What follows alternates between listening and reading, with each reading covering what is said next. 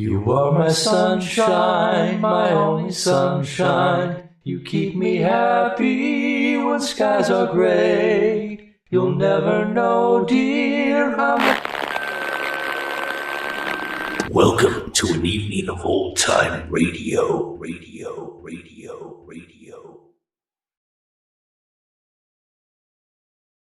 Hello, it's that time again. I'm so glad you're here. I'm Greg, and this is an evening of old-time radio. And tonight, it's all about mystery shows. Specifically, 10 hours of mystery shows. A good blend ahead of well-known and lesser-known ones, from detectives to crime to police dramas and more. And as always, I have remastered and optimized all the audio for you. Diving in, we begin with Carter Brown Mystery Theater, which focused on a particular story each week by the Australian mystery writer in the 1950s, introduced by Brown himself. Here is Felony in Fashion. I don't know the exact broadcast date. And then on to Crime Does Not Pay, which ran from 49 to 51 and focused on the consequences of crimes. Okay, it was a tad moralistic in its messaging, but there's nothing wrong with that. It had some big Hollywood names star in its episodes over the years, like Bela Lugosi, Everett Sloane, etc. This one is Dead Pigeon from December 26th of 49. Then let us move on to a hard-boiled detective show, Let George Do It, starring the great Bob Bailey from Johnny Dollar fame in the title role as George Valentine, who put his classified ad in the paper looking for tough mystery jobs. By the way, he went by the name Robert Bailey here. This one is The Flowers That Smelled of Murder from November 1st, 1948, a really good story. Continuing in the hard-boiled detective vein, on to the adventures of Philip Marlowe and the Hairpin Turn. Every OTR mystery fan knows this show, with Gerald Moore starring for most of its run from 47 to 51 as the famous Raymond Chandler Private Eye. This one aired on January 28th of 1950. And then one of my favorite crime dramas, The Crime Club, where the librarian selects a mystery story every week to dramatize, played by Barry Thompson and Raymond Johnson. It ran from 46 to 47. Here is Hearses Don't Hurry from June 19th, 1947, another fantastic story. The last show in this segment is from a really good show, Defense Attorney, which I've never done on this channel before, starring the great Mercedes McCambridge, who is called by Orson Welles, quote, the world's greatest living radio actress. She played Martha Bryant, and she was full of integrity and championed the causes of the wrongfully accused, spending most of her time each episode solving crimes with her boyfriend, played by Howard Culver, rather than in a courtroom. It's a shame that it only lasted 1 year, from 51 to 52. Here is Client Joshua Masters from April 10th, 52. Settle back and enjoy these great mystery shows. I'll be back in a bit. Carter Brown Mysteries. Adventures in excitement and suspense, based on the best-selling novels by the slick storytelling sensation, Carter Brown. How do you do, ladies and gentlemen? This is Carter Brown introducing another of my books, Felony in Fashion, the story of Todd Gaynor, an advertising man who sets out to promote business and winds up promoting bother of the lethal variety. Of course, when a man's mixed up with fashion, he also finds himself mixed up with females of the lovely variety. So, with that combination of dames and disaster, Todd Gaynor has more than enough on his hands, and I'll leave him to describe it to you. The whole thing began with a brainwave, and looking back, I wish I'd had the brain to let the wave break and get out of the way. But there you are. An advertising account executive will do anything to safeguard his account, especially when it also means safeguarding his job. And that was why I had rushed to the offices of Lamont Lingerie and an interview with Miss Beulah Lamont herself, a brunette with wide-spaced dark eyes wearing a thin silk dress that clung to her like paint to a wall. Only a wall is a flat surface. Take a chair, Mr. Gaynor. No, thanks, Miss Lamont. I do better standing up. The view's better this way. Mr. Gaynor, I understood this was to be a business interview. I'm sorry. It's just that sometimes my baser instincts get away with me. Well, they won't get away with anything else, so let's confine ourselves to business, shall we? Oh, of course. Now, Come in. Ah, Eugene, I wondered what had happened to you. My apologies, Miss Lamont. I was delayed. Oh, it's all right. You're just in time, Eugene. Mr. Gaynor, I thought our general manager should be present at this discussion. Yeah, sure. But I'm afraid Mr. Talcum and I don't agree on methods. That is hardly surprising, surely. As Miss Lamont knows, I have always disapproved of the distasteful modern methods of advertising lingerie. Yeah, so what do we get? No impact. Now listen, Miss Lamont, how would you like to make $100,000 in increased sales? Oh, naturally, I'd like it very much, but how? Your product is good, but your merchandising stinks. Really, Mr. Gaynor. Please, Eugene. Lingerie is a glamorous product, and you've got to glamorize its sales angle. But not vulgarize it, Mr. Gaynor. Depends upon how much you want to make money. You have a scheme in mind, Mr. Gaynor? Yep. Give each set of lingerie you produce in a different style a different name. Have an opening show, like the dress designers, and plug the show in your advertising. Just take a look at this picture. Miss Madeleine Maytime. She's very attractive for a blonde. Don't you think so, Eugene? I'm afraid I consider her a common type. Well, 9 men out of 10 wish that type were more common. Madeleine Maytime is an up-and-coming starlet. Her first film's not too good, apparently, and she can use all the publicity she can get. So, there shouldn't be much difficulty in getting her to act as a model for your showing. Mr. Gaynor, you really think this scheme will work? I'm sure of it. My father died 18 months ago and left me the business. I've learned a lot in that time, but there's still a lot to be learned. I've been inclined to take Mr. Talcum's advice in most things, but on last year's figures, we made exactly $5,000 profit. This year, the way we're going, we'll be in the red. But, Miss Lamont... How much is your agency paying you, Mr. Gaynor? $10,000 a year. Very well. If you genuinely feel your scheme would work, I'm willing to try it. Miss Lamont, you and my Elsa will never regret it. If it doesn't work, I won't be the only one to regret it. I'll make you a firm proposition, Mr. Gaynor. I shall close my account with your agency. That was coming anyway. I simply can't afford them. But I am willing to try this plan of yours on one condition. Yes? That you take the position of advertising manager of Lamont Lingerie. I'll offer you $12,000 a year, plus a reasonable expense account. Well, that's very... It's not nice of me at all. I want to make sure you do your best to see this thing work successfully. At the end of the financial year, if we are not in the red, I shall confirm your appointment. If we are, I shall terminate your services abruptly. If I take the job, what is my relationship to Mr. Talcum? You will answer to me and only me, Mr. Gaynor. But, Miss Lamont, you can't do that. I've made up my mind, Eugene. Well, Mr. Gaynor? I'm ready to start, boss. Everything worked like clockwork. Madeleine Maytime agreed, the invitations went out, the press was organized, and when the night of the showing arrived, I was feeling pretty pleased with myself.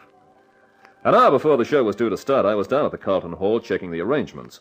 Lamont's designer, Paul, an excitable Frenchman with an excruciating accent, was there too. Todd, all is prepared. We start with the negligee, yes? By all means. Then the nightgowns and the sets, the slips and the panties. Fine. I have the most wonderful sets. I give them the most wonderful names. I try one on you. You think I'd look cute in a slip and panties? Imbecile, I try the name on you. Midnight in Paris. How do you like it? Not bad. Ah, it is magnifique. It is in black satin with the scarlet lace trimming. Pablo, I have it. We will not start with the negligee. First, we give them Mademoiselle Merly in the Midnight in Paris. It will be more dramatic, eh? Whatever you say, Paul. Bien, I go to make the arrangements. It will knock them for the loop. Now, let's see. Chairs all set up. The bar... All ready for your big night, Gaynor. Talcum, why don't you take a powder? I just thought I'd take a look around. If there is anything undesirable about this show, I shall consider it my duty to report it to Miss Lamont. Why worry? She'll be here. Did you know, Gaynor, that Miss Maytime has a very dubious past? And just what do you mean by that? I made it my business to inquire. I thought it my duty to make sure that there was no danger to Lamont's in associating their name with Miss Maytime. And you found some dirt. Plenty. I suppose everyone has a skeleton in their closet. It would be a pity if Miss Maytime's were revealed tonight. We intend to reveal a lot of Miss Maytime, but we haven't gone as far as the skeleton. Still, that's an idea. I hope for your sake that everything runs smoothly. Come on, Alfonso, ask someone. Hey, you guys anything to do with this show tonight? I am. I'm Lamont's advertising manager. Can I help you? I guess so. You can get me 2 seats in the front row. That's impossible. Alfonso... Sure, boss. Now listen, you. Hey, put me down! What do you think you're doing? Alfonso's a strong boy, as you can see. He only needs one hand to lift you off the floor. There ain't nothing impossible when the boss wants it done, Buster. Just let him drop, Alfonso. Okay. What are you trying to do? Jar every bone in my body out of place? I got a personal interest in Marilee. I want to see this show tonight. You wouldn't want any trouble, would you? I let Alfonso get annoyed, and before you know what's happened, he'll take the place apart. 2 seats in the front row, you said? In the center. In the center. And what names? Duke Reinhardt and friend. You just got yourself 2 seats in the center of the front row, Mr. Reinhardt. You're a sensible guy. What's your name? Todd Gaynor. I remember you.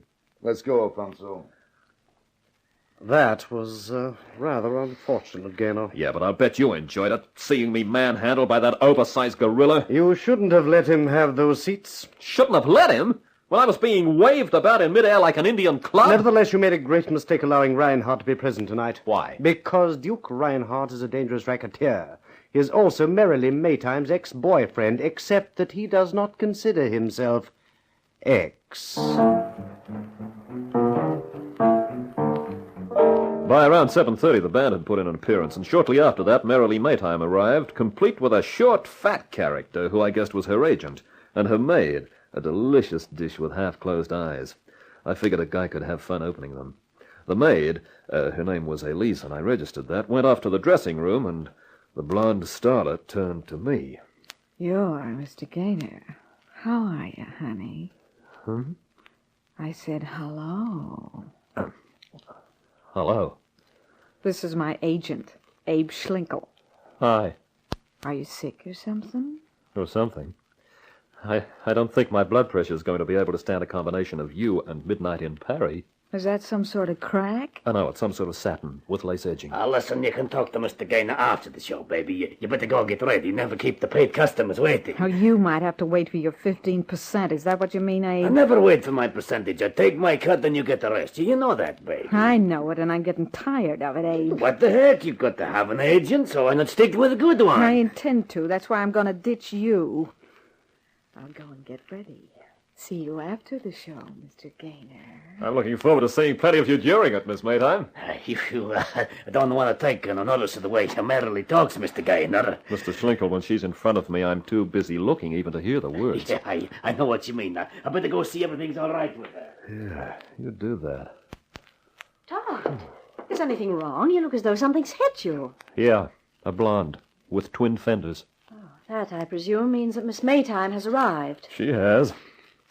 And the band's there. Everything's organized. How about you, boss? Well, I'm not very happy with this idea of my having to introduce the show. Look, what's wrong with having 2 gorgeous girls on the program?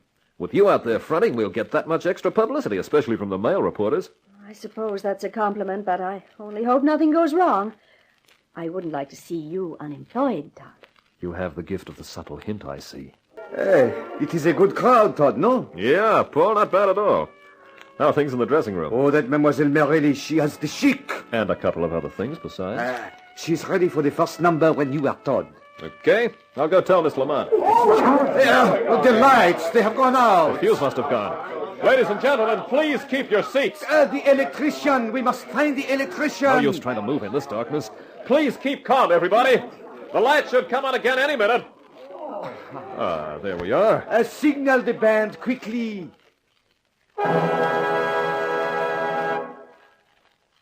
Ladies and gentlemen, I must apologize for the unfortunate accident with the lighting, but we are now ready to start the show. And without more ado, let me present the celebrated Miss Marilee Maytime to display the first of Lamont's latest creations, Midnight in Paris. When you see her in this Todd, you will acclaim it as superb. Oh, here she comes. But something is wrong. The slip. It should not have scarlet lace on the bodies. She's not walking properly. She has fallen. Yeah, that wasn't scarlet lace, Paul. That was blood. Todd Gaynor, advertising manager of Lamont Lingerie. Only an hour before, I'd been rolling that title tenderly on my tongue. Now I was wishing I'd never heard of Lamont Lingerie, never had thought up that brilliant publicity scheme of a showing for Lamont's new styles, because the showing had been stopped by murder. I went through the rest of the evening in a stunned stupor. From the time that Merrily Maytime sank to the floor with blood tinging her shapely bodice, to the interview with the lean, lynx-eyed lieutenant named O'Malley, who turned up from homicide. After the questioning and the statements were over, we were allowed to go. With my head still reeling from the shock and unexpectedness, I made my way to my car. Oh, Mr. Gaynor, thank goodness you've come. Hey, Liz, what are you doing here? Well, I've been waiting for you. I've just got to talk to someone, Mr. Gaynor. What about? Miss Maytime. Oh. Okay, slide over while I get in.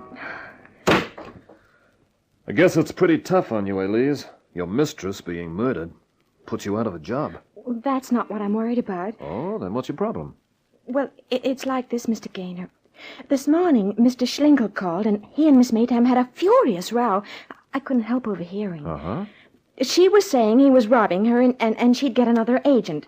And he said she wouldn't dare, that if she ever tried it, he'd tell the world what he knew about her, and that'd finish her in films. Yeah, go on. Then she said if she told everything she knew about him, he'd spend the rest of his life in Alcatraz. He just laughed and said something about 5 wins. Then she threw something at him, and he left. Well, then what? Well, that's all. So what's your worry? Well, I don't know what to do. I didn't tell the lieutenant about it because Mr. Schlinkel had always been very nice to me, and I didn't know whether the argument had anything to do with the murder. Uh-huh. Do you have any idea what Schlinkel meant about 5 wins? No idea at all. It doesn't add up to much, does it? Well, my advice is to say nothing for the present to anyone. Why, do you know something, what it means? No, Elise, but if you didn't mention it in your statement, well, it'd look strange if you came out with it now. Yeah, well, that's what I thought, but I wanted to ask someone, and you seem the best person to ask. Thanks, Mr. Gaynor. Thanks a lot. It's a pleasure. Well, it's getting late. I'd better run you home. Home? Oh, no, I couldn't go back to Miss Maytime's apartment tonight, Mr. Gaynor. I just couldn't. I'd go crazy. Well, what are you going to do? Well, you're so kind. I thought maybe you'd let me stay at your apartment. My apartment? Now, wait a minute. Well, I could curl up on the sofa or something. I wouldn't be any trouble. Well, that isn't exactly what I was worried about. When I got into the office next morning, the atmosphere was rather subdued. Nobody talked much about the murder, but it was easy to tell everybody was thinking about it. In answer to a summons from the boss, the beautiful Miss Beulah Lamont, I went into her office for a conference. Eugene Talcum was there, too, and he wasted no time saying his say. I told Miss Lamont, and you too, Gaynor, that I was against this whole idea from the beginning. Now, look where it's got us. Mixed up in a murder. Highly undesirable. For the dead girl, sure. But callous as it may sound, not so undesirable for Lamont Lingerie. In what way? I figure it's made us about $1 million worth of publicity. Publicity? Just a minute, Eugene. Todd's right. It may be horrible to say, but it's true. All we have to do is to make sure that we get our ads for the new styles in the papers. And you'd better stop the factory working double time. There's only one thing wrong with that. What's that, boss? Miss Maytime was murdered a little too quickly. She didn't have time to model more than one set. That means we haven't any pictures of the new styles. And at such short notice, we can't get them. Oh, we'd need a model. That's where you're wrong. We've got a model. Who? You. Miss Lamont? Modeling those... You're out of your mind, Gaynor. Oh, Eugene's right, Todd. I couldn't do that. It's the only answer if you want those pictures in time. But it's absurd. What are your vital statistics? 37, 26, 37? If you call that absurd, you don't look in your mirror. I won't hear of it. The owner of Lamont Lingerie, descending to modeling the garments manufactured in her own mills, it's sordid and disgusting. If we have to close the mills down because we can't sell our product, it would be even more sordid and disgusting. In your father's time, Miss Lamont, the business always prided itself on being a conservative concern, thinking only of the good quality of its products and its prestige in the business world. Already, in less than 24 hours, you have turned it into a dime store novelty with business methods straight out of a comic strip. I am to take it then, Eugene, that all you can do and intend to do is offer criticism of the way I run my business? whilst everyone else is left to do the work? I will not associate with these cheap-jack methods of merchandising. Then your usefulness as general manager seems to have terminated. I'm afraid, Miss Lamont, that isn't quite as easy as all that. Your father had different ideas of my value to the organization. I might remind you that I have a contract with Lamont Lingerie, a watertight contract. That was how Mr. Lamont wanted it. You never know, Eugene, he said. You never know what may happen if I should die. An inexperienced girl will take my place. She will need the support and advice of a capable executive who understands the business. Unfortunately, you have consistently ignored my advice, Miss Lamont. Should you change your mind, I am, of course, at your disposal. Good morning. Good morning. What? Oh, it's you, Lieutenant. Excuse me. Did you want to see me, Lieutenant O'Malley? No, Miss Lamont. I wanted a word with Gaynor. They told me he was in with you. I called on him at his apartment this morning, but does he answer the door? No. A babe answers the door. And what a babe. Really? Is there somewhere I could talk with him in private, Miss Lamont? You can have this office, Lieutenant. I have to go and make arrangements about some photographs anyway. I'll leave word that you're not to be disturbed. Thank you. You know, Gaynor, you could call me surprised when that maid Elise opened the door of your apartment. Yes, Lieutenant. So surprised that I had to talk to her. Quite a talk. She told me a few things I didn't get around to hearing last night. Yes, Lieutenant? All about the good advice you gave her, about not telling me about the row between the Maytime dame and her agent Schlinkel. Yes, Lieutenant. So after I left her, I went around to see Schlinkel. I thought we should have a heart-to-heart talk, but we didn't. No? No. He found it hard to talk with his throat cut. What? That's right. Somebody had walked in on him and lacerated his larynx. Schlinkel? Yeah. So you can understand why I was so anxious to talk to you. You second cousin to a cretin! If it wasn't for the fact that the doctor established the time of death as around 5 this morning, when you were in your bedroom with the maid on the sofa outside, I'd book you on a double murder charge. I have an alibi? Yeah. And that lets me out? Yeah. Well, in that case, kindly don't raise your voice to me, Sergeant. As a taxpayer who contributes to your salary, I don't like it. I might remind you, patrolman, that you owe your job to people like me, ordinary, decent, tax-paying citizens I hadn't finished, Mr. Gaynor. I wouldn't dream of booking you on a double murder charge in view of your alibi. But there are plenty of other things, like withholding vital evidence, for instance. That's a Lulu, worth about 7 years in the pen. Now, Captain, I spoke hastily. Please forget every word I said. Sure, Mr. Gaynor. On one condition. You just name it. All you have to do is get down on your knees in front of me and say, Lieutenant O'Malley, I'm very sorry for all the trouble I've caused you, and I promise it won't happen again. What? After that, you say, as a tax-paying idiot of a citizen, I am not really worthy to lick your boots, Lieutenant. No, I won't do it. You can get down on your knees, or you can have the withholding evidence charge thrown at you, Mr. Gaynor. Take your pick. Do you mind if I wipe the floor first? This is a new suit. After the ceremony was over, O'Malley left with a pleased smile on his face.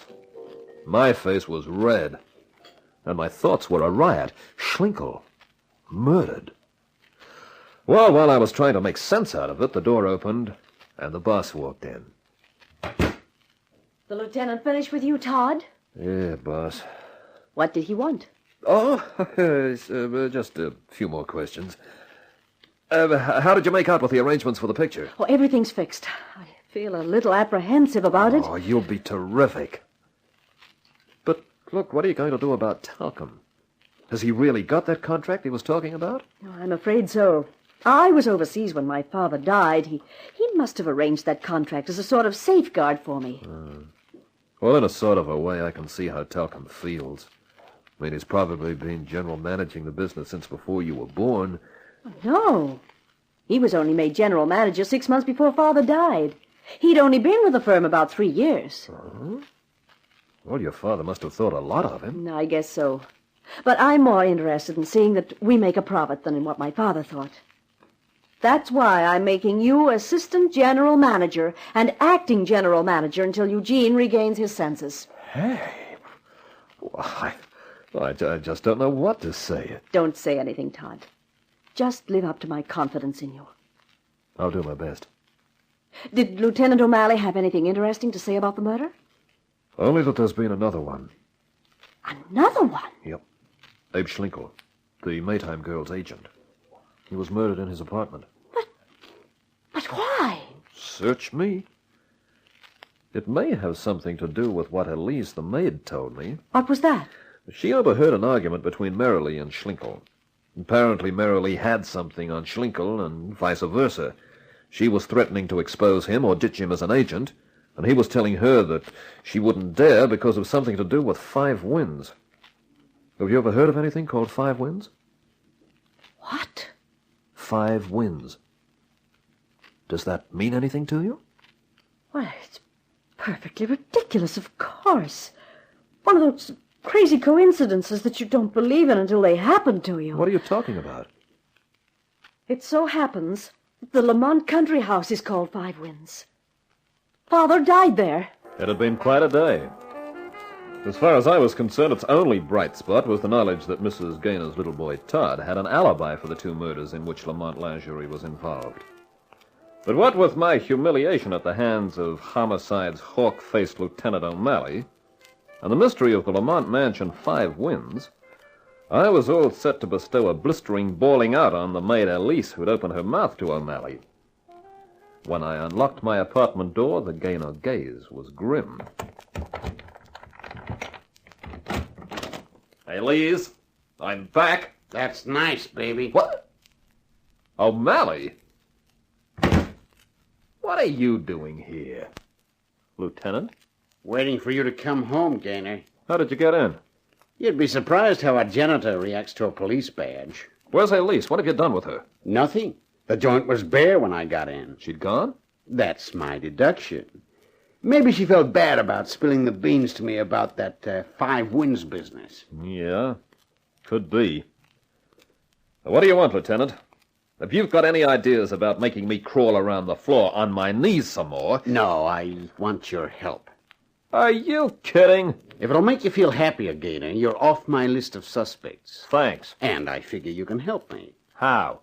Well, I checked up on that business about the lights going out during that showing you organized. And? And the way it stacks up, this was a premeditated killing. The murderer must have had an accomplice, someone to take care of the lights while he did the knife work. That makes sense. Now, the 2 murders, the Maytime girl and Schlinkel, must be connected. Yeah, I had got that far myself. That means I've got 5 suspects, leaving you out of it. How do you figure that, Lieutenant? Because Schlinkel's killing narrows it down to the people who are connected with him and the Maytime dame. Ticking him off, that means Duke Reinhardt, because he'd been involved with Merrily and probably knew Schlinkel. Alfonso comes in automatically because he's one of the Duke's hatchet men. He could have either pulled the lights or done the stabbing. Neither chore would bother Alfonso. Then there's Miss Lamont. How do you include her? Because indirectly she hired the Maytime girl through Schlinkel. Hey, wait a minute. I did all that, not Miss Lamont. Maybe, but she knew all about it. And for the 5th suspect, we have that French designer, Paul. Paul? Where does he come in? Don't you know? Know what? He was the guy that Merrily tossed the Duke for. He also had a fight with Schlinkel in her apartment about a couple of weeks back. Bust a couple of Abe's teeth for him. Well, how do you like that? I never thought he had it in him.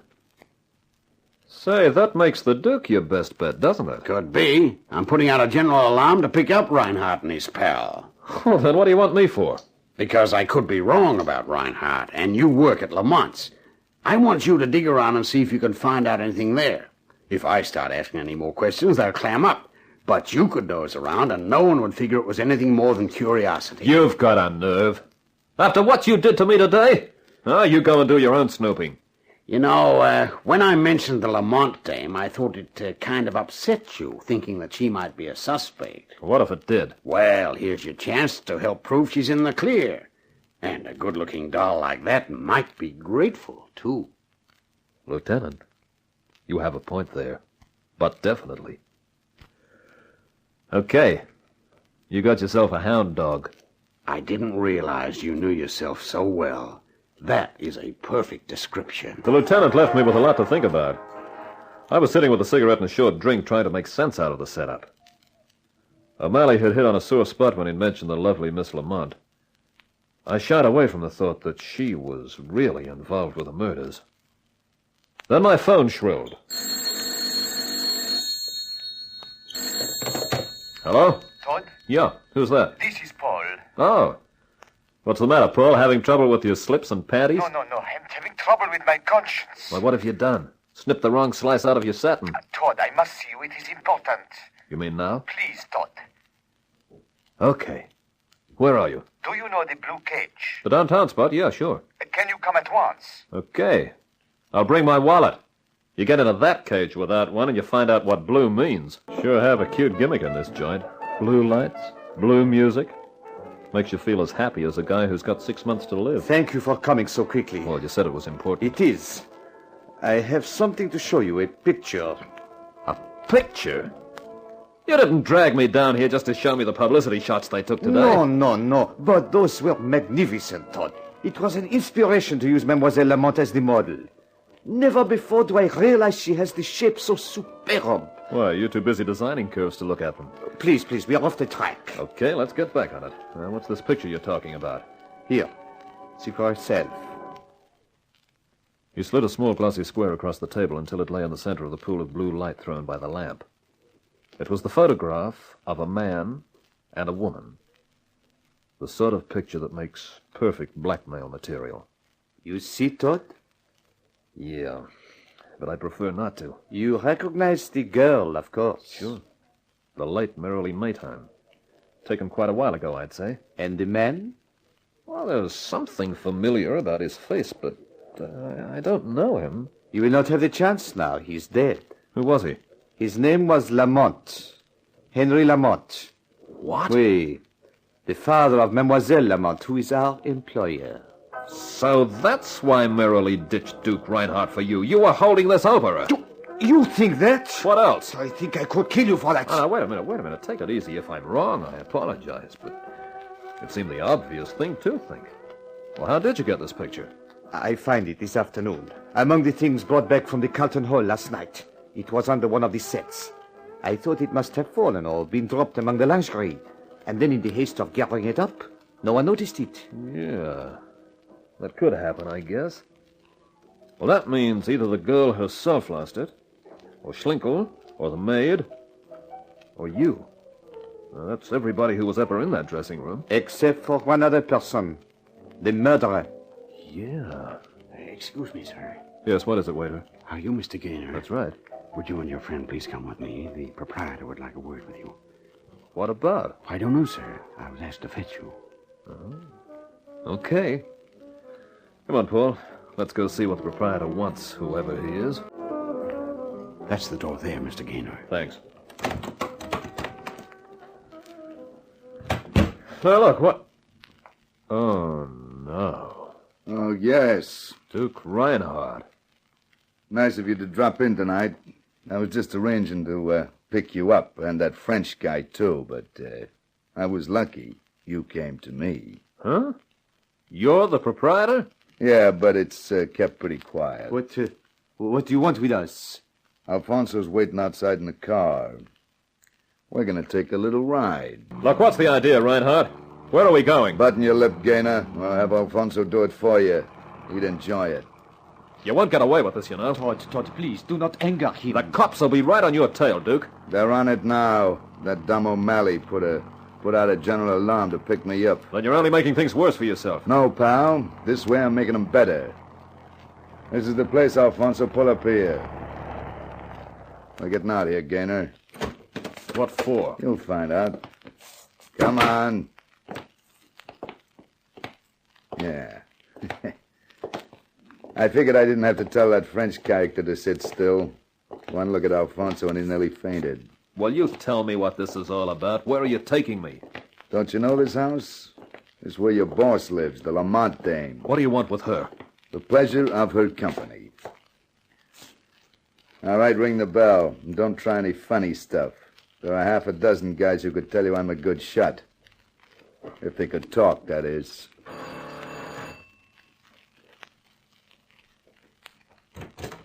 Yes? Todd, Well, this is a surprise visit. No more for you than for me. This isn't my idea, it's his. And who are you, may I ask? A guy with a gun, lady, who wants you to take a little trip. I don't understand. You will when I tell you his name's Duke Reinhardt. Miss Lamont, is anything Who's that? wrong? My general manager, he and I were having a business discussion. Well, your business is going to have to wait for mine. Hey, you in there! Miss Lamont, what's going on? Gaynor. Welcome, Telcom. Come and join the party. What's the meaning of this? Who's that man, and what's he doing with a gun? Itching to use it, Buster. Yeah, you better come with us. But... Don't argue, lady. I'm running out of patience. The car's waiting. Let's get moving. But this is outrageous. I refuse to go anywhere. This is tantamount to kidnapping. Listen, pal. Right now the cops are looking for me about a little matter of a double murder charge. You think I should worry about adding kidnapping to the list? After you, Mr. Talcum. Piled into the Duke's Cadillac, and Alfonso headed its nose out of town. It was quite a crush in the deck with Beulah, Paul, Talcum, and me. But this was one time when there didn't seem to be any point in protesting. After about an hour's driving with the speedometer never falling below the 70 mark, the car turned into a driveway of a large house. As the headlights hit the building, Beulah Lamont clutched my arm. Todd, do you know where we are? Search me. This is Five Winds. What? That's right, lady. Your country house. What do you want with it? Why have you brought us here? Well, I'll tell you. The joint's empty, isn't it? Yes. That's what I figured. We'll be safe from any interruptions.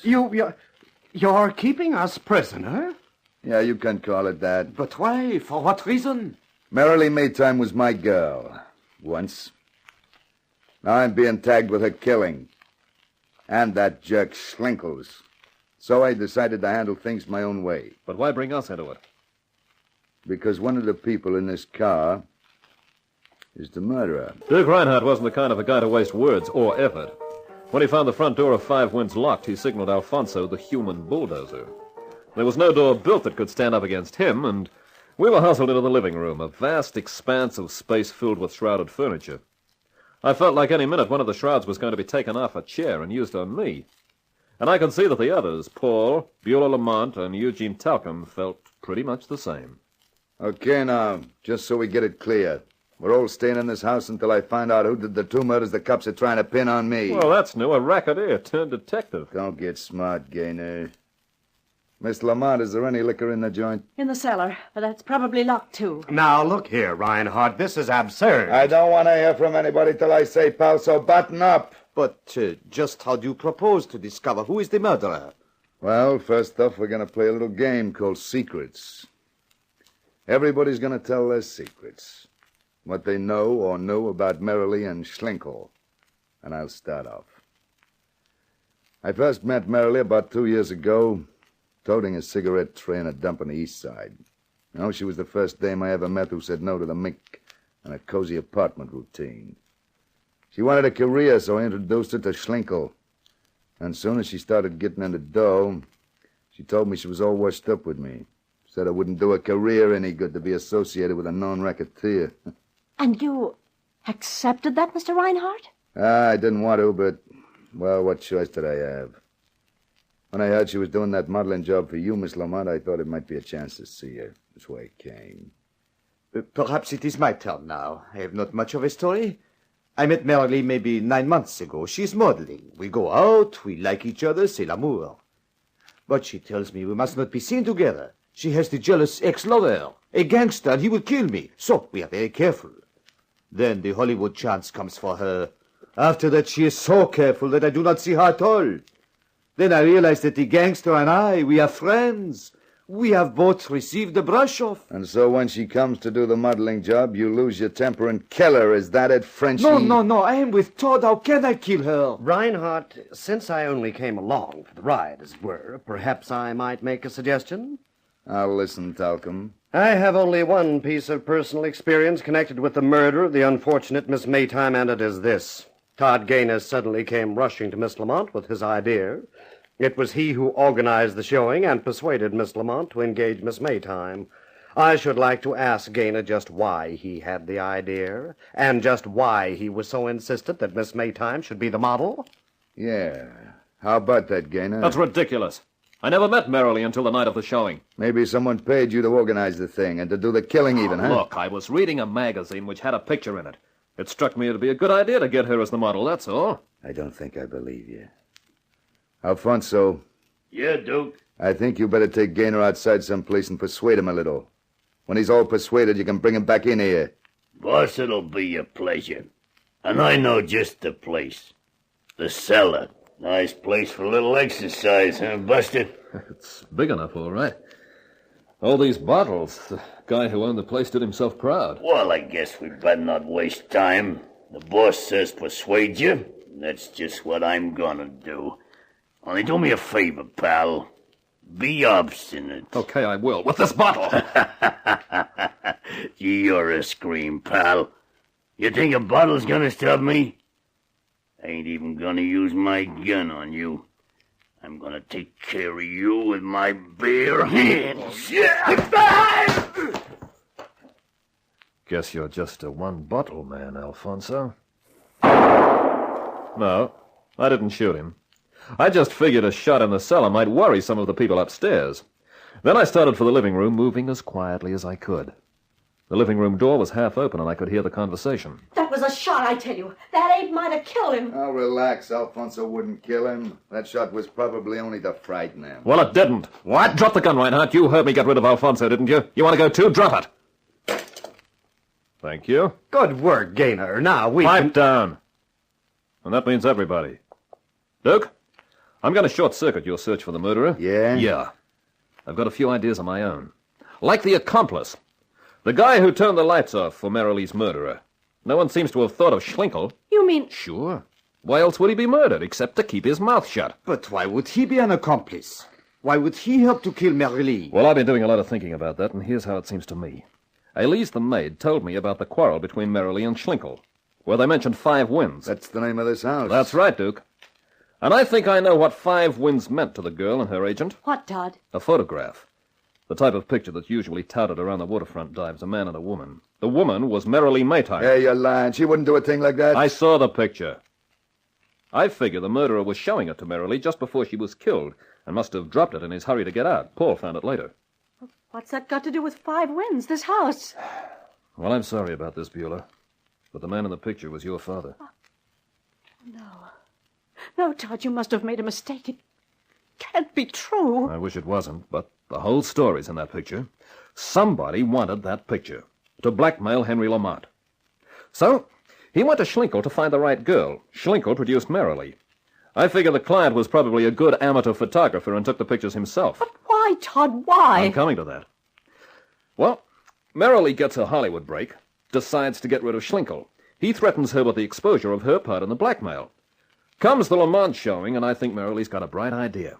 She wanted to get rid of Schlinkel, so she told him that unless he gave her a signed release that he was no longer her agent, she'd tell the press exactly what she'd done to Henry Lamont. Yeah, but you don't know that for sure. Oh, it's the only way it adds up. So, Schlinkel rushes to his old client, the guy who wanted the pictures in the first place. Because the client would see that if Merrilee blew the works, he'd be in strife too. And that was when the murder plot was cooked up. And when Schlinkel signed his own death warrant, because he not only knew about the pictures, he also had the murder to hold over the client's head. So Schlinkel went the way of all flesh. Yeah, it figures. Only why was this stunt worked on the Lamont guy at all? Miss Lamont, didn't you tell me your father died while you were abroad? Yes. And when you came back, you found that someone who'd been quite a small fish in the firm was a senior executive with a watertight contract? Yes. How do you rate as an amateur shutterbug, Eugene? If you are inferring that I'm the murderer, Gaynor, you must be even more of a maniac than I thought, which is saying a great deal. Now, drop your gun, Gaynor. Hey, that's my... Your gun, Mr. Reinhardt, yes. Nice of you to let it lie on the floor, Gaynor. Now, drop yours. That's better. One last thing. The keys to your car, Reinhardt. I've got them. You? How did you get them? I went through Alfonso's pockets in the cellar. He was driving, remember? I took his gun and the car keys. That was very thoughtful of you. Throw them to me. That's being sensible. Now I'll say goodbye. Too bad your game of secrets didn't work out quite as you planned, Reinhardt. Todd, we must do something. He will be 100 miles away before we can get the police. Relax, Paul. He won't get any further than the front drive. What? I was wondering what you were pulling. You've got the keys to your Cadillac? Yeah. Yeah, I threw him the keys to my Jaguar. If those keys fit the caddy, the two manufacturers are going to feel insulted. Let's go get him. I owe him something for Merrily. Hold your horses, Duke. By now, he'll have found the keys don't fit. What do you think he'll be doing? He will come back here, perhaps? No. He'll realize the only way out is the car. If he can't use it, he'll make sure we don't. He'll be sitting in that car with the headlights on to prevent us getting to him. You're right, Todd. But what can we do? Only one thing. Go look for a rope. It took a few minutes to explain my idea. The house had 2 stories. With a rope, I figured I could let myself down from one of the front windows onto the top of the car. With Paul making sure the rope held, I slid down it and landed on the roof of the caddy with a thump. Then I took my courage in both hands, wrung it dry, and slid down the back of the car, wishing they'd never thought of widening the back windows. There seemed an awful lot of glass to slide over. I hit the gravel with a scrape, reached for the extra piece of rope in my pocket, and undid the cap of the petrol tank. Fed the rope into the tank, gave it a few minutes to let the petrol soak in, and then lit the end. As soon as the rope flared, I started running. I made about 12 feet and hit the gravel, hugging it like a blonde who felt lonely. The tank exploded, and as the flames bit around the back of the car, the door opened and talcum came plunging out. At the same time, a figure came diving down the porch, Duke Reinhardt with a gun in his hand. The gun I'd taken from Alfonso. You're not getting away with it, Talcum? No!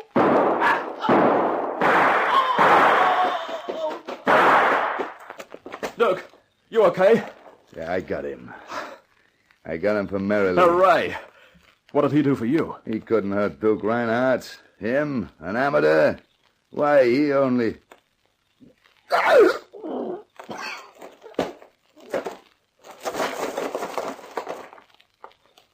The tough part is, Duke, that even an amateur can get lucky.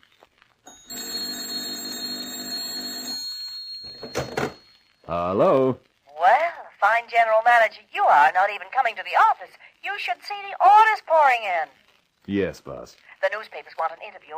I thought I'd better say yes, so they're coming to the house at 7 tonight. Would you come and protect me? Protect you? What from? The newspaper men. I thought you meant me. And I was going to say I couldn't guarantee anything. I'm not asking for any guarantees, am I? Now, wait a minute. I've always believed in close cooperation between a general manager and his boss. You have? Well, just you stay right where you are. I'm coming to prove just how close that cooperation can be. So with Mr. Gaynor getting his girl, I think we might say finish to Felony in Fashion. I'll be back again to bring you another of my stories. The next one's called The Widow is Willing, and she's some widow, as Mark Hunt, an insurance investigator, finds out. So this is Carter Brown saying so long for now. Be seeing you. In Felony in Fashion, you heard Margaret Christensen as Beulah Lamont, while as Todd Gaynor you heard our star, Leonard Teal. The Carter Brown Mystery Theater, based on the best-selling novels by Carter Brown, is dramatized and directed by Morris Travers for Grace Gibson Radio Productions. Crime does not pay.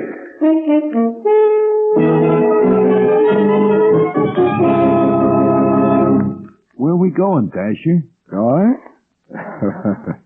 We're not going. We're there. Yeah, you heard him, Georgie. We're there. This garage? Sure, what's wrong with the garage? Just the place for a nice friendly game. Come on up the ramp, Georgie. I don't feel like playing, Dasher. Sure you do. You said so. Yeah, but I just remembered I don't have no dough on me. You won't need any dough, Georgie. No dough for this game, Georgie. Holly. Harry. What's going on? Get up that ramp, Georgie. We got a new game, Georgie. It's called Stick the Pigeon. In the interest of good citizenship and law enforcement, we present Crime Does Not Pay, based on the famous Metro-Goldwyn-Mayer series of short subjects. In just a moment, you will hear Dead Pigeon, starring Myron McCormick.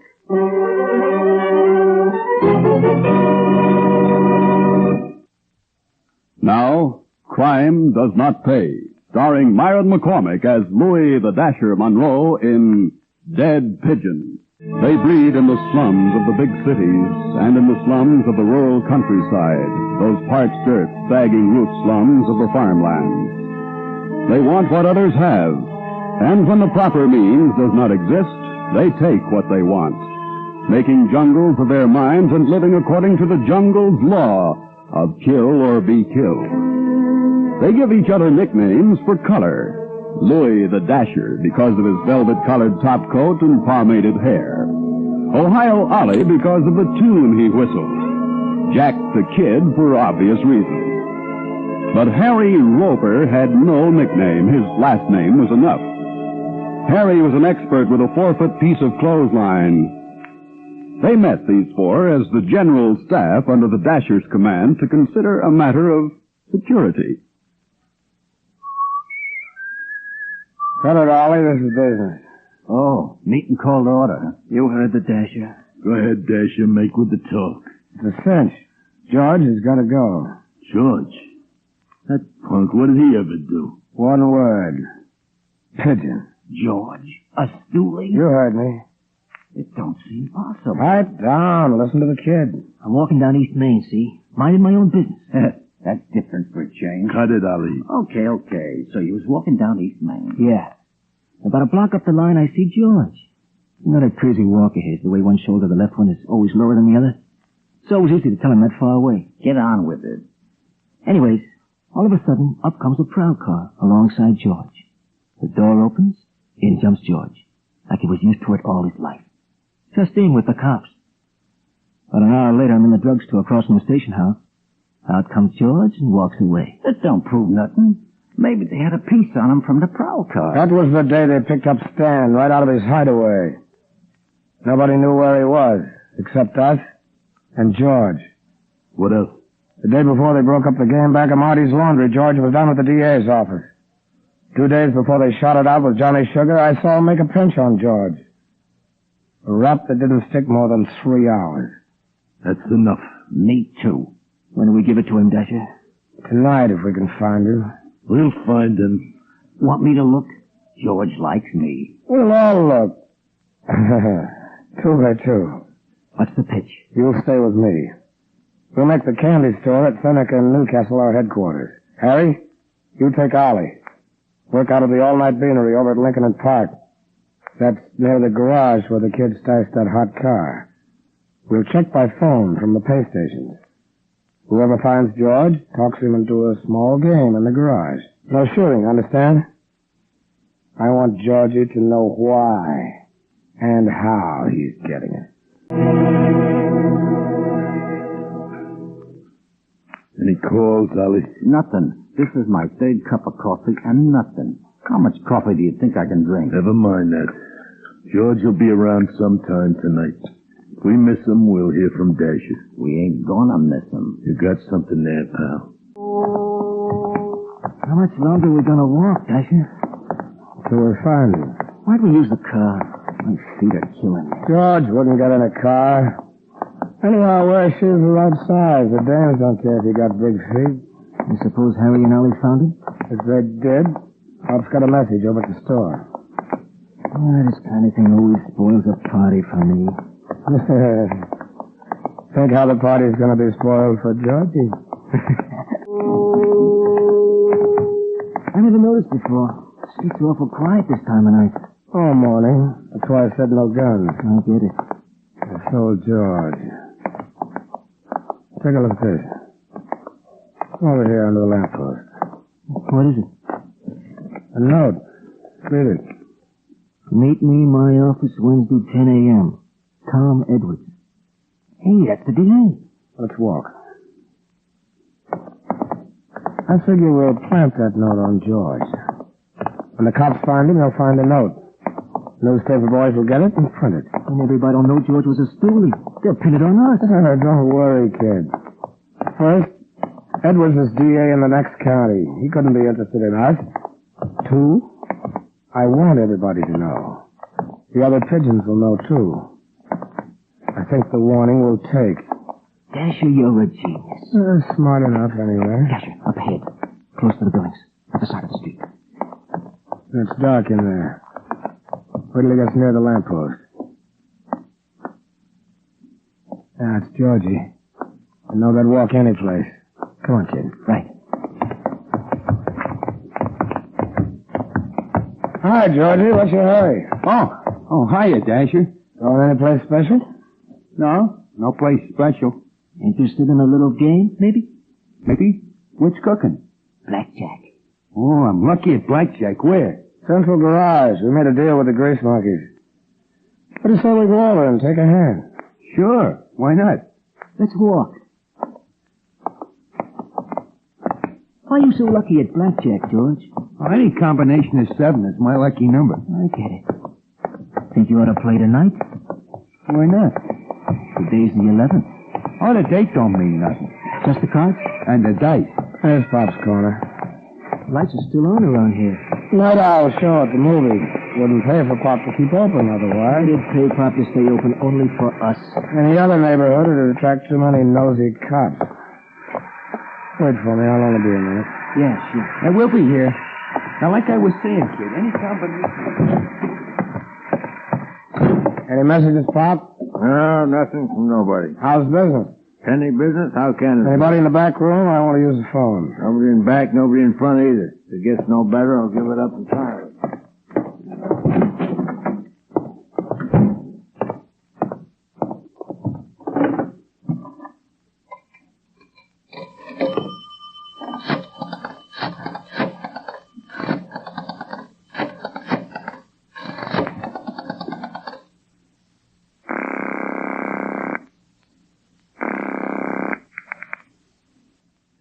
Hey? Right. We got him. Check. 15 minutes. And double check.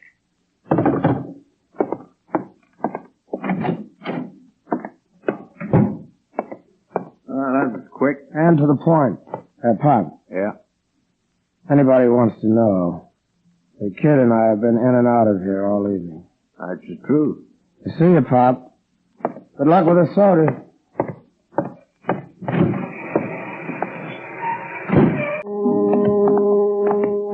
We almost there, Dasher? Almost. Why? My feet hurt. That's what I said just before we met you. Funny. They're okay now. Thought you said Central Garage, Dasher. Did I? Where are we going, Dasher? Going? We're not going. We're there. Yeah, you heard him, Georgie. We're there. This garage? Sure. What's wrong with the garage? Just the place for a nice, friendly game. Come on up the ramp, Georgie. I don't feel like playing, Dasher. Sure you do. You said so. Yeah, but I just remembered. I don't have no dough on me. You won't need any dough, Georgie. No dough for this game, Georgie. Holly. Harry. You here too? Hey, what's going on? Ramp, Georgie. Hey. We got a new game, Georgie.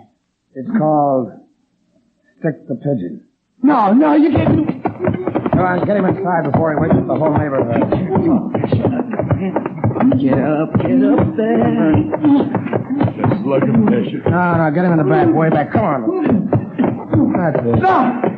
No, I didn't do nothing. Honest, I'm clean. Stand. And for money. And for Johnny Sugar. I couldn't help it, Dasher. They had it on me for that Mercer Street job. They was going to fry me if I didn't talk. Now, Dasher? What else did you tell them? Nothing, I swear. Let me go, Dasher. Let me live, Dasher. Dasher. Show him, Harry. Only 4 feet long, Georgie. No, not the rope. What do you got for him, kid? Steel. Makes a hole about 1/16 of an inch across. Big enough. Now shoot me, Dasher. Not the pick. Shoot me. They're gonna burn Stan. Marty will work his hands off in a jute mill. Johnny will go to the rock. We hate stoolies. And in a very few minutes, you, my friend, are going to be one dead pigeon. Okay, fellas. No! I don't want to die! No, please! Well, let me forget the note, kid. This pigeon is going to make a real fancy-dressed package. In just a moment, Crime Does Not Pay will continue with Dead Pigeon.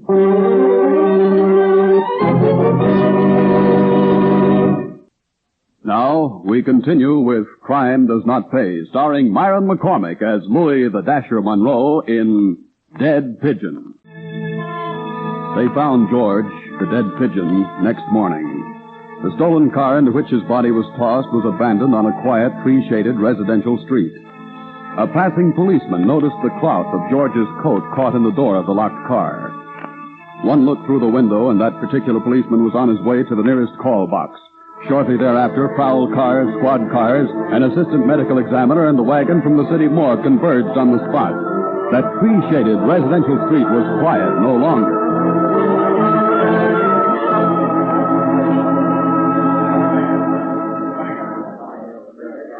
The ME is through, Lieutenant. Death by multiple stab wounds and strangling. Pockets? No, nothing except this. Now, meet me, my office, Wednesday, 10 a.m., Tom Edwards. Oh, Billy Dew from the DA. Yeah, next county. Must have been a stoolie. We'll find out since we take his prints. Let's have a look at him. He's a mess, whoever he was. So's the car. Boys checking the plates? Well, that won't give us anything. It'll be from another car. Standard practice. This one wasn't pretty, even living. What's this black stuff on his back?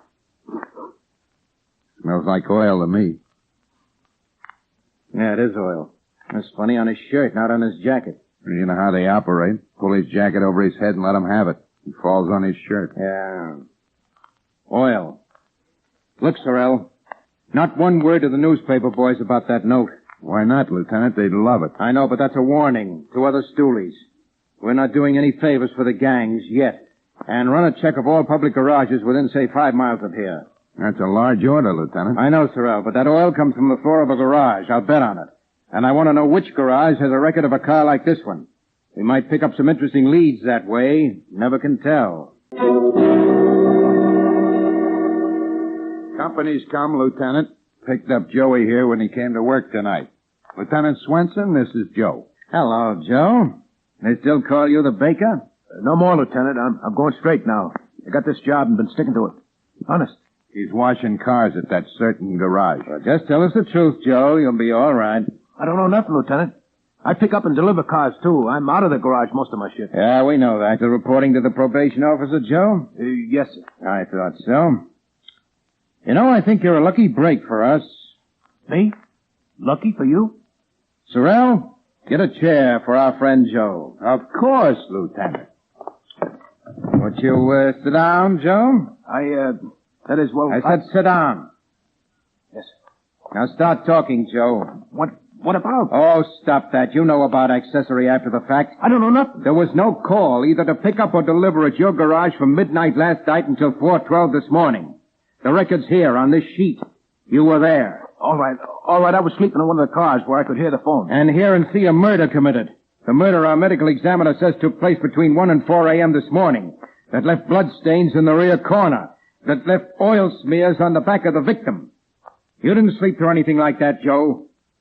Now stop stalling, or you'll go back to your cell up the river. Have a heart, Lieutenant. If I talk, I'm good as dead. If you talk, you'll live longer and better. Better than behind bars, Joe. I can't. He was a stoolie. They'll give it to me the same way. Then you saw it. You did see it. I'm scared to talk, Lieutenant. I want to live. If all the lily lived. All right, sir. I'll take him down to Davis Street Jail and lock him up. But I didn't do anything. You're a material witness. And your bail is going to be as high as the DA can get the judge to make it.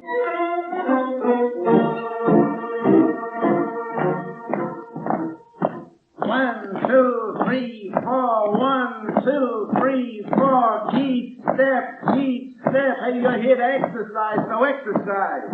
This ain't no playground. Keep moving. Blackie, No you heard? talking. You know the rules. Joe the No Baker is talking. here. Cell 23. Material witness, George the Pigeon. Pass it. Check. Hey, Phil. Joe the Baker. Cell 23. George the Pigeon. Material witness. Pass it. I thought I just said no talking. Shut up, you hear? Yes, I was talking, sir. Get word out, Joe the Baker. Cell 23. Material witness, George the Pigeon. Gotcha. I'll pass it.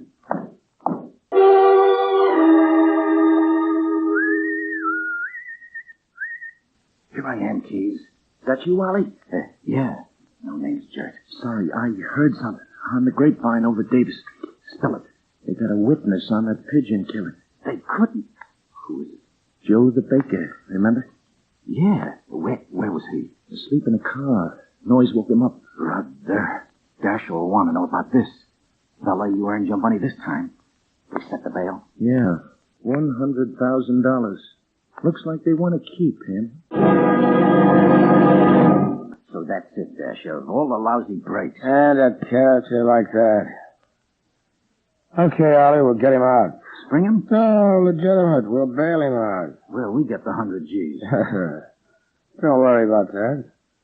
The Constitution says no big bail or something.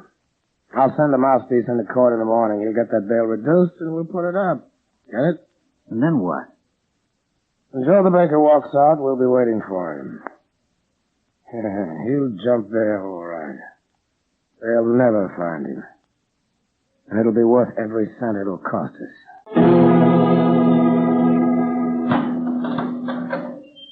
Okay, pal, you can have bail now. Me? Who put up 100 G's for me? How should I know? Only it wasn't that much. Some mouthpiece talked to the judge. It's down to 10 G's. So long, Joe. It was nice knowing ya. Drop us a postcard, Joey, if you can. Get going, pal. I ain't going. What? I don't know who put up the money. I ain't got no mouthpiece. I ain't going. Can't make me go if I don't want to. I don't want no bail. I want to stay here where I'm safe. You think I'm crazy? The minute I step on the street, I'm dead. I won't do it. Nobody can make me. You giving me this straight, Ollie? Straight like I got it. Our pal, the Keys, says Joe suddenly got smart and refused to bail. What wised him up? Seems like the other characters in his cell block began wishing him goodbye. That's what he got wise. I'd like to... Easy, Dasher. That's my job. Those dumb, stupid... Next thing you know, the baker will start to talk. I wouldn't be surprised. If we could just get him out for 30 seconds. If. Haven't you any imagination? Figure something. As long as he stays in there, who can touch him? Well, how about a writ or something? Well, they're holding him as a material witness without a charge for his own protection. Don't look good to me. We can't get him out, and we can't get in. Can't we? What are we paying a jailer for? A news broadcast? Maybe you got something, Dasher. The first time I ever heard of anybody who wanted to get into jail. You got an idea, Dasher? Why can't Joe have a visitor? No reason why not. Oh, no, Dasher. This is one job that's not for me. What's so tough? Our boyfriend lets one of us in. We get to Joe. The Keys turns his back. A fast shiv, and that's that. Dasher, you mean right in his cell? Oh, the visitor's room, not regular hours. Maybe 10 o'clock at night. Keys will play along. He'd better. He has to go home when he's off shift. It don't feel right, Dasher. Too close to the line. If Joe the baker speaks up in court, we're over the line. You better count me out, Dasher. Hey, me too. I need room to work. Jail's no place for me. Ollie? I get a rash every time I go near a jail. They don't agree with me. Honest, Dasher. But I'll wait outside with a car. I get it. You're all turning chicken. Do we gotta take care of him that way? If there was any other way, wouldn't I figure it? Yeah, sure you would. Hey, couldn't we draw straws or something? Short man has to go in. No straws. A job like this you have to want to do or you'll slip someplace. All right. This is the way it has to be. Ollie. Yeah. Contact your pal. Okay. Joe the baker gets a visitor. Tonight.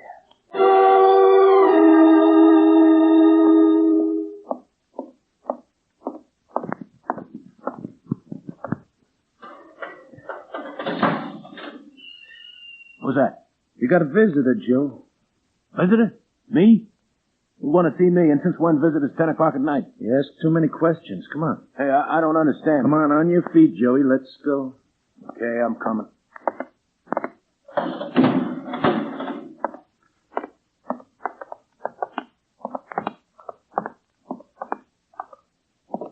Hey, this ain't the way to the visitor's room?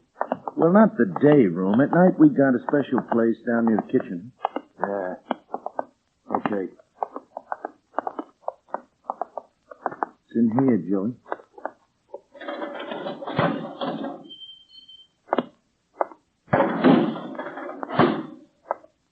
Hello, Joey. Nice to see you. Dasher. Shut up. Don't use my name. Keep away from me. Keep away. Help. Keys. Hey, Keys. Keys won't help you. He's gone to bed. Don't come near me. Don't. I'll call on you, Dasher. Don't come close. Put down that baseball bat, Joe. Take your medicine like a man. Ice cream. Chocolate ice cream.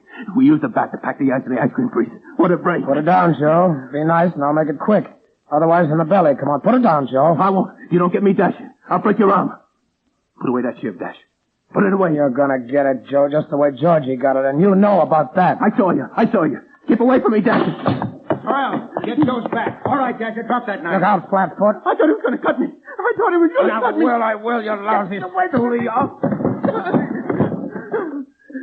You got a hard chin, Dasher. Oh, my jaw. My jaw's cracked. Bracelets on him, Sorrel. You didn't figure we'd have a tail on you, did you, Dasher? You didn't figure we'd pick up Ollie and the kid and Harry in the car outside. And you didn't figure to fry for killing Georgie, did you, Dasher? You just didn't figure a lot of things. Crime does not pay. Myron McCormick, who was starred as Louis the Dasher in Dead Pigeon, will be back with you in just a moment. Now, here in person is Myron McCormick. I know that many of you believe that the world of Louis the Dasher, Ohio Ollie, and George the Pigeon is a world of fantasy, drawn from the vivid imagination of a writer of crime stories. I'm glad that you can believe this, but the fact remains that you must not believe it, because this world really exists.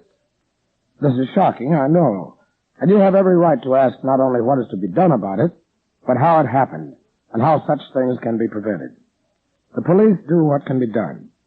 This underworld came into being largely because of the kind of greed that breeds in slums and dire poverty. These things can be rooted out at their source. This is a basic goal toward which our civilization is moving. When we have reached that goal, you and I and all good citizens, then we will have demonstrated once and for all that crime does not pay. Thank you, Myron McCormick. Crime Does Not Pay is written by Ira Marion and directed by Max B. Loeb, with music composed and conducted by John Gart. Technical advisor is Burton B. Turtis. The event's characters fictitious. Any similarity is purely coincidental. Standard of California, on behalf of independent Chevron gas stations and standard stations throughout the West, invites you to Let George Do It. The Flowers That Smelled of Murder, another adventure of George Valentine. Personal notice, danger's my stock and trade. If you're in on a game and you know you're going to draw the losing hand, deal me in, George Valentine. Write full details. Dear Mr. Valentine, I'm a freshman at Western State University. I'm majoring in botany, and I've suddenly found out that flowers can smell of murder. My professor of botany is about to be killed. Several attempts have been made on him, but nobody takes me seriously. I'm sure I'm not imagining things, I'm not imagining things, so give me a chance to tell you the whole story. I live in Quonset Hut number 8, University Road. The name is Louise Durain. Uh-huh. That row of Quonsets on University Road, they're all reserved for ex-GIs. If our freshman friend took any part in the recent unpleasantness, she's not likely to be a light-headed character. Well... So, if she has murder on her mind... Okay, whether she's an ex-whack or just plain wacky, Western State, here we come. Oh, Louise? Yes, sure she's here. Darling, coming out soon? Oh, I'll be right there, Daddykin. I just got out of the shower. Have a seat, Miss Brooks. Mr. Valentine, she won't be long. Oh, thank you. Louise wrote me quite a letter. She said something about a murder. Oh, yes, I know. The poor child's been walking around with the idea of murder on her mind for days. Which reminds me... Reminds you of what? Do you know what Socrates said about murder, Miss Brooks? I beg your pardon? He said nothing. Oh. Oh, even though society did murder him, you know. He just drank the hemlock and died. You see, after looking well at the world, the true philosopher decides there's nothing to say. Yeah, well, that's very interesting. But about Louise and this letter... I'll leave my pink sweater. Oh, I'm sorry. I didn't know you had company, Marco. It's impolite to stare, George. Can't help it, Angel. My mother decided I was going to be a boy baby. Dear, this is Mr. Valentine and his assistant, Miss Brooks. Of course. How do you do? How do you do? I'm so glad you did take my letter seriously. I suppose I should tell you what this is all about. Well, it would help. Poor Professor Cobra is in terrible danger. I don't sleep nights thinking about it. Oh, yes, the handsome professor is a source of great concern to my wife. Your wife? Oh, yes, for the longest time. Yes. I'm very proud of how young and beautiful she keeps herself. Oh, Michael really means that. Can you wonder why I think he's such a darling? Yes, well, at the risk of not being a darling, aren't you a little too old to be a freshman? Well, as long as Michael doesn't admit it, I won't. You mean Mr. Durain is a freshman here at Western State, too? Oh, yes, we're just starting. Both of us are here on the GI Bill of Rights. He was in the OSS. He can speak 17 languages, including North Manchurian. Show them, darling. Well, now about those murder attempts on Professor Cobra. Oh, he's my botany teacher. You see, I used to be in the WAC, but I always really wanted to be a botanist. And I'm doing very well, too. Show them, darling. Well, you'd never think it, but plants range from the lower algae to the fungi. Mosses, liverworts, ferns, and gymnosperms. Isn't that terribly thrilling? Well, not as thrilling as murder, Mrs. Durain. You know that little thing you mentioned in your letter, remember? Oh, yes. You see, somebody has already tried to kill Professor Cobra several times. And no matter what John says, the things that happened to him weren't just accidents. No? Now, the time something went wrong with his car, and he nearly went off the cliff. Or the time somebody almost ran him down when he was crossing a corner. And other things like that. Well, is there any reason why anybody would want to get rid of the good professor? Why, don't you know? Oh. John's almost succeeded in crossbreeding a terrestrial orchid with an epiphytic one. It'll be the most beautiful flower ever grown. And for that reason, someone wants to murder him? Of course. He's almost ready to report it to the Botanical Society. It's to be called Papilionaceous Corolla Louise. Think of it, Valentine. Louise, just a freshman majoring in botany, is going to have a flower named for her. Could a man want a greater compliment for his wife? Papilionaceous Corolla Louise as a motive for murder? Brooksy, I think we've got Oh, you're not taking me seriously either, are you? I'm afraid you're taking botany a little too seriously, Mrs. Durain. Mother, I've got to talk to you. Darling, you might at least close the door. There's a terrible draft. Is this your son? Who are these people? Well, your mother just happened to answer an ad, but we were going to leave anyway. Well, no, why should you? Everybody knows anyway. Knows what, Stephen? All right, I'll qualify it. Everybody knows. Except you, my father. Please, dear, you're talking to your father. He knows that, my darling. George, wouldn't it be better if we... Wait a minute. I didn't know there was going to be a double feature. How do you think I feel on the campus when everybody knows I'm a sophomore and my mother and father are freshmen? Well, that is an interesting setup. Tell me, Stephen, do you do your parents' arithmetic for them? This is no kidding. Mother, everybody's saying that you and Professor Cobra are that way about each other. They see you everywhere together. No son wants to hear that kind of talk about his mother. Oh, now, wait a minute, son. I'll have you understand your mother's a very attractive woman. Thank you, Michael. Oh, Stephen, I made some of that potato salad you like so much. It's in the refrigerator. Oh, it's no use talking to you two. Oh, Mr. Valentine. We forgot all about Professor Cobra. Did we? I thought he was very prominent in the conversation. Now, somebody is trying to kill him. Of course, Michael and Stephen won't believe it, But I do. Enough to want to hang around a while and see what this is all about.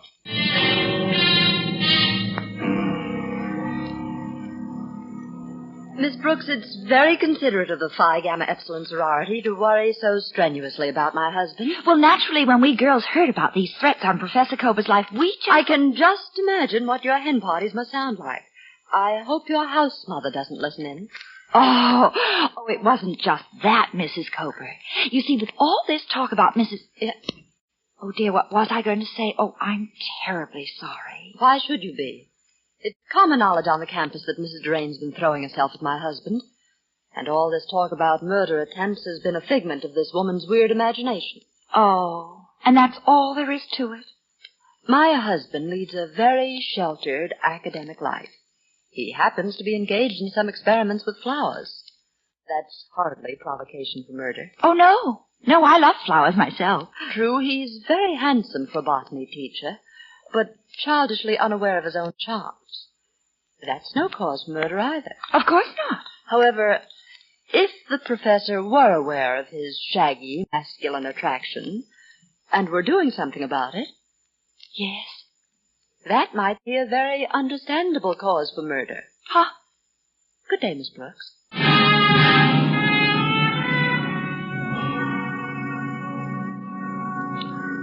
Believe me, Mr. Valentine, these accidents that have been happening to Professor Kober are, well, just that.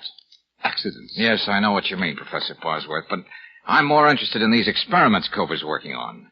And as head of the department and presumably his boss, you ought to be able to give me that information. Of course. But I doubt if it could possibly have much interest for the layman. Professor Kober is merely trying to create a new genus of the orchid family. Uh-huh. Of course, it'll probably win the valuable American Horticultural Prize. A paper will be written on it, and a few thousand botanists throughout the world will thrill over it. And there will be some academic glory for Professor Kober and Western State University. Obviously, you have a great deal of respect for Professor Kober. I have. He's a true genius. I'm merely the head of the botany department. My particular talent is being able to get the money from the trustees so that men like Kober can carry on the experiments and reap the glory. I see. There's only one thing we had any conflict about, Kober and I. Oh, what's that? The name he insists on giving this flower.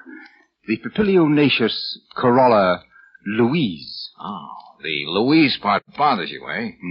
Yes, I can see that might lead to complications.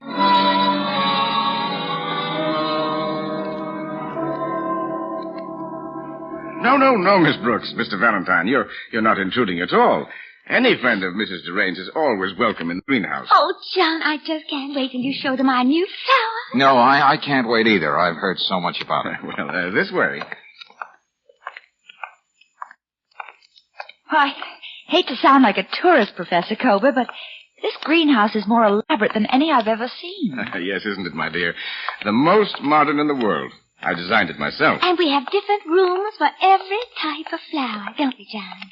And no end of gadgets. Louisa's enthusiasm is a constant source of inspiration, but she is right. There is no end of gadgets. I'm afraid only Professor Bosworth and I know where they all are and what they are supposed to do. Now, please come in quickly so that I can close the door. Well, yeah, but shouldn't we put on a light? Can't see a thing. Well, you see, we have no light at all in this room. I had it built especially for this experiment. Tell them why, John. It's awfully intriguing. Well, you see, light and cold are the two enemies of the Papilionaceous Corolla. The slightest fall in temperature would mean their death. That's why we have a thermostatic control. Even that is well hidden in the back. But how did you get to see these beautiful specimens of yours, Professor? Well, you will. In a minute, after you get used to the dark. George, I think I'm beginning to see them now. Look, can't you see them glowing? Yeah.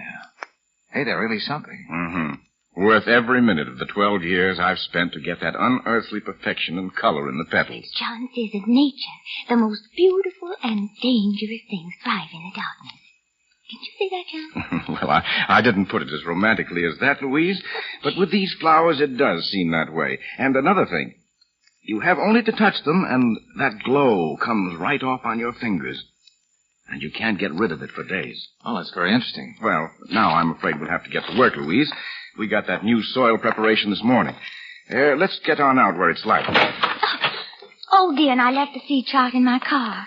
I'll be right back, John. Oh, hurry, my dear. I have to bring in the flats for those seedlings. Oh, Mr. Valentine, why don't you and Miss Brooks stay and see how we work? Yes, Professor, thanks. That'll be fine. Oh, on the other hand, Brooksy, you stay here. I think I'll give the professor a hand. Okay, George. Here, you don't want to do that all alone. Oh, no need for you to bother Valentine. Hey, Professor, look out. Get out of the way, Valentine! Oh, that was close. Are you all right? I wouldn't be if you hadn't pushed me out of the way. That boulder was coming straight at us.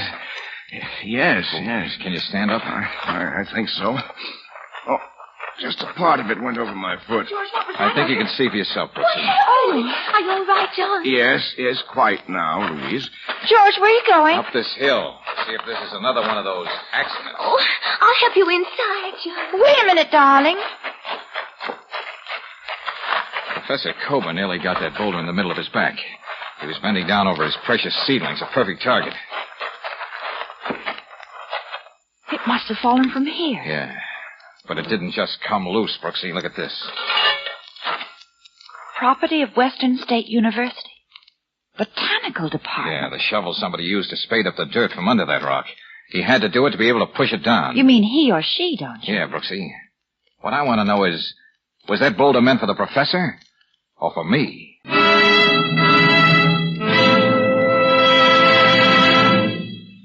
We'll return to tonight's adventure of George Valentine in just a moment. Here in the West, winter brings skiing, skating, and tobogganing to a lot of folks, but to the battery in your car, winter brings a heap of extra work. Colder mornings mean harder starting. Longer evenings mean more battery juice for lights. So why not give your battery a helping hand? Get real fast starts and extra power from it. Just pull in at an independent Chevron gas station or a standard station. Being experts at battery service, they can give it more pep than a pup in no time at all. If your battery's got one foot in the grave, they can supply you a new Atlas battery. Each Atlas battery has the number of plates and the certified capacity stamped right on the battery case. And the written warranty you get with a new Atlas battery is good at 38,000 stations 7 days a week. For all your car's battery needs, rely on a standard station or an independent Chevron gas station, where they say and mean, we'll take better care of your car. And now back to tonight's adventure of George Valentine. A huge boulder almost pins a college professor against a tree. Why? He's only interested in developing a new type of orchid. The incident itself is exciting enough, but if you're half as curious as Claire Brooks, what you really want to know is why your boss, George Valentine, thought something like this might happen. Remembering all the strange characters in the case, you're right on George's heels as he enters the Quonset hut on University Road. Anybody here? The Durains seem to be out, George. What do you want? What are you doing here? Oh, just looking for your father and mother, Stephen. We have something to talk about. Well, go on, find them. I can't. Get out. Now, that's no way to talk, Stephen. Why not? Father's out somewhere quoting Homer. My mother's... who knows where she is. Expect to walk in and find me in the best of humor? Now, listen to me, kid. I won't, and take your hands off of me. I said listen to me. Your mother was right when she said someone is trying to kill Professor Cullen. We saw it happen again this afternoon. And he's not dead? What's the matter? Why'd they make such a mess out of it? Okay, it's no use talking to you. By the way, when did you get home, Stephen? I don't see why I have to answer questions like that. Not to strangers. Now get out of here! Oh, I really must apologize for my son's manners. Oh, Mr. Durain. We didn't hear you come in. No, I came in the back way. Did I hear you say something about another accident happening to Professor Cullen? Yeah, you heard right. You needn't look at me that way. I was in the Hodgkins Library all afternoon, reading Plato's Republic in the original Greek. Believe me, it wasn't easy. A cup of tea, Miss Brooks? Oh, no, I don't think so, thanks. It'd be a shame if anything happened to Professor Cullen before he won that $50,000 prize. Is that how much the prize is worth? Oh, yes. Oh, I see you don't know your flowers, old man. Where's Louise? So she called and said she'd be working late again at the greenhouse. Oh, now look, Durain, I'm as modern as the next guy, but don't you resent your wife spending so much time with another man? Oh, now, Louise happens to be fond of flowers. I'm imbued with the spirit of philosophy. But get one thing straight, Valentine. We're very much in love with each other. Nothing can alter that. Thanks. That makes a lot of things clear, Durain. It does? Sure, Brooksy. Now, come on, we're in a hurry. Let's have a look in the orchid room, Brooksy. I can't see a thing, George. Give yourself a chance. Remember the flowers that glow in the dark? Professor Cullen?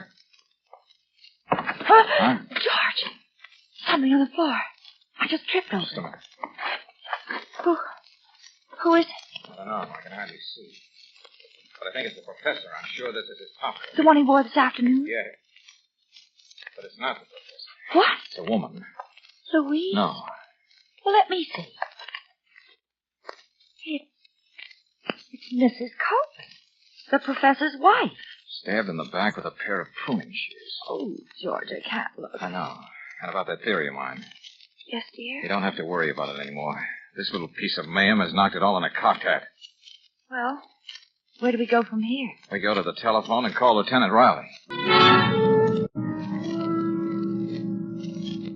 Well, still running true to form, eh, Valentine? Leave it to you to get murder all mixed up with the professor and flowers that glow in the dark. Oh, the trouble with you, Lieutenant, is that you think murder only happens to Mr. Average Man. Yep, I've got no imagination, Miss Brooks. Oh, I could imagine somebody trying to knock off Professor Cooper where there's a prize of 50 G's lurking in the background, but why his wife? Because she happened to be wearing his coat. You know, somehow, Lieutenant, I hate putting things off until tomorrow morning. If that's supposed to be an aspersion on the efficiency of the homicide squad, it leaves me cold. What do you expect me to do, slap the whole Durain family in the can? No, not that, but... Both the father and the son could have had a gripe against the professor. And if Mrs. Cooper wasn't killed by a mistake, either Louise or the professor could have done it. George, didn't you have a sort of special theory all cooked up before we found Mrs. Cooper? Well, Brooksy, unlike the lieutenant, I wasn't hep on the jealousy angle. Yeah. I got here as soon as I could after you called, Valentine. Oh, this is dreadful. Murder's never very wholesome. Oh, Dr. Bosworth, this is Lieutenant Riley of Homicide. How are you? How do you do? When I talked to you before, Valentine, I was convinced that all this was just so much nonsense, but now I see how wrong I've been. Lieutenant. Yes, Doctor? How can we go about keeping this as quiet as possible? You know how squeamish trustees are about bad publicity. Oh, that should be easy, Doctor. Just what do you propose we do? Forget somebody was killed here tonight? Oh, no, of course not. I suppose I'll just have to issue some dignified announcement. You make it sound like a wedding, Doctor. Now, I better go and speak to the dean. It's going to be a terrible shock to him after all the years he spent with his college. Oh, Valentine, you'll call me in the morning? Yeah, sure thing. We're going to be moving along now, too. Well, what about it, Valentine? Come on, let's get moving. I'm tired. I have to be at the morgue at 8 in the morning. Let's not worry so much about a night's sleep, eh, Lieutenant? What? It's my night's sleep you're talking about. As a tough-minded practical cop, I know you don't subscribe to the bromide so dear to the heart of mystery writers. Such bromides as? The murderer returning to the scene of the crime. Oh, no, not that one, Valentine. You're willing to wait it out and see? No. What do you take me for? Why, I wouldn't... You wouldn't what, Lieutenant? I wouldn't dare take a chance on leaving now.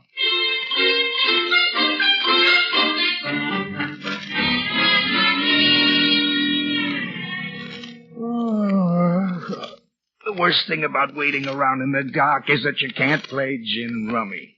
Patience, Lieutenant. Yeah. Well, if no one shows, darling, the dawn's going to come up like thunder on someone's very red face. Ooh, you and your subtleties.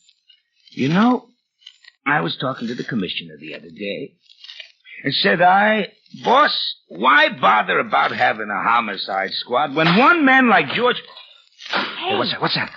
Sounds like it comes from the other end of the greenhouse. This is my day off for pat answers. We'd better go and see. Wait a minute. Hold it, Valentine. Hold it. There's a lot of glass on the ground here. Yeah, and whoever indulged himself in this bit of vandalism is off in that car. Well, we'll never catch up with him. Okay, Valentine. Something did happen as you said it might. But what was it? The murderer. He came back to smash this thermostat, see? Yeah? But take a chance like that on being caught, George. Just to smash the devil out of this gadget? A very important gadget, Lieutenant.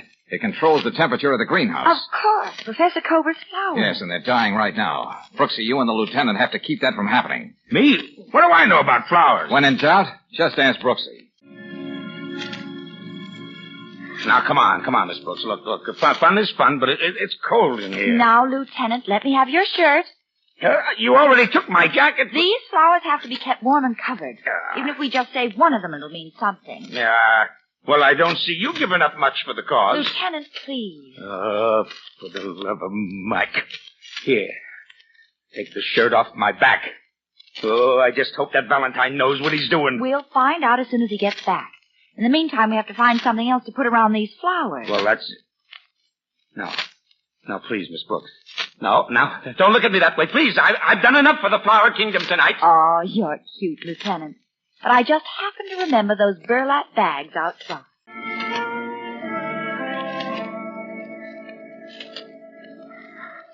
All right, Valentine.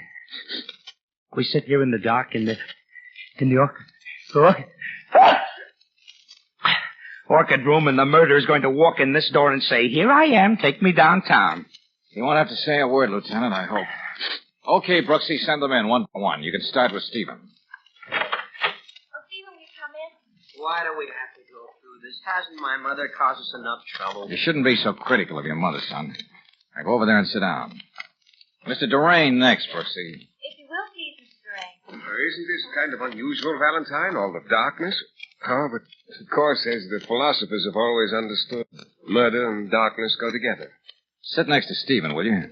I think you can find your way. Mrs. Durain next. Valentine, what are you doing? You're not even asking these people any questions. I'm so worried about Professor Kruger. He hasn't had a wink of sleep all night. Over there, Louise, please. Oh, ye gods. Go right in, please, Professor Kruger. Oh, my flowers. You did manage to keep them alive. Look at them. How they glow. How did you do it, Mr. Valentine? Well, I could tell you, Pat, but I won't. Sit there, Professor Cooper. Oh, Dr. Bosworth, I think you can come in. I believe I know who our murderer is. I certainly hope so. And I have you to thank for the answer, Doctor. Me? Yes, sir. And I want to shake your hand. Of course, but... Hey, look at that guy's hand. The fingers, the way they shine. That's right. Well, what do you know? Look at his hand, John. It's the pollen from our flower. But, Bosworth, that couldn't be. You haven't been here for weeks. Oh, yes, he was. He had to be here when he killed Mrs. Cooper.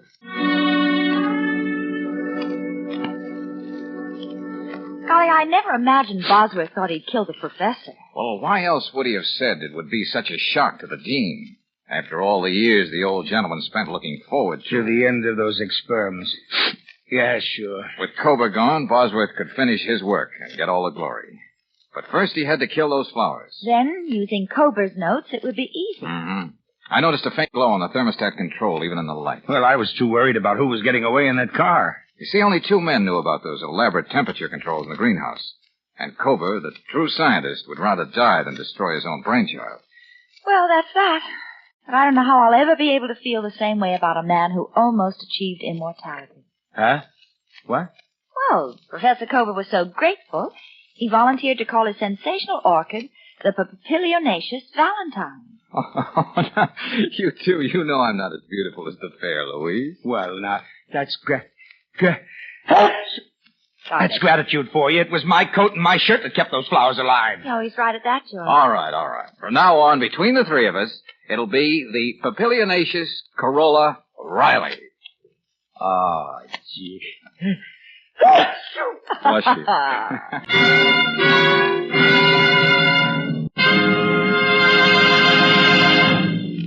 One of the first things a lady does when she's shopping for clothes is to touch the garment. She judges the texture by feeling it. The hand test will tell you a lot about Atlas grip-safe tires, too. Next time you're at a standard station or an independent Chevron gas station, just press your palm on the tread of a new Atlas tire and feel how it grips your hand.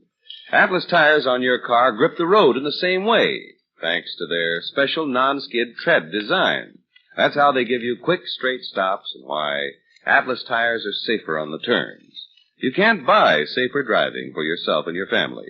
And you can't find a better warranty than the written Atlas warranty. It's good at 38,000 stations in the 48 states and Canada, 7 days a week. Why take chances in winter driving? Get Atlas Grip Safe tires tomorrow. Get them at any independent Chevron gas station or standard station where they say and mean, we'll take better care of your car. Next week, when you tune our way for another adventure of George Valentine, you'll find George reading a letter from an old man who says, Dear Mr. Valentine, I wish to bestow a beautiful and precious gift upon a member of my family, the worthiest one, the rare Wittenberg Bible. You can help me. Kindly call Sunday morning when I can be sure that all of my little family will be home. Signed, Wesley Hart. Another problem for George. Next Monday night in Murder, It's a Gift.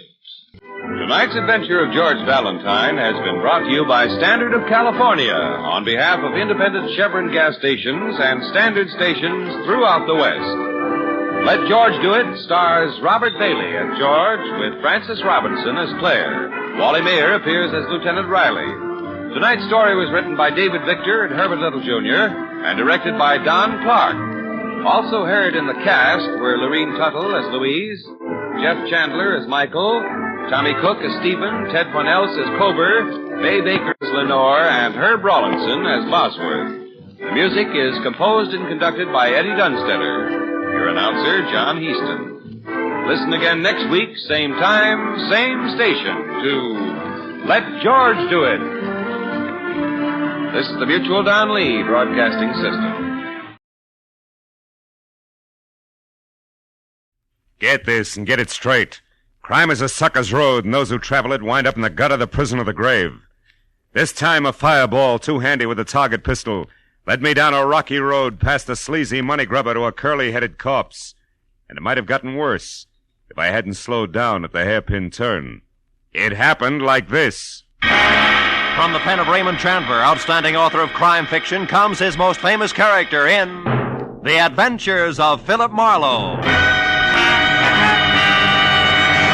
Now, with Gerald Moore starred as Philip Marlowe, we bring you tonight's exciting story, The Hairpin Turn.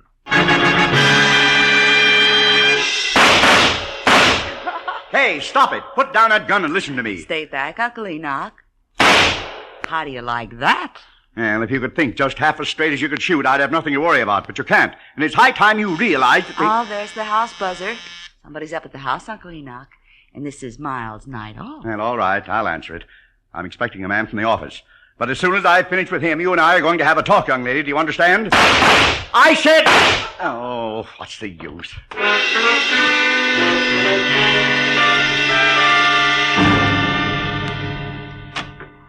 Yes? I'm Philip Marlowe to see Mr. Vanneman, Enoch Vanneman. I have an appointment. Oh, come in, Marlowe. I'm Enoch Vanneman. Oh. Glad you're here. Step this way, will you? We'll talk in the study. Okay, Mr. Vanneman, I thought...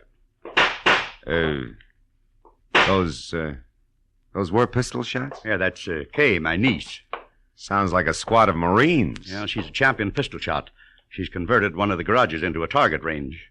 Well, I seem to recall a city ordinance that says... I it know should be... all about that ordinance, Mr. Marlowe. Save your breath. Oh, just like that, huh? Precisely. Sit down, please. Thanks.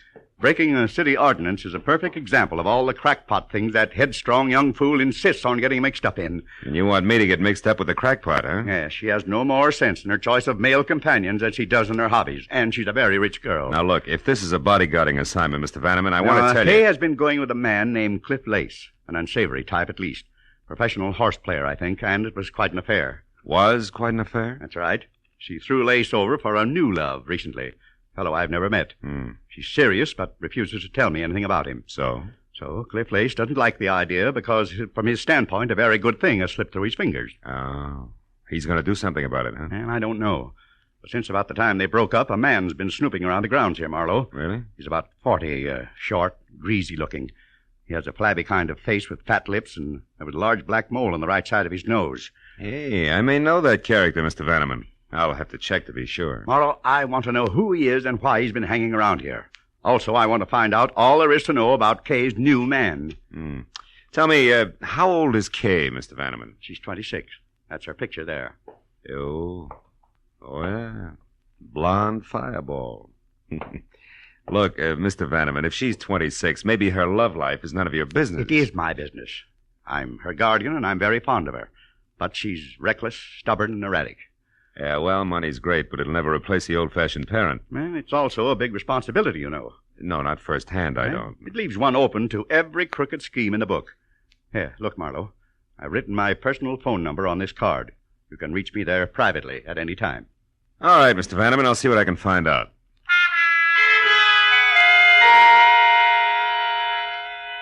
I got in my car and I crossed the 2 acres of tailored flora the Vannemans called front yard.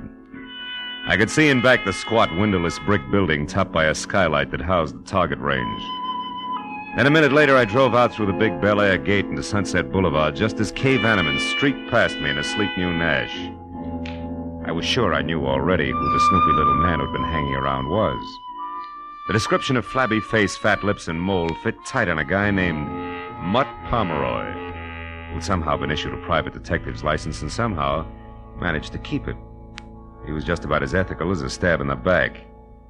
I remembered he had an office in a fire trap on Bronson, so I made that my first stop. Climbed a flight of dark, smelly stairs to a tired door marked Pomeroy, Private Investigations. Well, there was no answer, so I tried the door.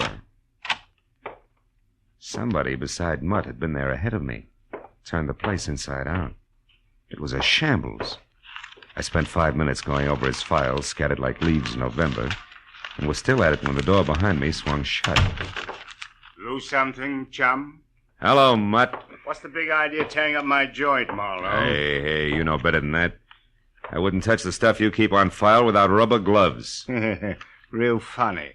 If you didn't do this, then who did? I came in and found it just like this.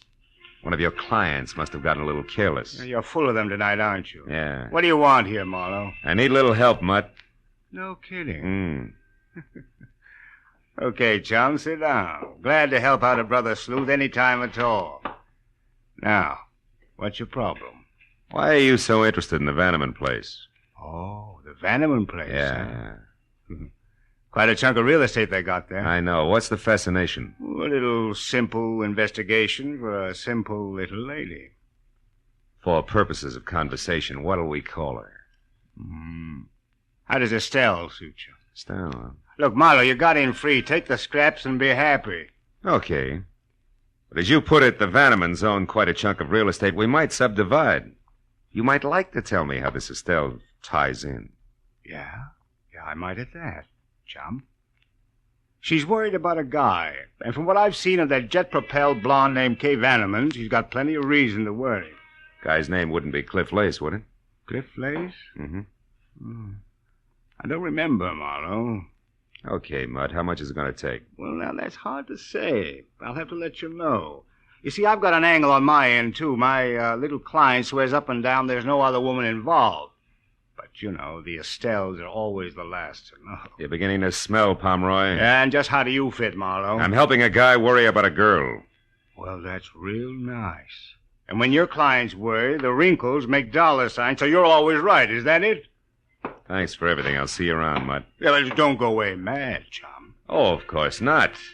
That's why I'm leaving now. It took a friend at the phone company all of 10 minutes to locate Cliff Lace's address for me, which turned out to be a snug bachelor's nest bungalow style at the foot of the Hollywood Hills, numbered 4300 Cherimoya. I parked, started for the front door, and on the way, past an open window where the silhouette of a man at a telephone was cut into neat slices by a Venetian blind. Oh, but you better want to But his talk voice to me, came my through dear. in one piece, and Yeah. you couldn't miss it. You see, Estelle, I know almost all about you. Oh, yeah. I got your name earlier tonight from a mutual friend, Mr. Mutt Pomeroy. Yeah, I think it's about time we got together for a little business conference, huh? Now, right there at the plaza in, say, 2 hours. You'll still be registered as Ruth Bridges. Good. Goodbye, Estelle. When he hung up, he moved over to a bottle of Johnny Walker Scotch. I waited until he'd helped himself, and then I went to the door.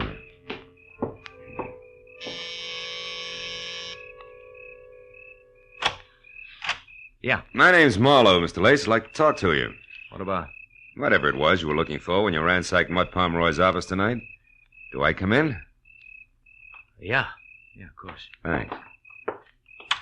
But I'm afraid I don't know what you're talking about. Oh, come on. We both know that's a lie. Let's forget it and go on from there, huh? Just a minute.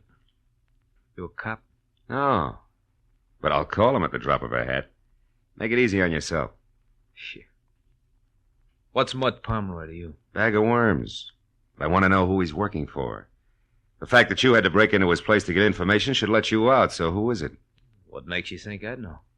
Because you found what you were looking for. What's Estelle's last name, Cliff? You do get around, don't you, Brightboy? Yeah, I do. Only sometimes not fast enough. Look, Buster, why don't you answer the door? Somebody's got his finger caught in the buzzer. Yeah, that's right. Kay, I told you I didn't... I stopped by to deliver something, Cliff. An ultimatum. I'm telling you for the last time... Hold it. We're not alone. I don't care what I have to say to you. I'll shout from the rooftops. We're through, washed up. Now get out of my life and stay out. Kay, please. Good evening, Miss Vanneman. I don't know you, Slim, but keep out of this. Look, darling, don't... Now you listen. I'm in love with Boyce Neely. Really in love this time. I intend to marry him, and I won't have you... Marry Boyce Neely? Oh, don't be ridiculous. Cliff, I'm warning you. Look, you'll get this. You'll never marry Boyce Neely. That's one thing I'm sure of. I know a lot more about him than you do, darling. Believe me. When the time is just right, you're going to hear from me again, but loud. Why, you filthy... If you try to do anything to hurt Boyce and me, Cliff Lace, so help me, I'll kill you. I mean it. Sometimes she's going to throw that temper at me just once too often. Who you kidding, Lace? Ever see her use a target pistol? Ah, she's too smart to trump her own ace. Don't count on it, mister. No, I'm not worried. Where were we, Marlowe? We were looking for some answers, which I just got. Good night, Lace. Keep your head down. The way things were breaking, I was sure if I didn't get to the woman named Estelle before Lace did, I wasn't going to get anywhere. So I spent the next hour folded up in a phone booth running down the list of respectable and semi-so hotels with the word plaza either fore or aft. Finally, a flute-voiced night clerk in a mid-Victorian number called the Royce Plaza confessed that they had a Ruth Bridges, which was the name that I'd heard Lace mention. She was registered from Santa Monica, but at the moment out. I was convinced that she was really Estelle, Mutt Pomeroy's client. So I drove over to the hotel, invested $5 for the night clerk, picked up a newspaper, and waited. Halfway down the sports page, a prim brunette came in who would have been pretty without the overload of nervous strain stamped on her face. As she crossed the deserted lobby, the clerk gave me a nod, so I called her name, caught up with her at the foot of the stairs. You called me? Yeah, if you could spare me a minute, Miss Bridges, I'd like to talk to you. What do you want? Well, my name's Marlowe. I'm a private detective. A private detective? Yeah, look, honey, let's move over into the corner. You know, that boy on the desk is going to sprain his neck if we don't. But what do you want with me? Well, suppose we start off with your real name, Estelle. What's the rest of it? Neely, maybe, huh? How did you know that? It's taken me all evening to get it. But that's the only way it figures. It's right, isn't it? You're married to Boyce Neely? Yes. Mm-hmm. I'm Mrs. Boyce Neely, but what business is that of yours? Well, that's what I'm trying to find out. You hired Mutt Pomeroy to check on your husband because you're worried about him, right? Why? Boyce is in trouble. He's in a jam, that's all. Is it money? No. Boyce does very well. He's in real estate in Santa Monica. Oh, maybe with the law, huh? Yes. Yes, I'm afraid so. He's been acting so strange. He wouldn't talk to me or anything. I just had to find out what was wrong. I see. Well, look, what's your connection with Cliff Lace? Why, I don't know any Cliff Lace. Oh, come on, baby. Take it a little easy and try again. Cliff Lace, I know you called him tonight, and he called you. All right. He wanted to talk to me about Boyce and some girl named Kay Vanneman, but he's crazy. I know he is. Boyce is not mixed up with another woman. He couldn't be. I hope I meet your husband soon, Mrs. Neely. I'd like to punch him in the nose. What do you mean?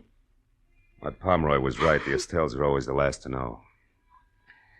Look, do me a favor. Will you go up to your room, go to bed, and get some sleep? You're going to need it. All right. Thank you, Mr. Marlowe. Hey, Buster, where's the phone? Oh, right over there, sir. Good book? Mm-hmm. Huh? Oh, yeah, great. Chandler's new one, you know. Chandler. Where have I heard that name before?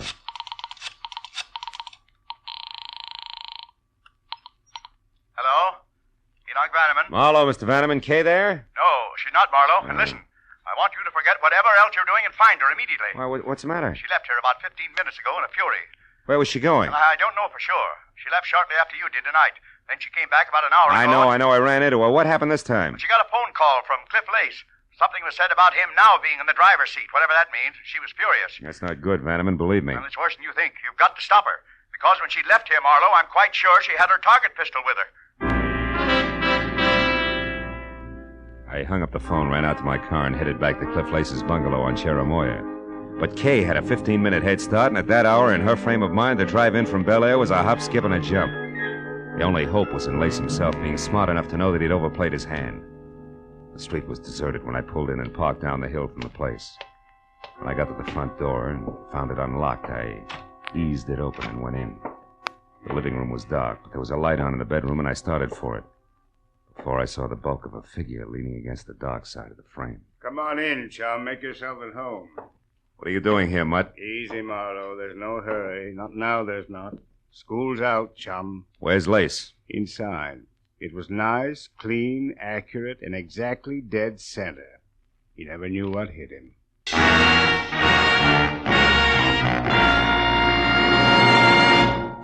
In just a moment, the second act of Philip Marlowe. But first, for a moment, let's look at the headlines on CBS's Entertain tomorrow night.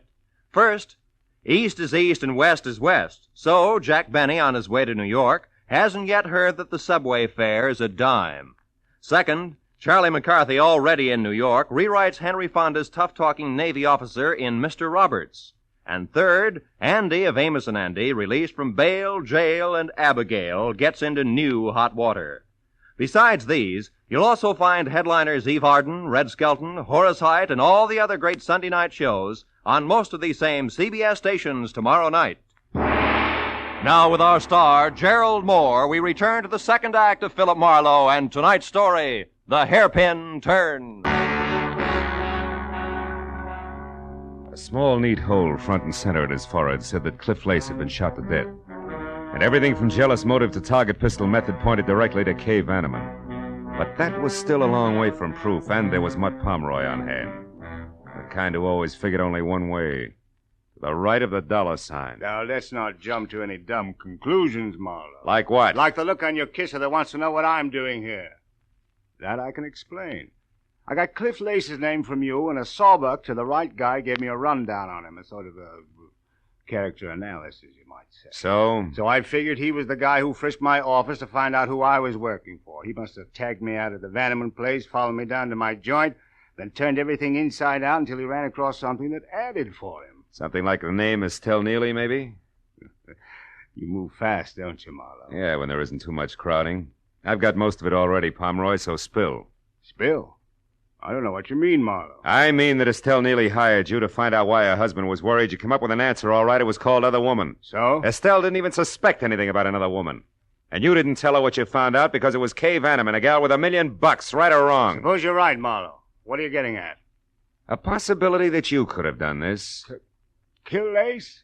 Why? Because Lace was playing the same game that you are, chum, blackmail. Your motive was money and so was his. Plus the fact that he didn't like Kay giving him his walking papers. So when he wouldn't come to terms with me, I killed him, is that it? Yeah, it could be. Can you prove otherwise? No, I can't. But other things can, Marlowe. Things, yeah. Like that lipstick-smeared cigarette in the ashtray behind you. It's not my brand. And I don't drop hairpins on the carpet when I kill. Do I go on?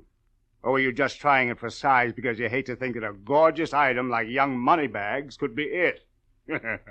Right or wrong, Marlowe? You know, leveling with you, Pomeroy, takes the kind of talent that can cash a $7 bill at a bank. Who you calling, Marlowe? The cops. It's the custom. Wait. Look, don't be a sap. What'll that get you? A killer, maybe. Yeah, and from there on a pat on the head, a well done from the law. Get smart, chum. Shielding a murder is a lot healthier for the bank account than nailing one every time. Get your hand off the phone, Now, Pomeroy. Marlowe, listen. Get it off! Okay, go on, louse it up, Boy Scout. Who knows, maybe some bright day you might even run for alderman, Marlowe. Without your votes, I'm sure. Homicide, Sergeant Becker. Phil Marlowe, Sarge, is a DOA waiting for you. 4300 Cherimoya. Name's Cliff Lace. Occupation questionable. He was shot. Any idea who did it, Marlowe? Yeah. Poor little rich girl named Kay Vanneman, or her sweetheart, one Mr. Boyce Neely. Who lives in Santa Monica? Yeah. Where's the fit? I don't know. How long ago was this Lace killed, Marlowe? 30, 40 minutes? Why? Neely's clear. We picked him up at his own home better than 2 hours ago. He's in a pokey now. What'd you get him on? Hit and run, a month ago. It's alleged that he knocked an old lady out of a crosswalk and into a hospital without even stopping to watch her bounce. Some anonymous tipster phoned the dope in around 6 tonight. Said the repaint job on Neely's car would prove it. It did. So that just leaves this Vanneman babe, huh? Yeah, I guess so. But you know, Becca, Hey, there's... Marlowe, come here, quick, out in the backyard there. It's Kay Vanneman. I'll call you later, Becca. We got company. Get the lights, Pomeroy, and stay down. Don't worry, Marlowe. The driveway alongside the house is the only way out. All right, watch it from the front. I'll go through the kitchen and out the back door. Play it close. Check. But remember, Pomeroy, nobody gets trigger happy. Don't worry, chum.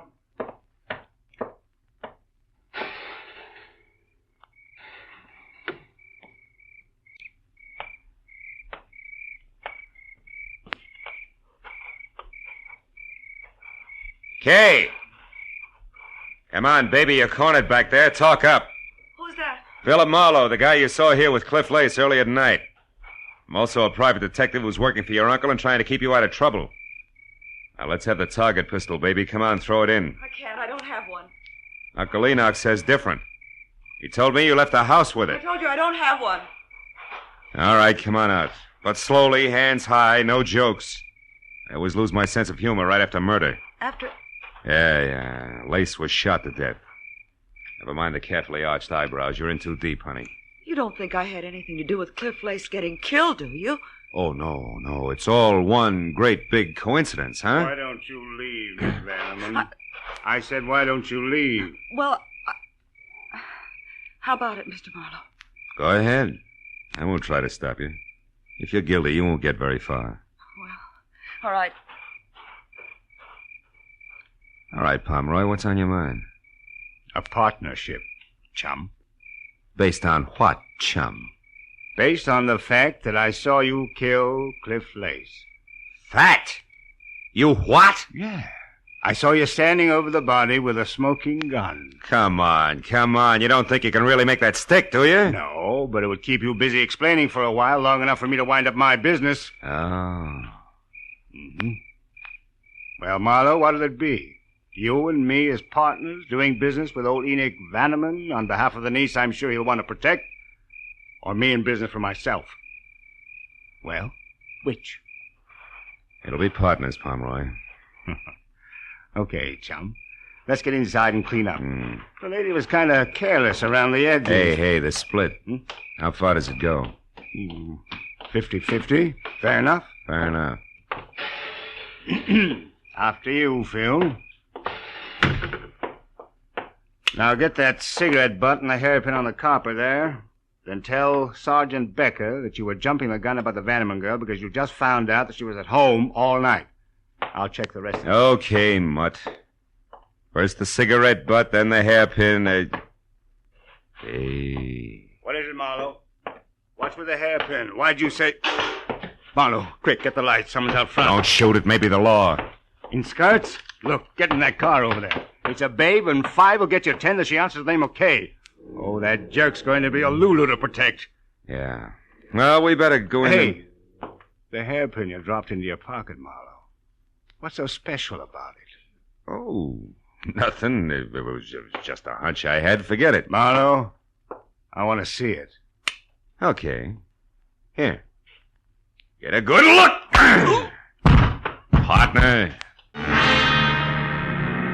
It was a fast 20-minute drive back out to Bel Air and the Vanneman place. All the way I worried hard that the hunch I was playing was right and that I was going to be too late to do anything about it. When I was there, parked halfway up the pebbled driveway out of my car and running toward the fluorescent light and the sound of a woman's voice that filtered through the heavy iron mesh over an air vent in the windowless target range, I slowed to a walk, switched to 45 from pocket to right hand, and then I moved up to where I could both see and hear. Kay Vanneman was huddled in a far corner, her eyes crowded with fear and riveted on the dainty but lethal .22 automatic that Cliff Lace's murderer pointed straight at her head. Estelle Neely had her back to me, but with the grill that was designed to stop bullets between us, there was nothing I could do. You've got to listen to me. Please listen before you do anything crazy. I swear I never knew that Boyce was married. I'd never have gone with him if I'd known. You're a liar. No, it's the truth, I tell you. It started like the others, fun and no questions asked. But then I fell in love, and it never occurred to me that he might have been married. Stop it! I don't want to hear any more. I've already killed once for Boyce, the guy I turned into the police for something he did a month ago. You turned your own husband over? I did that so they'd put him away out of your reach. You'd never wait for him. You'd go your own merry, merry way a week after he was in jail. Boyce would be glad to come back to me after 5 years of living in a cage like an animal. And he'd never suspect that I was the one who informed. I hired a private detective, Mutt Pomeroy, and made sure that he knew I never even suspected that Boyce could have anything to do with another woman. Then Boyce would never realize it was you who turned him in, because you had no motive. Mutt Pomeroy would be your witness to that. I killed Cliff Lace because he traced me from Pomeroy, and then found out that I was the one who told the police about Boyce. He would have blackmailed me forever. And I'm not sorry, nor will I be when I kill you. Now sit down, Miss Vanneman, and listen carefully. I couldn't shoot, and I knew that it would be disastrous to yell, but I had to do something in a hurry. I moved up quietly to the door. It was locked. That only left one chance, the skylight on the roof. The building was low, and a lawn chair nearby was all the help I needed. When I was up and over to the skylight, there was glass and no mesh underneath. I still hadn't made it, because from that angle I could see Kay, but only hear Estelle. Now you know just what kind of a woman is going to kill you. But why me? I told you. I don't care what you told me. It was you, young and beautiful, that started all this. All this that's almost over now because the other detective, that Marlowe, knows that I killed Lace. He found a hairpin there. I saw him from the window. I saw him pick up the hairpin in this van. No, stay back! The black hairpin that couldn't possibly belong to a blonde like you. The hairpin that said Marlowe knows that I killed Lace. So I'm through and I know it. But before they get me, my hand, Marlowe, is she dead? No, just out. Well, fireball, any appropriate wisecracks? Wisecrack? Not for quite a while, Marlowe. I'm too scared.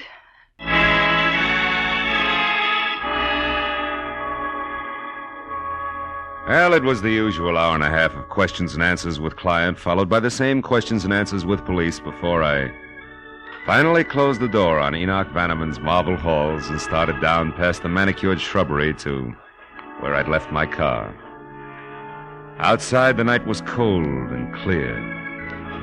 As I walked, I looked up at the vastness overhead and wondered why I had the kind of job that made me no more than houseboy with gun for a rich guy with a badly spoiled niece. But I stopped wondering when I was at my car and no longer alone. I just wanted to say thanks before you left, Phil. I'm going to do my best to stay out of trouble from here on out. You know why? No, why? Because I want to be good enough for the right guy who may come along someday. Guy like you, I mean. Oh? Thanks, Phil. I'm very grateful. Yes, well, my job's all right 9 times out of 10.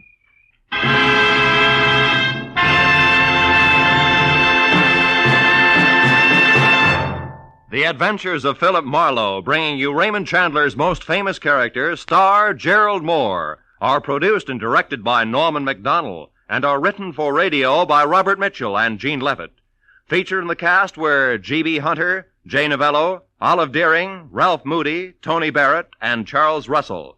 The special music is composed and conducted by Richard Arant. Be sure and be with us again next week when Philip Marlowe says... It happened in a place called Bay City where I was unwelcome to a fat fry cook with a secret and a dapper gambler who smoked oversized cigarettes. But where to the long arm of the law, I was poisoned.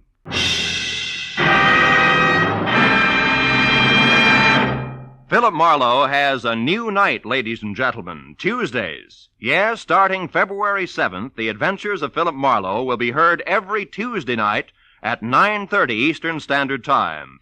Be sure and listen. Remember, Tuesday night, Marlowe night. And 1 week from tonight, at this time, you'll find one of your favorite radio families, the Goldbergs. Yes, Molle, Jake, Sammy, Rosie, and all their friends are moving from Friday nights on CBS to Saturdays, starting next Saturday. This is Roy Rowan speaking. Stay tuned now for Gangbusters, which follows on most of these same CBS stations. This is CBS, where the Goldbergs and Arthur Godfrey's Digest will now be heard every Saturday night, the Columbia Broadcasting System.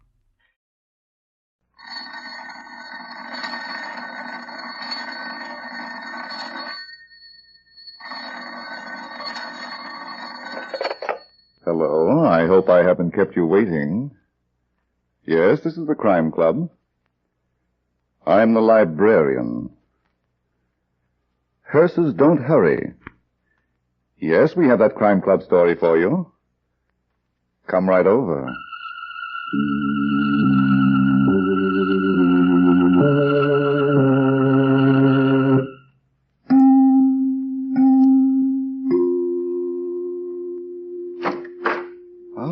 You're here. Good. Take the easy chair by the window. Comfortable? The book is on this shelf. Here it is. Hearses Don't Hurry by Stephen Ransom. The very exciting story of a cleanup campaign that was messed up by murder. Let's look at it under the reading lamp. The city was small and clean and comfortable. Seen from a train window, it looked like many another American city, But something new had been added to this one that could not be seen from a train window. It was Christopher Chance, young special prosecutor, who's been appointed by the governor to investigate corruption in the office of Anthony Pierce, the district attorney. It was early evening when Christopher Chance left the courthouse after a long conference with his friend and political benefactor, Judge Rossiter.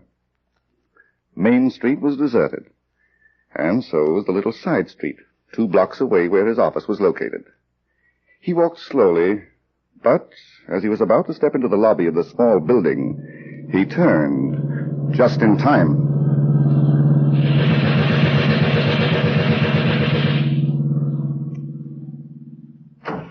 Kid! I'm all right, Lee. Oh, I heard shots. Are you sure?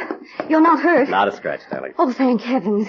I've been so worried about you. There's nothing to worry about. Those gangsters had no intention of killing me. But they shot at you. The strategy of terror, Lee, a la Tony Pierce.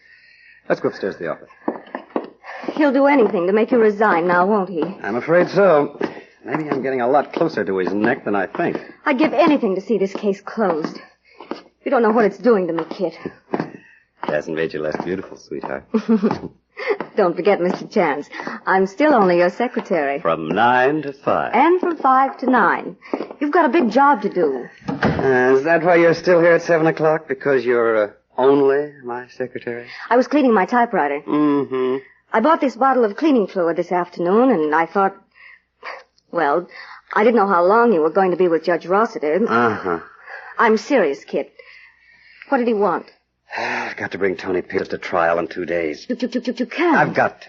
I've been on this job for 3 months, and the governor wants action. Oh. Are you sure it's the governor? What do you mean? It could be the judge for the sake of his daughter. What's Diane got to do with my case against Tony Pierce? Nothing. But she would like to be Mrs. Christopher Chance. You're not making sense, Lee. Well, you and Diane were pretty thick before you got the appointment and hired me. Look, dear, I've known Diane since we were pups. We're good friends, that's all. Kid, wasn't it Judge Rossiter who got you this appointment? Yes. Why did he pick you? Because he thought I could do the job. Are you sure Diane didn't put him up to it? Well, suppose she did. This golden opportunity, the magic carpet of a political career. Make good and you can go anywhere. All right. She wanted you to have it because she wanted you. But now I think she's out to break your political neck. You don't know Diane. She's very sweet, dear. But why is her father putting the pressure on you? He knows you're not ready to bring Tony Pierce to trial. I told him I have 18 witnesses who are ready to testify. Tony framed charges against them and settle for cash. He thinks that's enough. Did you tell him that Tony never took that money in person? Yeah. I even told him about Hope Schuyler, the mysterious lady who can't be found. Whom nobody even saw. He's got the whole story, Lee. About the abandoned warehouse on River Street, too? Where the money was left in envelopes addressed to Hope Schuyler? Yep. And still he wants you to be ready for trial in 2 days. Don't you think he realizes you have no case without Hope Schuyler? I'm not going to believe that Diane is knifing me. Well, suit yourself. I won't say another word. You don't seem to understand. These people wouldn't put me on the spot. They're the oldest friends I have. They... Hello? Special Prosecutor's Office. Is Mr. Chance there? Yes, he's here. Who's calling? Skeets Nally. Just a minute. It's for you, Kit. Skeets Nally. No. Hello, Skeets. Where are you? I'm in a phone booth across the road from Art Gurney's flying school. There's a gas station here. Yes, I know. What's new? Plenty. The biggest break so far. But I ain't talking unless you're alone. All right, hold on a minute. I'll take this inside, Lee.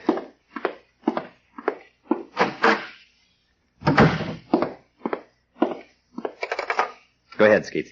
Listen, I got the dope on Hope Schuyler. What? Yeah, I figured that she and that Tony Pierce guy must have been like mashed potatoes, so I done a little snooping. Go on. Well, he's got a cabin in the woods near Bedminster, about 100 miles from our town. Some of the folks up there remember seeing Tony Pierce driving through. What about Hope Schuyler? She used to get there by plane. Did anybody see her? No, but lots of folks saw the plane. And what do you know, boss? There's a very small landing field right near the cabin. Very, very private. How do you know there's a woman in that plane? I checked the cabin, that's how I know. It's called Lark Lodge, and there was a woman's dressing gown in one of the closets. Great. Does that prove she was Hope Schuyler? The plane that dame was using came out of the Art Gurney Flying School. How do you know? 'Cause I seen it. It's a two-seating job with the initials HS painted on the side. Well. I got a break, see, when the two Gurneys, Art and his wife Phyllis, went up for a little stratosphere. They left the hangar door open. So what was I going to do? You did fine, Skeets. Stay where you are. I'll be there in 15 minutes. Okay. I guess the gurney should be able to give us a good description of Hope Schuyler. See you later, pal. Lee! Lee, darling! Lee, come on in. Lee, we cracked the case. We've got... Lee. Chloroform. Operator, get me police headquarters right away. I want to report a kidnapping.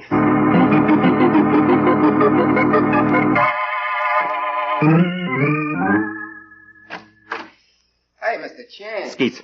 He was going to meet me in 15 minutes. I waited 2 hours. Then he tried to get you on the phone. Lee Dale's been kidnapped. The Gurneys came down from their flying. Huh? What did you say? Right out of my office while I was in the next room talking to you. Chloroform and carried out. Wow. Somebody took an awful chance. I've been scouring the town with the police. Every joint from the warehouse on River Street to the back rooms of the pool parlors. Tony Pierce got this job done. And if you ask me... I thought of Lark Lodge, too. Did you tell the cops? No, not yet. Well, I don't get it. I've got to be sure she's there before I do anything. Oh, okay. I'm expecting a phone call. That's why I came back to the office. Who's going to call you? One of Tony Pierce's gangsters. And I can tell you exactly what he'll say. Yeah? Resign as special prosecutor and kill the evidence you've got, or you'll never see Lee Dale alive again. Suppose that happens. What do you do? I don't know. Would you quit? I said I don't know. Okay, so you'll quit. Just when we've gotten Tony Pierce and Hope Schuyler. Hello? Kid? Oh, Lee, darling, are you all right? Yes, I'm all right. Where are you? I don't know. Just a minute. Skeet. I know. You want me to trace? Make it snappy. Lee, tell me what happened. How? I can't. What was it, Tony Pierce? I haven't seen him. Kid, I've got something to tell you. Naturally. These men want you to quit. Yes? They say that if you don't quit, they'll kill me. I expected it, darling. I don't want anything to happen to you. Tell them No, Kid, I don't want you to resign. I don't. Kid, listen to me. I don't care what they do to me. I don't want you to... Lee! Skeets! I just got it, boss. The number's Bedminster 942. Lark Lodge. That's what the operator said, Mr. Chance. Are we going now, or are you still quitting? We're going.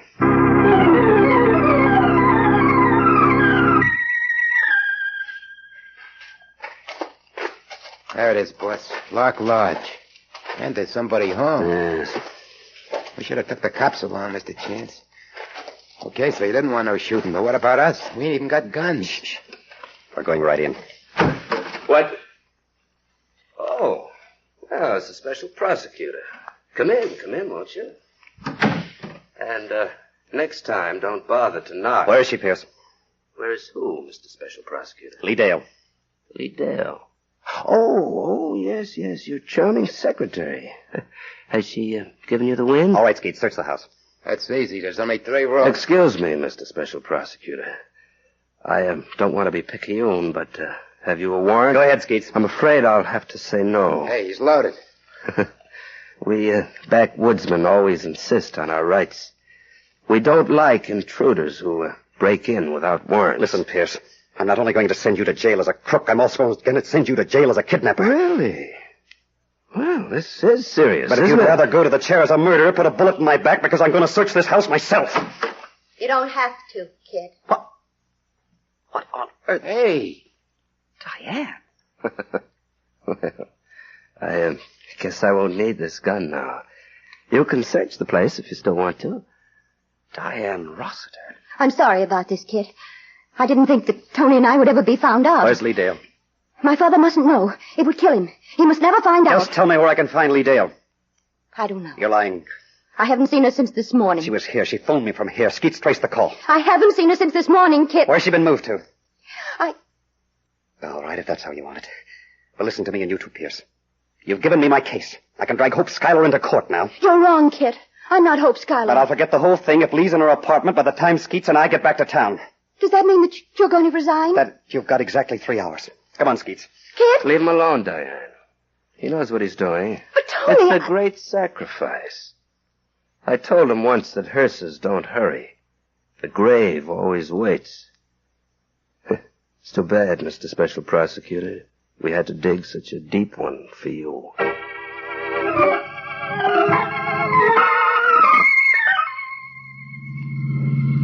What's the time, Mr. Chance? About 2:30. Yeah. It's been a great day for the grave diggers. Mind if I turn on the radio? Feel like some slumber music. Skeets, I just can't get it through my head about Diane. She's Hope Schuyler. Yeah. A partner of that cheap, chiseling crook. A girl I've known practically all my life. Yeah, but that ain't no reason to quit. She's Judge Rossiter's daughter. Skeets, have you any idea what that man did for me? He got you appointed special prosecutor. He lent me money to go to law school with. Then he set me up in practice. How can I show up his own daughter as It ain't easy, boss, but in this world, the guy's got to be practical. Friendship, okay, but when you got a chance to go places, you gotta. We interrupt the early morning recital of organ music by Al Finelli to bring you the latest developments in the flying school murder. Hey, what's that? The police are now satisfied that Art Gurney, who operated the school in Landing Field with his wife Phyllis, was shot and killed sometime between 10 and 11 o'clock last night. Did you hear that, Art Gurney? All indications point to a woman as the murderer. Phyllis Gurney, the murdered man's wife, has disappeared, and several motorists have come forth with information that a small, unidentified plane took off from the field at about the time Art Gurney was believed to have been killed. Several of these witnesses insist that the person at the controls was a woman, but when asked for a description, Put it off, Skeet. they were not able to... Now you can't quit, boss. It's murder. Between 10 and 11 o'clock last night. Them two people was the only ones who could have told us what Hope Schuyler looked like. Now one of them's dead. Hey, what's the idea of turning off the road? We're going to the Gurney Field. I want you to see if Hope Schuyler's plane is missing. Sure, but I can tell you right now. Look, Mr. Chance, does that girl Diana Rossiter know how to fly? She has a license. Okay. I go where you go, but between you and me, I'd rather go home.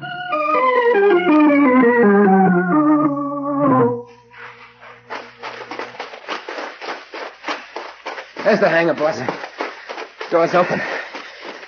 Hey, do you have to run so fast? Hey, better save my breath, huh? I'll need it for the future. All right, Skeets. Phew. Where's the light switch? Should be, right about here. I got it. What color was it, Skeet? Yellow. Two-seater? Yeah, and initials HS on the side. There's a yellow plane. Now, that ain't it, Mr. Chance. That's a single. Hope Schuyler plane ain't here. Well... You know, we wasn't made right. 2 lungs ain't enough. Let's go, Skeet. I'll drive you home, and then I'll stop off at Lee's apartment. And she'd better be there.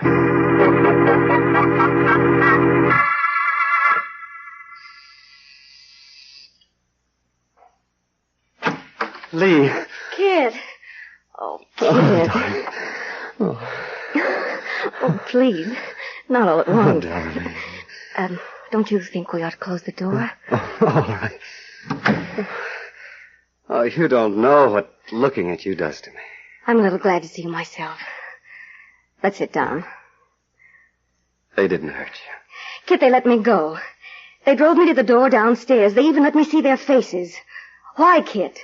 I'm resigning. No. I've got to, Lee. Tony Pierce hit me twice tonight. Once with you and I'm once... not letting you quit. I don't care what kind of a bargain you made with Tony Pierce about me. You don't have to keep it. He's a thief. There's more to it than that. Diane Rossiter is Hope Schuyler. What? There's no doubt about it. I bring Tony to trial, I have to prosecute Diane for murder. Murder? What's the use? I should have known I wasn't cut out for big things. I'm too sentimental. Who was murdered, Kid? Art Gurney. He ran the flying school up. Yes, I've seen it. But why him? Look, dear, you've had a pretty eventful night. I'll tell you the whole story at the office tomorrow. You're going to tell me now. Why Diane Rossiter is so important that you've got to protect her. I'm not protecting her, Lee. It's her... Who can that be at 4 o'clock in the morning? Oh, probably a wrong number. Don't move. I'll be back. Hello? Yes, speaking. Who? Oh. I just got in a few minutes ago. What? I see. Yes. Where can I reach you about 10 o'clock? Uh-huh. All right, phone me in the morning. No, here. I'll tell you where I can meet you. Yes. Goodbye. Who was it, Lee? What? Something the matter? The matter? No. No, of course not. That was a friend of mine. She's at a party and she... It's nothing important. Nice people. Well, see you at the office. Yes. I'm going to be a little late. I got some business with Judge Rossiter first. All right, kid. I'll see you whenever you get there.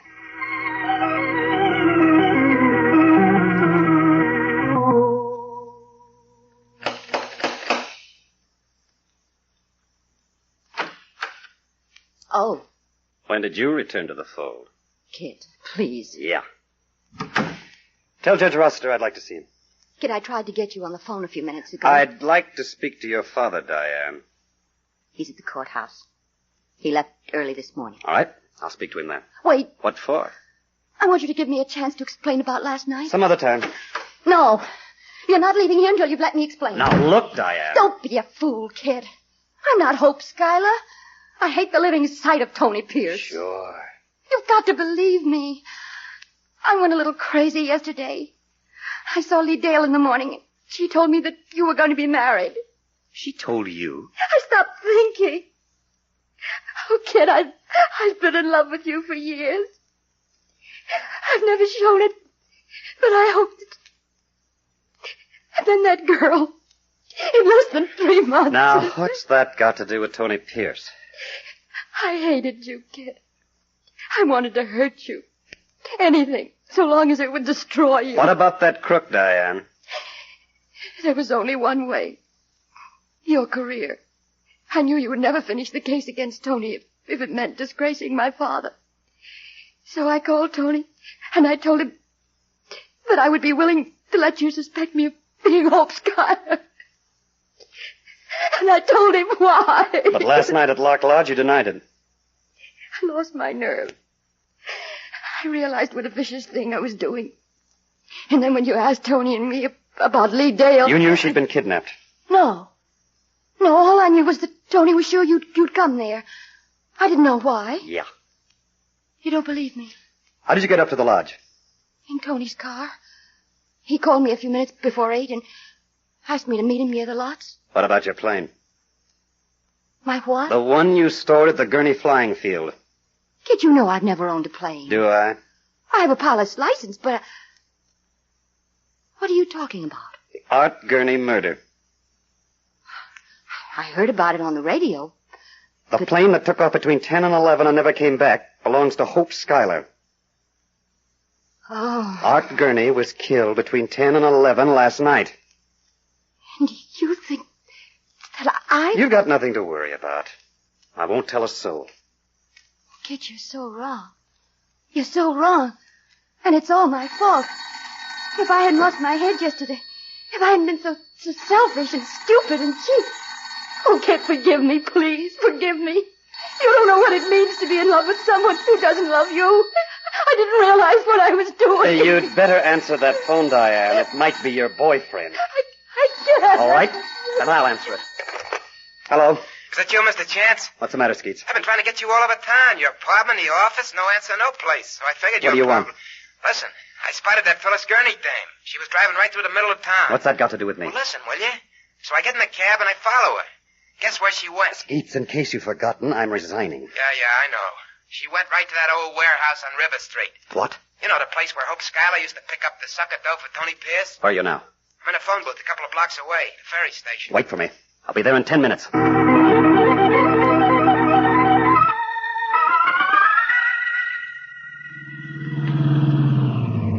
That's how I figured, boss. What's this dame want in this warehouse? Get out, Skeets. See? Sure. And then it hits me. Tony Pierce collected a lot of dough from those suckers he framed, but it don't show up in his bank books. And you checked all the safety boxes in town, so where's the dough? Is that our car over there? Yeah. Hey, that came from inside the warehouse. Come on. It's locked. We'll have to break it down. I'm ready. All right. Again. Once more. That does it. Now. What A car, Skeets. The back of the warehouse. It's gone. Must have been parked in that open lot. Whoever was here with Phyllis Gurney got out through this open window. Maybe it was Phyllis. Let's look around. That storage room over there. But her car's out front. Hey, there's a light in that room. Looks like something's on the floor. Burning. Come on. There's more than a light. There's... Step on the rag, quick. Okay. She looks dead to me, boss. She is. Huh. First the husband gets knocked off, now it's Phyllis. Maybe I was wrong about her coming here for... Hey, I smell cleaning stuff. Her dress is saturated with it, Skeets. You mean that burning rag was meant to... Holy mackerel. Somebody was out to do a good job, huh? But didn't have time to finish it. The killer even forgot to take the empty bottle. What are you holding her like that for by the top of the neck? Maybe fingerprints. You stay here, Skeets. I'm going to put this bottle in my car. Then I'm going to make a couple of phone calls. One of them to the police.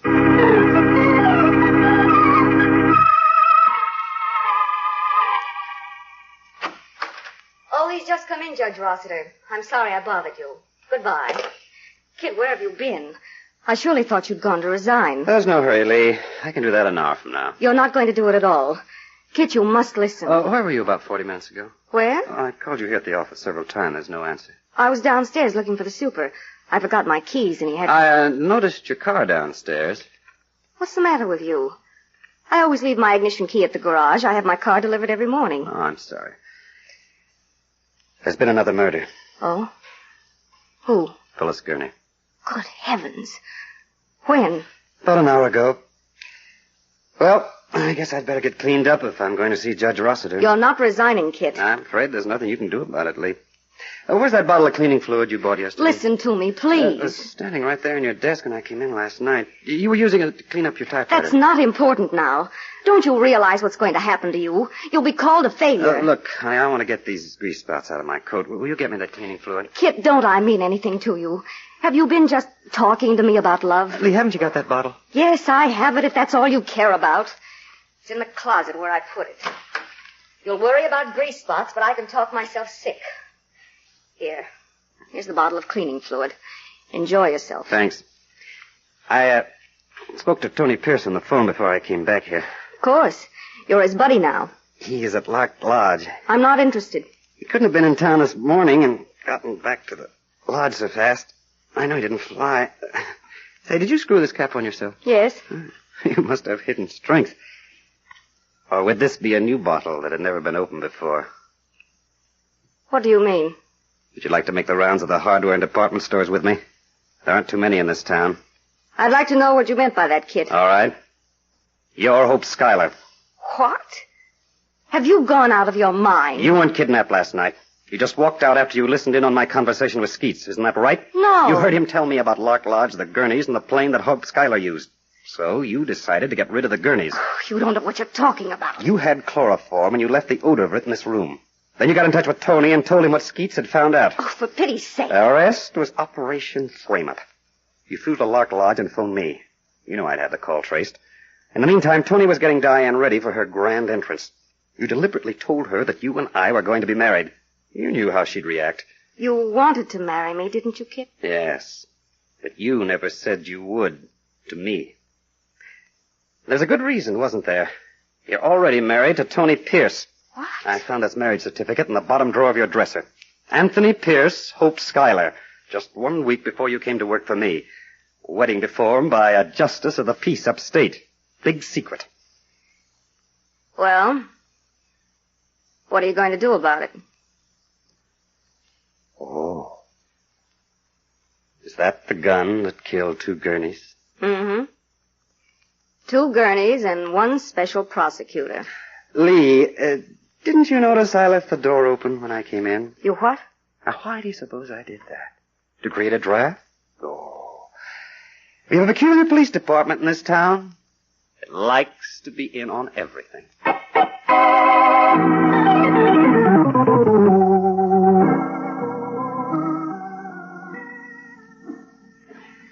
There's only one place in the world that feels like home. The old Rossiter living room. I'm glad you still think so, Kid. It's all over, Diane. Lee confessed. Tony confessed. They're going to be tried for murder, and I'm prosecuting. Tony didn't commit murder. Yeah, he certainly did. Lee did the shooting, but Tony helped her plan it. Kid, what made you suspect Lee? Up to this morning... A bottle. The fact she didn't answer the phone at the office. That's all? That's all a fellow needs, honey, to start thinking. After that, I remembered everything. How things began to move after Skeets phoned me about Hope Schuyler. Then the mysterious phone call Lee got at 4 o'clock in the morning. Who was it, really? Phyllis Gurney. You see, Tony and Lee had been paying the Gurneys to keep quiet about Hope Schuyler. But when Art Gurney was murdered, Phyllis decided it would take a lot of money to compensate her. $100,000. Well, we all do foolish things sometimes. Diane, would you do me a favor? course. After we're married, if I ever look at another woman, will Don't you please... worry, darling. I'll never be selfish again. Oh, no. Be selfish. But if you're going to ruin me, dear, do it with a kiss, huh?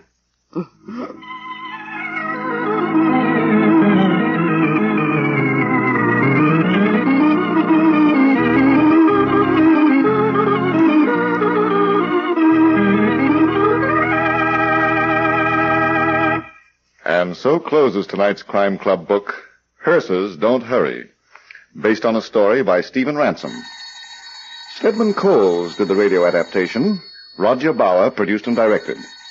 In tonight's cast, you heard Sidney Smith as Christopher Chase, Charlotte Lawrence as Lee Dale, Joseph Julian as Skeets, Helen Shields was Diane Rossiter, and Larry Haynes was Anthony Pierce. Oh, I beg your pardon. Hello. I hope I haven't kept you waiting. Yes, this is the Crime Club. I'm the librarian. Yes, come over a week from tonight. Good. We have the very exciting story of an image that was the reflection of death. It's called Death Never Doubles. In the meantime, there's a new Crime Club book available this week and every week at bookstores everywhere. Yes, it's available now. Fine. And we look for you next week. Oh, yes. You've probably jotted down the birthdays and anniversaries to remember during June. Remember that June is Remember Disabled Veterans Month.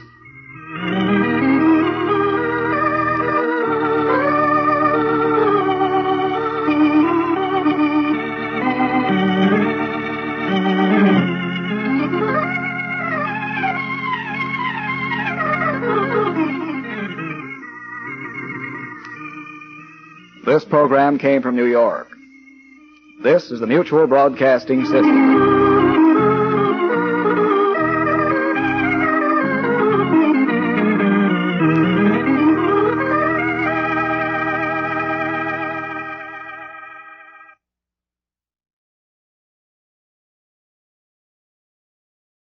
The makers of Kix, tasty, crispy corn puffs, food for action, and the makers of Clorettes, the new chlorophyll chewing gum that makes your breath kissing sweet, present Defense Attorney.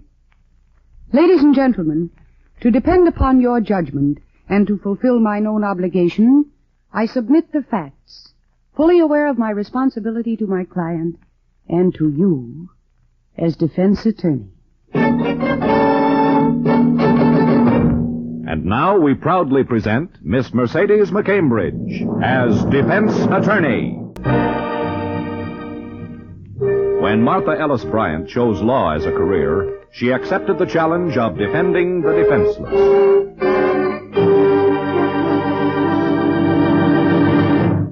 Joshua Masters was one of the defenseless. Suspected of murder, he couldn't defend himself. Your father told me his will left his estate to his 3 sons, but there won't be 3 sons to share it. That's all right. We can divide it between the 2 of us. I don't think so. Why? Because I talked to your father yesterday. He was afraid he'd be accused of killing David, and I told him if he was charged with murder, I would defend him. And I'm going to.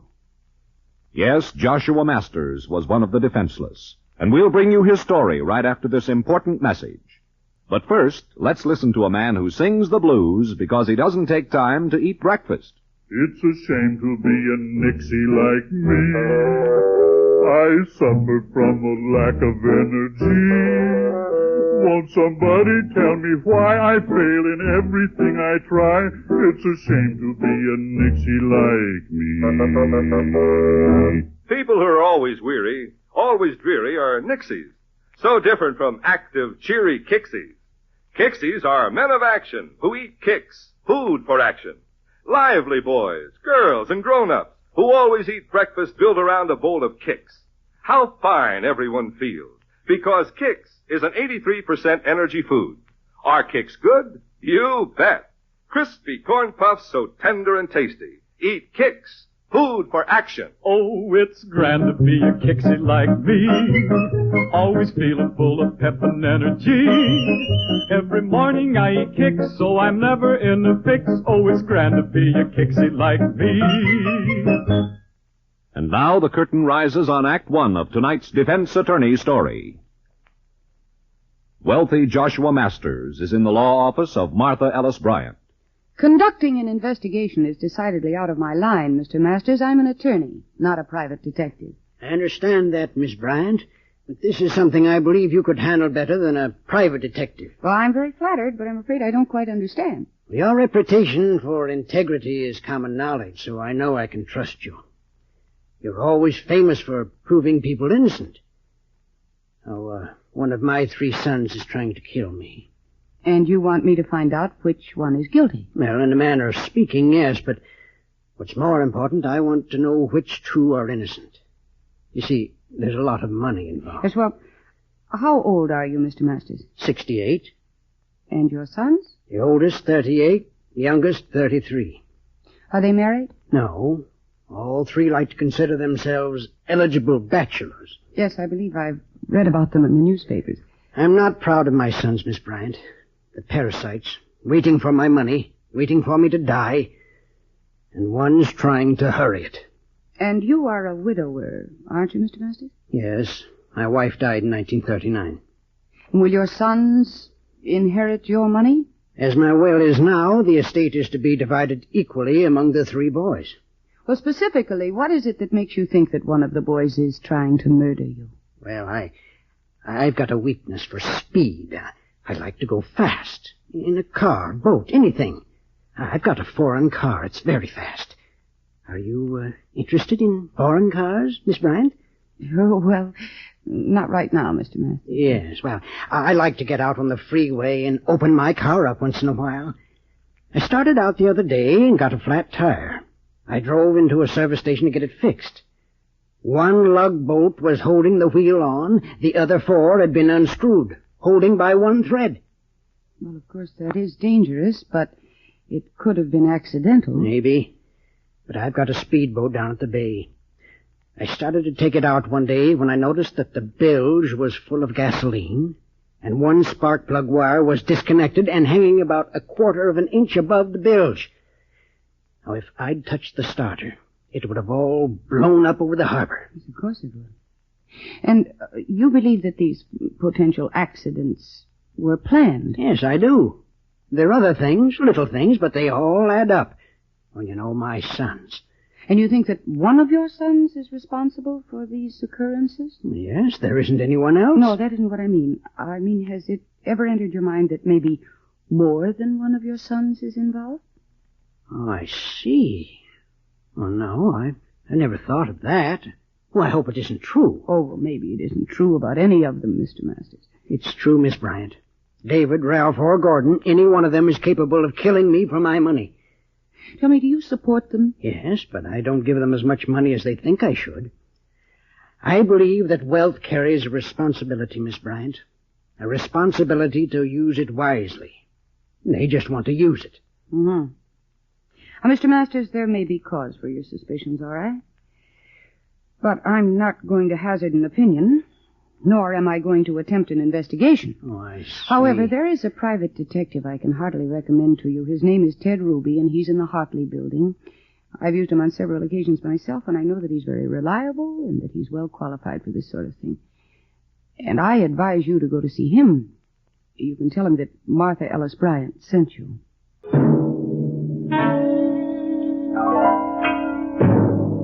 When did all this happen, Marty? Just yesterday, Judd. So I sent him to Ted Ruby. Well, Ruby will know how to handle him. At least he'll make some money on the deal. I'm glad you didn't take it. Well, it wasn't in my line, darling. But I was sorry I couldn't help him. He's kind of sweet. Yeah, he's kind of a screwball. Why? Do you know him? No, but I know quite a bit about him and his family. The boys are always mixed up in some scandal, always expensive to get out of, and the old man pays the fare. Well, then the boys are worthless, huh? You bet they are. But the story got out about how every time one of the boys had been in trouble, someone had given an anonymous contribution to some charity, a big contribution. I chased down the story for the Dispatch. was old man Masters. Whatever the current scandal payoff cost, he'd give an equal amount to charity. Some screwy idea of dollar for dollar, good for evil. We could use more screwy ideas like that, Judd. Yeah? He gets tickets for speeding and goes through the same routine. He's just a screwball. Yeah, but you haven't talked to him. No. I have. I like him. I'm sorry I couldn't help it. Oh, excuse me. Sure. Martha Ellis Bryant's office. Oh, yes, he is. Just a minute, please. For you, Judd. The dispatch. Oh, okay. Hello. Yeah, Steve. All right. Yeah, 1802 Sandalwood Drive. Yeah, I got it. Well, whose place is it? It is. Yeah, all right. I'll get right over there. Get right over there. There goes our luncheon date, I bet you. Yeah, Marty, there's been a killing at 1802 Sandalwood Drive. Gotta get over there. You, want to go along? No, not particularly. Anyhow, I got a lot of work to do here. Well, maybe you ought to go, Counselor. You know who lives at 1802 Sandalwood Drive? No. Should I? Yeah, you should. That's the home of Joshua Masters.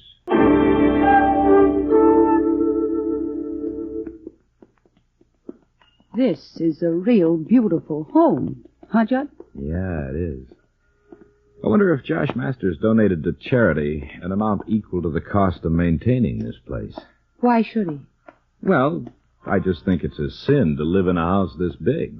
Oh, such a sickness. It's all right, Sergeant Press. Okay. All right, get over there, those pictures. Yeah. Right. All right. Ah, hello, Judd. Hi, Ed. Well, Miss Bryant, this is a surprise. Was Masters a client of yours? Well, he was sort of a near client. What? No, I'm just here with Judd, Lieutenant Leader. Oh, I see. What's the story, Ed? One of those messy family affairs. Inside job. You got any leads? Oh, you know, Judd. Arrest within 24 hours. One of the boys, huh? Yeah. Which one? You know yet? Sure we know. It was David. Can I print that? Well, sure. Why not? Well, then you're going to arrest him right away. Arrest who? David. Arrest him? How can we arrest him? He's dead. Dad, I thought... Wait a minute, Ed. You mean that Josh Masters wasn't killed? The old man? Oh, no, it's David. Then Josh Masters isn't dead? Well, no. Should he be? Well, according to percentage, yeah. What? Oh, nothing. You take it, Judd. It's your story. Well, what happened, Ed? Well, about all I'm sure of right now is that when Gordon Masters came into the library this morning, he found his brother David lying on the floor, dead. He'd been shot sometime last night with a .44 caliber gun. You've found the weapon? No. Medical examiner says it was a .44. And the old man's gun, a .44, is missing from the desk drawer. He says he can't account for it. What do you think about it, Ed? Well, like I said, we expect an arrest within 24 hours. Do you know who it'll be? Oh, come on. You know I can't answer that, Judd. All right. Unofficially, Ed, not for publication.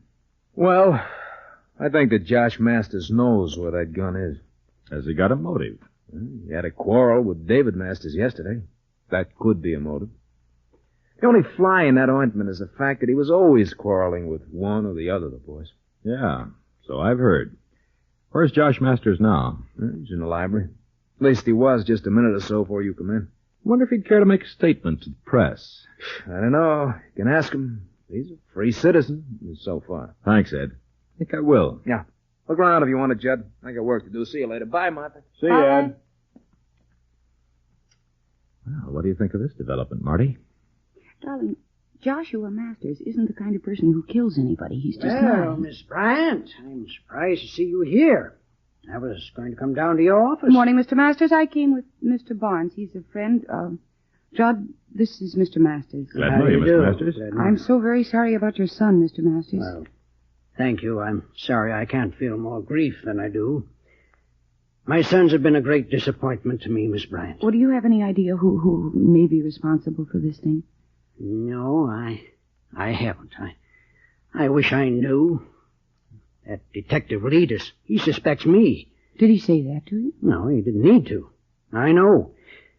Miss Bryant, if he should charge me with this, I'd like to have you as my attorney. Oh, well, it's a little early, Mr. Masters. However, if you are charged with the murder, and if I believe that you're innocent, I'll defend you.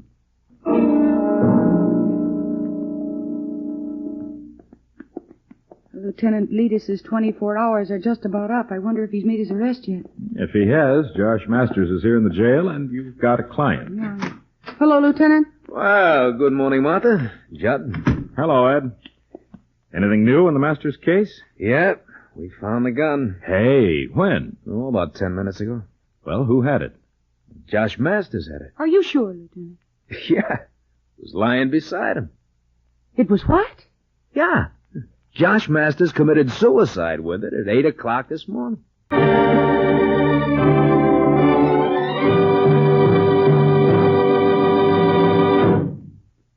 In just a moment, we'll continue with Act Two of tonight's defense attorney story.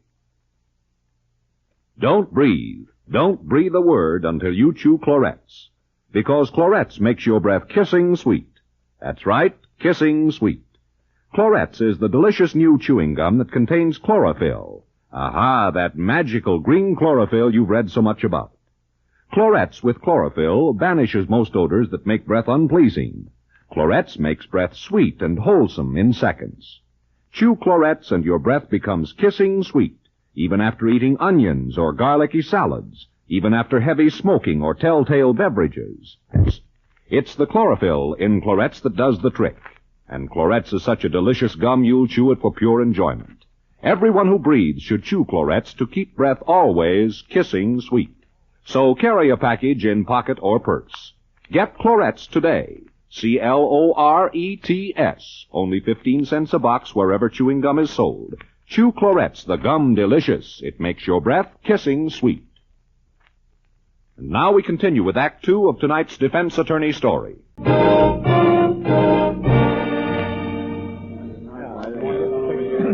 Mr. Masters didn't think they were accidents, Lieutenant. He was afraid one of the boys was trying to murder him. He wanted me to help him find out which one it was. Well, things sound more like accidents than plans as far as I'm concerned. Yeah, me too, Marty. Old people are always figuring that someone is trying to get them out of the way. Joshua Masters was not suffering from a persecution complex, if that's what you mean.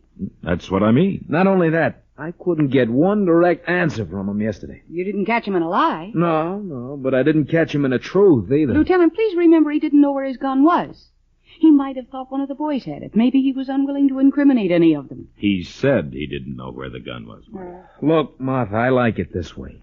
Joshua Masters thought one of his sons was trying to get him out of the way. For some reason, he figured it was David, and he jumps him about it. They argue, and Josh shoots him. Then, in remorse over having killed his son, he takes the gun and kills himself. Now, is that logic? Makes sense to me. If you didn't know Joshua Masters. Oh, come on. You didn't know him till 2 days ago. That's right. I talked to him for 15 minutes, and I got to know him real well, Lieutenant. Oh, Martha, how could you? All right. Now, do you grant that I am at least a fair judge of character? Well, you always have been, so far. Joshua Masters might have committed suicide, but he never would have committed murder. Oh, look, Martha, it was his gun. We couldn't find it yesterday. This morning it's lying beside him. His fingerprints on the handle, the presence of powder burns on his head, and the angle of the bullet's path all point to his suicide. With the same gun that killed David. That's strong evidence, Marty. I know all that, darling, but it's too perfect. And now your story about those so-called attempts on his life gives a motive for murder and suicide by Joshua Masters. Wait a minute, Lieutenant. Have you found out anything about his will, about his insurance policies and things like that? What about who inherits the money? Well, no, not yet. But that's standard procedure, Martha. I'm going to question the 2 boys about it now. Ed, that isn't going to make any difference in the story, is it? I want to call the dispatch. I don't think we'll find out anything new. Chances are the boys will inherit everything. Well, they should. There isn't any doubt about what'll happen to the money now. Those 2 will know how to spend it. They always have. Are you going to question them, Ralph and Gordon, separately, Lieutenant? No. I'll call them in here together. You want to hear? Yeah, I'd like to. May I? You sure? Ed, what about the noise of the gunshots? Didn't anybody hear it? No. Both shots were in the library, and Josh Masters had it soundproof. He liked music, and he liked it loud. Collected records, you know. Nobody else could stand it, so Josh had his library soundproof and played his records in there. That's the motive for killing him right there. Not if the place was soundproof. Oh, Sergeant, you send Gordon and Ralph Masters in here, please. Right. Believe me, Lieutenant, the last thing Joshua Masters had on his mind when he was in my office was committing suicide. You want me, Lieutenant? Yeah, I got a few questions I want to ask as soon as your brother gets here. Sit down. Look, let's get one thing straight. Just because my father killed David and then shot himself is no reason for you to start tossing orders around here. You're in my home, and when I'm ready, I'll ask you to sit down. Oh, little touchy, huh? Why shouldn't I be? Just lost one brother and my father. Take it easy, Ralph. Sensitivity isn't a characteristic of the police department, you know. What do you want now, Lieutenant? This isn't a suicide until the coroner says so. And he won't say so until I finish my investigation. And I won't finish my investigation until you answer a few more questions. That's all we've done for the past few days. Well, we can wind this up today. Right now, I want to know who stands to inherit the most from the estate. Why do you ask that? Because I want to know. Now, look, don't get out of line, Lieutenant. I can answer that, Lieutenant. The money was to be divided equally among the family. The three of us. How do you know that? Dad told me a long time ago. The will hasn't been changed? Well, not that I know of. Did your father ever feel he was being picked on? Abused? He certainly did. When'd you notice it? Every time we asked for a dime. That's right. He's pretty tight with his dough. From what I hear, you were pretty loose with it. What have you got to do with this? I'm Martha Ellis Bryant. I'm an attorney. Your father was a client of mine. Did you know that he had thought of changing his will? Any change he made wouldn't hold up after killing David and committing suicide. Losing his mind, not capable of handling his affairs. We can break any kind of a will now if we need to. Oh, come on, Judd. They'll be dividing his clothes next. Yeah, I could use some fresh air. See you later, Ed. Yeah, so long, Judd. Miss Bryant. Bye, Lieutenant. Any court will overrule a will made by a man that killed his son and committed suicide. Oh. Gordon Masters is really plugging that murder and suicide, isn't he? Yeah, but I think he's right, Marty. I don't know. He sounds to me like a man with something to sell. Or a man that's convinced of something. Yeah, well, maybe. Can you take me back to my office, sweetie? I wish to ponder. About this case? Yeah. Look, Marty, the police say it's suicide. Why don't you let it go at that? They've got powder burns, bullet angle. You just gave them a motive. Yeah. And you've got fingerprints on the gun to back up a suicide theory. Anyway, what are you doing in this case? You're a lawyer, not a detective. You're right, darling. I am a lawyer. And yesterday I told Joshua Masters that if he was charged with murder and if I thought he was innocent, I'd defend him. And that was a promise. Sure, but he's dead. Yeah, but he's still charged with murder, the murder of his son, and he can hardly defend himself. How far can you go with noblesse oblige? My darling Judson, there are people whose goodness is apparent even in a short conversation. And I think Joshua Masters was one of those people. And I don't think he killed his son. And I don't think he committed suicide. That's what I gathered. Anyway, the fact that he's dead doesn't cancel my promise to defend him. I just wish I knew how to begin.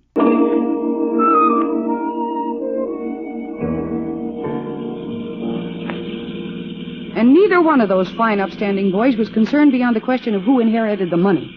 Their father lying in the next room dead. And they're planning on how to break his will. Yes, Marty, but that still doesn't make either one of them a murderer. Either one of them could have killed David to get a bigger share of the estate and then killed Joshua to get the money sooner. It's a good theory, Marty, but the police have a better one with evidence to back it up. Joshua Masters' fingerprints on the handle of that gun. Somebody could have put his hand around that gun after he was dead. All you've got to do is prove that, and the rest of your theory will hold up. Yeah, well, there must be some way to prove it. I never heard of a way, short of a confession. A little late for that. Marty, don't start wringing your hands over this case. It isn't that important. I'm not wringing my hands, darling. I'm just trying to think of a way to... Hey, Judd, there is a way. Pull over to the curb. Marty, for Pete's sake, let go of the wheel. I'm sorry, darling, but listen. If I were going to put your fingerprints on this steering wheel, now give me your hand. Here, okay. I'd put your fingers around the wheel and I'd press, like that. Yeah? Right, now see what happens.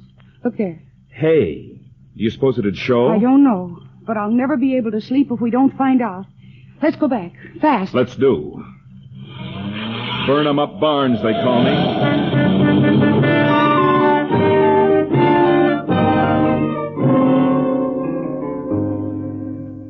Well, it's sure going to start something new in the checking of suicides, Martha. I just wouldn't have thought of it, but there they are, and they match. Pretty obvious that Joshua Masters did not commit suicide, isn't it, Lieutenant? Yeah, no doubt about it.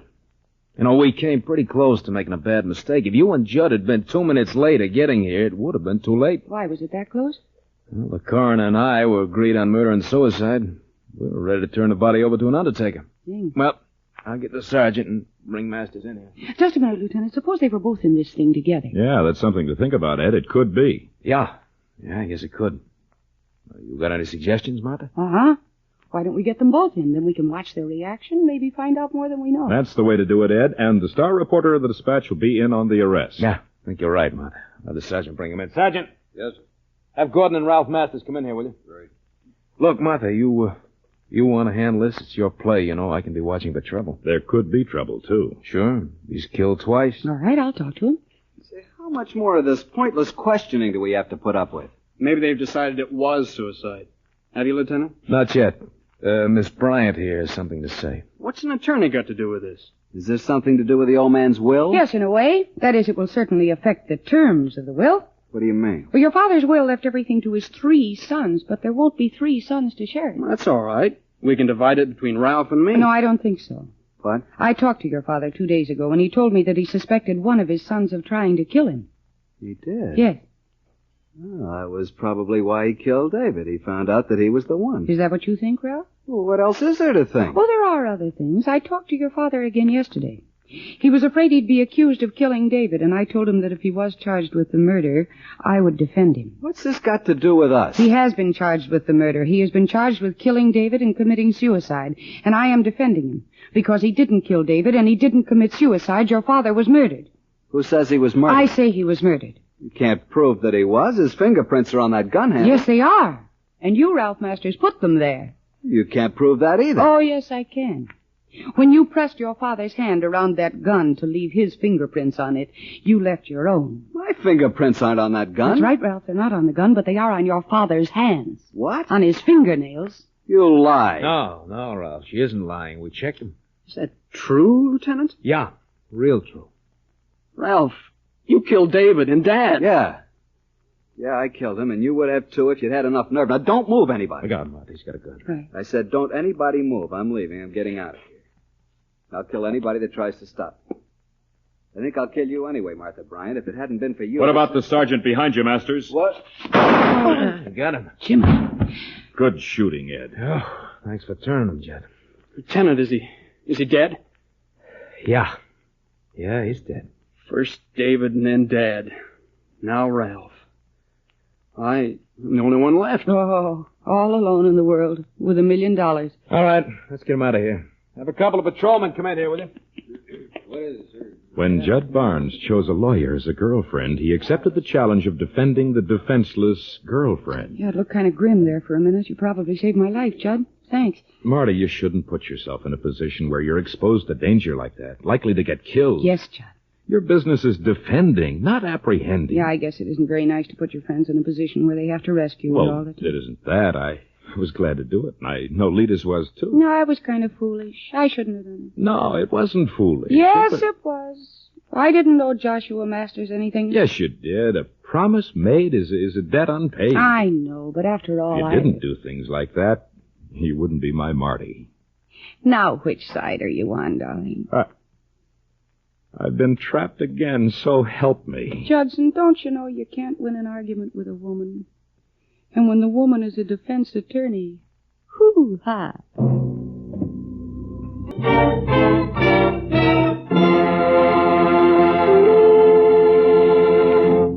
You have just heard Defense Attorney, starring Mercedes McCambridge, with Howard Culber as Judd. Tonight you heard Tony Barrett as Ed Leadus, Dallas McKinnon as Josh and Gordon Masters, and Harry Bartell as Ralph Masters. Music was composed and conducted by Rex Corey. Defense Attorney was written by Jack Spears. The program is directed by Dwight Hauser.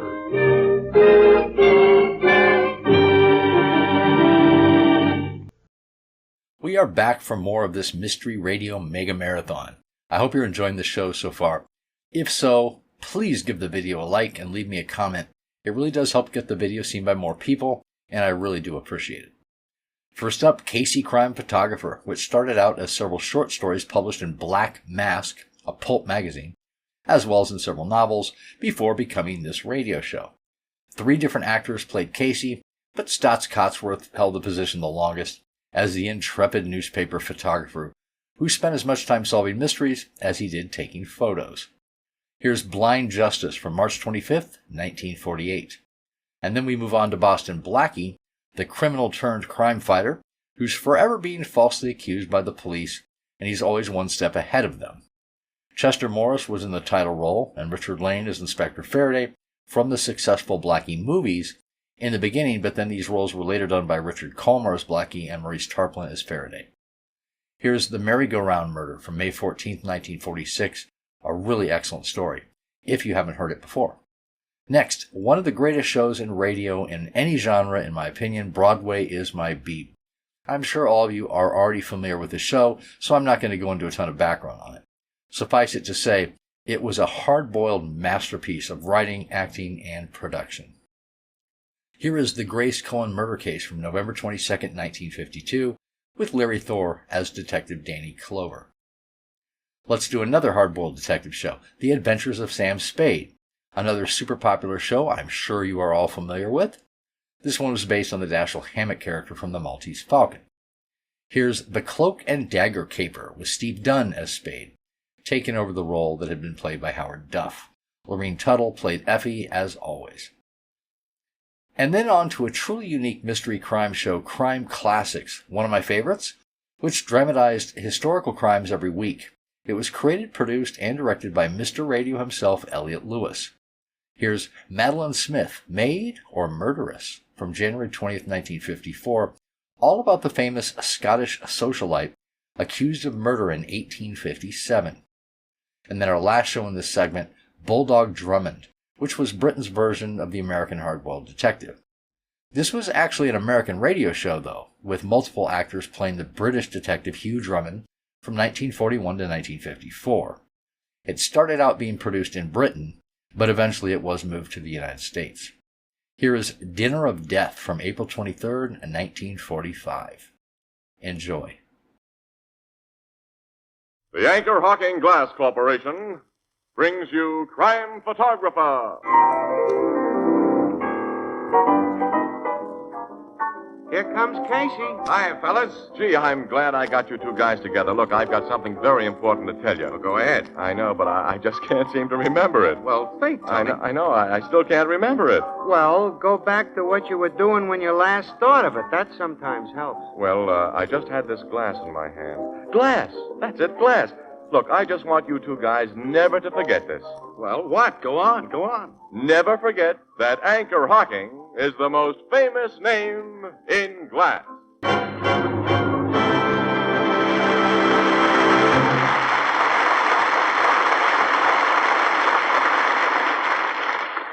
Good evening, ladies and gentlemen. This is Tony Marvin. Every week at this time, the Anchor Hawking Glass Corporation of Lancaster, Ohio, and its more than 10,000 employees bring you another adventure of Casey, crime photographer, ace cameraman who covers the crime news of a great city. Our adventure for tonight, Blind Justice. Late afternoon, police headquarters, the private office of Captain Logan, Homicide Bureau. On opposite sides of a huge battered desk sit Logan and Casey. Their eyes are hard, their jaws set and tense. Before them is a problem. It's up to you, Casey. Wait, let me think, Logan. Let me think. Well? Got to work this out. It isn't easy. Look, you're the wonder boy with a hair-trigger brain. Let's have some action. Okay, I'm taking that king you discarded and throwing down this juice. That's it! Yippee! Gin rummy! You louse! I had a hunch you were saving juice. Hey, let's see your hand. Ha! Ain't that too bad? Kings, jacks, and 10 spots. I may get 80 points in nut steel. 80 plus 20 for gin makes me another game. All right. Figure up what I owe you, Canfield, and we'll call it a day. Oh, quitting, huh? Can't take it when you lose. I guess that's right, pal. It's nearly 5 o'clock, though. I'm taking Ann Williams to the theater tonight for dinner before that. What show are you going to see? Oh, we're going to see that new one opening at the Tivoli. Press agent gave me ducats. Don't you ever pay your way? Well, how can I afford to when you win all my dough? I got you good this time. Excuse me. That's your phone. Captain Logan, Homicide Bureau. Who? Oh, hello. Yeah, I'll be here. What do you want to talk to me about? Okay, come on over. I'm about to receive a visit from a stinker. Oh? Any stinker I know? Milt Havens. Oh, the criminal lawyer, huh? Lawyer Crimino describes him better. Yeah, stinker's best, though. That rat smells of fixed juries, intimidated witnesses, and every variety of dirty double-cross known in the book. He was on the phone just now, huh? Yeah, said he had to see me. He'll be here in a few minutes. Did you ever meet Milt Havens' wife? Yeah. Swell woman. You bet she is. Super swell. I've often wondered if she knows what kind of a skunk she's married to. She must. Well, not necessarily, Logan. Havens is a smooth guy. He probably puts on a good front at home. Besides, a woman who spends most of her time helping people and looking for the best in them, as Doris Havens does, well, she might not be able to really see the kind of a guy her husband really is. Ah, she does most of that good Samaritan stuff of hers because she is wise to Milt. It's to ease her conscience and to clean up the blood money he brings in. I see you don't know very much about Doris Havens, Logan.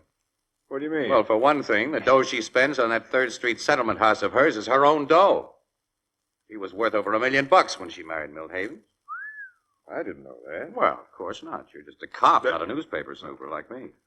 Why, that money was safely tied up in a trust fund. Or Milt would have gotten it away from her long ago to spend on other women. There he goes for the gals, all right. Well, I'm going to get out of here before he shows up. I always feel better when I don't see Milt Havens. So long, pal. So, wait a minute. You owe me gin rummy dough. Almost forgot. How much? Here's the score sheet. Read it and weep. Really took me to the cleaners today, Logan. Look, I'm a little short. How about an IOU? Nuts. I want cash. Well, I got to eat, fella, well, don't I? Pawn your watch or your overcoat.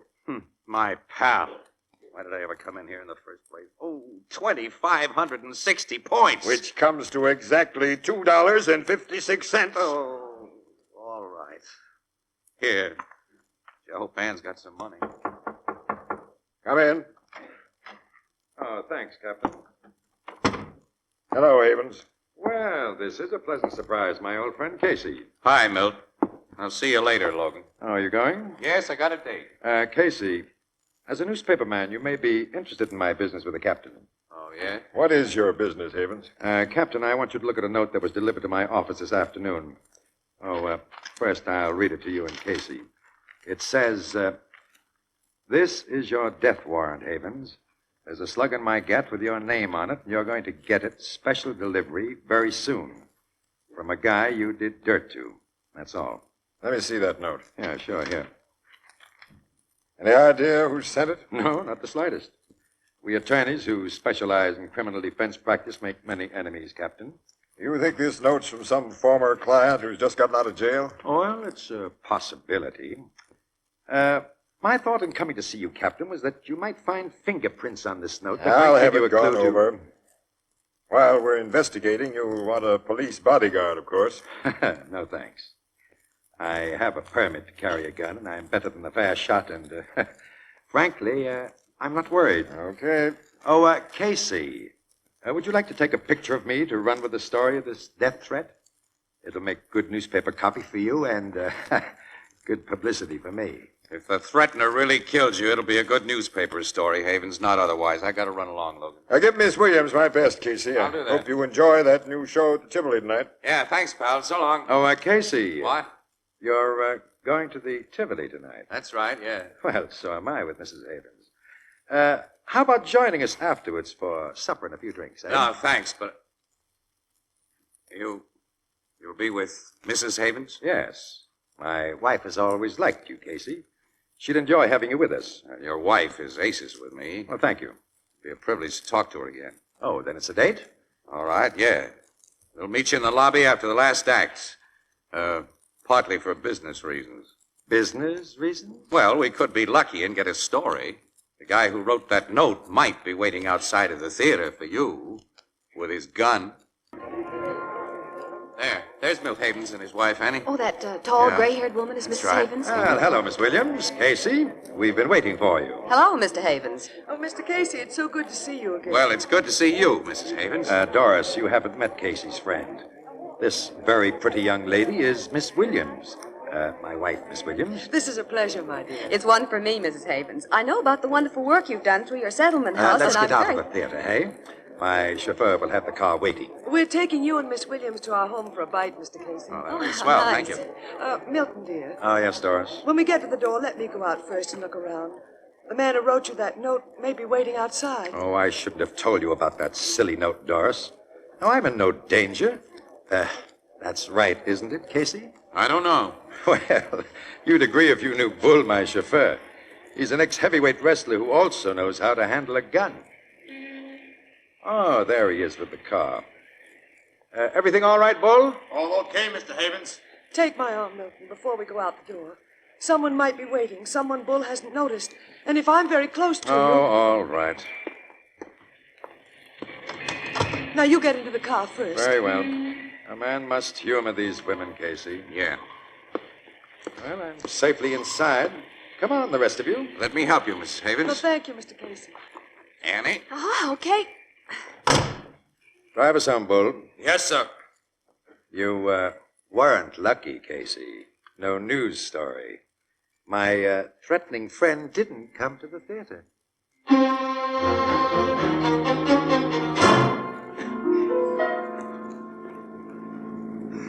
I'm glad to be almost home, Milton. I've been so afraid every Now minute. stop worrying, Doris, please. Here we are, boss. Bull, look around before you open the car doors. I'll do that, Mrs. Havens. You won't do anything of the kind. We can see for ourselves that the street is deserted. Now, Doris, I'm getting tired of this scary stuff. Come on. Let me go out with you, Milton. I'll be close beside you. All right, Doris, but you're making me feel like a fool. Come on, Annie. Mm-hmm. There are a lot of dark places here. I wish... Casey! The guy with the gun. Havens, look out. Don't shoot my husband! Don't! Get away from me, Doris. Oh, Mrs. Havens. I got him, Bull. I shot him. I pumped some lead at them, too, boss. He's finished. He got in 2 shots before you fellas got your guns out. And the slugs caught your wife, Havens. Doris, shot.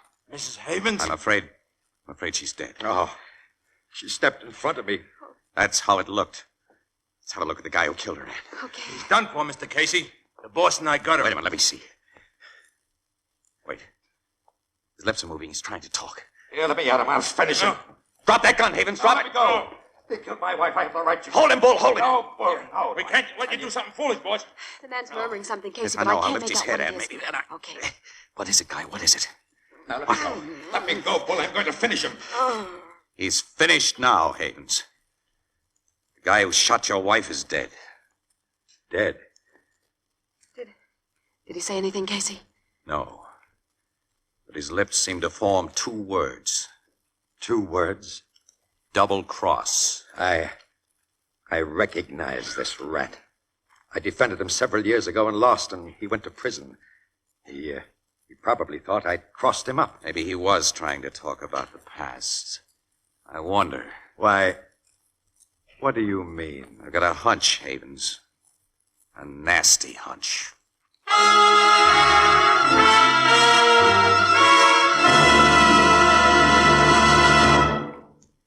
Friends, instead of delivering a regular commercial at this time, allow me to read you this telegram that I just received. Lancaster, Ohio. Quote, Anchor Hocking Glass Corporation scientists announce perfection, amazing new method of manufacturing oven glass in beautiful, rich, warm, opaque ivory. Development, result of years of research, is first of its kind in history. Makes possible introduction of completely new and far more beautiful line of oven glass called Ivory Fire King. Designed on simple classic lines, new Ivory Fire King oven glass resembles finest table china in appearance. New Ivory Fire King oven glass, guaranteed 2 years against oven breakage. Not yet available everywhere, sensational Ivory Fire King oven glass on display and sale soon throughout United States. Tell audience to watch for it, not miss it. It's the world's finest oven glass. William V. Fisher, President. Unquote. Mark up another first, another triumph. Ivory Fire King oven glass, a product of Anchor Hocking. The most famous name in glass.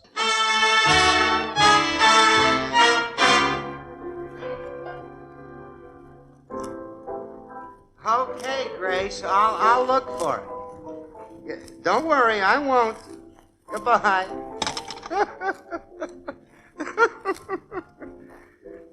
These women. Now, Casey, you and Miss Williams was about to tell me who the guy was who shot poor Mrs. Havens. Yeah. It was a rod hot, Ethelbert. His name was Barker. He just finished a stretch for armed robbery, and Havens had been his lawyer when he was convicted. So he tried to kill Havens for letting him be convicted, huh? Apparently. Well, it's open and shut, Casey.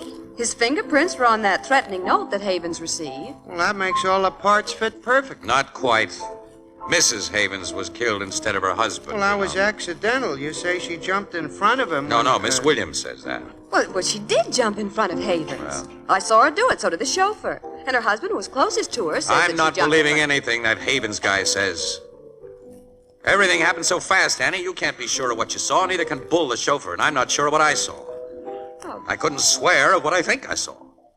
But I do think that Havens pushed his wife away when she tried to step in front of him. And I think I saw the gunman aim directly at her and not at her husband.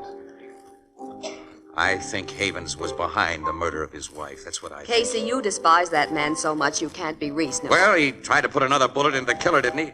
He learned he was still alive and trying to talk. Well, he was half mad because of his wife's death. He did a perfect... No, Ann. He was afraid that guy would tell us that he'd been hired to kill Doris Havens. So Havens double-crossed him, shot him. So he'd never be able to give away the deal. Well, that's only your stubborn theory. Well, there's a good basis for it. Oh. The way Havens set the stage in Logan's office with that threatening note. The way he got you and me for witnesses when he learned that we were going to the Tivoli.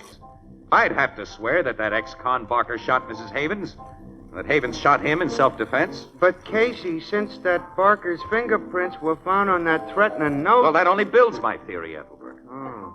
Sure, Barker was an experienced crook. He wouldn't have left incriminating prints on that note if he sent such a note. But if he was working for Havens... Havens could easily have gotten his prints on a blank sheet of paper and then have printed the note himself. Ah, that is an angle. Well, that's all it is. How about motive, Casey? Havens had nothing to gain by his wife's death. Her money is in a trust fund that he won't inherit.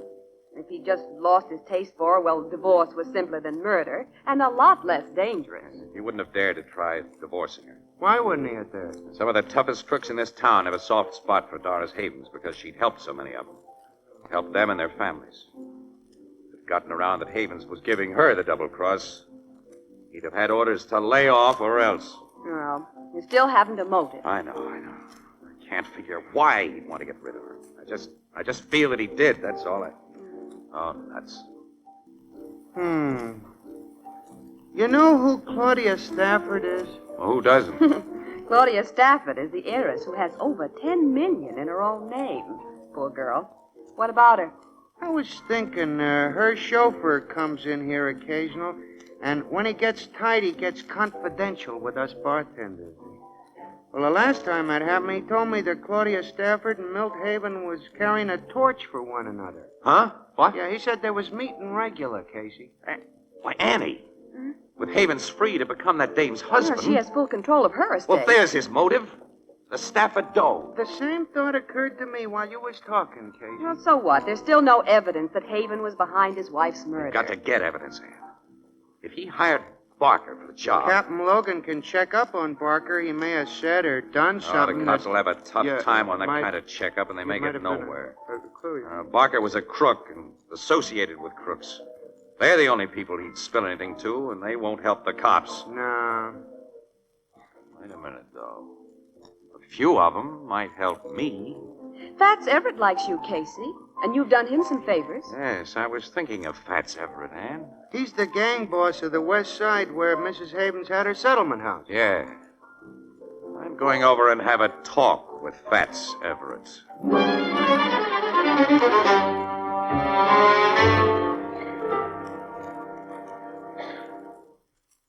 You've got quite an interesting theory about Mrs. Havens killing Casey. Yeah, I thought you'd find it worth listening to, Fats. You knew Mrs. Havens, and you know her husband. She was a swell woman. Yes. You spoken to the cops about your suspicions? To keep the record straight, Fats, I've told Captain Logan what I've told you. And? He said there was only one chance in a million of proving up on my idea. Mm-hmm. You didn't tell Logan or any other cop that you were going to talk to me? No. Okay. Now forget you've talked to me. I'll speak to some of the guys about this Barker Rod Hut. You'll hear from me later. Thanks, Fats. Think nothing of it, Casey.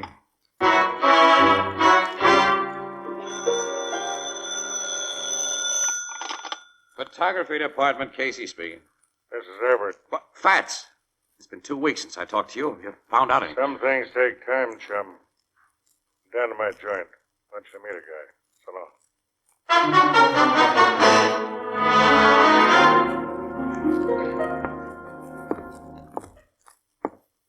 In the next room, Casey. I want you to meet you in there. You got him locked up, Fats? Uh-huh. That's him. Get up, Dopey. You gonna let me out of here now, Mr. Everett, huh? You gonna... Close your trap till you're told over. Yeah, I will, Mr. Everett. Don't hit me again. Now tell this guy what you told me. Yeah, okay, Mr. Everett, okay. It's about Barker. We was in Sturdica, and we got sprung at the same time. And he was never saw at that mouthpiece. Wait a minute. Barker told you that? Yeah. I was his pal. And he told me how Havens was going to pay him $1,000 to knock off his wife. Barker got $100 of it in advance. Which was all he got, except some slugs from Haven's gat. Barker bought Hooch with 100, and him and me, and him and me, we got pie-eyed together. And that's when he told me about Havens and the job that he'd been hired to do. He wouldn't even tell a pal like me that unless we was full of red-eye like that. Your theory was 100%, Casey. Now, will you let me out of here, Mr. Abbott? And will you give me a bottle of red-eye? Sit down. Shut up. Guy's an alcoholic, Fats. He's everything that's crummy. Even been in the bug house. But he was Barker's pal. I've checked. Yeah. His testimony'd be worth a plug nickel in court. He's an ex-con. He's a rummy and a nut. He says Barker was drunk when he told him about Havens. Well, DA wouldn't even try for an indictment on the strength of his story. He's the best I could do for you, Casey. Yeah. And I believe his story. I've checked. Well, there's still no evidence against Havens. He's going to get away with what he's done. He killed a swell woman. Yeah, she was tops. She's dead, and he'll go on living better than he ever has before on Claudius Stafford's dough. Guess that old gal, Justice, is blind. I try to think she is, Casey, for my own sake. But all guys like me are just a little bit afraid of her. Blind or not, she seems to get around. And to catch up with the fastest runners. We don't get away. Well, Havens is getting away. Yeah. Yeah, I guess you're right. You want to take this jerk to the cops, or shall I turn him loose? Well, won't do any good, but I'll take him to the cops. Now get him out of here, then. All right, come on, no, you. Don't take come me on. to the cops. Shut up. So long, Casey. Be seeing you one of these days. So the cops and the DA wouldn't do nothing about that ex-con story, huh, Casey? There's nothing they could do, Ethelbert. Guy's worthless as a witness. It looks like Havens committed the perfect crime when he can't be punished. Oh, I can't believe that. Well, I'm watching it happen, and... Hello, Casey. What? Evening, Miss Williams. Oh, Fats, Mr. Everett. Well, how are you, Ethelbert? Fine. I don't see you in here very often, Mr. Everett. Well, this isn't my part of town. Just happened to be up here on business when I remembered this Blue Note Cafe was your hangout, Casey, so I thought I'd drop in. Anything on your mind, Fats? Oh, nothing but a good time. There's a new night spot just opened in my district, and got a part interest in it. Thought you and Miss Williams might like to pay it a visit tonight as my guests. Well, thanks, fella. We just put the paper to bed, though, and I'm dead tired. Oh, so am I. Another time, Mr. Everett. A guy both of you know has reserved a table at my new club tonight. You two might pick up a story with pictures. Who's the guy? I'd rather save him for a surprise. Join me? You, tipping us to something, Fats? Maybe. Aha, that's enough, Casey. Let's go. My car's outside. You'll ride with me.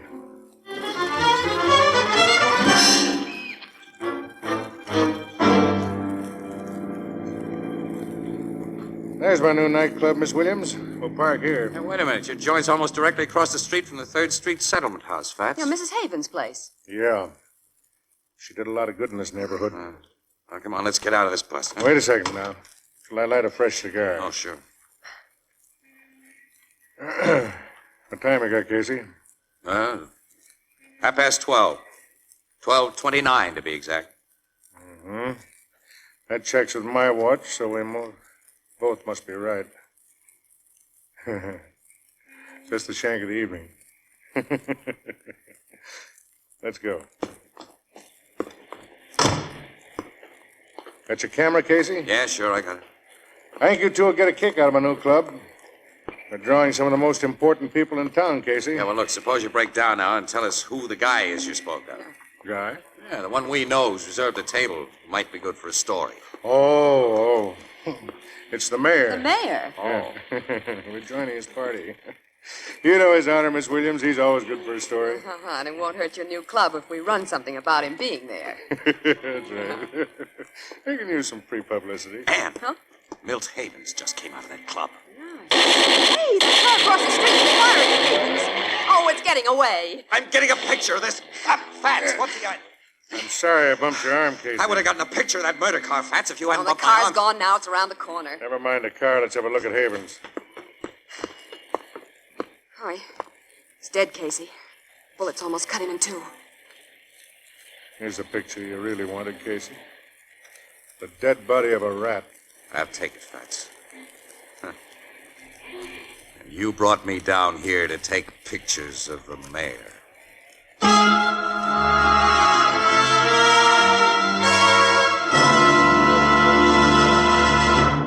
We'll join the crowd at the Blue Note in just a moment. No deposit, no return. Get it, friends? Those 4 words, no deposit, no return, are sweeping the United States like wildfire. They mean that you can now buy your favorite brand of beer and ale in a new kind of glass bottle. A lightweight, compact glass bottle that requires no deposit and never has to be returned to the store. So say goodbye to beer bottle bookkeeping, to empties piling up in the corner waiting to be hauled back to the store. Yes, indeed. The new Anchor Glass one-way, no-deposit bottles can be discarded just as any other food container after you've used the contents. And they're light to carry home, take up less space in your refrigerator. Now, you, of course, prefer your beer and ale in clean, sanitary glass. Americans have for more than 100 years. So demand your favorite brand of beer or ale in the sparkling new Anchor Glass one-way, no-deposit bottle. Product of Anchor Hocking. The most famous name in glass. You think Fats Everett arranged for Havens' execution, Casey? I don't know, Ethelbert. I don't know. It's possible that he'd fix things so Havens would be called out of that joint on some pretext at 12:30 exactly. Fats gorillas were in that car waiting for him. Well, we can't prove that, Casey. No, Annie, there's no evidence. We can't prove it. I've told the cops everything I know, but Fats covered every angle just like Havens did. He didn't even lie to us about the mayor. His honor was in that club. Fats Everett thought Mrs. Havens was a fine woman. Yeah, but even so, Fats was entirely wrong if he took the law into his own hands. I guess that old gal Justice will get him, too, in the end. That's right. She never fails. That bandage on her eye is just a gag. You, didn't think that a few days ago. No, well, I've had good reason to change my mind. You never can tell about women. What? Women? Justice is supposed to be, ain't she? A woman? Oh. It's getting harder to tell about 'em all the time, especially with this here new look. It ain't Justice, Casey. Why, if them skirts get much longer, us men might as well be blind. Annie, I think we're approaching a change of subject. I, can see that. Enjoy yourselves, gentlemen. Good night. Crime Photographer, starring Stotts Cotsworth as Casey, is written by Alonzo Dean Cole. It is brought to you each Thursday by the Anchor Hocking Glass Corporation, makers of Fire King Oven Glass. Anchor glass containers, Anchor caps and closures. All products of Anchor Hocking, the most famous name in glass.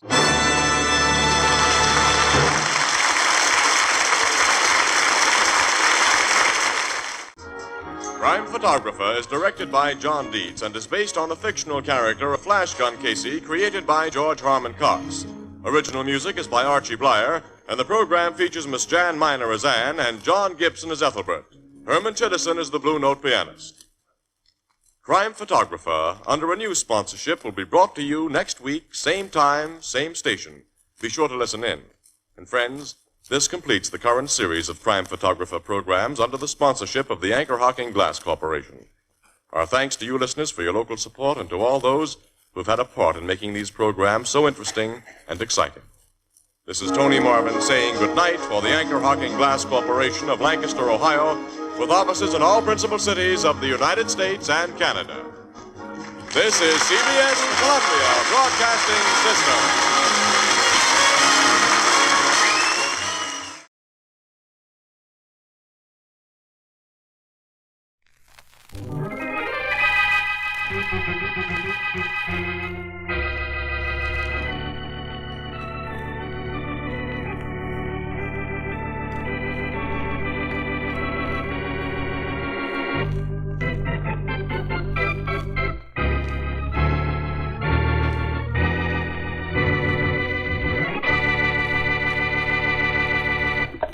Oh, Blackie, this is the life. Alone with you in a hansom cab at 2 a.m. Who could want anything better? The horse, maybe. He may be smart and prefer his bed to the park. How'd you know it was 2 a.m.? I can tell by the stars. And the position of the moon. And besides, I just looked at my watch. Well, at least you've impressed our driver. Listen to him chuckle. Well, I ain't impressed with her telling time of the moon and stars, son. I'm impressed because you're Boston Blackie. You see? You are, ain't you? Yes, but don't tell your horse. He might quit. And you must be Miss Wesley, ain't you, lady? My main fault is I'm curious. Yes, driver, I'm Miss Wesley. That's my main fault, too. Inasmuch as it's 2 o'clock, Mary, I think we'd better head for the nearest exit to town. Let's get out of the park, driver. All right, Mr. Blackie. Oh, and I was just beginning to enjoy this. Wait a minute. Do I hear an organ somewhere? It's the merry-go-round over there. Oh, yes, it is. See the lights shining through the trees? Yes, I do. The merry-go-round running wide open at 2 o'clock in the morning? This is crazy. Hold it, driver. Sure. Whoa now. Whoa up there. Wait here a minute, driver. Come on, Mary. Let's have a look. Oh, but I... The carousel shouldn't be running at this time of night. It's usually closed up tight by sundown. Come on. All right. You'll wait for us, driver? Sure thing, Mr. Blackie. Sure thing. Here's a path through the hedge, Mary. Yeah, I see it. Thanks.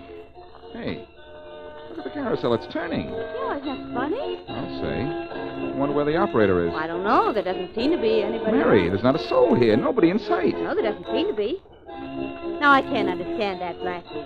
The lights are on, the organ's playing, and the carousel is turning, and yet... Yet there isn't anyone around. Mary, I've got an idea that this merry-go-round in front of us has a mystery in back of it.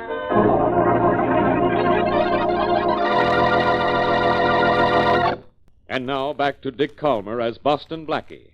Enemy to those who make him an enemy. Friend to those who have no friend.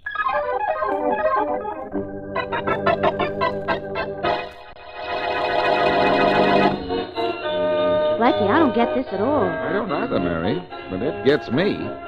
Nobody's on any of the horses. Look! There is a man on one of the horses. There, you see, coming around from in back. Oh, I see him. He'll be right in front of us in a minute. Hey, you! He's asleep. I'll jump on and wake him up. Careful, darling. Oh, don't worry. I used to hop moving freight trains when I was a kid. Is the man on the horse asleep? Wait till I come around again and I'll tell you. Well, Blackie, what about the man? He's asleep, Mary, permanently.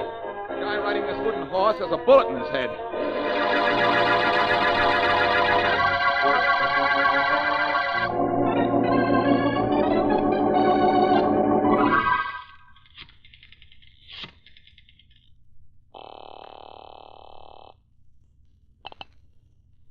Hello? Good morning, Inspector Faraday. Good morning, Inspector. This is Blackie. Morning? Blackie? Hey, what's the idea? It's dark out. But it's still morning, pal. 3 o'clock in the morning. Look, you, can I even get a good night's sleep? Now, can you with a conscience as guilty as yours? But look, Faraday, I've got a little job for you. Well, save it for morning. By morning, I'll have it finished myself. What are you raving about, Blackie? Murder, Faraday. There's a body with a bullet in its head riding a wooden horse on the merry-go-round in the park. A body dressed in a riding habit. Blackie, you feel all right? Just fine, Faraday. Nothing's the matter with you at all. Not a thing. Then stop that nonsense and start talking sense. I don't blame you, Inspector, old man. It sounds ridiculous even to me. And it'll sound more ridiculous when I tell you who the corpse is. Or was. Well? John Van Dorn, the millionaire sportsman. The best-known horseman in New York, and he's found dead on a wooden horse on a merry-go-round? Well, that's the most ridiculous thing I've ever heard. Seems silly to me, too, Faraday, but believe me, I'm serious. He's going around and around and around. Blackie, You're not kidding. I'm dead serious, comma. But Van Dorn isn't dead serious, semicolon. He's dead, period.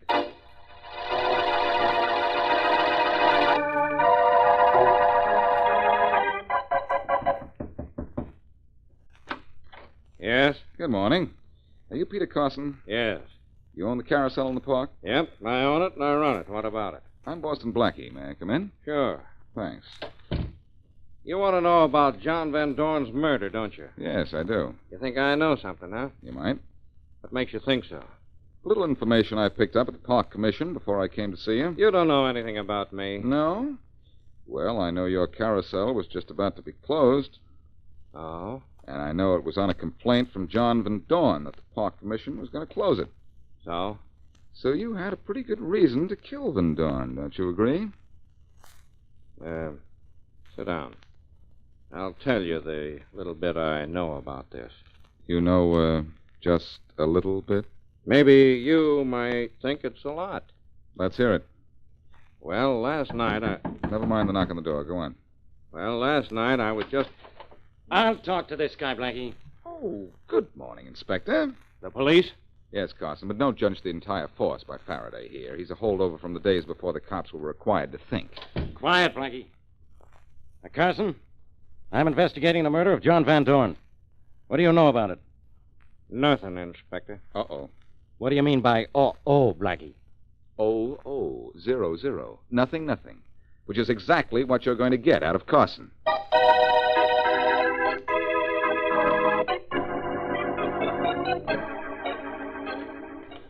Blackie, where are we going? To see Mrs. Van Dorn, the dead man's wife. Oh.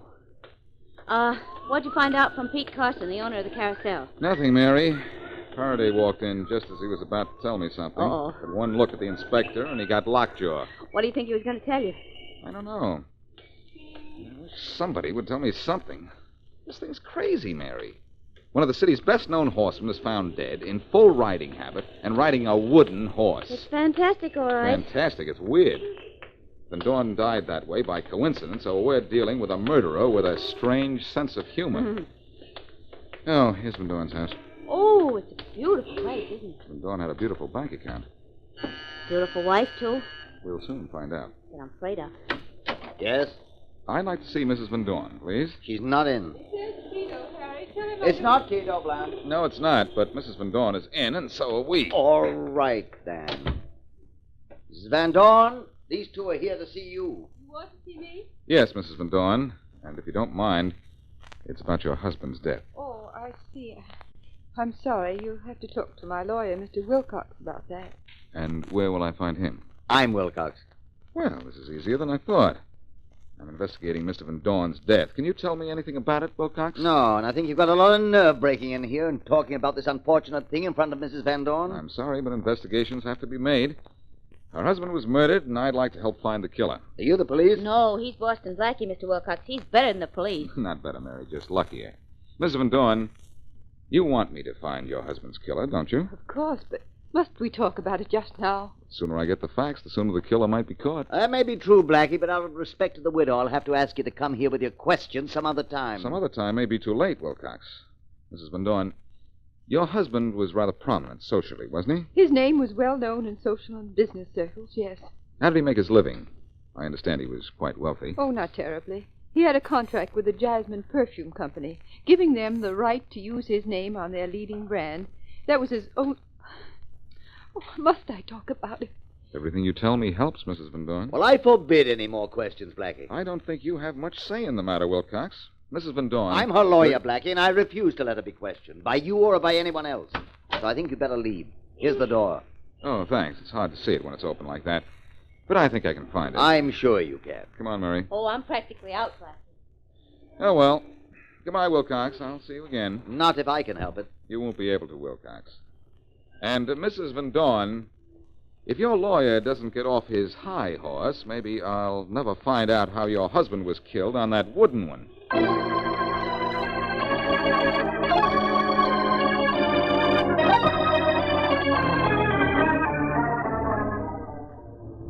Are we driving out to meet Blackie at the merry-go-round, Inspector Faraday? No, Miss Wesley. I want to get my facts from you, alone. Oh.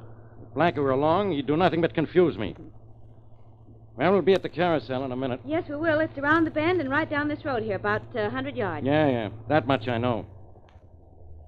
Now, tell me just what happened when you and Blackie were riding in the park last night. Well, Blackie and I were riding along in a hansom cab. Yeah? It was just about this time, about 2 a.m. As we got about here, we suddenly heard the carousel organ playing a waltz, and we... Just like now. Hey, the music is playing. Yes. All right, then what happened, Miss Wesley? Well, we pulled up almost in front of the merry-go-round. Like this, Miss Wesley, huh? Yes, like now. And through the trees, we could see the lights of the carousel. Like now. Hey, this is crazy. Those lights are on, and at 2 a.m.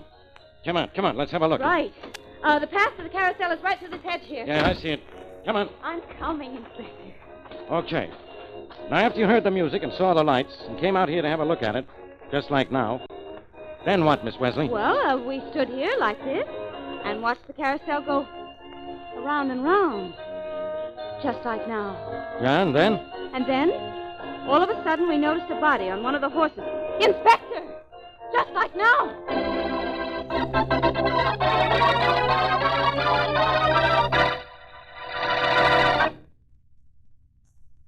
Now, back to Boston Blackie.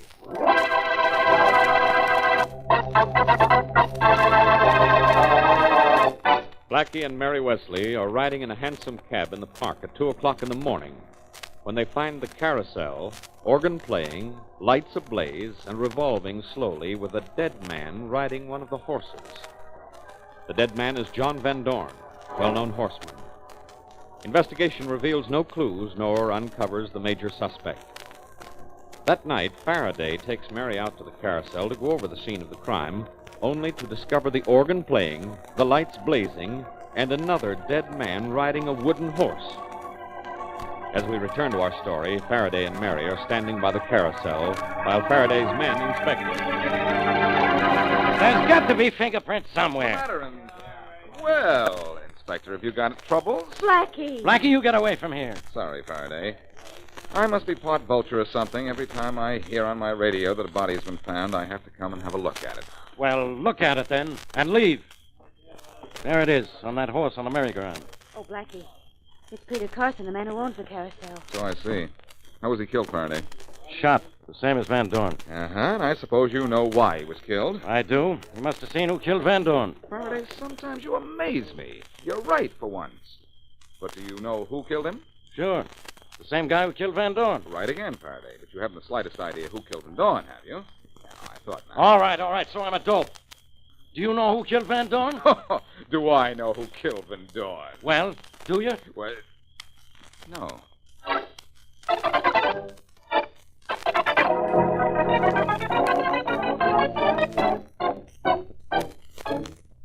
The register downstairs said Harry Wilcox's office was 1307. That must be this way, Mary. Okay, there's his door. Good, come on. Woo! That was some climb up those stairs, wasn't it? Could have been worse, Mary. This is a 36-story building, you know. Could have been better. The elevators could have been running. Not at this hour. Well, I suppose I'll have to pick the lock. Blackie, you sure it wouldn't be a lot easier if we just see Harry Wilcox in his office tomorrow morning? I've had one brush with Wilcox already, Mary. It's enough to let me know that the Van Dorn lawyer is not the cooperative kind. Okay. There, that did it. And the door's open. Ladies first. When walking into a dark office, the rules are reversed. All right. Here, you take the flashlight. Not it. You can turn it on now. I'll close the door. All right, flashlight's on. Now what? Now shine it around the room. What I'm looking for will probably be in Wilcox's safe, I hope. Me too, but what if he doesn't have it safe? You say such awful things, Mary. Yeah, don't I just? Oh, there it is, Blackie. Next to that filing cabinet there. Good. It's an easy kind to open. Aren't they all to you? Bring the light over. All right. Now what? Just hold it and be quiet. I want to hear the tumblers drop. I'll be quiet. There's one. Good. Shh. There's two. Better. Shh. 3. Marvelous. And open. Terrific. On we go. Mm-hmm. Well, let's see inside.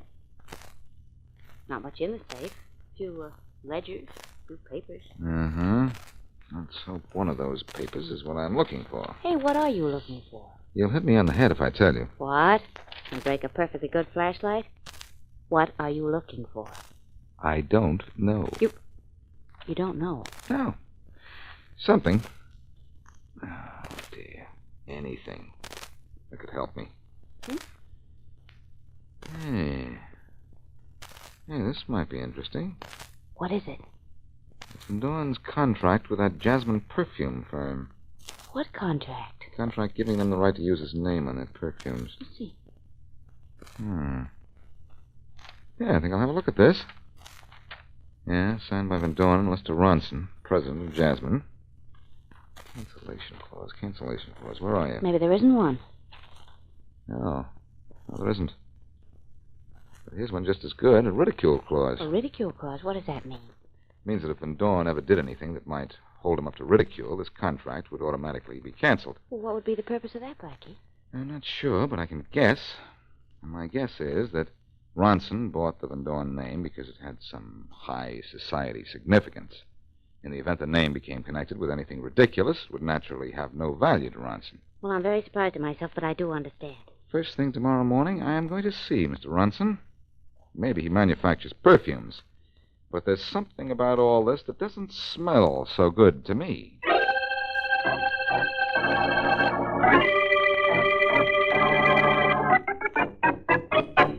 My secretary says you want to see me, Blackie. What about? Oh, nothing much, Mr. Ronson. I just want to know what you know about John Van Dorn. Well, I don't know much. I merely paid him for the use of his name on my products. Yes, I know that.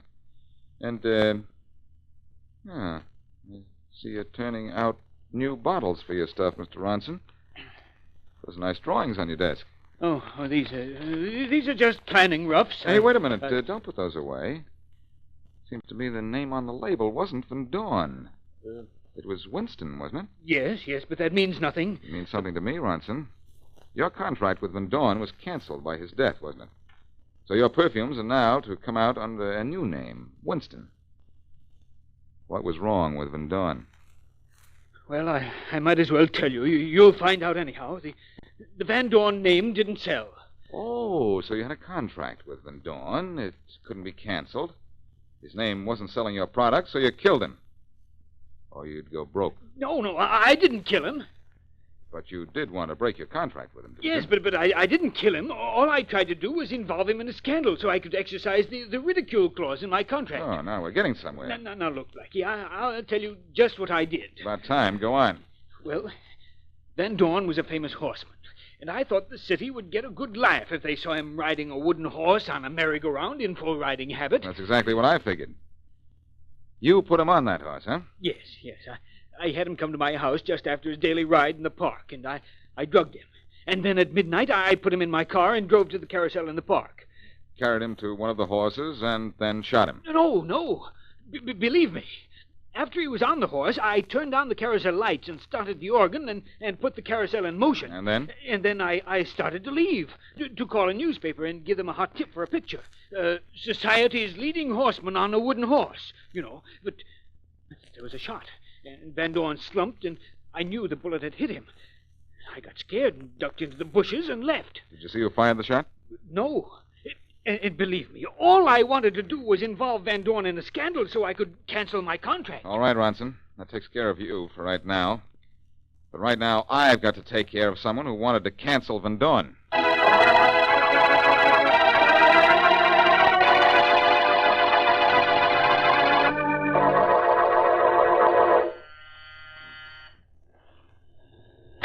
Yes? Oh, it's you. Yes, it's me, No, Mrs. Van you Dorn. can't- And No. don't tell me I can't come in because I am in. Look now, you can't. Who is it, Blanche? It's that Boston Blackie again. Blackie, I thought I told you to stay away from us. Your hospitality was so charming, Wilcox, I just couldn't resist another sample. I'll give you a sample of something else if you don't get out of here. Don't make me laugh. Say, Wilcox, you have an office, you have a home of your own. Why is it every time I see you, you're here with Mrs. Van Dorn? Why, Harry, please. It's Harry, is it? And I think you call her Blanche, don't you? Well, that happens to be her name. I know, and Blanche is the part of her name that you don't intend to change, huh? Do I hear wedding bells? Now, look here, Blackie. If you're suggesting that Harry killed my husband, that's absolutely What the most... I do mean to suggest is that your husband was killed a little after midnight last night. And Wilcox, where were you at that time? At my club. Can you prove it? Yes, I can prove it. Oh, now who's that? I have a rough idea. Let the rough idea in, Mrs. Van Dorn. You can't keep him out. Oh, Inspector Faraday, are you back again? Come in. Thanks. Now, look, Mrs. Van Dorn. Blackie, what are you doing here? Same old Faraday, same old question. I've got a suspect for you. Wilcox. Wilcox? Oh, no. He couldn't have killed Van Dorn. The coroner says Van Dorn was killed sometime between midnight and 2 o'clock this morning. I checked and found Wilcox was in the card room at his club during those hours. Faraday, you're improving. Keep it up, and one of these days I won't even know you. Let's hope that's soon. I demand you apologize to Mr. Wilcox Blackie. Okay, Wilcox. I'm sorry. But, Faraday, can I see you a moment alone? What about? An idea just got me that may get you a murderer.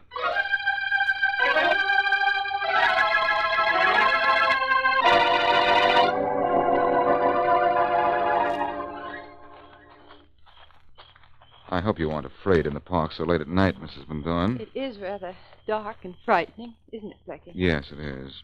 Oh, here's the path I want. Where are we going? To the merry-go-round, Mrs. Van Dorn, if you don't mind. No. Why should I? Well, I thought you wouldn't mind seeing it if we could help find your husband's killer. Ah, here we are. Awfully quiet out here, isn't it? Yes, it is. You know, Mrs. Van Dorn, when I get off to any place like this where it's quiet, my mind plays awfully strange tricks on me. Sometimes I even seem to see things that aren't there. Oh? Psychiatrists would say that it was my subconscious mind working, I suppose. Yes, it's very interesting. For instance, last night I was standing in front of this carousel. The lights were blazing. They were? Yes, the lights were on. Oh, Blackie, look. Look, Mrs. Van Dorn? At what? The lights of the carousel are on. I don't see them. But you must. Every light is on, every light. No, Mrs. Van Dorn. You're imagining. No, I'm not. The lights are on. The lights aren't on, Mrs. Van Dorn. But they are. Well, and the merry-go-round is turning. At 2 o'clock in the morning? How could that be? Well, it is. And there's the music. Can you hear that? You do hear it, don't you? No, I don't, Mrs. Van Well, Dorn. Not listen, a the sound. music is playing. Now, look, the merry-go-round is turning. Mrs. Van Dorn, control I yourself. I see it, I tell you, and I hear it. It was just like this when I followed Mr. Ronson out here. Mrs. Van Dorn. I stood here and watched. He put John on the horse, and the carousel went around and went around. And when John came around one time, I shot him. Mrs. Van Dorn, you don't He know was riding that wooden horse up and down, up and down. There he is again. Just like he was then. All right, Faraday. You can get off that wooden horse. She talked.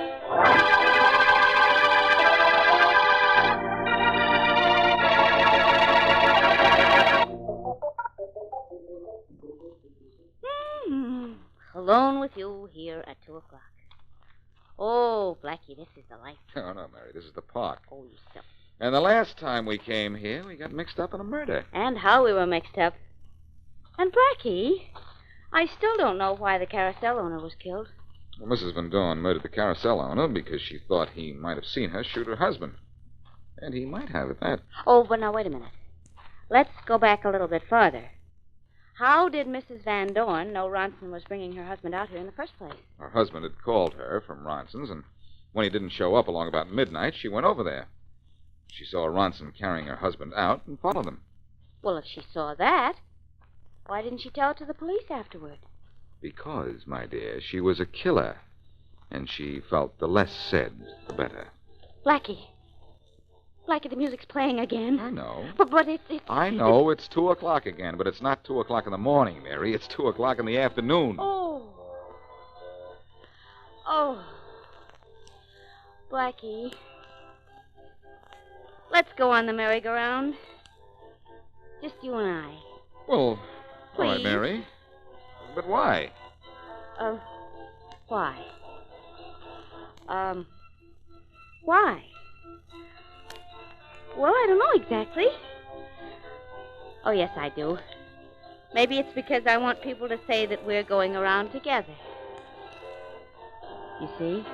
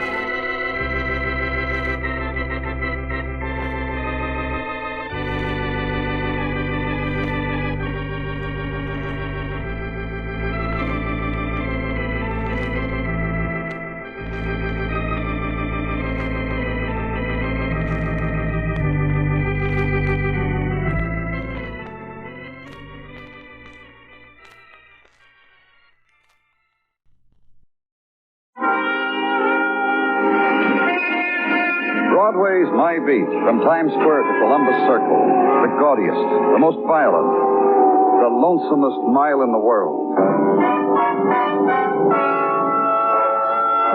Broadway's My Beat, with Larry Thor as Detective Danny Clover.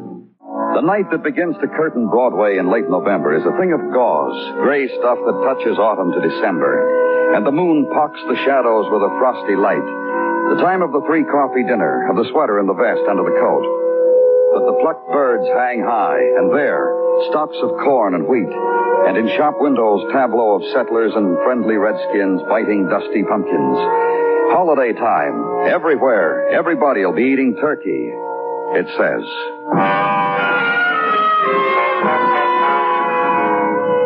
And uptown, far uptown where I was, only night wind and the near pattern of campus lights in back of the Student Union building, and Detective Muggavan and the woman dead. Night watchman was making his rounds, Carter, and his flash phoned it in. Identification?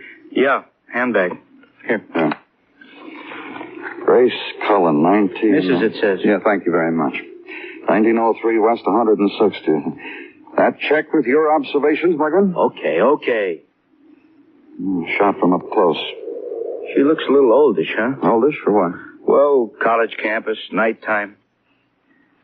Still kind of pretty. About 37 to 40, I'd say. Well... Yeah. You stick around for technical, Muggavan. See you later.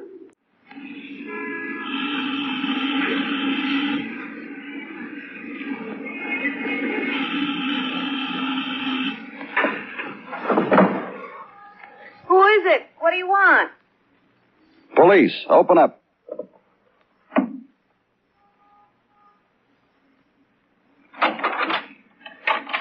The length of the latch chain and the tip of my nose through the slit. As far as I get with late dates.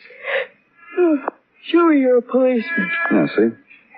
You're dealing with a sleepy child, and I'd better turn the porch light on so I'll know it's not just a recurrent dream. True badge. And you've wakened me, and you've proven your point. What next, policeman? It's about Mrs. Grace Cullen. Normally, other nights, Grace would have opened the door to you. But as Grace is not at home, and she's heaven knows where... She's dead. Murdered. That did it. I'm awake now. You can come in. I'll turn the lights on in the parlor. Where Grace and I receive our dates. You going to come in and tell me about it, or are you just going to stand there in the hall? You're related to Mrs. Cullen? Oh, that's it. I thought I was her daughter, something like that. No tie of blood between Grace and me. Then... Grace ran an ad in the college paper. Room and board for girl student in return for light housekeeping. Look how nice I keep it. You can try for dust anywhere you choose. Maureen Hill, sophomore in light housekeeping. Now, what's this about Grace? We found her on the campus a little while ago. Grace is a widow. Oh? She's 41. A widow, 12 years. She told me she was 37. I scouted around. I found out she was 41. Look, any way you look at it, she's a widow. I know, you told me. And there was a rapport between her and football players. She understood their sorrows and problems. Observe the footballs lining the mantel. She have a date with one of them tonight? The boy was here earlier tonight. Left end type boy. His eyes were glazy and his manner was hazy. Big game today and we lost, and the boy was drunk and came called. Who was the boy? Left end, weight 197, 6'3". Like a swift dream on the playing field, and in the headlines his name was Lloyd Keeler. He was here for a while and he went away. And after that? After that, I wouldn't know. I said goodnight to Grace. I curled up in my downy. Reminds me it's where I should be now. Nighty-night, policeman. So leave there. And outside, the streets have given up to midnight. Stone facades against darkness, bolted doors, and only here and there the pencil line of light beneath drawn shades. Section of city asleep, properly, respectably. So home now, not your own. 2-key type. One key for the front door, the other for the rented room and bath and kitchenette. And sleep, the rented sleep.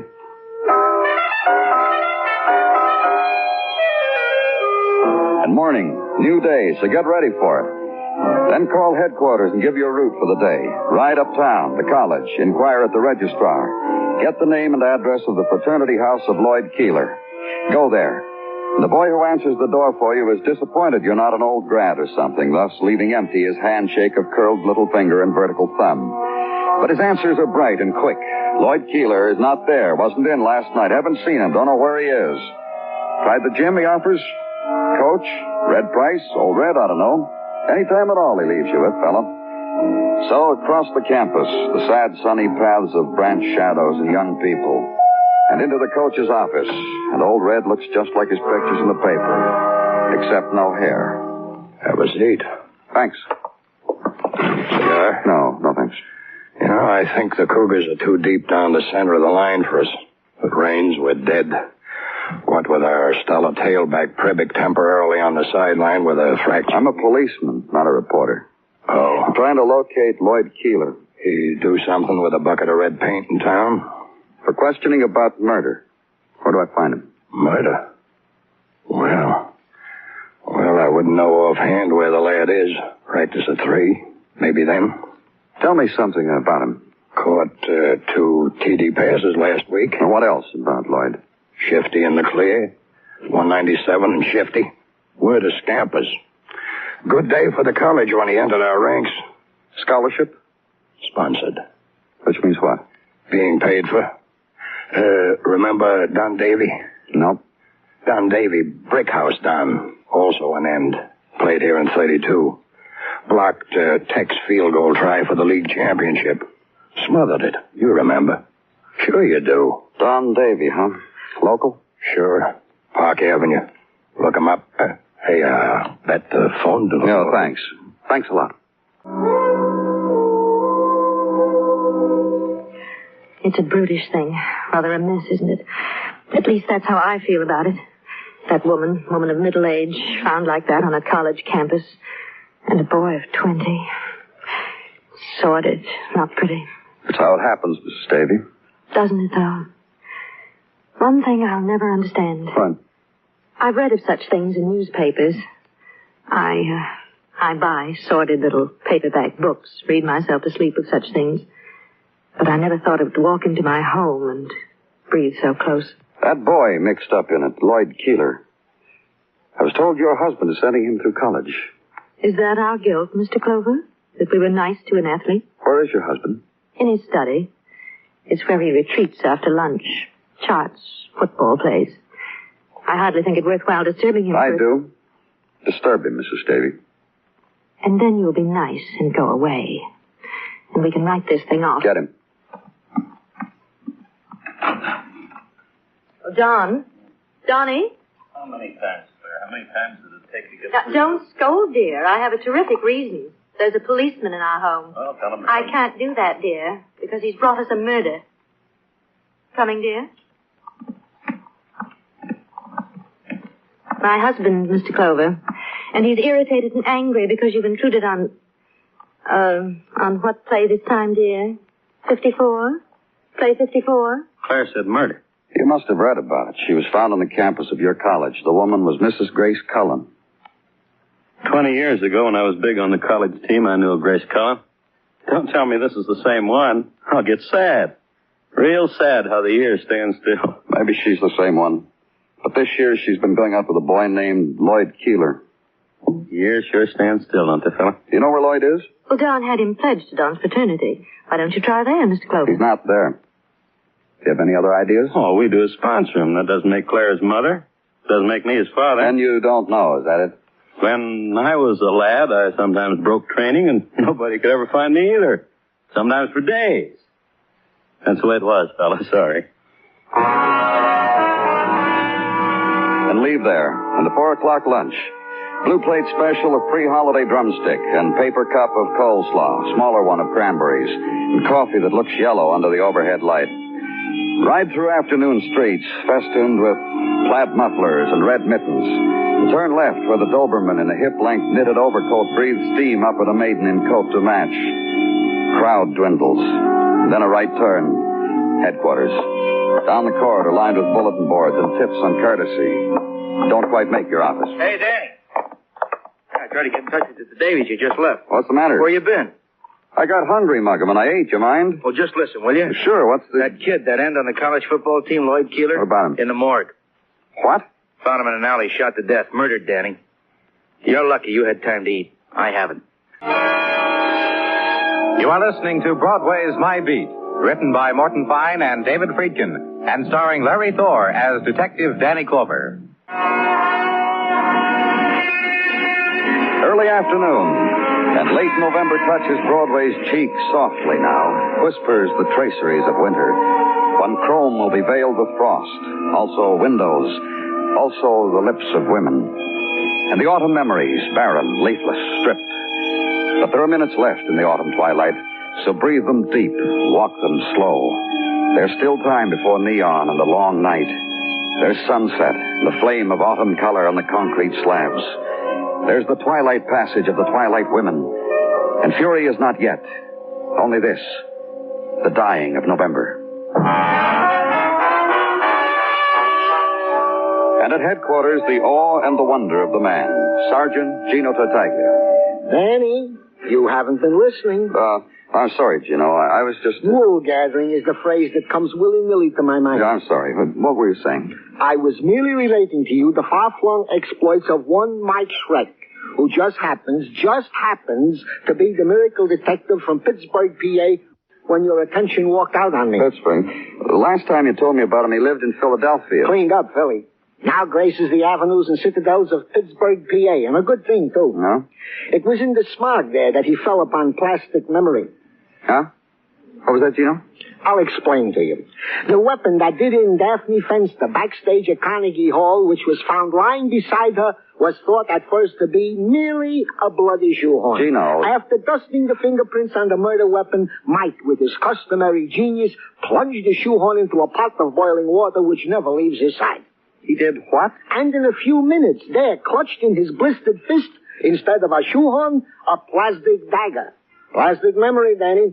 I'll explain to you. It is the custom of plastic to return to its original shape. You through, Gino? Oh, I wished only to clarify for you. Yeah, I'm through, Danny. And that's all you have for me, huh? No, I have other items. You'll tell me, huh? Goes without saying. From the medical examiner, Dr. Sinski, this report which states that Lloyd Keeler, late of college football, was shot and wounded fatally perhaps an hour after the death of Mrs. Grace Cullen. I place it on your desk. That other paper in your hand, Gino.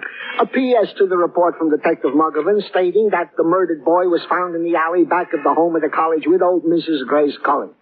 I place it on your desk. And these elderly college girls, Danny. All right, Gino, you can go now. If such is your pleasure, Lieutenant. You must admit one thing, though, Danny. What? That in the case of Daphne Fenster, Mike Schreck merits an orchid. Good evening, Danny. So consider now the elements. Set them down on paper, neat. Crisscross lines from names to events. Switch the swivel chair, look out the window. Attitude for thinking. But somehow the swift curve of newspaper page, wind-trapped, blowing down the street, intrudes. And the race between pedestrian and taxi, and the winner's gesture, and the first dart of light through beginning evening's dark. Leave it. Turn back to the desk. Items to be thought about. A woman murdered. Woman, friend of the college for 20 years. A football player murdered in the back of her house. Football player, a boy whose talents were subsidized by an old grad. Old grad, erstwhile hero. Old grad, man who should be talked to some more. Squad car again, and ride through evening streets. Park Avenue. Park the car.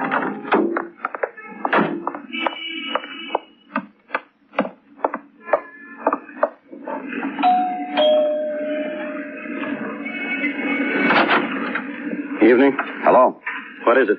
Well, you remember me, don't you, Mr. Davy? I remember you. What is it? More questions. Mind if I come in? Want to talk to my wife again? Your wife, too. She's not in. She's being fitted. I'm happy for her. Now, you want to talk inside your place or inside mine? Fella, come in. Come in by all means. Thanks. In here, my Dan. Please have a seat. Thanks. I'd rather... a lot of trophies. Yes, quite a few. Were you an All-American, Mr. Davy? Don. Were you, Don? One sports editor in Baltimore, two more in the Middle West named me. Mostly second string All-American. Oh, see, you've got your old jersey. Yeah, and I'm wearing this watch. You can... Here, I'll take it off. No trouble. Here. Look at the bag. The greatest kick blocker of them all. Fellas gave me that after the last game with Tech. You must have heard at the time I said to myself, it's up to you, Don, boy. We got to win this game. We got to block this kick. And I did. I tore through the secondary. Let's talk about Lloyd Keeler, huh? Glad to, fella. I scouted him myself. He was playing for City High. I called at his house, offered to send him to college. He accepted. Great boy, lots of promise. When he loses that habit of his of rubbing his hands together sometimes before an end around... He's dead. Didn't you know that? Didn't you see the papers? No. No, I didn't. Murdered? Why? Well, that's what I'm trying to... Who murdered? You? Fella. Where were you last night, Don? Boozing? Huh? You got a law that says no, fella, to sit with a friend and remember? To drink to it? What friend? Played with me, 3 years first string, just like I was. Right beside me, tackle. You know who that is, don't you? No. Johnny Harris, fella. Who else? Ask him. Old Johnny's got a business now, so it's easy to find. The plant store in Lexington. Ask him, why don't you, fella? I'm just about to close up, mister, but you're welcome to browse around. Find any item that hits you, just yell out. You Johnny Harris? That's it, so you don't have to worry about a salesman's commission. I'm all there is. You find what hits you. I'm always willing to talk business. Fine stock, electric floor waxers by Hoover. Be glad to demonstrate. Also, I'm from the police. And I'm in electric appliances, so we two have got what to hold up our heads about, huh, mister? Nothing to hide, huh, you? Me? I just left Don Davy. He show you his gold watch from after the Tech game? Huh? It was me got the boys to buy it for him. I didn't have fat on me then like I got now. You've stayed friends with him since college?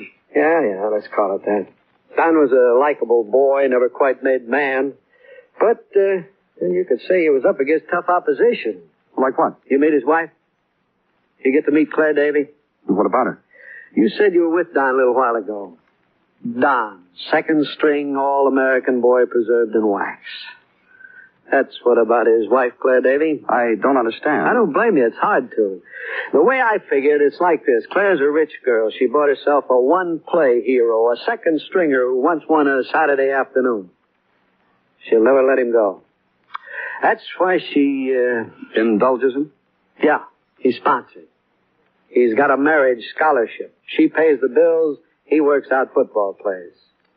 Funny thing about him, whenever things get rough, he tucks the pigskin under his arm and runs up and down the football field. Funny, eh? Tell me why I should spill like this to you. 2 killings. Grace Cullen, Lloyd Keeler. Uh-huh. And you came right from Donnie to me. That's right. Read in the paper about him. About Mrs. Cullen, I haven't gathered any feeling yet. About the kid, about Lloyd. What about him? Sorry for him. Sorry for Don. Why for Don? Yeah, I'm not big with words, mister. All I can tell you is lately Don's whole life was wrapped around that football kid. All he ever talks about now. Don't even booze so much anymore. I don't know what it is. The kid meant something real deep to Don. Maybe in the boy he saw himself when he was a kid. Maybe he thought he could make a man out of the kid, the kind of man Don never was. I don't know. I ain't that deep. Like that, huh? I told you, I don't know. I ain't that deep. Don said he was with you last night. He did? He said he sat with you and drank and remembers. He said all that, huh? Well, excuse me, mister. Johnny Harris speaking. Oh, yeah, I'll pay attention. No play, kid. Yeah, I remember. Yeah, it was very glorious how we trimmed Tech, but that was 20 years ago. Now, you listen to me. Before, when you called, I was ready to run along with a gag because we're college chums, because I feel sorry for you sometimes, because it happens to a guy. Not now, kid. No play. You heard? Uh-huh. That was Donnie, boy. About last night, mister. What? I didn't sit with Don. I didn't drink with him. I didn't remember with him. I was to a movie with my wife. I paid for the tickets. Thanks, Mr. Harris. Bad for Don, huh? You know where to find him? 63, 47, 34. Danny? Yeah. Guy's nuts, huh? Must have been kicked in the head. Look, what's there? Muggerman over there. In the stands. Oh, yeah.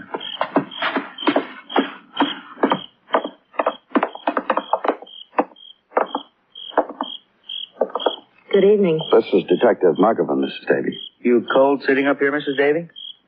Gentlemen care for a drink? There's still some in the thermos bottle. Gin? Why, yes. Help yourself. No, thanks, sir. Don't care for any. Please, sit down. 19, 72, 38. Mrs. Davy. 14. First, I want to tell you this. When Don comes off the field, tell him he was very good. Tell him better than ever. You kidding? Sure we will. You were about to ask me, Mr. Clover? About all that's happened. Wave. Wave to him. He's looking. Thank you. 21, 37, 14, 96. About all that's happened, Mrs. Davy. Lieutenant means about a couple of murders, Mrs. Davy. A woman named Grace Cullen, a kid named Lloyd Keeler. I know. Well?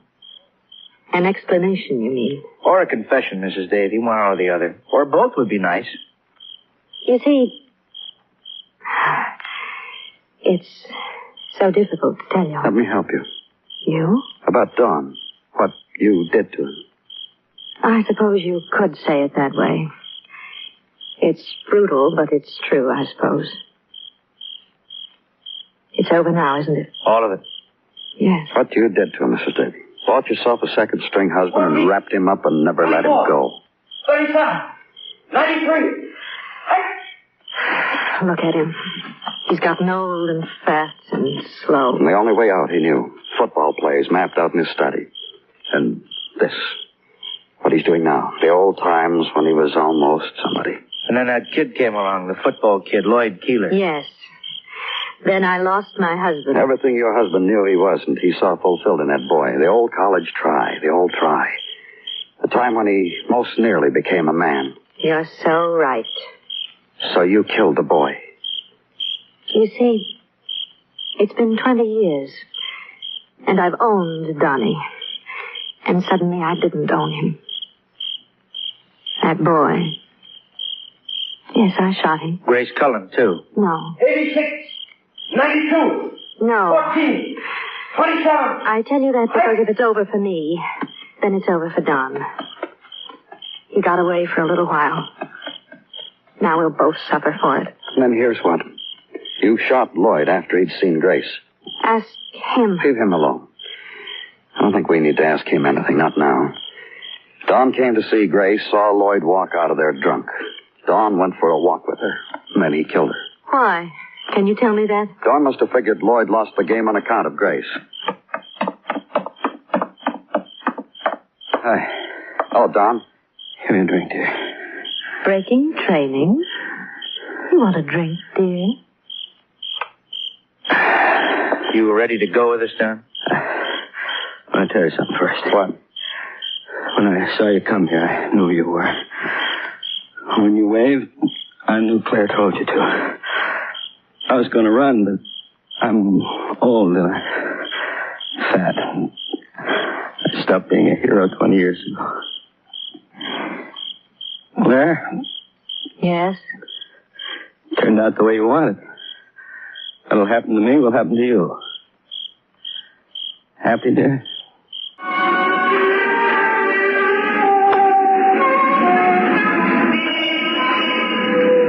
It's the happy time on Broadway, after the movie's time, and nobody wants to go home. It's a place strung against the night like a phosphorescent alley, and they're heaped there.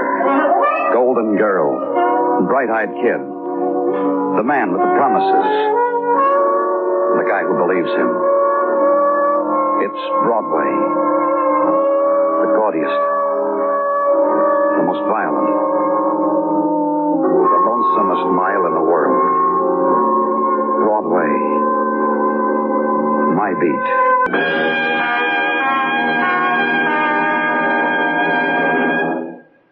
Broadway's My Beat stars Larry Thor as Detective Danny Clover, with Charles Calvert as Tartaglia and Jack Crucian as Muggavan. The program is produced and directed by Elliot Lewis, with music composed and conducted by Alexander Courage. In tonight's story, Paula Winslow was heard as Claire and Lou Merrill as Don Davy. Featured in the cast were Joyce McCluskey, Eddie Fields, and Tom Tully. Bill Anders speaking. Broadway is My Beat has come to you through the worldwide facilities of the United States Armed Forces Radio and Television Service. The National Broadcasting Company presents The Adventures of Sam Spade, Detective.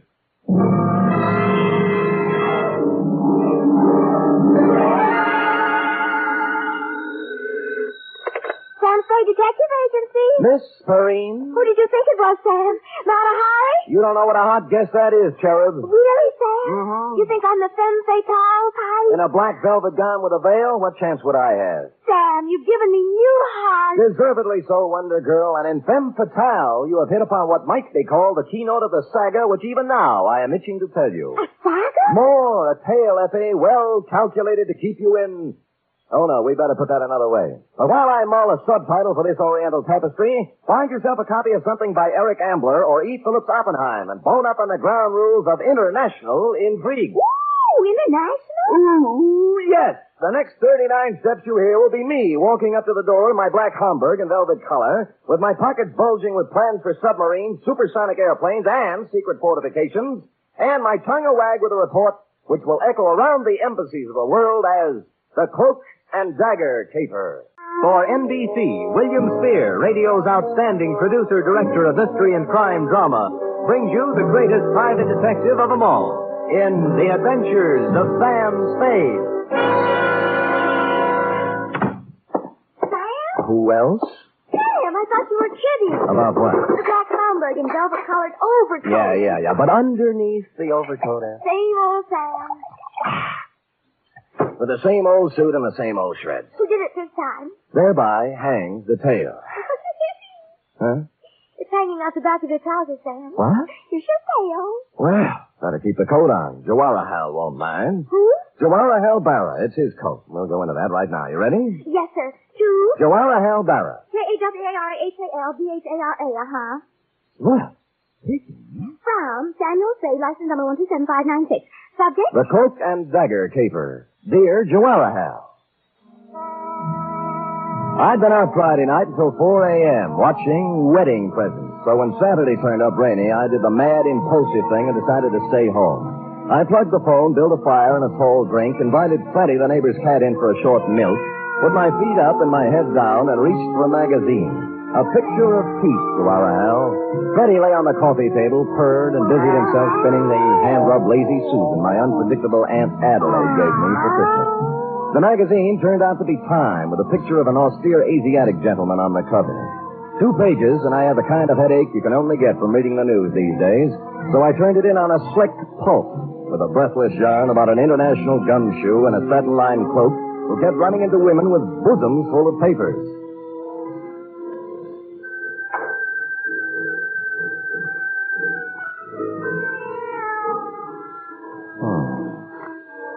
She gazed up at him, her eyes smoldering, heavy-lidded. You, she faltered. You are Sheridan Ballard. Mr. G, too? He nodded. Her knife made a glistening arc, stopping as his hand met her wrist, gripping it like a vise. You liar, she hissed. With the other hand, he ripped away her veil, smothered her lips in hot, fierce kisses, felt her go limp in his arms. Now, Zelda, my girl, he whispered, let's have the plans for that plutonium-powered rocket ship. Veil lady. Mr. Spade? Huh? Well. What can I do for you, Veil Lady? You do not mind that I come in so? How did you come in so? The door is open. I see sitting in chair an attractive man. So?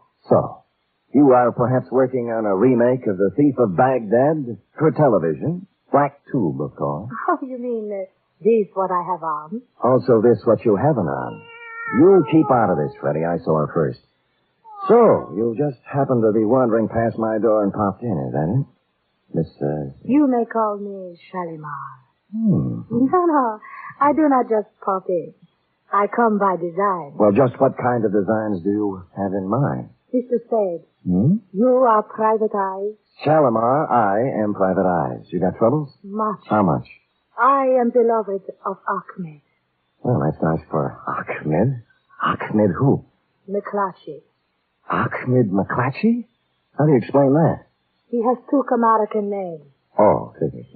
You are a friend of Ahmed, too? Never heard of him. Oh, perhaps, Mr. Spade, perhaps you forget. Ahmed McClatchy? No. No? Never forget a face. What's the matter with Ahmed? Hashish. Dope? Much. He has the wild dream, the night horse, the what you call hallucination. You have told others of Ahmed's visit to you? I have told no one of Ahmed's visit to me for the simple reason that he... Oh. Huh? Do not pile upon one falsehood another. Ahmed has to you paid a visit, this I know. Oh? Now, if you will be so kindly, I will join you in the ring. Now, wait a minute. Why don't we... Sure. Mm-hmm. You do not want to talk with Shalimar? Well, I just think we ought to clear up this misunderstanding. Now? What do you have?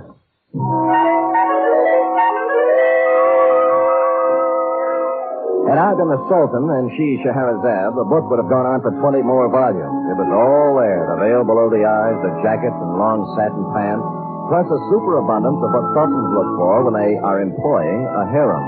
I fumbled around putting I don't know what into a couple of martinis, found more milk for Freddie's saucer, and then set all three between us on Aunt Adelaide's Lazy Susan.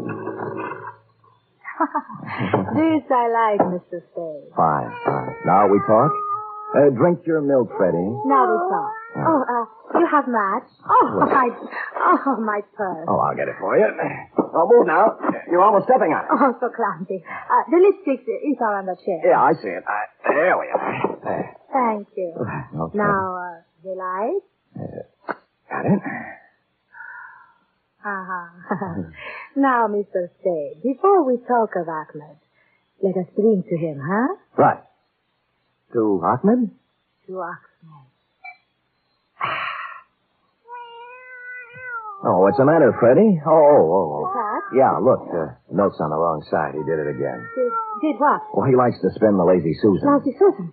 What did he do? Now, take it easy, honey. The thing spins. See, you got my drink, I got yours, and Freddie got left out. No. Oh, no! Dagger! Look, baby, please, don't go off the deep end. Take it easy. What's the matter with you? Huh? Shalimar. Oh, Shalimar, baby. Come out of it now, will you? Where's the glass? Oh. Cyanide.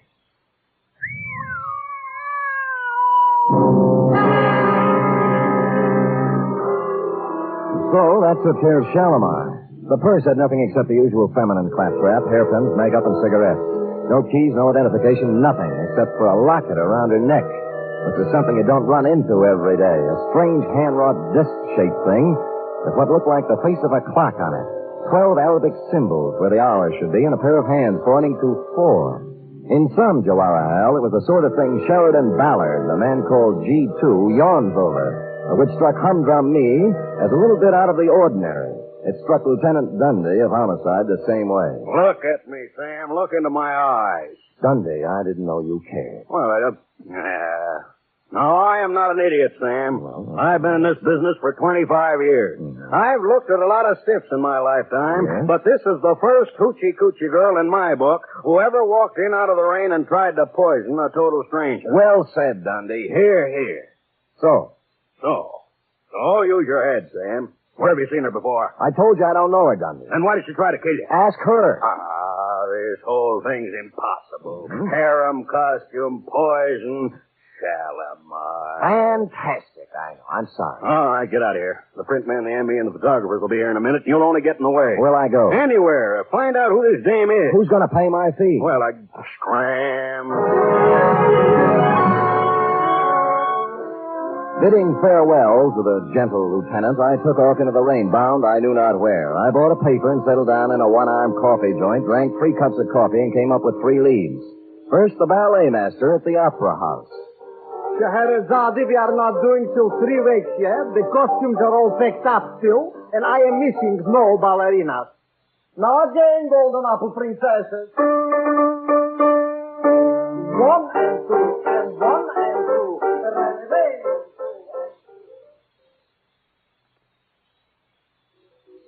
she wiggles and waggles, she shimmies and shakes. You never saw anything like this, folks. So hurry, hurry, hurry. Direct from a Turkish harem, little Fatima, the girl with the double-jointed... Jack. Yeah, Jack? You sure she's in there, Jack? Wait a minute, Jack. Yeah, she's in there, man. Thanks, man. All right, folks, step in a little closer. She shakes. Sorry, but can't help you a bit. This here Turkish bat is 100% stag. Homeward bound, I was walking down Grant Avenue when I passed a little shop near Pine Street. Gold lettering on one corner of the window spelled out, Hachadurian J. Pappas, importer, curios. How do you do, sir? Hachadurian J. Pappas? You get the pleasure. What's the J for? Never mind, kiddo. You can pronounce it. I accept your apology. Now, will you take a look at this? Huh? Oh, locket, huh? Uh-huh. Yes, locket this is. Where do you get this locket, sir?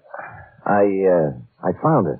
I thought you might recognize it. Yeah, I think I do. Good. You know, strangers that have come here. And yet not so strange either, if you want to look on it. Well, which is it? Sure. You know, I'm perhaps the only fellow in town who might have dealt in this kind of stuff here. He's quite genuine. Oh, you mean you sold this? Probably. Sure. Who to? I'm trying to remember.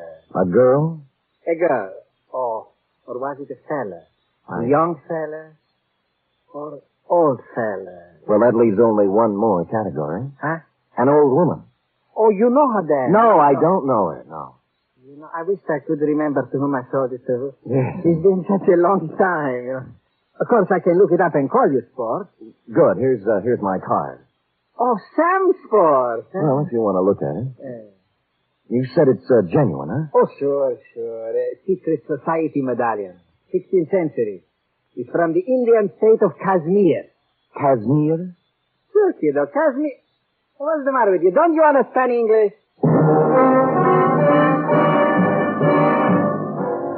Kashmir. A typical Spade blunder. All I could think of was a girl on a cigarette package, thereby confining my operations to Turkey. But this opened new doors. The first, the most obvious, and ultimately the correct choice was a flossy nightclub known to the town's well-heeled party folk as the Vale of Cashmere.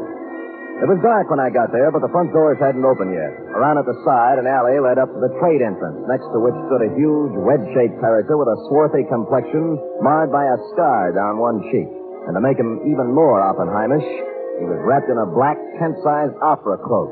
I nodded politely, he spat, and I went inside. The Vale of Cashmere is a sumptuous bistro even on ordinary nights, and this night was obviously to be more than ordinary. The table across the end of the floor was banquet-sized. The place was hung with Kashmiri flags, and the picture of an old man who looked familiar was hung from the middle of one wall. The maitre d' was talking to an important-looking gent near the long table, and I walked over to him, pausing only to note one of the dancing girls practicing in a corner in her Shalimar-type costume. Felt like I was close to home. And the curry. You understand? Not too hot, yes, Excellency. It shall be as you wish. The florist will be here promptly with the flowers. I trust you will be prepared to take care of it. Excuse me, gentlemen. My name is Spade. L'âge possible, sir, at your service. Please, Mr. Spade, we have... No, not at all, my good man. What is it, Mr. Spade? Are you in charge here? I am the head waiter, sir. This gentleman is the Kashmiri proconsul. Oh, forgive me, Your Excellency, but... Yeah, sorry. Not at all. Do you have a dancing girl here named Shalimar? Shalimar? No, what? Probably use another name. How about Ahmed? McClatchy. Right, where is he? A former employee as of this afternoon is Ahmed McClatchy. Who is he? My chef.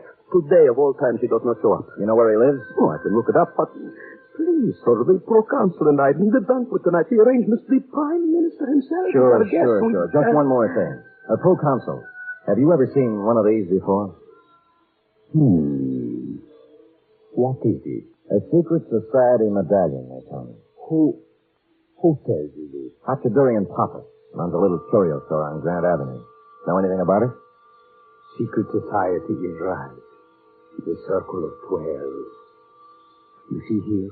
The hands point to 4. Yes, the fourth member, this means. The hand straight up is the leader. You seem to know what you are talking about, head waiter. Kashmiri culture is a hobby of mine, Excellency. This is an ancient, subversive organization dating from the time of the Mughal conquest of the 16th century. Very interesting. But of little significance now.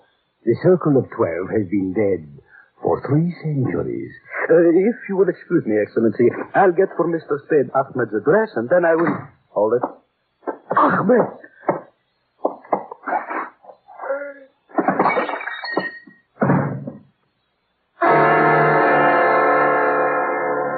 He just made it to the table, swept the sugar bowl off it, and followed it to the deck. When I saw the dagger in his back, I grabbed my gun and set sail for the alley, looking for the cloak that went with it, but he was gone.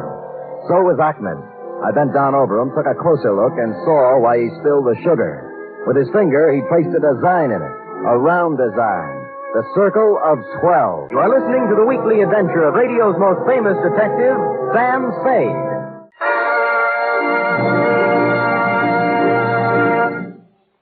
There's a bright newcomer to your NBC Sunday lineup starting this Sunday. It's Mr. and Mrs. Blandings. Now you can follow the further delightful adventures of the beleaguered Blandings in their famous dream house every Sunday. Starring as Mr. and Mrs. Blandings will be Cary Grant and his charming wife, Betsy Drake. Mr. and Mrs. Blandings is followed over most of these NBC stations by The Big Show. And this Sunday, hostess Tallulah Bankhead will present such bright stars as Fred Allen, Judy Holliday, Patrice Munsell, Gypsy Rose Lee, Vaughn Monroe, and many, many more. The chimes are your invitation. And now back to the Cloak and Dagger caper, tonight's adventure with Sam Spade. Well, Joara, all the ingredients of a first-class international goulash were here. The cloak, the dagger, the man with a scar on his face, the lady with a veil over hers, and 2 corpses.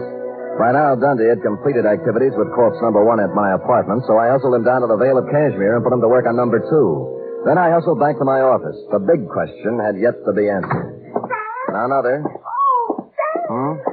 You always grab your phone. I've been trying to call you for hours. About Ahmed McClatchy, right? And the girl with the veil. Shalimar. Is that her name? Probably not, but it doesn't matter to her now. What about Ahmed? Oh, he was frightened out of his wits. He said somebody was going to kill him, and I told him he'd come to just the right place because you were strong and brave and Good. wonderful. Good. And he cried. Good. And I cried. Good. But wait. Hold it, F. Yes, Sam? What happened when all the crying was over? I sent him up to see you, Sam. I couldn't He call. just told you somebody was going to kill him, that's all? Yes, Sam. That's why he was crying? Oh, no, Sam, no. That's not why Ahmed was crying. Why? He didn't care for himself. He's a selfless, generous guy. Angel child, who was Ahmed crying over? The man in the paper. What paper? It's in all the papers, Sam. The Chronicle and the Examiner and the Call and even on the cover of Time this week. You see?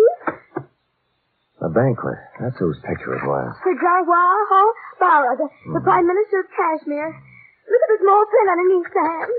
On him, the hopes of Asia. You see, that's what hurt Ahmed, Sam. Not for himself. He said they're going to kill Sir Jawahar.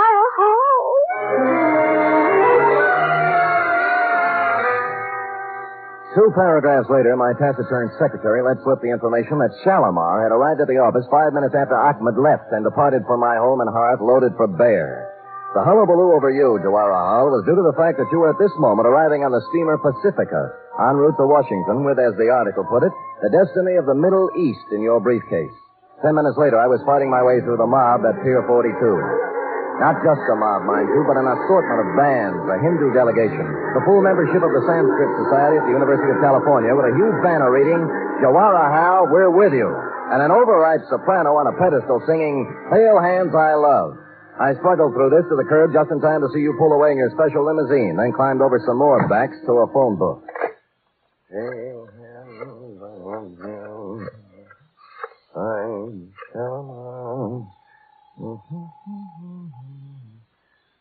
Kashmiri Consulate. Rajput Singh. Look, this is Sam Spade, Mr. Singh. Oh, yes. Has the Prime Minister arrived there yet? He's due any minute. Why? Well, you better call out the guard. They're going to try to assassinate him tonight. My good man, do you realize My what... good man, I know whereof I speak. The cook at the restaurant. Ahmed. That is what... Yes, you're getting the idea, all right. It's the old Circle of 12 with a brand new paint job. Now get on it. My next move may sound to you like a combination of negligence, indolence, and ennui, Jawara Al, but I must remind you that I was not employed on this caper, was receiving no stipend for risking my ever-loving neck, and had added up the figures in the problem of primary interest to me, namely, the lady who tried to kill me on page 2. I therefore entrusted responsibility for your health and that of the Middle East to the proconsul. Made my way home, put on my slippers, and set the lazy Susan on the floor this time for Freddie to play with. Let me see now, where was I? Oh, yeah. Now, Zelda, my girl, he whispered, let's have the plans for that plutonium-powered rocket ship. Somehow this all seems logical now. Never, she breathed. Rather death, Mr. G2, than to betray my country. Quiet, Freddie. Oh, no, not the buddy. Mr. Spade. Oh, hello, Proconsul. May I? Do. I have taken every precaution. The Prime Minister, he's on his way to the banquet now. Good. There's one thing I must ask of you. Well? Absolute secrecy. Yeah. The mere knowledge of that such an organization as this... Circle of 12? Yes, exists would give added strength to a disloyal opposition in our country that may express itself in a manner disastrous to our purposes in sending Jawaharlal to Washington. You understand? Well, it's taken me a while to learn the ground rules in the International League, but I get the general idea. You have spoken of this to no one. No? Oh, excuse me. Hello? This is Hatudurian the Papa, sir. Oh, yes. It took me a great deal of long time to check my records, Mr. Spade, but I finally found it. Oh, what's that? The gentleman who bought the set of 12 Kashmiri medallions, like the one you saw me in my shop. Oh, yes. Yeah, his name is Rajput Singh. A foreigner fella, I think. He's the Kashmiri proconsul here. Oh, well, gosh, thanks, Dorothy. This is Hatudurian the Papa, sir. I found it just now. Well, Dorothy, after all you've done for Alice, the least she could do is thank you. And you can tell her that for me. Now, bye, honey. So long, kiddo. Silly kid. Silly. Let's see now, where were we? As you had just given me your assurance, you would maintain strictest secrecy in this unfortunate matter. Oh, yes, sir. Now I must go. They're expecting me at the banquet. Thank you again, sir. Not at all. Your service to our country and the world will find expression, I hope, on some later day. Good night. Good night. Freddie, please, not now. Down the phone. Well, Cloak and Dagger in the flesh. Going modern on me with that gun, Put down the phone. What if I told you I'd already made the call? I'd say you were lying. The line is tapped outside. You figure the angles, Hefty. In my business, I have to. When's it coming off? For the Prime Minister, any minute. For you, right now. Oh. He's got you fooled, too, huh? Stay right there. Who? Rajput. You're a fall guy, you know, doing the heavy stuff. If it kicks back, you get it, and the other 10 laugh. You think you could talk me out of it, huh? Why, that's the last thing in my mind. I'd never...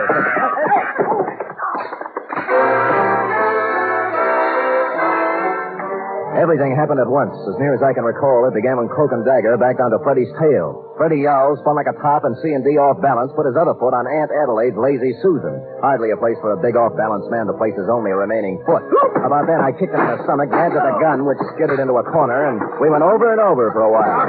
C&D tore at my suit with his claws and teeth. I beat his head with an ashtray, and Freddie sat quietly in the corner and washed himself. At length, tiring of the ashtray, I beat his head on the radiator. And dear Cloak and Dagger gave it up with a long, unhappy sigh. Mr. Spade, this is a dress-up affair. Get out of my way, head waiter, or I'll walk right over that white shirt front. Please, I can't... Have they been served anything yet? The drinks are just coming on. Wait, I should be gone.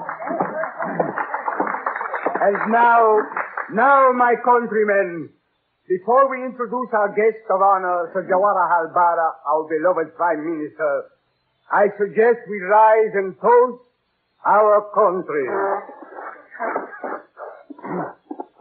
To Kashmir, may she...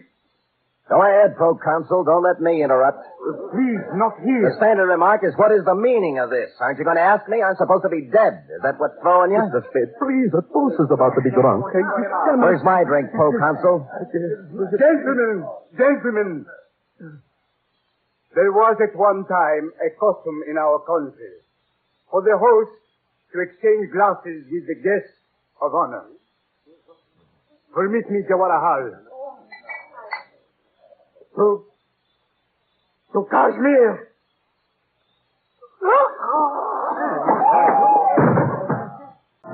And the moral of this story, if there is one, is when danger threatens, don't hire a bodyguard. Buy a cat and a lazy Susan. Period. End of report. Oh, Sam.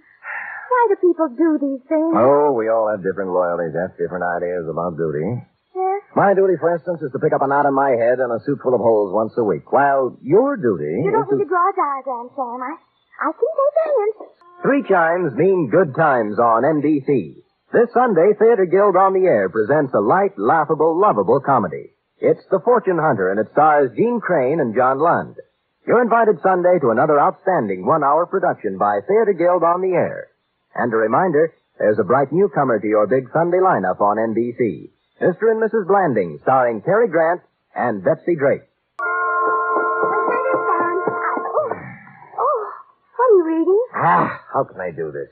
Something wrong? Wrong, the papers. The plutonium-powered rocket ship? What else? A dumper if I ever read one, F. The plans turned out sour. Oh, what were they? The Veil lady had entered a breakfast cereal contest. Well, that's life, little one. We struggle, we strive, we think we have success in our grasp, and it turns out dross. Oh, that reminds me. Hmm? How do you like it? What? My new dross. And that concludes the dialogue for tonight. Except for one thing, of course. Oh, I'm ready, Sam. Who wants to be the man called X? He has a different one every week. I am the man called Spade. Constant, faithful, semper fidelis. That's me. Good night, Mr. Fidelis. Good night, sweetheart.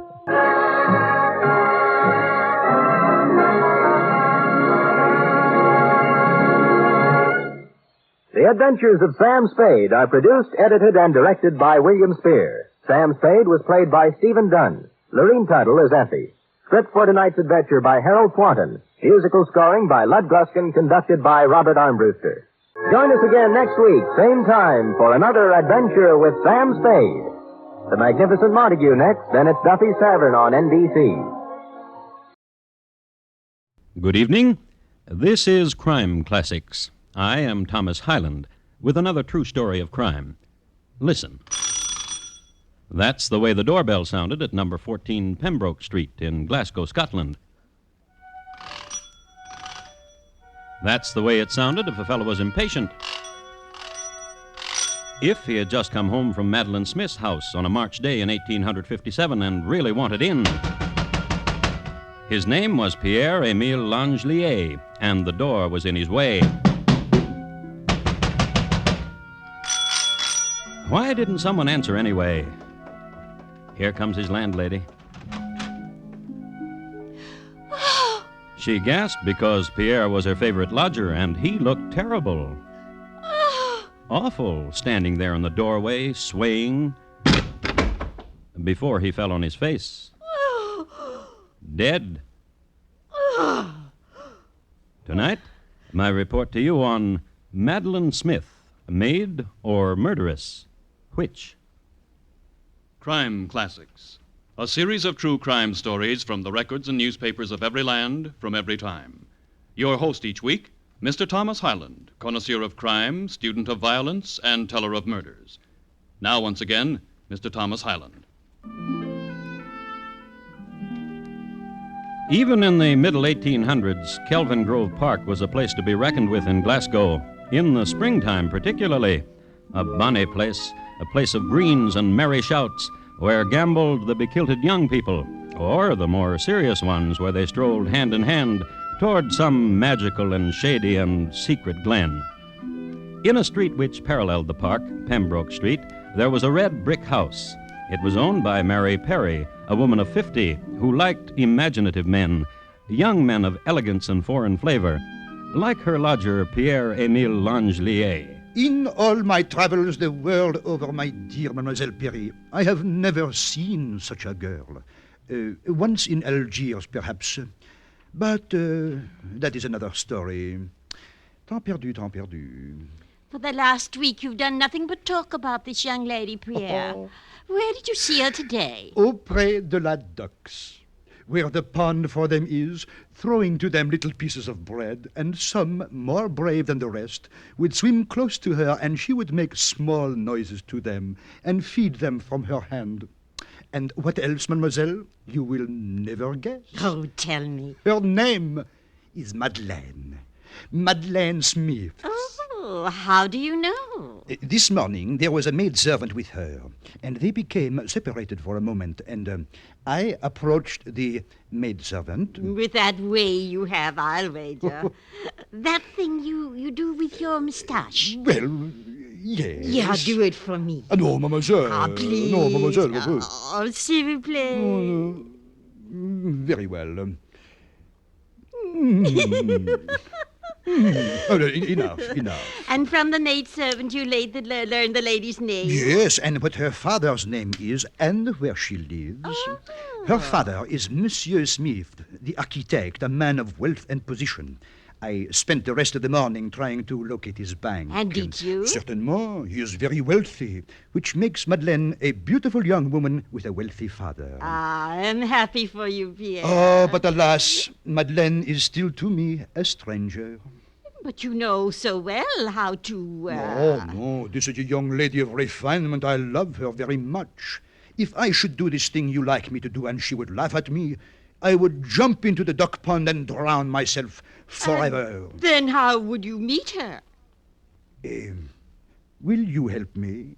Oh, chère mademoiselle, will you help me? Oh, greedy, greedy, greedy. Oh, very well. Here's one for you. Here now. Here's some bread. Here you are, you lovelies. Bread for you, and you, and you. Isn't it a lovely day? I beg your pardon? I said, isn't it a lovely day? Oh, yes, it is. The ducks seem so, frisky today, don't they? Except Abby. See how she sulks there. Here, Abby. Here. Oh, sulky duck. Young miss. Yes? You come here every day, don't you? Why, yes. I watch you from my window from across the street. Why, whatever for? Oh, such a young thing and beautiful you are, which is such a joy to an old lady such as I. To an... What's the matter? I have a pain. Oh, dear. Where? The nasties. They come on me. I think I'll faint. Oh, my. I'll help you over to the bench. And here, put your arm about my waist and... Careful now. Dear ladies, may I be of some assistance? I have here a home medical advisor of the era. The nasties, also known as the vapors, a sudden attack of malaise, predominantly in the female sex, usually preceding a faint. Symptoms: loud noises in the ears, quickening of the heartbeat, and dizziness. Make patient comfortable and apply smelling salts. Now, lie down here on the bench, madame, and we will try to make you comfortable. Now, if there were smelling salts... I have smelling salts. Oh, how beautiful of you. What? Quickly, the smelling salts. And that's the way they met. Mary Perry inhaling the smelling salts, and the two young folk looking at her, concerned. Then the two young folk looked at each other and became more concerned, and trembled a bit, and the symptoms they felt were quickening of the heartbeat, dizziness, and loud noises in the ears. And they did what young folks most always did when they are met in Kelvin Grove Park. Somehow their fingertips met, and their hands, and they strolled, and they found a shady glen. Miss Perry watched them disappear with a happy tear in her eye. She had done her bit for Pierre. Things went so well between the two young people that a couple of weeks later, this was the state of affairs. Your mama and papa? Asleep. Oh, quickly. Come on in. Careful. Every time you come through this window... Then why do you not put the lamp in another place? Oh, my darling. Chérie. Love. Mimi. Oh, we will marry. Oh, wonderful. Oh, Mimi. Right away. Then you've talked to your mama and your papa. Yes. And they are happy. They are overjoyed. No. But you said... We can still get married. You have a job and I'll work and... You? Work? What's the matter? The thought of you at work, stitching and sewing, or at the laundry, with these fingers, these precious little fingers. Oh, Pierre. In other words, your mama and your papa will disinherit me if I marry you. I refuse to have you disinherited. Then we won't get married? No, somehow... What? It is more romantic this way. Letters to each other each day, and the clandestine meeting, and the kisses, and the... I know. The hot chocolate. Oh, yes. It should be boiling now. I bring it to you. And that was the romance. My own beloved, you have just left me. Oh, sweet darling, at this moment my heart and soul burns with love for thee, my own sweet one. Oh, what would I not give at this moment to be your fond wife? I love you with all my heart and soul, sweet love. To which her lover answered, My dearest, beloved Mimi, since I saw you, I have been wretchedly sad. Think of the consequences if I were never to marry you. What reproaches I should have, Mimi. However, as soon as your papa pledges not to disinherit you, there will be a wedding the likes of which... And the meetings. Oh, passe du temps. And the nourishment. Ah, oh, Mimi, the hot chocolate of my Mimi is... Oh, Pierre. oh my darling. No, listen. Yes? We have been meeting like this for 6 months now. 6 months of paradise and bliss and When will we marry? Has your father changed his mind? Today my father introduced me to a young man. Who will quickly fall in love with you and die in despair for your love. Oh, Mimi. Wait. Why? His name is William Minnock, and he is handsome and he is rich. And? Oh, Pierre, I do wish we could get married.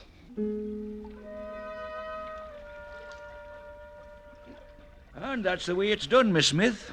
Manipulation. Borrow from one stock to buy the other, and when the other is going up, then we pay back. You see? And that is how one becomes rich, Mr. Minnock? Well, is it? Oh, I suppose so. Oh, Miss Smith. Careful, you'll fall. Perhaps you'd just better row, Mr. Minnock. All right. Miss Smith. Yes? William? You said William. Yes, I did. And may I call you... Madeleine. Madeleine. Madeleine. Yes? It's 2 months since I've known you. Yes. Last night I spoke to your father. About me? How dear you are to me. How much I love you. And what did my father say to you? That if you'll have me, he would be very happy. Oh, Madeleine. Oh, I don't know. I just don't know. But you must. These wonderful days together, you've given me hope. Oh, William. Aye. Put the oars down. Now, come here. Kiss me, William. Why, William, that was very nice, William. Very nice indeed. Madeleine. Madeleine. Oh, Madeleine. Madeleine.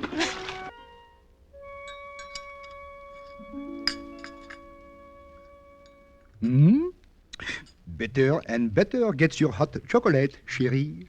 My sweetheart, my love. There is something I must ask you, Pierre. Yes. My letters. I have saved every one. I want them back. But why, my pigeon? Well, I think sometimes of what I've written to you, and such outpourings. But your outpourings are from my eyes alone. Oh, give them back to me. No. But why not? I will tell you why not, little dove. If you look with love at another man, I will take the letters to your father and prove to him that your love for this another man is a passing thing, and that your love is only for me, your true love, who you will marry as soon as your father puts aside a suitable dowry for you. I see. Of course you do. You are blackmailing me, Pierre. Oh, love, come to me. Kiss me and kiss me. How cool your lips are, love. Apothecary. I would like 5 ounces of arsenic. And you know how Pierre liked his hot chocolate.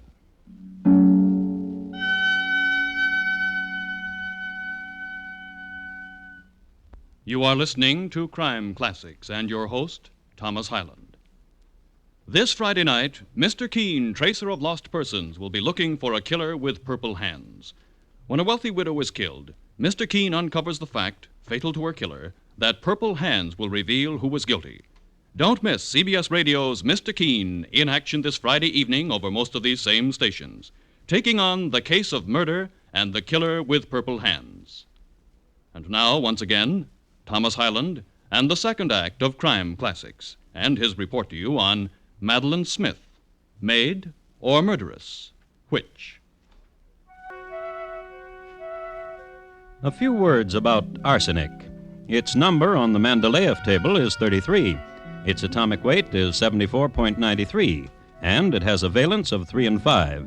It is of a silvery luster, but be careful about exposing it to the air, since it will tarnish readily.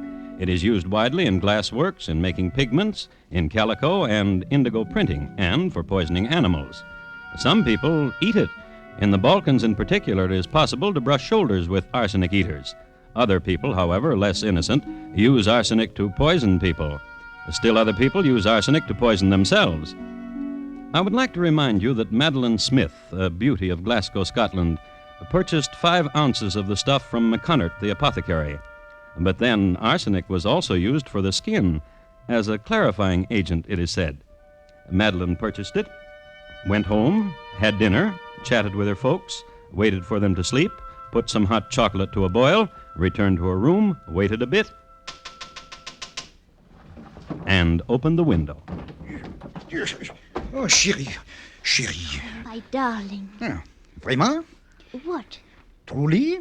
Why, of course you are my darling. Then what about Monsieur Minoc? What endearment did you name him? Guppy? Sweet bun? What? Lovey? Honey pie? Ginger snap? What? I have seen you. Spy.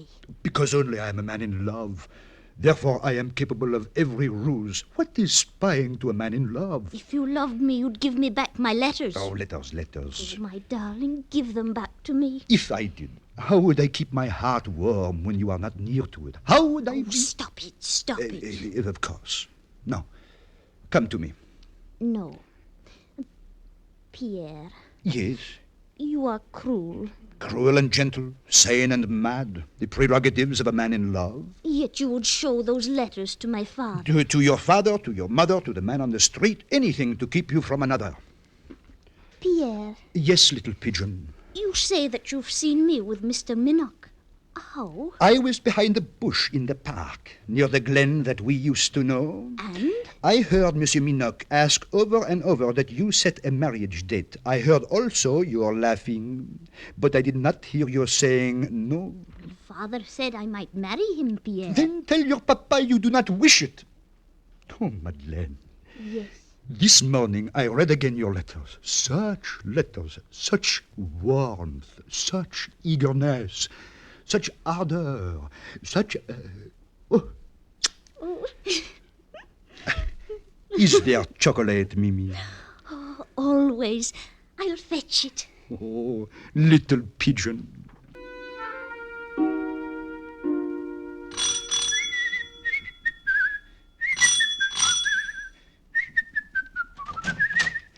Come in, Pierre.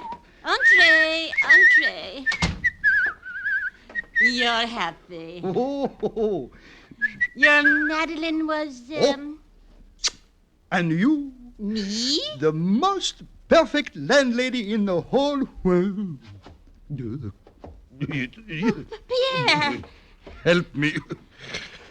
Help me. Oh, what's the matter? You have the nasties. You have... Miss Perry knelt over Pierre, and she knew right away it wasn't the nasties. His eyes were rolling around, and his mouth was grimacing in wordless pain. She went for the cologne, dabbed a little on herself, came back, dabbed a little bit on her lodger. A little later, she helped him up the stairs. Lean on me, Pierre. Lean on me. And helped him to his bed. Miss Perry was never so efficient as when there was a helpless man about.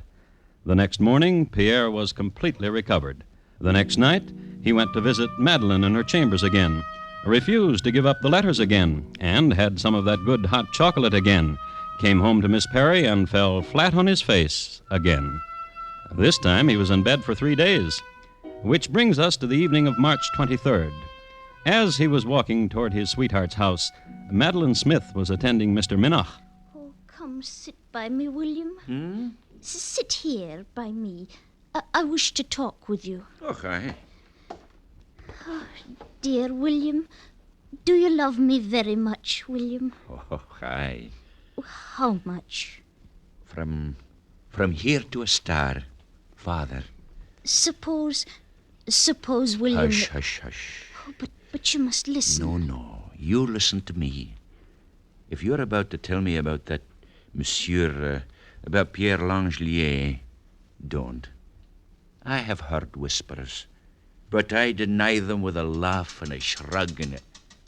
What's that? The shutter, perhaps. Nothing. I'll see what it is. Oh, and, William... I love. There's some chocolate on the kitchen table. Put it on the stove over the fire. Of course, love. And wait for me down there.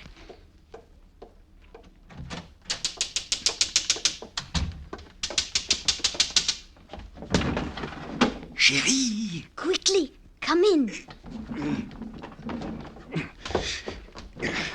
Oh, I have missed you. Oh, my darling. 3 days I was in bed, and my thoughts of you always, dearest Mimi. I know your thoughts fled to me and caressed me and warmed me. Vraiment? Truly. Oh, was there ever a love such as ours? Never, never. Oh, never. And eventually... What? We will marry. Did you know that? Do you truly think so? Whoa, what manner of man would I be? This tapping upon the window, this stepping over the casement to your arms. Of course we will marry someday. Oh? Of course. For each day, each night that I come here to you and hold you close, I bind you closer to me, and there is no escape. No escape. None. Pierre. Yes. Haven't you been feeling well? I said to you I was in bed for 3 days. Why? From what illness? Of all over. Twice. Oh? Each time I have left you, the last 2 times, I have gone to my lodging house and I have sickened. Oh? Madeleine, I know just the thing. Oh? Hot chocolate. I'll fetch you some. Oh, guppy.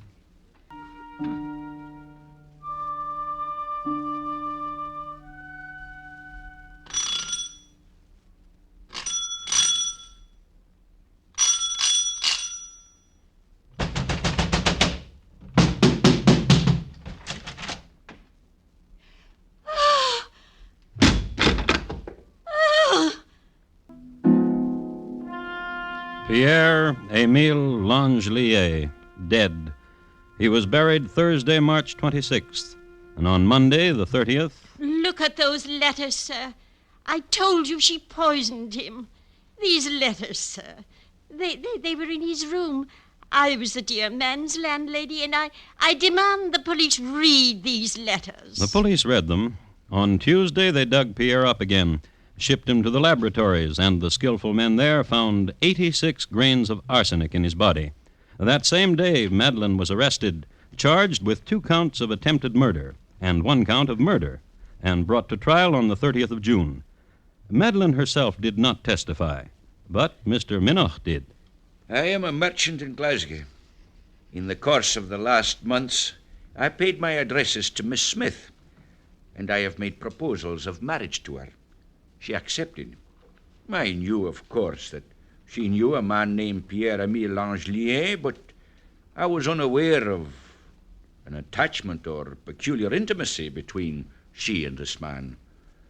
And of the letters this court has read, What of the letters, Mr. Minoch?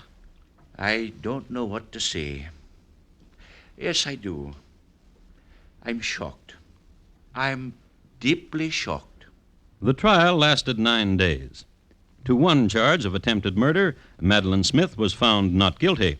To the other charge of attempted murder, the verdict brought in was not proven. To the charge of murder, the verdict, not proven. I want to congratulate you, Madeleine, on your acquittal. Oh, and now we can be wed. Oh, no. I'm off to India. However, she did get married twice, and she came to America. She lived till she was 90 years old. An amazing thing, her complexion always clear and youthful. She was a frequent sight at the drug counters, a big buyer of arsenic, wherever she was.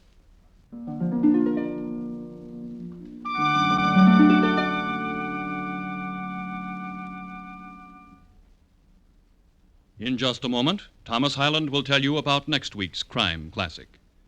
Madeleine Smith, tonight's crime classic, was adapted from the original court reports and newspaper accounts by Morton Fine and David Friedkin. The music was composed by Bernard Herrmann and conducted by Wilbur Hatch, and the program is produced and directed by Elliott Lewis. Thomas Hyland is portrayed on radio by Lou Merrill. In tonight's story, Betty Harford was heard as Madeleine, Florence Walcott as Mary, John Daner as Pierre, and William Johnstone as Minoch. Gil Warren speaking. And here again is Thomas Hyland. Next week, the state of Vermont. In those years from 1812 to 1820, the hills were green and filled with the little people, and it was worth your life to be caught with them. My report to you will be on the Bourne brothers and the hangman, a study in nip and tuck. Thank you. Good night. About 58 million of us will have to file our income tax returns to Uncle Sam's Collectors of Internal Revenue by March 15th. Taxpayers entitled to refunds will get them sooner by filing early.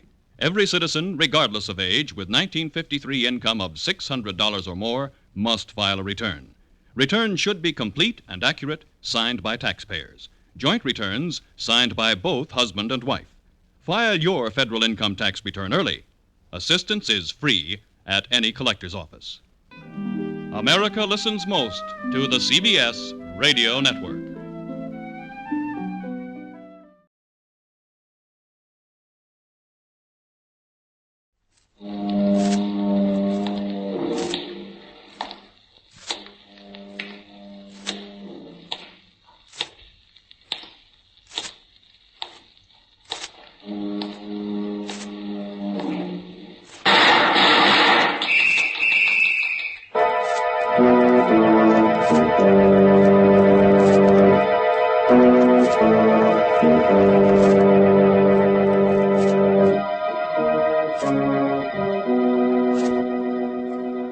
Out of the fog, out of the night, and into his American adventures comes Bulldog Drummond.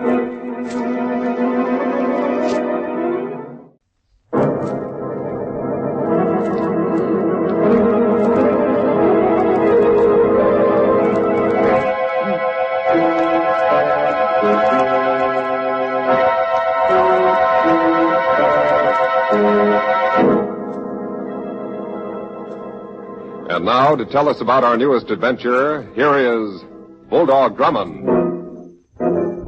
Before I begin, I'd like to ask a question. When you see a sign on the road that says danger ahead, do you go on regardless of the danger, or proceed with care and caution? I ask this because there's a big sign on the economic road ahead of us, and it says inflation. That means we must proceed with care and caution to keep prices down. More and more people are making more money than ever before, and there are fewer things to spend it on. Therefore, if we outbid each other for what there is, we force prices up, the value of money decreases, and everybody suffers. But you must keep prices down. Buy only what you really need, and refuse to pay more than ceiling prices. Save all the money you can in the form of war bonds. Do all you can to avoid the pitfalls of that danger sign that says inflation. And make every step you take a step closer to victory. Keep prices down.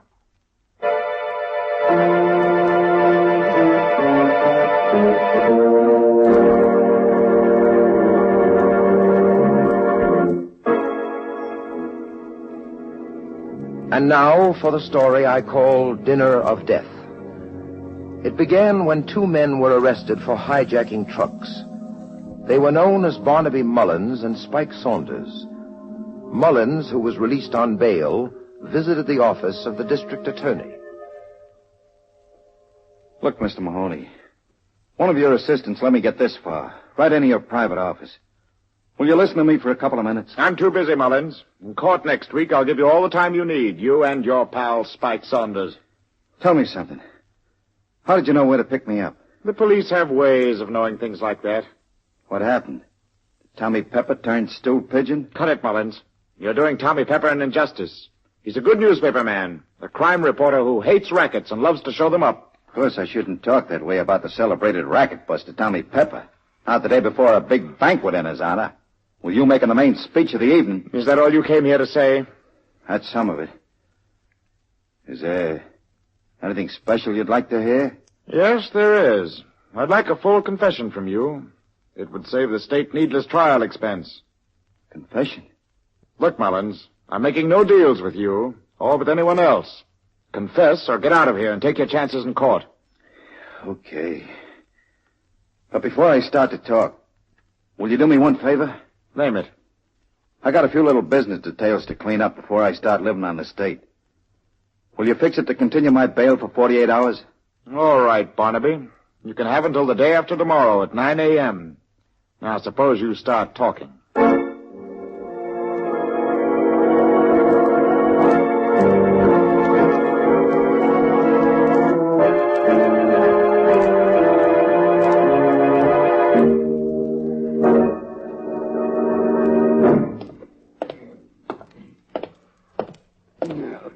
This is insufferable. Oh, come now, Denny. You've been moaning all the way to this hotel.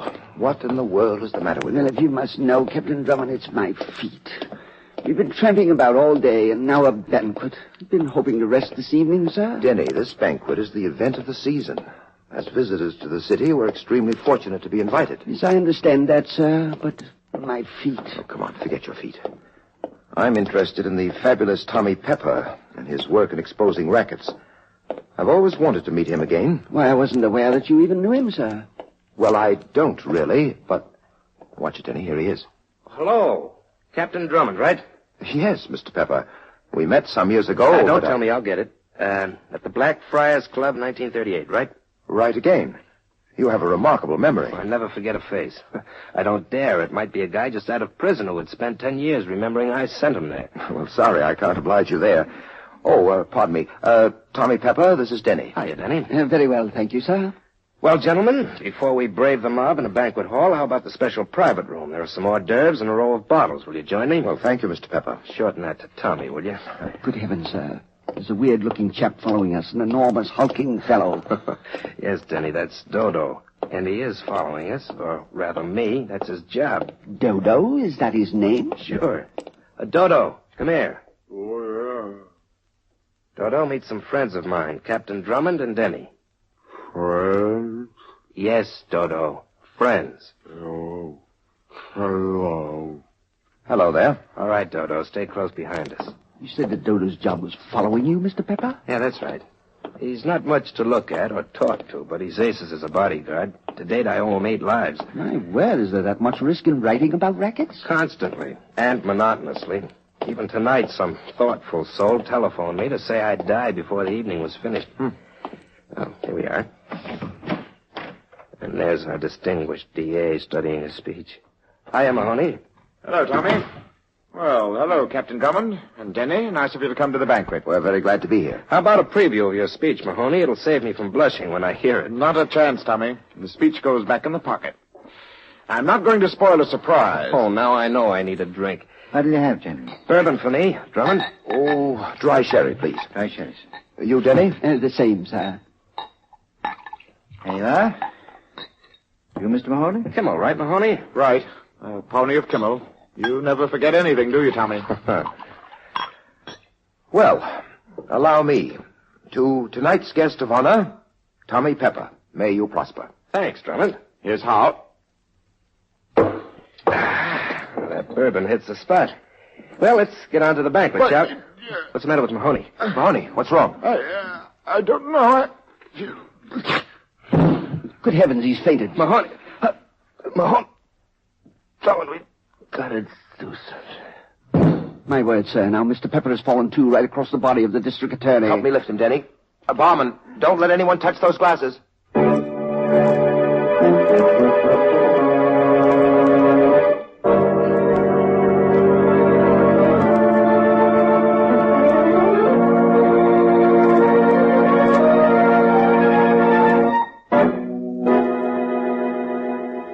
Our story continues in just a moment.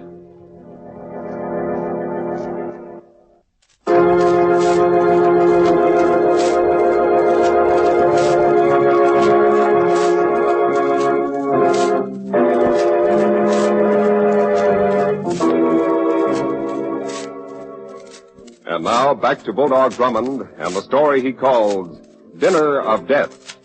A hijacker known as Barnaby Mullins traded information with District Attorney Mahoney for 48 hours of freedom to clean up some unfinished business. The same night, Tommy Pepper, noted crime reporter, is to be guest of honor at a dinner. But after taking a drink, Tommy and the District Attorney collapsed. Keep up the first aid treatment, Denny. An ambulance will be here any moment. Yes, sir. Mr. Pepper. Mr. Pepper. He's coming too, Captain Drummond. Good. I can't say as much for Mahoney. No, sir. Dear's in bad shape. Wait a moment, Barman. No, it's no use. What do you mean? There's no pulse, no breath. His heart stopped. The district attorney's dead. Mr. Pepper's going to be all right, sir. Tommy Pepper, can you hear me? Drummond, what happened? Someone must have poisoned your drinks. Lie still now. In a moment, we'll put you in an ambulance and take you to the hospital. But Mahoney, I saw him fall. Where is he? He's dead. Mahoney dead. Oh, that's terrible. Who did it, Tommy? Do you know? Might have been Barnaby Mullins or anybody. Lots of rats hated me and Mahoney. Tell me, who is Barnaby Mullins, and why do you suspect him? Well, it was Mullins on the phone today. He threatened me. I investigated his hijacking racket. Mahoney was to prosecute him next week. I take it then he's out on bail. Where can I find him? Well, he used to hide out at Cornwall Arms, apartment 4E. Thanks. Denny and I'll go there at once. Be careful. Mullins is tricky, dangerous, and desperate.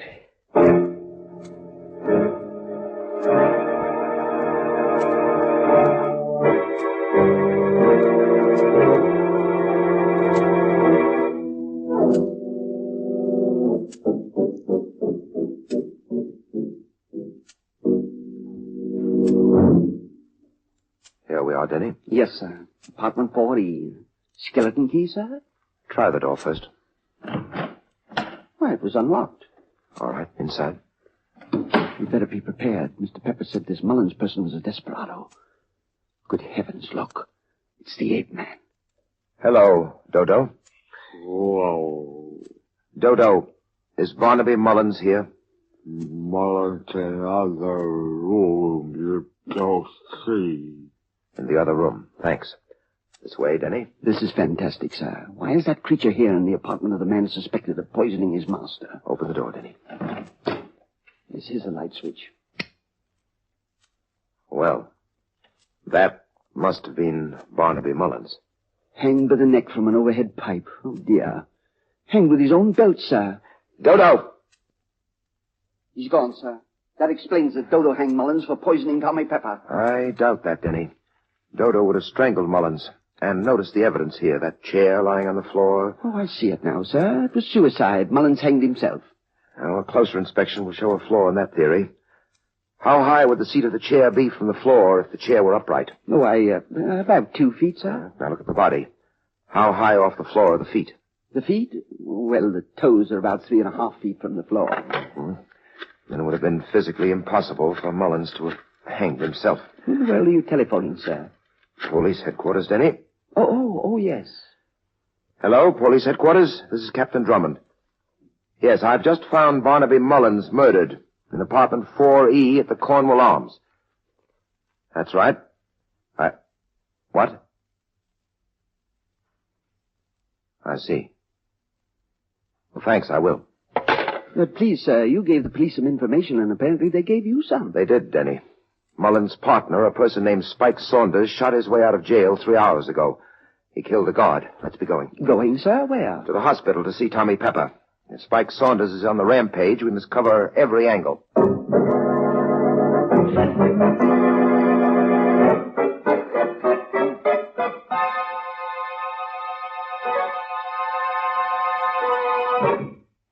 I dislike to press a personal issue, sir, but my feet are killing me. Yes, Denny, I know how you feel. I'm sorry we couldn't find a taxicab to bring us here to the hospital. But it's impossible that this Spike Saunders would invade a place like this, especially with the police on his heels. That shot seemed to come from Tommy Pepper's room. Hurry it up. Yes, sir. The running is extremely difficult at this point, sir. All right, here's the room. Oh, dear.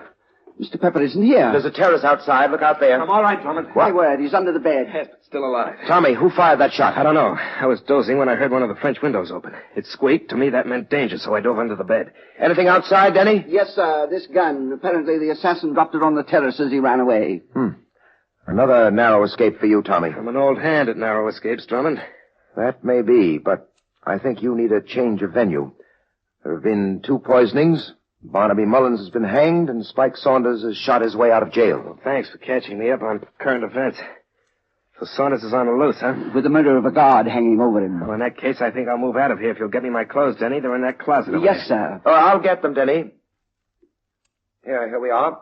Shoes, socks, underwear. Let me help you with that hospital nightgown, Mr. Pepper. Thanks, Denny.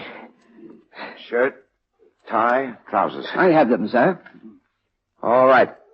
Now, you can go along with Denny to our suite in the hotel. Meanwhile, I'll gather up the loose ends of the case.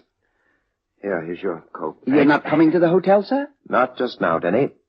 There are a few details I want to clean up. Well, Drummond, thanks for your help. I'll see you soon, I hope. Yes, both of us will, sir. Plaster on the wall is soft, and the bullet didn't go far. Should be easy to dig it out. Peculiar angle of entrance. There we are. Oh, pardon me, sir. Why did you come back, Denny? Well, Mr. Pepper considered himself far too capable to need a chaperone on his way to the hotel. He insisted that I come back here. He went on alone, so I gave him my key. All right, we'll follow him in a few moments. Yes, sir. You see, I believe that Tommy Pepper will need not 1 chaperone, Denny, but 2.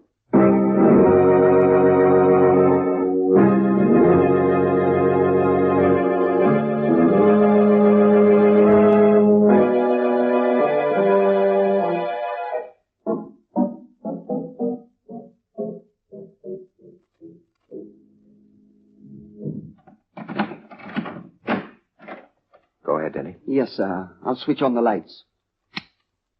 Well, we've had visitors. My word, the room is wrecked. Tommy? Tommy Pepper? He isn't here. He's been kidnapped, sir. From the look of the room, there was a fierce struggle before someone overpowered him and carried him off. Yes, it appears that way.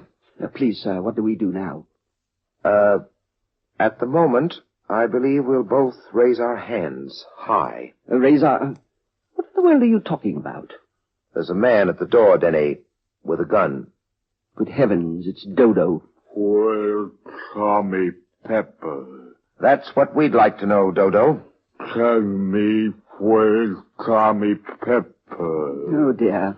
Listen, Dodo, Mr. Pepper came here for safety, but someone must have kidnapped him. Where's Tommy Pepper? He doesn't believe me, sir. Now, see here, Mr. Dodo. Spike Saunders escaped from jail. Probably took Mr. Pepper away. Spike Saunders free. Spike Saunders snatched Tommy Pepper. Dodo gets Spike Saunders. Thank goodness he's putting away the gun. Dodo, can you find Saunders? Dodo followed Spike Saunders lots of times. He hid in a car in a warehouse. We'll go along with you to help you. Don't need help. Don't go on. Oh! My word, sir, you knocked him out. Yes, Denny. Now you and I will visit the colony warehouse without a chaperone.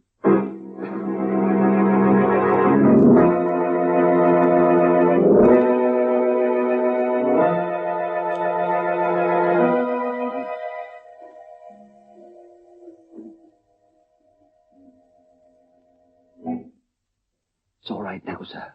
I cut out that bit of glass and reached through and fixed the burglar alarm just as you told me. You should have been a burglar, Denny. Well, thank you, sir. I'll raise the window. Go on in. My word, the warehouse is full. Yes. I noticed the stencils on the cases, Denny.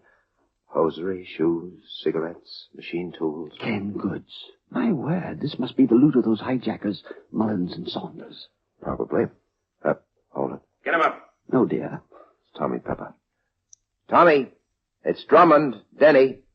Wow. How'd you get here, Drummond? How'd you get in? Oh, there are ways and means, Tommy. Tell us about this warehouse. Oh, it's a storage depot for hijacked civilian goods. Nothing but the best, of course.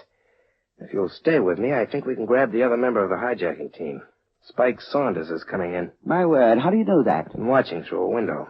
Just drove up outside in another car. Not the one he was using when he yanked me out of your hotel suite. What happened to you there? Well, I just got in when Saunders arrived. He slugged me and started to take me for a ride. It was my good luck that his car blew a tire. I was conscious by that time, so I got away. You're lucky? You're telling me. I wouldn't be alive today if I wasn't. Drummond, got a gun? Not tonight. And lie low when the fireworks start. Saunders won't give up without a fight. Perhaps you better give me your gun, Tommy. Taking a criminal into custody is more in my line than yours. Oh, no, not tonight. I've been poisoned, shot at, and slugged, and I want revenge. Here he comes. Get him up, Saunders. Well, so what happens to me? I run into Tommy Pepper and into Doc. That's right, Saunders, and my gun was up first, so walk in a straight line toward my flashlight and keep him up. Sure, let's see your light.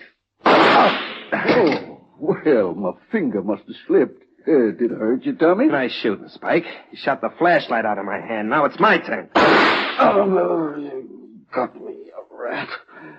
Right in the breadbasket. All right, Tommy. You won your duel. Yeah, I almost lost it. All right, Drummond, you can have my gun. From here in, it's your show. Thanks.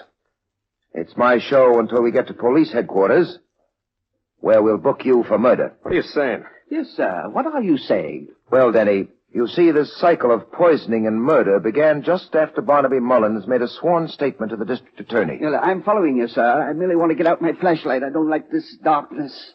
Yeah, that's better. Your real talent, Tommy, was blackmail. You used the information you picked up about rackets to extort money from crooks. Will you confirm that? Confirm nothing. Denny. Oh, I'm sorry, sir. He knocked the light out of my hand. Drummond, you were too fast with your information. Now you haven't got a light. Making an arrest in the dark's pretty tough. Where in the world is he, sir? You forget, Tommy. I've got your gun. You're unarmed. One correction, Drummond. I just picked up Saunders' gun. He won't need it anymore. Hit the floor, Denny. Yes, sir. One other little point, Drummond. My gun has only one cartridge left in it. There were two. I used one on Saunders. You've got just one shot to fire. I've got plenty in this gun. Have you? Oh. I missed you, huh? Why don't you try the one shot you've got, Drummond? You might make a bullseye by a miracle. Please, sir, is he bluffing? No, Denny. There's only one live cartridge left in his gun, and this gun, and Tommy's moving around in the dock.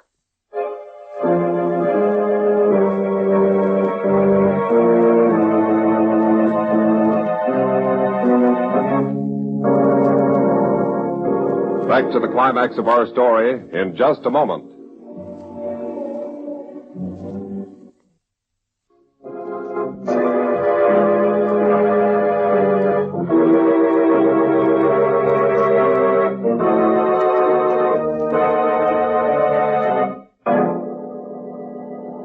And now back to Bulldog Drummond. In the colony warehouse, a depot for hijacked civilian goods, Drummond and Denny are peering into darkness. Drummond has one live cartridge in his gun. Tommy Pepper has more. Come on, Drummond. Why don't you shoot? You might hit me. Of course, sir, it's none of my business, but do you think you might hit him? As he said, Denny, I might score a bullseye by a miracle. I'm saving this last shot. But what can we do, sir? I think you'd better start creeping. Creeping, sir? My feet are aching terribly. Crawl, Denny, on your hands and knees while I talk to Tommy. You'll know where he is by his voice. You want me to find him, sir, and tackle him? No. Get behind him. Those wooden cases are stacked high. Get behind a row of them. Oh, I understand. Get behind a row of cases and behind him. That's it. Get moving now. I'll make him talk so you can locate him in the dark. And then a mighty heave-ho on the cases. Yes, I'll do my best, sir. All right, Tommy. How about it? Tommy? Yeah, Drummond?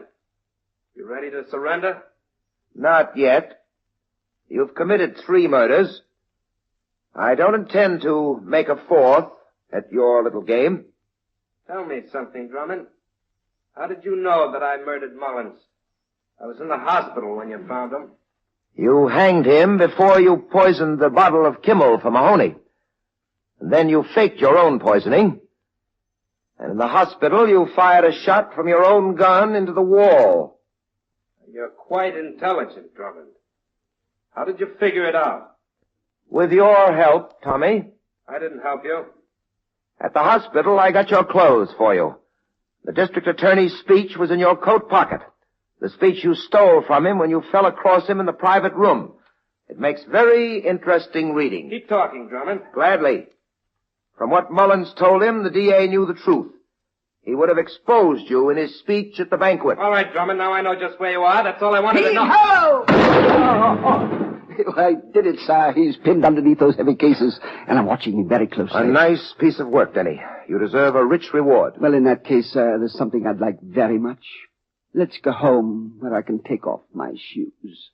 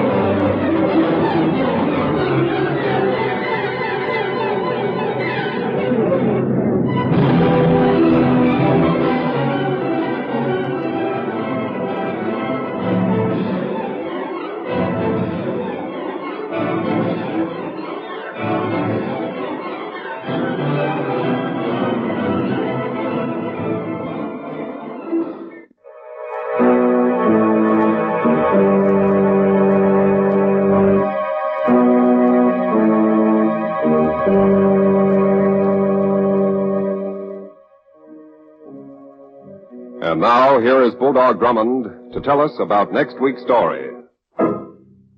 At a carnival, a gypsy fortune teller predicts Denny's future. She foretells a night of dire happenings. And before morning, her prophecy comes true.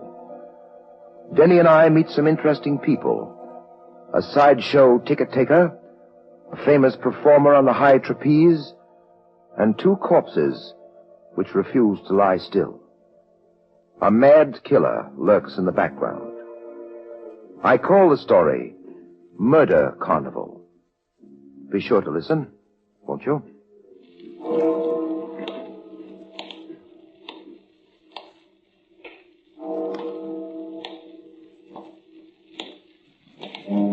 And so, into the night walks Bulldog Drummond, seeking new adventure and excitement. The next adventure with Bulldog Drummond will be heard over most of these stations next week at the same time. We are back. I'm glad you're here. Let me know what you think of the shows in this marathon in the comments. If I'm missing any shows that you really wanted to hear, let me know that too. I always take your comments and your suggestions very seriously. First up, a fantastic mystery show, Mystery is My Hobby. Short-lived show, 45 to 46, but still very good. Glenn Langan played Barton Drake, a police inspector and writer who is collecting material for his book while he solves crimes. Here is Stella Dix's Murder, broadcast date unknown. Then on to that famous crime drama, Box 13, starring Al Ladd as Dan Holliday, the newspaper writer turned mystery novelist whose ad in the paper invites people to come to him with mysteries and exciting adventures for him to solve. Here is The Philanthropist from January 30th, 1949. Nick Carter, Master Detective, was a very popular show starring Lon Clark as the Private Eye and Helen Choate as his assistant Patsy Bowen, later Charlotte Manson. It ran from 1943 to 1955. Here is Murder Goes to College, broadcast on Christmas Eve, 1944.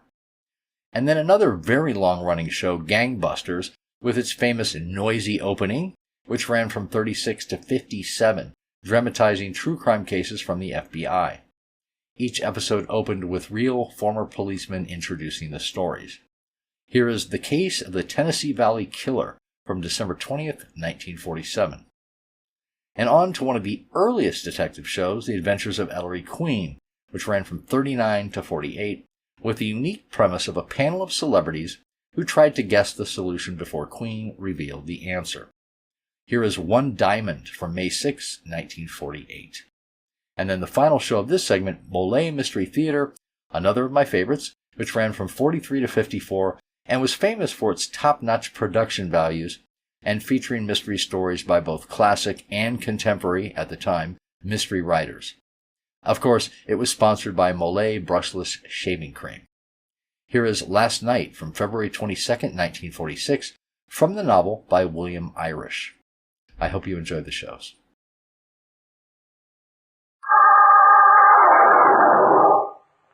Mystery is my hobby.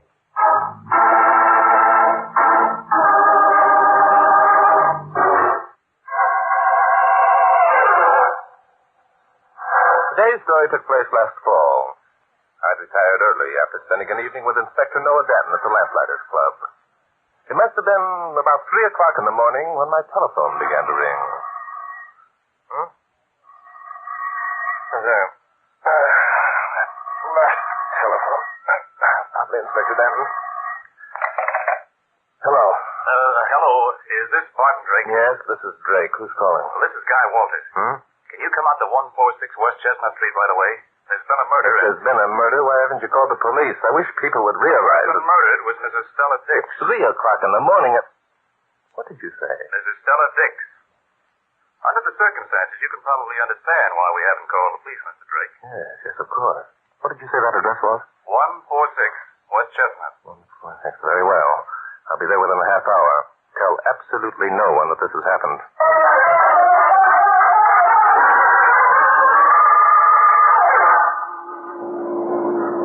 So, you told this guy Walters to tell nobody that Stella Dix had been murdered, and then you wake me up to tell me. Is that right, Boy? Yes, that's right, Inspector. You see, you are a policeman. Yeah, but I thought Guy Walters didn't want to cast in on the deal. No, he didn't, Inspector. However, when a murder has been committed, it's necessary to have an officer around. And you men can be trusted. See, Inspector, if Stella Dix has actually been murdered, it's going to make a profound influence on how the voters cast their ballots next week. Yeah, I suppose you're right. This is the first time that a woman has come close to being elected to the United States Senate in this state.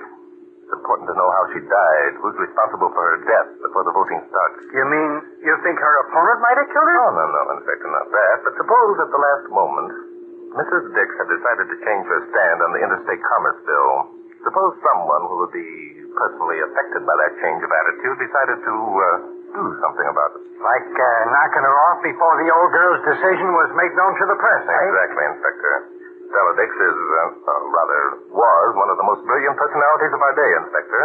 She has a large following, people who believe in her implicitly. And a switch in policy on her part would come the works, eh? Yes, that's one way of putting it, Inspector. Okay. Now, where did this murder take place? I don't know. Guy Walters asked me to come to 146 Chestnut Street. That's the Dix home.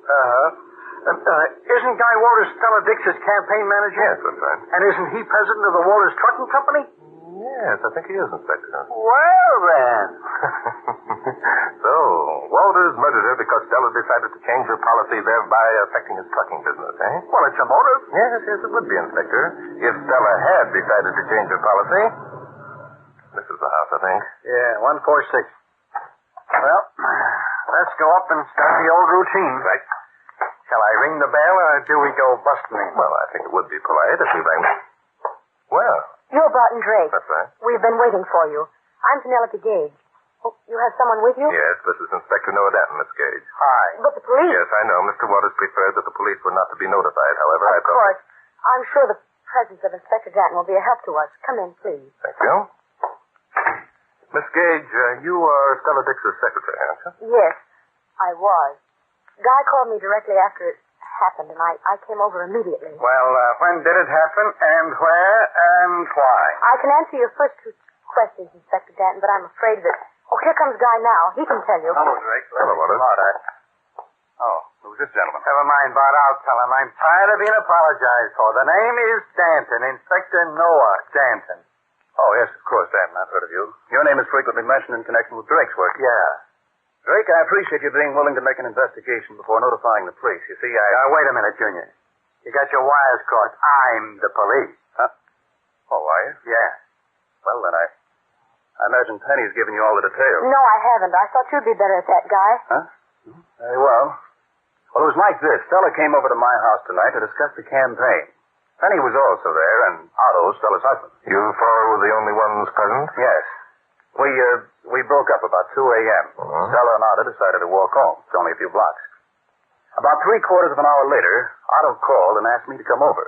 I couldn't understand him very well, but, well, I came nevertheless. Yes, and what did you find? Stella was dead. She'd been beaten to death with a hammer wrapped in a newspaper. Otto was wounded, but had crawled into the house, found a towel around his head, and called me. Then the murder took place outside the house? Yes. Just as they turned up the walk from the street. Apparently, the murderer or murderers had been waiting behind the shrubbery that grows there. I didn't see any shrubbery. Well, you should go out and look again. Huh? Otto's upstairs in his room, Drake. I suppose you'd like to hear the story from him firsthand. Yeah, and we'd like to ask what decision Stella Dix came to tonight at your house regarding the interstate commerce business. In good time, Inspector. Drake, I have the hammer and the newspaper in which it was wrapped in the next room. Oh, good. I found them lying beside the body. Possibly you'd like to examine them. Yes, I would. Did you find anything else? No, that's all. How about the body? Where's it? Upstairs. I carried Stella to her room. You mean you moved the body without a coroner? Well, naturally, I couldn't just leave her out there on the street. Oh, Penny, have I omitted anything? Nothing except that you murdered Stella. What was that? You murdered her, Guy. It's silly to deny it. You were the only one who had a motive.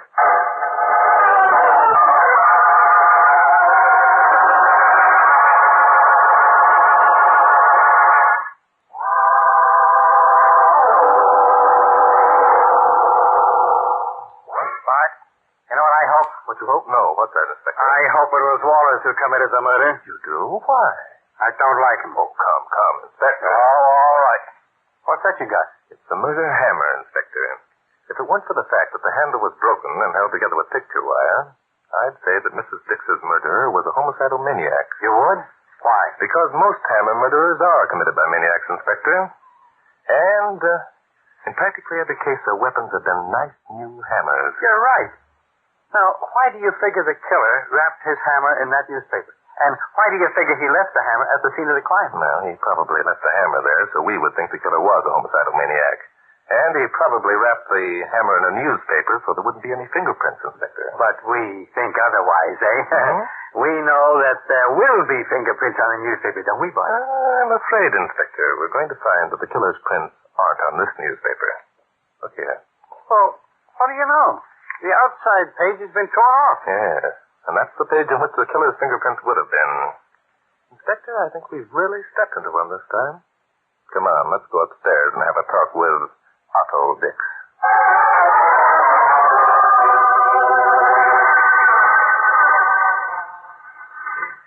And that's about all I can tell you, gentlemen. As Stella and I approached the house, someone jumped on us from behind. I was immediately knocked unconscious. When I regained my senses, Stella was lying beside me on the sidewalk. Mm-hmm. Did you know she was dead at the time, Mr. Dix? No. No, I spoke to her, but she didn't answer. She's a fairly large woman, and I knew I couldn't move her, especially in my weakened condition. So you called into the house and got to a telephone? That's right, Inspector Danton. Shouldn't you have called a doctor for yourself, Mr. Dix? That wound looks pretty bad. No, I'm getting along fine. Please don't call a doctor. Oh, Mr. Drake, you must know what this will mean if the news gets out. We both know, but the news has got to get out sometime. Oh, yes, of course. But I was hoping that Mr. Drake could apprehend the murderer before the story reached the papers.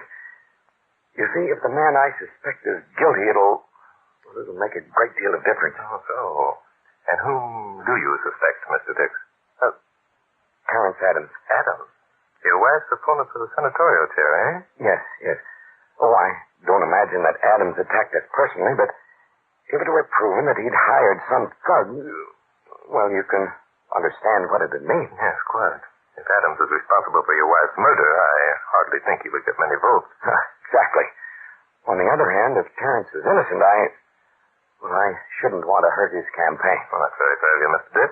Tell me, did your wife discuss with you the possibility of changing her views on the interstate commerce bill? Well, briefly, yes. I urged her to maintain her original stand, but I doubt if my argument had much effect. I see. And what was the nature of your argument, Mr. Dix? Nature? Why, I just reasoned it was rather late in her campaign to make such a drastic step. Her platform had been too firmly established. I see. If Mrs. Dix had decided to take your advice, how would that have benefited you, Mr. Dix? Benefited? I beg your pardon? I understand that you and Terrence Adams were one-time partners. You owned and operated a road construction business. I was thinking that possibly a coastal truck route might have... That's ridiculous. I don't know where you got your information, Drake, but... Oh, it's entirely incorrect. I've been retired from active business for several years. I see. Well, I beg your pardon, sir. Thank you. I didn't know that, Mr. Dix. Come along, Inspector. Yeah. I think we'd better step across the hall and have a look at the body of Mrs. Dix. If you gentlemen will excuse me, I'd like to lie down. Certainly, Mr. Dix. Get some rest. We'll see you later. Well, there she is. I wish that Walters mug hadn't moved her. Yeah. Why? Why? It's against the law, for one thing. Inspector, she's pretty severely beaten. Have you any other reasons, Inspector? Sure, I have other reasons. The position of the body, the condition of the body. Oh, there are 100 reasons, and you know it. Yes, you're quite right, Inspector. Mrs. Dix was a handsome woman, wasn't she? Sure, everybody knows. That's one reason she had a chance of winning the election. You know, I admire intelligent women who have the good sense not to neglect their looks. Especially, look at that now. Except for the wounds about her head, Mrs. Dix is perfectly groomed. Now, Inspector, let's... Oh, hello, Waters. We're just about to go looking for you. I hope what that poor woman said there hasn't made you suspicious about me. We're suspicious of everyone, Junior. Now, where is the poor woman, by the way? I sent her home. Sent her home? What's the matter? Were you scared she'd tell some more stories on you? Scared is hardly the word, Inspector. I think annoyed would be more suitable. Oh, so then you did figure she had some more to tell. I figured she'd tell some more, whether she knew anything or not. Miss Gage saw a chance to put me in a bad light, and she grabbed it. Why would she want to put you in a bad light, Walters? Well, we seldom agreed on anything. As Mrs. Dix's secretary, she wanted to run the entire campaign. Said she knew the women's viewpoint. Do women have a viewpoint? Well, we'll talk to Miss Gage again in the morning. In the meantime, Walters, I'd like to have you show Inspector Denton and me exactly where you found the body of Mrs. Dix.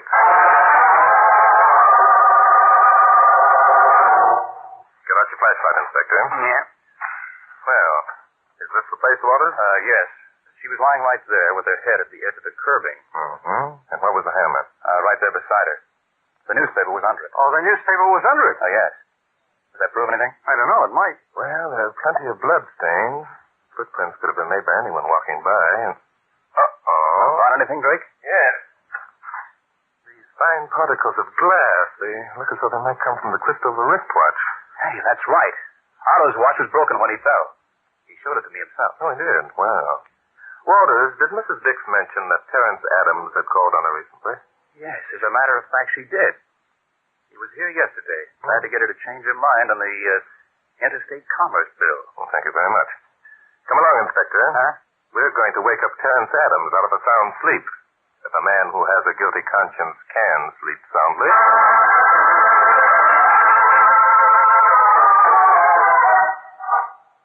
Doggone it, Bart, I don't get this. We drive around the block, park the car, and then start walking. What's the idea? Oh, it might not be a good idea at all, Inspector.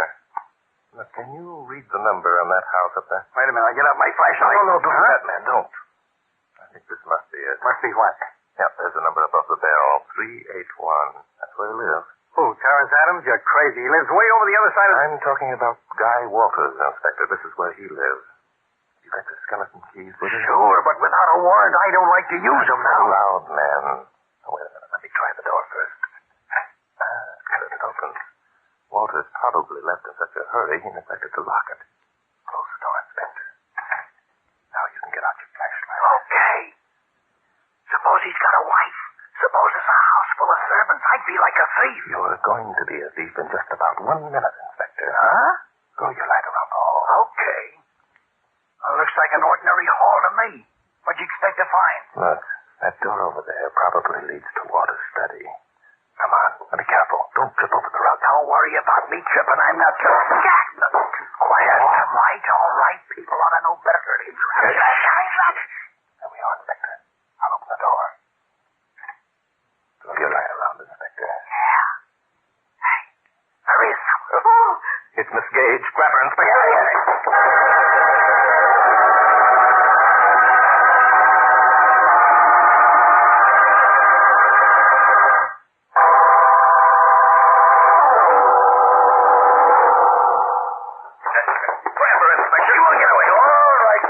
Please, I'm not trying to get away. You frightened me. Is that a fact? Now, I wonder why. I suppose you're going to tell us you live here. No, I don't. Do you? Do I? Are you kidding? Then what are you doing here? Have you a search warrant? If so, why'd you come sneaking in? Did Mr. Walters give you permission to enter his house? No, but... I think we're in the same boat, Inspector Danton. Suppose we compromise. Compromise? Look, Bud, why don't you say something and answer the lady's questions? I'm speechless, Inspector. That's a help. However, I think we'd be smart to listen to Miss Gage's compromise. Yeah, that's a good idea. Very good idea. All right, lady? What's the compromise? You came here looking for evidence that would convict Guy Walters of murdering Stella Dix. So did I. Well? I've found it. I'll be glad to turn it over to you, but I don't want my name used in connection with your investigation. We don't make deals, Miss Gage. Just give us the evidence. Mr. Drake. Never mind him right now. Let's see what you've got. Very well. Here. Well, now, picture wire. Yes. I think you'll find that it is the same as was used to bind up the handle of the hammer that was found beside Stella's body. Well, Bart, that little lady's smart. I guess this sort of clinches things, doesn't it? No, hardly, Inspector. Huh? Miss Gage, a moment ago, you said we came here looking for evidence that would convict Guy Walters. That's not so. We came here looking for evidence, period. But doesn't this prove that No, that doesn't prove anything. What made you think a coil of picture wire would be lying in Walter's desk drawer anyway? I saw him put it there. Oh, you did? It was lying on top of his desk when we came in tonight. I watched him thrust it into a drawer. I didn't think anything of it at the time. But when Stella... Oh, that's nonsense. The man who had used picture wire to bind up a hammer that he planned to use to kill someone wouldn't leave such damning bit of evidence lying around. Come to think of it, that's right. Of course it's right, Inspector. Miss Gage, would you mind telling me why you're so anxious to pin this murder onto Guy Walters? I'm not. I'm just trying to do what I think is right. It's important that the murderer be apprehended before the story gets to the newspapers. Even though the murderer is yourself, Miss Gage? Whatever are you saying? I'm saying, Miss Gage, that you have a motive and a good one. I have a motive? Yes. If Stella Dix were successful in the forthcoming election, you would continue as his secretary, wouldn't you? Why, yes, but... Being secretary to U.S. Senator is an important position, Miss Gage. If Mrs. Dix changed her policy regarding the Interstate Commerce Bill, the chances are she would be defeated at the polls. In that event, you would, of course, find yourself out of a job. What's the idea? Are you implying that I would Well, commit it's a murder... possibility the inspector and I can't afford to overlook, Miss Gage. May I suggest that you return to the Dix home? We'll join you there in about an hour. But I... If you don't mind, we'd prefer that you just continue going about looking for evidence that will convict someone else. At best, you'd probably destroy clues that would help the inspector and myself. Well, you certainly Good have evening, your Miss nerve. Gage. Take the picture wire, Inspector, and let's get going.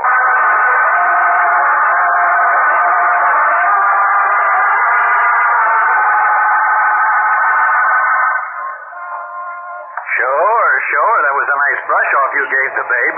But how bet a buck she didn't swallow that routine about us suspecting her because she'd lose her job. No, why not, Inspector? Because if she did murder Stella Dix, like you implied, she'd be out of a job anyhow. That's right, Inspector. However, somebody had to say something. You weren't doing so well. Oh, yeah? Oh, yes. I suppose you expect to find her at the Dix house when we get there. Yes, definitely. And I suppose you told me to bring along the picture wire because you figure it's the same as was wrapped around the hammer handle, and you didn't want Miss Gates to know it. Oh, Inspector, now you're anticipating me. Yeah, I'm anticipating. Now what? I'm going to buy a newspaper to all that stand. Inspector, have you got a nickel? Have I got... Oh, sure. Just... Hey, haven't you got a nickel? Thanks, Inspector. Here we are. Let's see now. What are you looking for? An account of Stella Dix's murder, sir. But look, the newspapers aren't supposed to... Well. It's there, No. But here on the masthead, it says that this particular paper reached the newsstand at 2:15 in the morning. Well, the newspaper in which the murder weapon was wrapped was an early edition of this same paper. My. So now we know that the murderer bought a paper at this stand, wrapped his hammer in it, and shot Stella on the noggin, eh? So what? So now we know who murdered Stella Dix. Don't we, Inspector?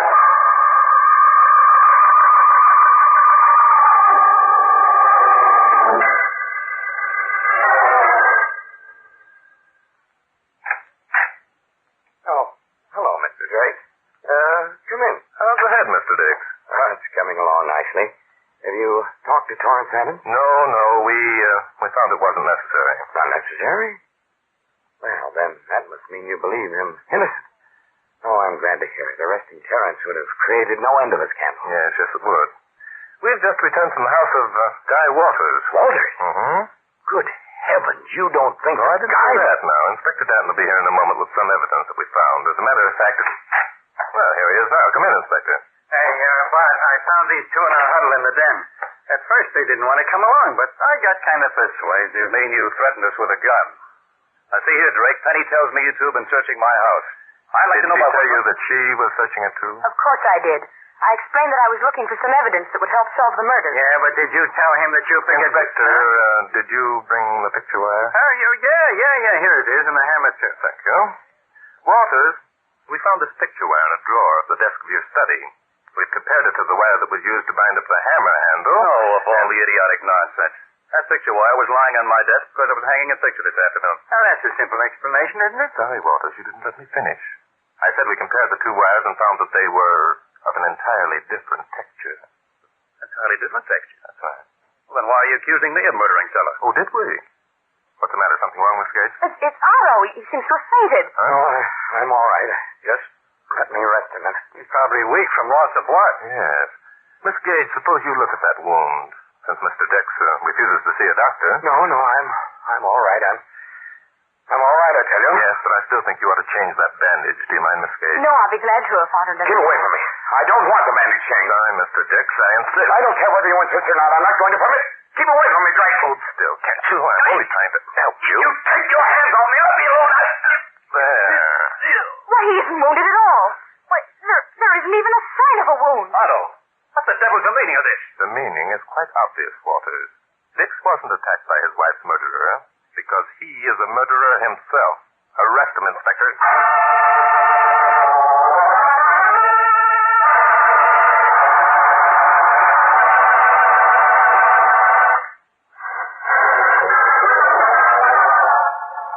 Hey, Bart.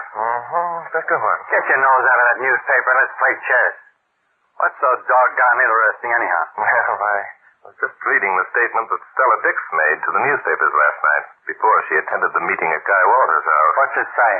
It says she definitely did not plan to change her policy on the Interstate Commerce Bill. So, you see, there was no point in being so secretive about her investigation after all. And there's no point in you being so secretive about how you knew that Otto was our boy. You can tell me while I'm setting up the men. All right, Inspector. First, I think I'd better give you the picture of how it happened as I see it. Yeah, tell me about that first. You see, Mr. and Mrs. Dix left the Walters home shortly after 2 o'clock. As they passed the all-night stand, Mrs. Dix asked her husband to step inside and get an earlier issue of the morning paper. She wanted to see if they published her story on the Commerce Bill, eh? Yes, that's right. There was a hammer lying on the counter beside the newspapers.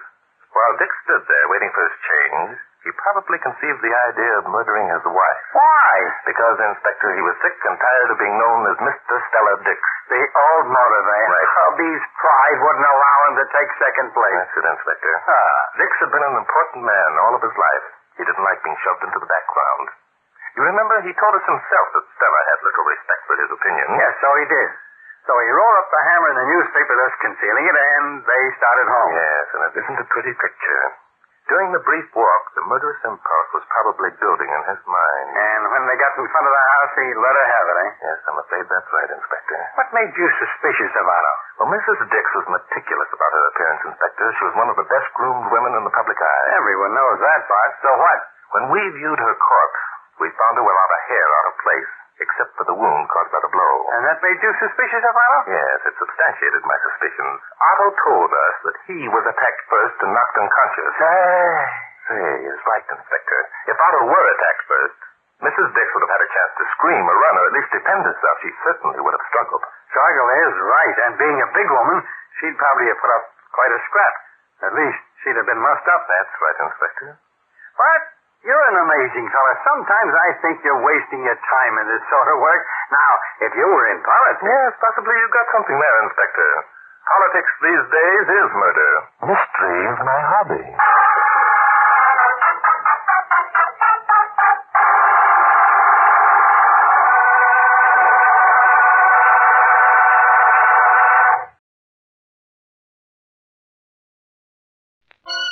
Box 13, with the star of Paramount Pictures, Alan Ladd, as Dan Holliday.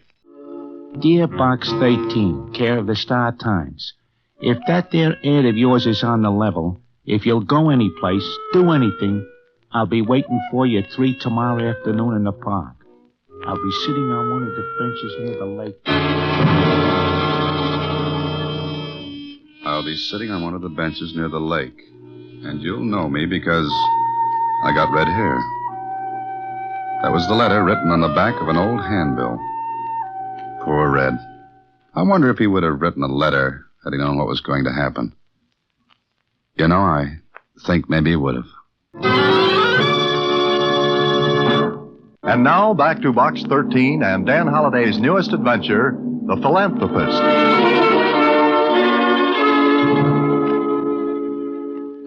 It's sure dirty and all full of finger marks. Now, Susie, don't be a snob. I'm not, Mr. Holliday, but it's very evident that this person isn't too particular. Why, Susie, you went through a whole sentence without shifting gears. Oh, I can be careful of my renunciation if I want to be. Oh, Susie, you had to spoil it. Never mind, it's a fine day, so I'll be in the park by 3 o'clock to see what Red has on his mind. It was just 3 when I turned into the park. The benches by the lake were pretty well filled, and I looked around for one that was being held down by a person with red hair. And I saw him. Susie must have been psychic, only she wouldn't have pronounced it that way. Red was dressed in a suit that must have had a tentative date with a pressing iron maybe 10 years before, and didn't keep it. If he had ever shaved, the shock had been too great for his face, and he had stopped. His red hair bounced out of his head like wires, and he was eating peanuts. Good afternoon, Red. Huh? Oh, hiya, chum. Mind if I sit down? It's a democracy, ain't it? Drop, chum. You wrote to Box 13, didn't you? Huh? Oh, yeah. He gave me the once-over, but good. He seemed to be satisfying himself that he'd want to talk to me. He must have checked an okay because... that ad of yours, was it on the level? On the level, Red. How'd you know my name? Hunch. I have an intuitive sense for names. Oh, yeah, sure. Okay. Peanut? Oh, thanks. Gotta pick 'em up fast before the pigeons snag 'em. What's the matter? Nothing. Say, how comes a guy like you sticks that ad in the paper? Adventure. I use the plots for my fiction, if they're any good. Oh, you're right, huh? Well, that's my bread and butter. Tough racket? Sometimes. Yeah, I guess. But you make a lot of dough? It all depends. How about you? I'm retired. Oh. What's on your mind, Red? What's your name? Dan Holliday. Uh-huh. Okay, Dan. Peanut? No, thanks. Okay. Dan, I want to know where my pal is. Your pal? Is he missing? Yeah. We left Shy together. Then the yard bulls cut a fast clip on us and we do a split. In other words, you were separated by railroad detectives. Yeah. Best way to keep him being jugged up on a bag charge. Well, anyway, we're supposed to meet him in town. And he didn't show up? Yeah. I got in late. Had to stop off in Indianapolis. So I go to the place where Suki told me to... Suki? Is that his name? I guess. I never heard him say no other one. All right, and then what? Well, we was going to meet here at the Hope Rescue Mission. You know where it is? I think so. At least I know the neighborhood. Yeah. Well, I wait 1, 2, 3, 5 days. But no Suki. I get worried. I ask around. But nobody's seen Suki. Well, maybe he changed his plans, Red. Without consulting me? Mister, Suki wouldn't leave without me. We're pals, buddies. We've been hitting roads for 5 years together. Something's happened to Suki. Well, what do you want me to do? Well, I thought maybe you could help me look for him. Well, look, Red, the police could... You kidding? But if he's missing, they can locate him for you. One bag missing ain't nothing, mister. Something bad's happened to Suki. Well, how do you know? Because one of the bows in the jungle said Suki was talking about a job. That funny, mister? Look, Red, maybe Suki did get the job and... Then why ain't I heard from him? Maybe you will sooner or later. You ain't gonna help me then. But what can I possibly do, Red? In a city this size, Yeah, I get it. In a city this size, nobody cares none about a guy like Suki. Except maybe a guy like me. He pulled me out from under a freight once. Almost got it himself by doing it. I like Suki. We're buddies. Red stared out over the lake, and somehow a little lump came into my throat. Certainly, Red was no pillar of society, but he was a man, a human being, and Suki was his friend. For a minute, neither of us said anything, then... Okay, mister. Forget the whole thing. Sorry I got you out of bed. Oh, wait a minute, Red. Come back here and sit down. Huh? What for? I want to help you. Why? Well, I guess I like Suki, too. But you ain't never seen him. I don't have to. He saved your life, risked his own. Now, what do you want me to do? You're a topper, Dan. A good guy. Suki liked you, too. Well, now, what's your idea?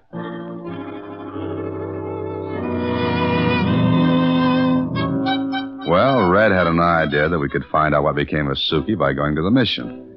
But as Red put it, I'd have to dress differently. So that night, I wore my oldest suit. I helped it along a little by dipping it in water, then letting it dry. Oh, yes, and I forgot to shave.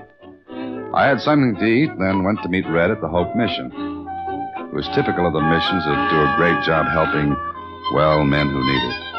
It was clean, neat. And when I got there, the men were just sitting down to supper at a long wooden table.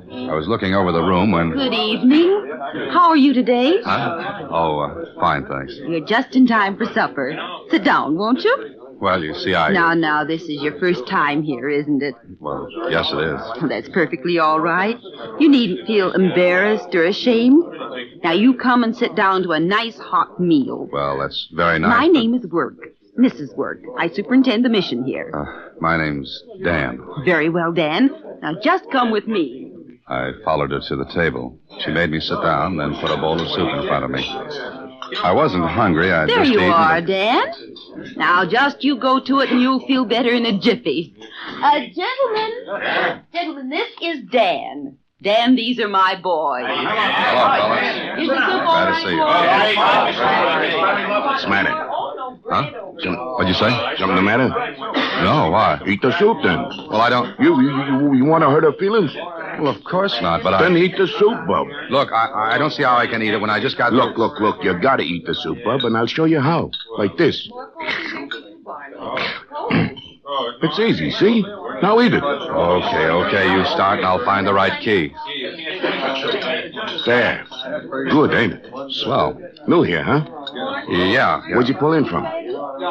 Shy. Good town. Oh, swell. You ain't eating the soup, Bub. It's hot. Blow on it. Okay.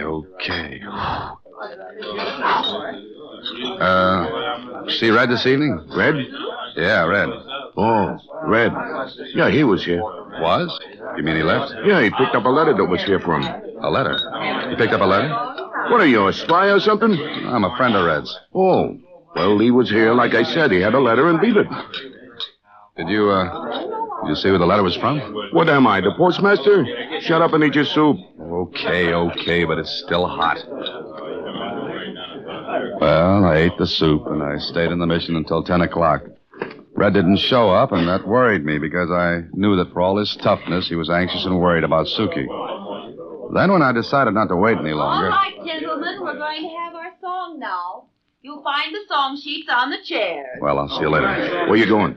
I got a date. It'll keep. You heard what Mrs. Work said. We're going to sing. But I've got to leave now. You're going to sing. You ate the soup and you're going to sing. What's the matter? You don't appreciate this, huh? Of course I do. I think it's a wonderful thing, but Well, then sing. Here's a song sheet. Now, we're going to sing number 4. Everyone has a sheet? Can you sing loud? Deafening at times. That's good enough. And keep on key. I don't like sour notes. Oh, I'll try to be operatic about the whole thing. Well, here, hold the sheet up. Until we can get a melodeon, we'll have to do the best we can. All right, here's the first note. Now, 1, 2, 3. Right in the corner where you are. Sing, Bub, sing. Right in the corner where you are.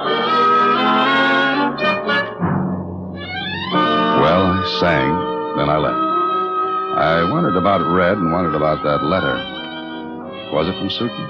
It wasn't until the next day that I got the joke. I was in the office when Susie brought me the morning paper. Morning paper, Mr. Holliday, and the mail from Box 13. Oh, thanks, Susie. What's new in the world? Not much, and only 3 letters for Box 13. One from a lady who wants to know if you take babysitting. Oh, that's too much of an adventure. Then there's one from a man who wants you to leave your brain to science. Oh, great. This is great. Then here's one from a woman who wants you... Hey, What's the matter, Mr. Holliday? this item in the paper here. Accident. Rail yards. Vagrant. Killed. Description. Hair red. Susie, I've got to leave for a while. I'll see you later. So what, man? A vag gets killed. We get a dozen like that a year. But look, Kling, I told you about Suki. Suki, Smokey. This pal of yours was hitting the rods and he got killed. I know. It happens a dozen times a year. Sure. Now look. So Red got a letter from Suki. Suki told him where he was. They're pals. Red takes off to find him, gets tangled with... You're forgetting one thing, Kling. And that's... Red had a lump on his head. So? I think he was slugged. All right, he was slugged. Got in a fight in the yards. Dan. You're letting that Box 13 imagination whip you around on a merry-go-round. This is just one of those things. Now I've got to go to work. Suppose I turn up something, Kling. Something that proves Red was killed by somebody who wanted that letter. Then I'll be glad to fill out your dance card. Until then, rumba by yourself. Okay, but I've got a hunch that Red was killed because Suki told him where he was. And I'm going to find out where. And why. And now back to The Philanthropist, another Box 13 adventure with Alan Ladd as Dan Holliday. Sure, I was going to find out where and why. It sounded a lot easier than it turned out. But I still believe the place to start looking was a rescue mission. I haunted it. Went back night after night, day after day, until finally my face was as familiar there as the surface of the floor. Then one evening... Good evening, Dan. How are you? Oh, fine, Miss Work. How are you? Splendid. Do you like it here, Dan? Yes, I do. I've been watching you. Somehow you don't seem like the others. Why not? I'm no different from them. No, not in so many words. But, well... What's the matter? Dan, wouldn't you like to help yourself? How do you mean that? Oh, get a job, rehabilitate yourself. You think I need it? All of us do, more or less. Now, there's a gentleman who's done so very much for the mission here. Contributions, furniture, lots of things. And? He's done quite a bit for other missions, too, I understand. I want to send you to him, Dan. Why? What can he do for me? I've sent other men to him. The ones I think are worth the effort. And you think I am, is that it? Yes. And what'll he do for me? If he likes you, he may give you a job if you want one. You say he gives jobs to other men from other missions, too? Yes, I believe so. Oh. Okay, Mrs. Work. I'll give him a whirl. Fine, Dan. Splendid. I'll give you his name and address, and you go see him the first thing in the morning. Maybe this was the lead I'd been waiting for. Red had spoken about Suki going to get a job. Okay. I looked at the name on the slip of paper Mrs. Work gave me. It was Philip G. Rockland. And the next morning found me sitting across from him in his office. Well. So Mrs. Work sent you, did she? Yes, sir. Fine woman, splendid. Magnificent work she's doing down there. Yes, sir, it is. In my own little way, I try to help as much as I can. Yes, that's what she said. How old are you, Dan? 32. I see. Somehow you don't seem like the usual type she sends to me. What is the usual type, Mr. Rockland? Oh, it's no matter. But do you really want a job, Dan? Yes, sir, I do. For the wife and kiddies, eh? No, I'm not married. Oh, too bad. And then it's because you want to show your relatives that you can make a comeback? I have no relatives. That's what I wanted to hear. What? Well, you see, I never give jobs to men who have relatives. I feel as though I should be helping those who are out all alone in the world. I want to reach out and make men feel, well, that there is someone who cares. Do you see that, Dan? Yes, I do. It's very generous of you, Mr. Rockwell. Oh, nothing at all. My own little contribution toward making this a better world. Well, Dan, I think we have just the job for you. But you'll have to leave town. Leave town? Do you mean the job's in a different city? Well, yes, it is. But don't you worry. I pay your transportation. Not first class, but you'll get there. And it just so happens that you'll be the last one to take this kind of job. It's all I have. I didn't like the way he said I'd be the last. If this was a racket, what kind was it? What was Rockland angled? There was no way to find out, so I went to the city he sent me to. It was far enough away from Rockland to be safe and close enough so that Rockland could keep his eye on it. It was the next afternoon that I walked to the address Rockland had given me, and I knocked on the door. Yeah? Mr. Rockland sent me. Okay, come on in. Let me see the letter. Here it is. Okay, follow me, bud. I followed him down the hallway, and I took a good look at the place while I was doing it. I noticed something. It was one of those old brownstone houses, and every window was barred. The bars weren't new. They'd been put there by the original owner. Why should Rockland pick a place like this, then... Sit down a minute. Oh, your name's Dan, huh? Yeah, that's right, Dan. Had anything to eat? No. Okay, supper's in 10 minutes. Go in and wash up. Where? Straight ahead and to your right, there's a big washroom. Then go in the room right across when you're finished. Sure, thanks.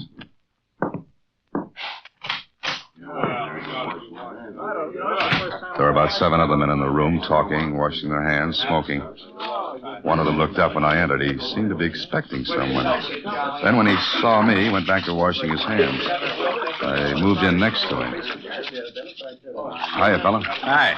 Just come, huh? Yeah. Hey, what is this joint? Softest touch in the world, guy. What's your name? Dan? Yours? Call me Suki. Suki? Yeah, why? You a pal of Red's? Red? Hey, where is he? Why didn't he come? I've been waiting for him. Red's got to get in on this thing. Red was killed, Suki. What are you giving me? I told Suki about Red, but I didn't mention what I was doing in the game. When I finished... Red killed. He was coming to meet me here. I sent him a letter telling him all about it. You sent him a letter from here? Yeah. We ain't supposed to do no writing or tell anybody about this, but Red's my pal. I wrote the letter and snuck it out, but... Suki, I think Red was killed because you sent him that letter. Huh?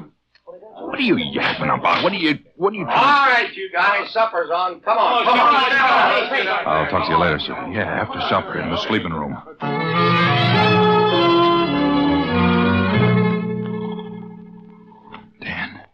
Dan, you sleeping?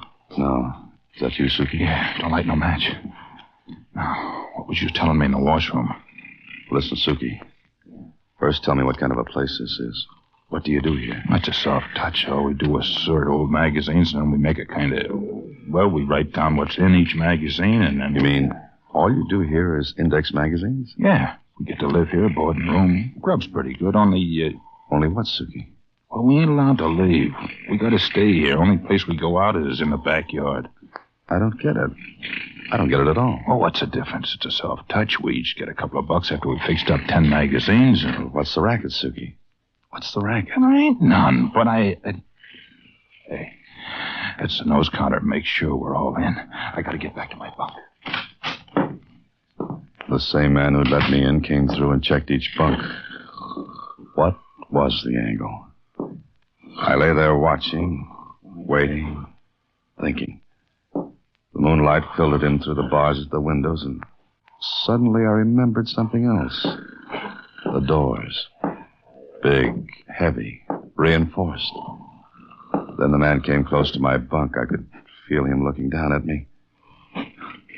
I must have looked as though I was sleeping like a baby. He walked on and out. And he locked the door after him. All of us were prisoners in that room. For 5 days, I worked like the rest of the men, sorting magazines, indexing them, a boring job that made absolutely no sense. And we were watched, but good. No letters in or out. Doors locked at night, windows all barred, 2 men watching us, checking us. And then one day I was taken to an office, one I'd never been in before.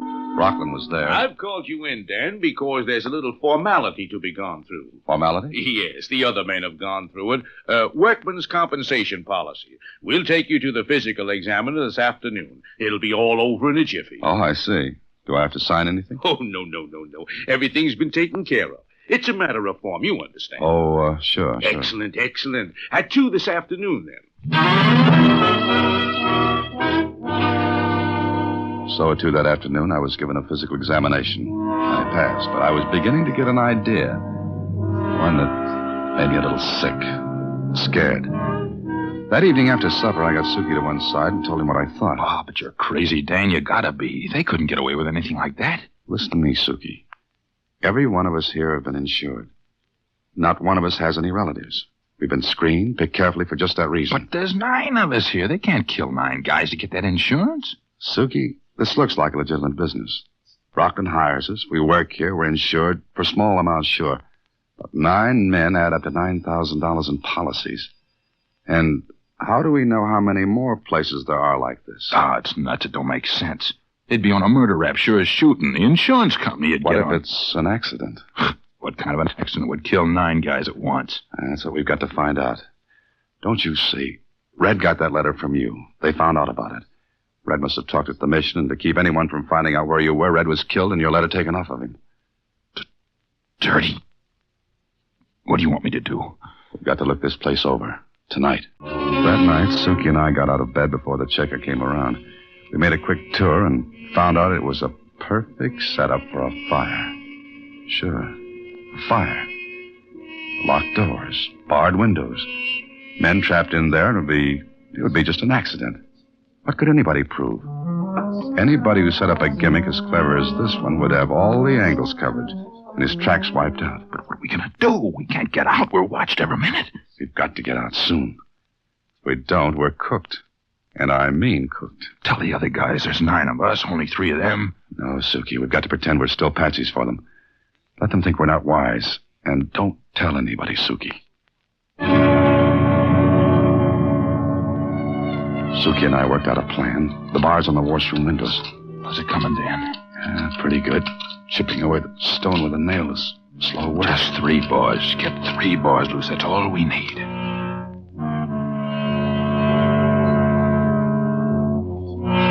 Well, Suki worked while I watched, and I worked while he watched.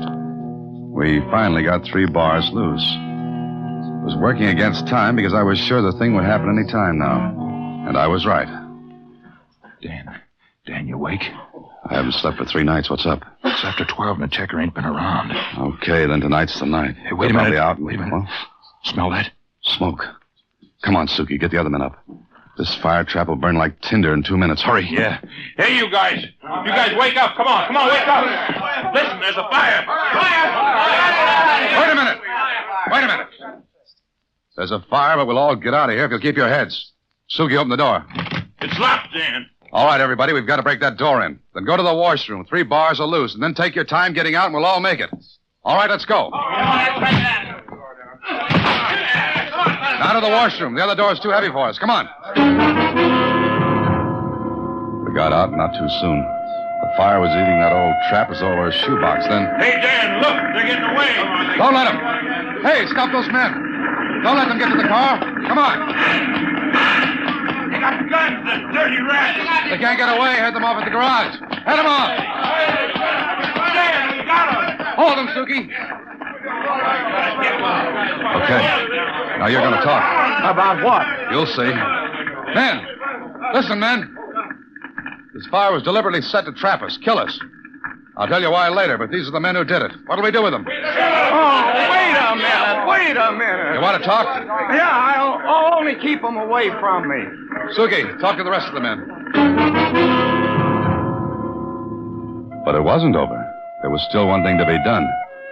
Rockland couldn't know things had gone wrong, so I set up a little surprise party for him. Suki and I went to him. Yes, Dan, what are you doing here? Having fun? Why aren't you at work? Let me move in on him, Dan. Let me get my... Hold it, Suki. Rockland, it didn't work. Hey, what's the matter with you? It didn't work, I said. Everyone got out. Fine. Got out of what? The fire. And one of your men talked, Rockland. He talked plenty. Oh? Well, it doesn't matter because you bums won't live to talk about it. Dan, look out! Okay, Dan? Yeah. Okay. But you can shoot straighter than that, Kling. Lots straighter. My hand. Yeah, I can shoot straighter. But this is one guy I want to save. See how he likes bars on windows. Couldn't any of those men have escaped from that awful house? Sure, Susie, sure. But when he did, he'd end up in an accident like Red. Oh. What are you thinking about, Mr. Holliday? Oh, nothing, Susie. I was just saying goodbye to a friend. Huh? Oh, Suki. He wouldn't stay? No, he wouldn't. Oh, and that reminds me. Make out a check to the Hope Rescue Mission. Okay. For how much? I see, 2 weeks, room and board. I think that's what I owe. Oh, and Susie, tack on enough for a melodeon, will you? Uh-huh. Can I do it after lunch? Sure. Say, what are we having? Soup. Huh? Oh, good night, Susie. Next week, same time, through the courtesy of Paramount Pictures, Alan Ladd stars as Dan Holliday in Box 13. Box 13 is directed by Richard Sandville with an original story by Russell Hughes. Original music is composed and conducted by Rudy Schrager. The part of Susie is played by Sylvia Picker, and that of Lieutenant Kling by Edmund MacDonald. Production is supervised by Vern Karstensen. This is a Mayfair production from Hollywood. Watch for Alan Ladd in his latest Paramount picture.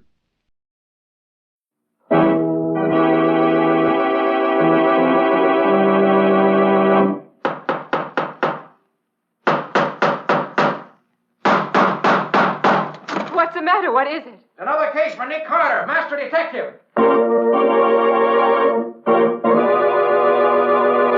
Yes, it's another case for that most famous of all manhunters, the detective whose ability at solving crime is unequaled in the history of detective fiction, Nick Carter, Master Detective, presented by the three great Linx home brighteners, Linx Clear Gloss, Linx Cream Polish, and Linx Self-Polishing Wax, created by Acme, America's great producer of Acme quality paints.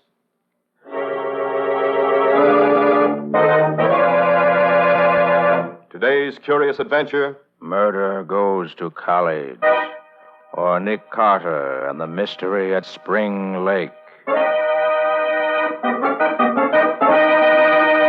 In just a moment, we'll hear how Nick Carter solved the mystery at Spring Lake. But first, a Christmas suggestion. There's nothing that adds more to hospitable cheer than a bright, well-kept home. American homemakers have learned how much surroundings can mean. That's why they've come to depend on Chemtone, the miracle wall finish, to beautify their walls. And for your floors, woodwork, and furniture, it's those three great Linx home brighteners. Linx Clear Gloss Varnish, the durable super varnish that dries to an elastic, transparent surface which protects all wood and linoleum in your home. Linx Cream Polish, which cleans as it polishes, leaving no oily film on your furniture. And Linx Self-Polishing Wax, which beautifies your floors with a satiny yet tough non-skid finish that resists wear, water, and dirt. Get the three great Linx home brighteners at your hardware, paint, or department store. Your headquarters also for Chemtone, the miracle wall finish. And now for today's mysterious adventure with Nick Carter.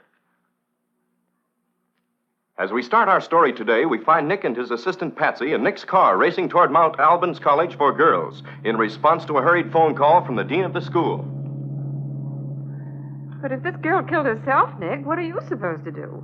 When a girl kills herself, there's no criminal to catch. If it was suicide, Dean Collingwood wants me to find the reason for it. Oh, isn't that a little out of your line? Well, yes, it is, Patsy, but she's an old friend of mine, so I said I'd do it. But why does she care why the girl killed herself? Oh, she thinks that if some of the parents felt that the girl disliked the school enough to kill herself to get out of it, they'll take their own daughters out of Mount Albans in droves. Huh? The school will be ruined. How did she die, Nick? The dean said she found a box of sleeping capsules on the table beside the girl's bed, together with an empty water glass. She thought they might be the cause. Well, when Nicholas Carter gets on the scene, everything will be all straightened out. We'll all know exactly what happened and why.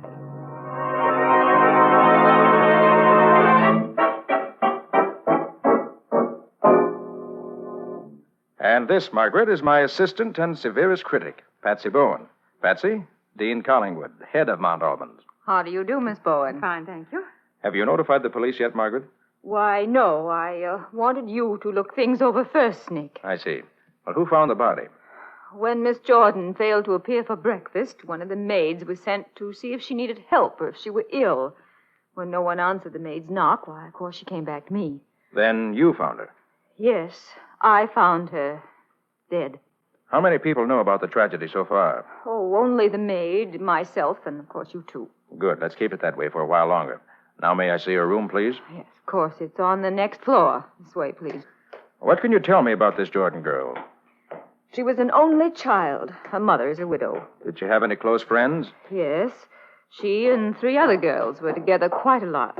They were Miss O'Hearn, Miss Grinnell, and Miss Brown. They all interested in the same things? Her 3 friends were interested primarily in young men and good times.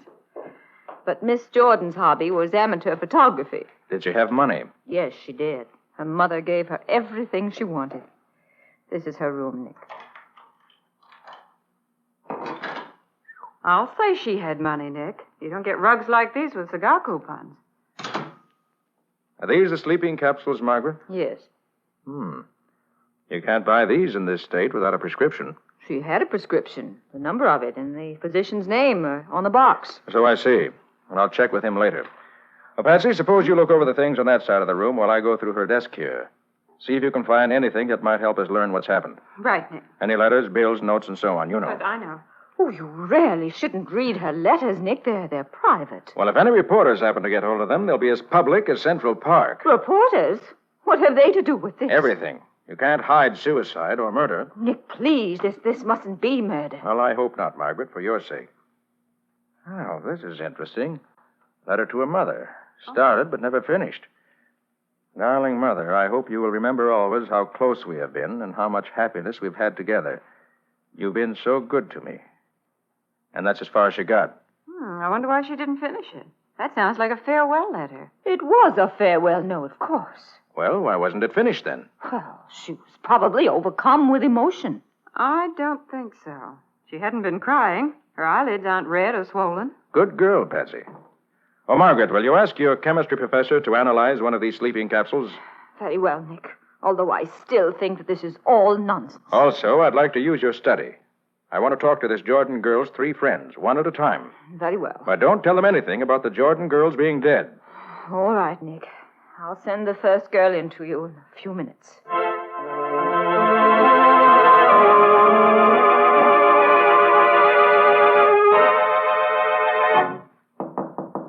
Come in. You wanted to see me, sir? I'm Mary Grinnell. Yes, Miss Grinnell. Come in, won't you? Yes, sir. Miss Grinnell, I'm afraid I have a shock for you. Your friend Edith Jordan has just killed herself. Oh, no. Edith wouldn't do that. She just wouldn't. No? Well, at any rate, she's dead, I'm sorry to say.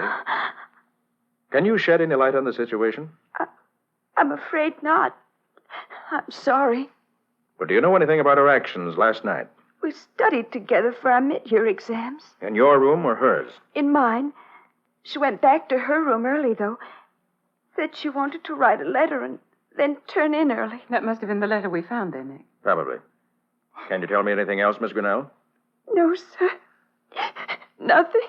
All right, then, run along. And please don't mention what I've told you to anyone.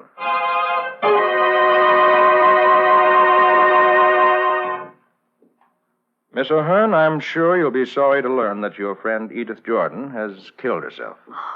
Oh, no. No, she wouldn't. Well, she couldn't. She wasn't that kind of a girl. What makes you say that? Oh, Oh, why, lots of things. And especially because we planned to go to a matinee together on Saturday. She even got the tickets for us. Tell me, Miss O'Hearn, in your opinion, did Edith ever seem morbid or unhappy? Oh, no, never. Except, Except what? well, when Edith first came here, she was very gay. Lately, she's been very quiet. I don't know why, though. Well, thanks very much, Miss O'Hearn. Ask Miss Brown to come in, will you? Yes, sir. You can go in now, Alice. All right. You wanted to see me? Miss Brown, Edith Jordan killed herself last night. Killed herself?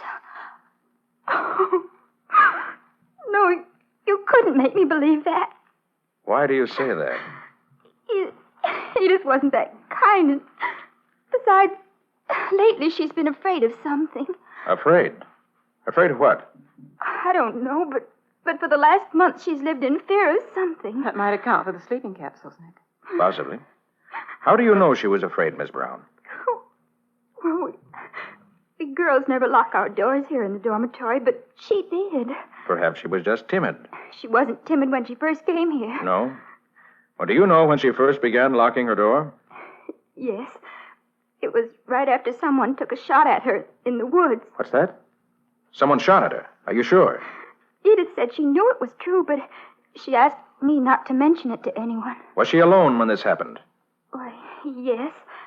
She often went into the woods alone with her camera. And did she go into the woods after this someone took a shot at her? Oh, no, after that, she used her car and took pictures from the highway. Oh, she had her own car? Yes, sir. Well, do you happen to know whether Miss Jordan was taking a sleeping remedy lately? I don't think she was. She had some harmless preparation the doctor gave her, but I don't think she ever used it. Well, apparently it wasn't entirely harmless. Unless I'm mistaken, she died from taking it. Well, thank you, Miss Brown.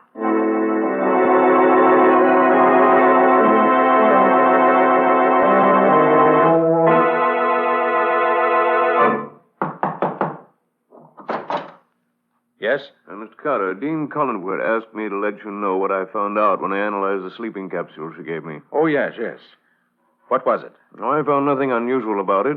Just a sleeping remedy that's in common use. Would they be enough to kill anybody? Oh, no, indeed. Not unless they were accompanied by something far more deadly. Well, thank you, Professor. Thank you very much. It's quite all right, Miss Carter. Oh, hello, Margaret. Come in. Well, Nick, have you learned anything yet? Only that I'm sure Miss Jordan didn't kill herself.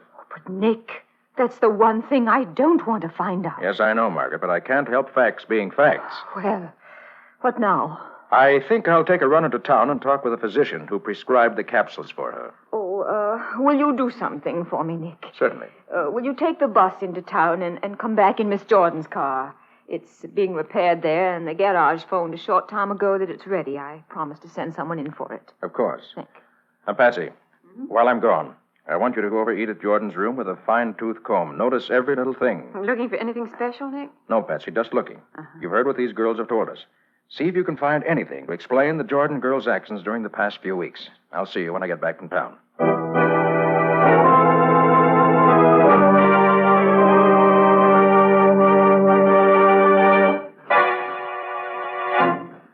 Dr. Steele, according to the label on the package, you prescribed some sleeping capsules for Miss Edith Jordan.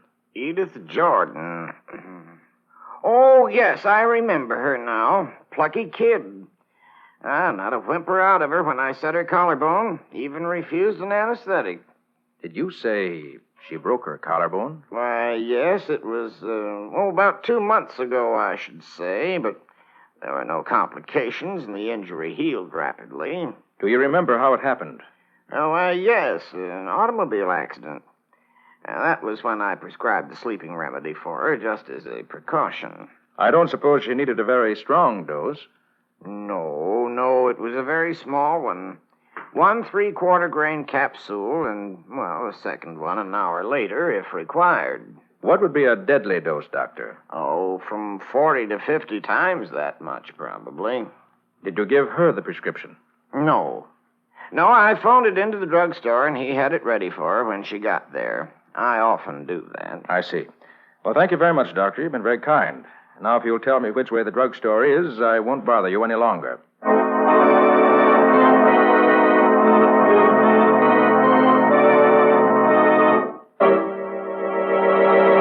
Well, so Edith Jordan had a broken collarbone a few weeks ago. That's something no one but the doctor had ever known about before. What else is Nick going to uncover in his search for the real reason why Edith Jordan was found dead in her bed in exclusive Mount Albans College? We'll see in just a moment. If you're a homemaker, you have every reason to take pride in a home that fairly gleams with the evidence of careful attention. And every wood and linoleum surface in your home will gleam when you use Linex Clear Gloss Varnish. Because Linex Clear Gloss lends a lustrous finish that keeps its beauty a long, long time. It lessens your housework amazingly, too, for it's so easy to keep clean. Dirt stays on the surface where you can wipe it away in a jiffy. And Linex Clear Gloss is so simple to apply. You just brush it on, and it dries without brush marks to an elastic, transparent finish that wears and wears. A finish which protects every surface to which it's applied. Yes, it's a fact. Linex Clear Gloss protects all the wood and linoleum surfaces in your home against damage by boiling water, hot grease, fruit acids, perfume, even alcohol. In every way, it's truly the super varnish. Ask for it by name at your dealers. Linex, Lin-X, Linex Clear Gloss Varnish. You'll find all three great Linex home brighteners and Chemtone, the miracle wall finish, at hardware, paint, and department stores everywhere.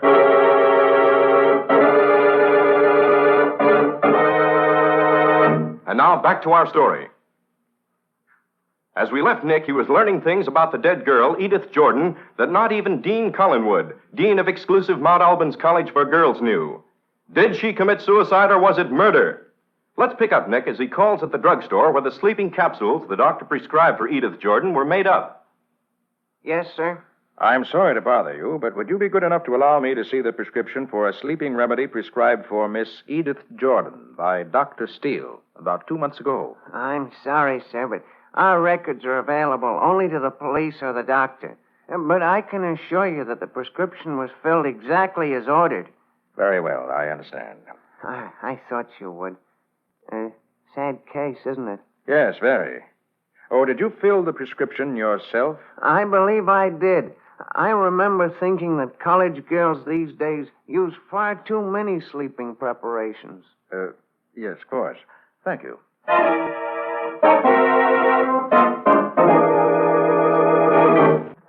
This is her card, Mr. Carter. Well, I should have expected a girl with her money to have a more expensive car. Oh, she wasn't no show-off.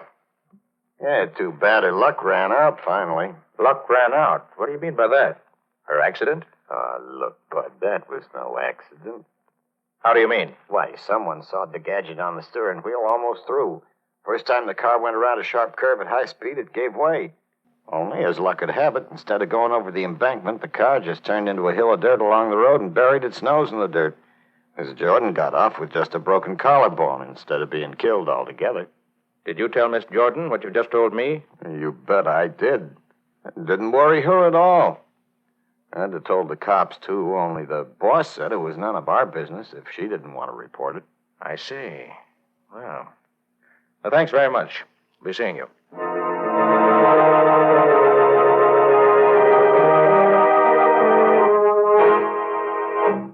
Well, what can I do for you, Mr. Carter? You're running a story on the suicide of the Jordan girl at Mount Albans College? Sure we are. It's big news for this town. Well, could you add one little paragraph to your story? What kind of paragraph? Miss Jordan left a diary. It's locked in a steel box for which we've not been able to locate the key. Yeah? May take a day or so to have a new key made, as it's a very special type of lock. But we expect the diary to clear up the motive for the suicide. Yeah, that's very interesting, Mr. Carter. May I quote you on that? Well, if you don't mind, I'd rather you'd use that well-known phrase, "It is understood." Oh. That should cover it. I see what you mean. I don't know what you've got up your sleeve, Mr. Carter, but we'll play along with you. Your little item will be understood in this evening's paper. Thank you. Thank you very much. Should help us immensely.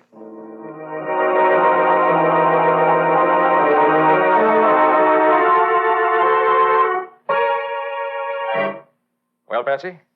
Find anything in Edith Jordan's room? I don't expect it amounts to much, Nick, but here it is. Exhibit A, a hat with what looks like a bullet hole through the crown. Yes.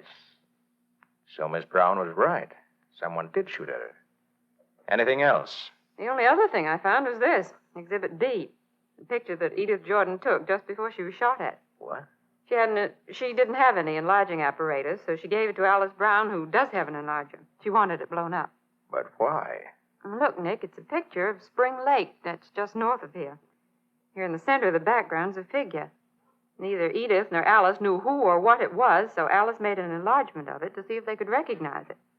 But beyond the fact that it seems to be the figure of a man, it doesn't mean much. You can't see who he is. Patsy, where did you get this? Alice Brown gave it to me. She had it in her room. She and Edith thought there might be some connection between the shooting and this picture, but they couldn't seem to find any. Doesn't mean much, does it? Mm-mm. And yet... Did you find out anything in town? Well, yes and no. The way things look now, this is the situation. Edith Jordan, perhaps unknown to herself, knew something that placed her life in danger. What? She was shot at, and she was in a phony auto accident in which she got a broken collarbone. I don't think she ever used the sleeping capsule she got from Dr. Steele until very recently. No? She'd probably been getting more and more nervous about things until at last she felt she had to have something to put her to sleep. So last night, she took one or more of the capsules, and they killed her. And yet the physician who prescribed them is a reputable man. And the drugstore where they were made up also has a good reputation. So far, that's as far as... Hey, mind if I come in and bother you a few minutes, Mr. Carter? Of course not, Sheriff. Come right on in. Thank you.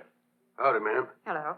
Hey, look, Mr. Carter, you got some theory about this kid committing suicide? Only one theory, Sheriff.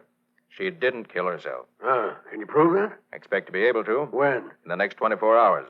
24 hours, huh? Will you give me that long without interfering? Yeah. Yep, you got it. You know, that picture of Spring Lake there in your desk reminds me we came across a murder out there at the lake just yesterday. What was the murder? Why do you ask? Thought maybe there might be some connection between the two killings, that's all. Oh, heck no. No, this college girl and the woman we found out at the lake are two different kinds of people. No connection at all. Well, what was it you found at the lake? Young woman. Been dead a couple of months. Was a waitress at the roadhouse near the lake. And what happened to her? Oh, slugged in the back of the head, skull crushed, then almost buried in the brush. Hunter found her yesterday. Too bad. By the way, Mr. Carter, what's the idea of withholding evidence? What evidence? That there diary. Oh, the diary. Yeah. You know, I'm going to break somebody for overlooking that this morning when they searched that girl's room. Wait 24 hours, Sheriff. Remember, you gave me 24 hours. Yeah. Yeah, I remember. Why I let you wind me around your finger this way, I don't know. It couldn't be because you haven't any clues and you think that I might have one, could it? Huh? Well, could be, Carter. Could be.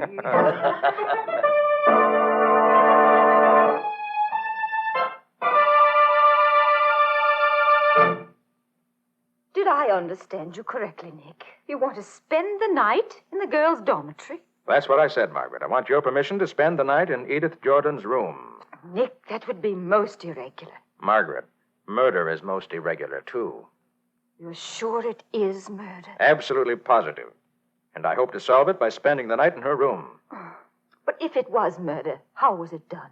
Probably the contents of one of the sleeping capsules was changed to a deadly poison. But, Nick, that means That means that no stone must be left unturned to catch the murderer.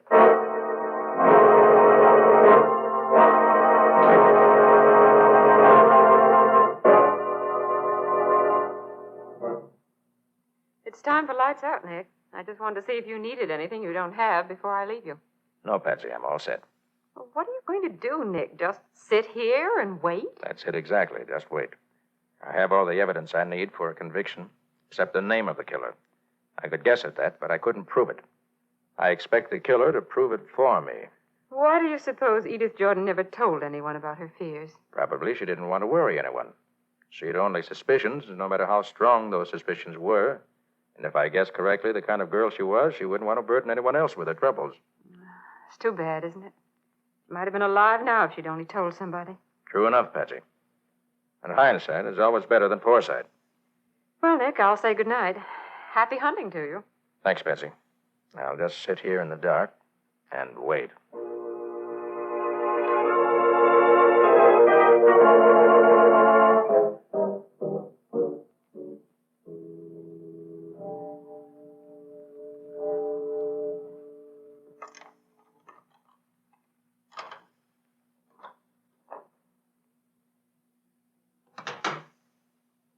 Get your hands up. What? Up with your hands, I said.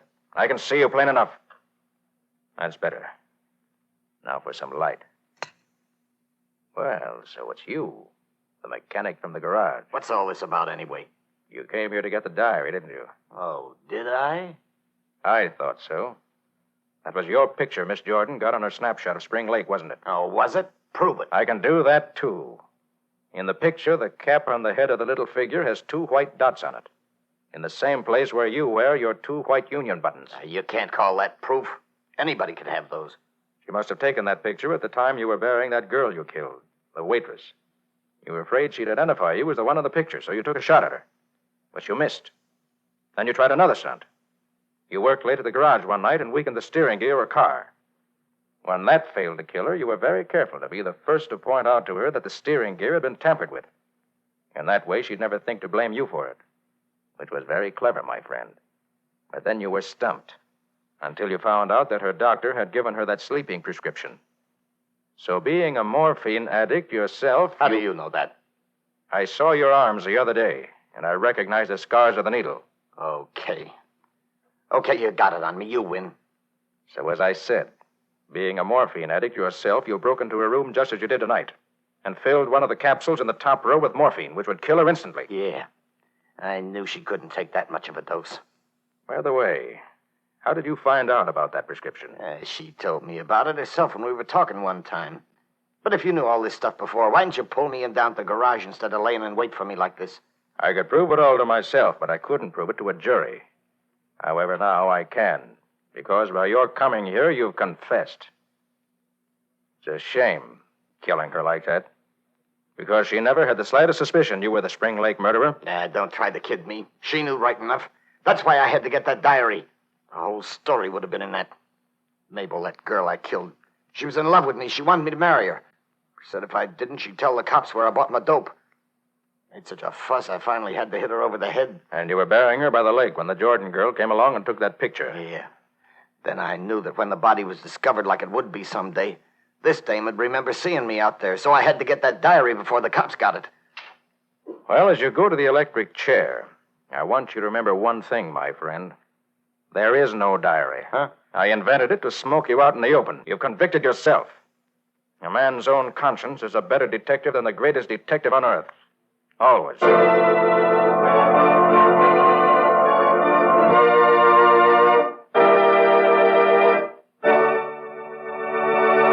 In just a moment, Nick and Patsy will bring you a preview of next week's exciting case. But now, a thought for this holiday season. Holiday time is hospitality time, and nothing reflects more clearly your hospitable feeling than the sparkling holiday look of your home. The look it has when you depend on the 3 great Linex home brighteners. Take Linex cream polish, for instance. In one easy application, it gives your fine furniture a lovely luster, leaving no oily film to attract more dust and make more work. And Linex cream polish is so quick to use, for it cleans as it polishes, cutting out one whole step in your cleaning day routine. You see, Linex cream polish removes the cloudy accumulation of previous dust and polish, banishes messy fingerprints, and helps conceal ugly scratches all at once. Here is your real shortcut to furniture beauty. Get Linex cream polish now at your dealers. Get all 3 great Linex home brighteners: Linex clear gloss varnish, Linex cream polish, and Linex self-polishing wax. Remember, Linex is spelled L-I-N-X, Linex. So ask for these fine homemaking products now at your hardware, paint, or department store.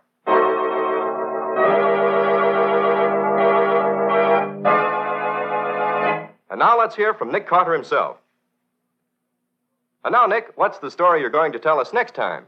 Well, Ken, next week I want to tell you about an adventure I had just because I went to a party to meet a famous man. And the famous man never showed up at all. Doesn't sound as if the party was much of a success. As far as I was concerned, it was a total flop, socially speaking. But there were 3 murders as a result of that evening's get-together. And Nick himself was almost added to the list. All due to a decanter of whiskey that turned out not to be whiskey at all. I think that's about enough for now, Patsy. Let's save the rest for next week. And on behalf of myself and the rest of our cast, our organist, Lou White, our sound effects, Walt Shaver, our engineer, Herman Berger, and our writer and director, Jock McGregor, may I wish every one of you the season's greetings in the biggest possible way. And that goes for me, too. So long, everybody. So long to you both. We'll be seeing you again next week.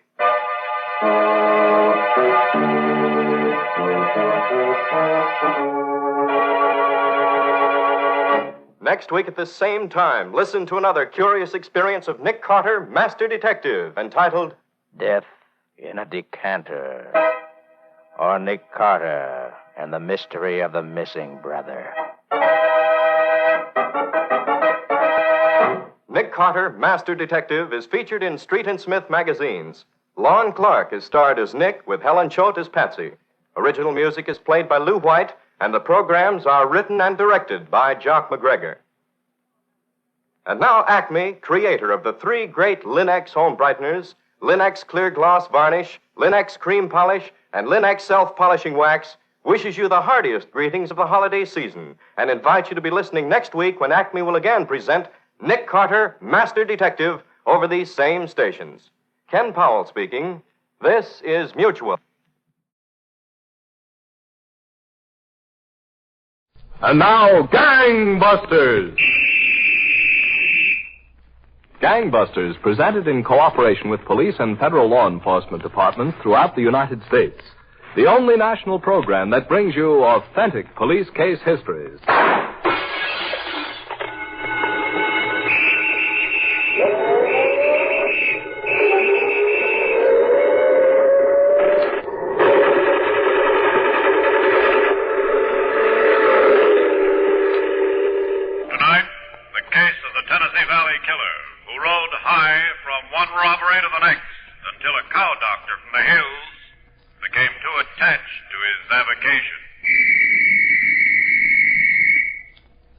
And now to gangbusters and facts that show the operation of our law enforcement officials in their war against the underworld. Gangbusters has asked the Honorable Lynn Bomar, Commissioner of Safety, State of Tennessee, to narrate by proxy tonight's case. The inside facts in the case of the Tennessee Valley Killer. Commissioner Bomar, from what you've told me, the criminals in tonight's case certainly must have been a weird aggregation. That's one description of them, Don Gardner. But their weird characteristics, especially those of the gang leader, made them no less dangerous. As a matter of fact, this gang leader was at one time considered the most dangerous fugitive at large in the country. Oh, well, why don't you tell us about him, Commissioner? All right, Don. I think it would be best to begin a short time ago at a county seat in a tobacco-growing section of North Carolina. One noon hour, the proprietor of a local tobacco warehouse walked down to the courthouse square and approached a stranger who was sitting alone on a bench.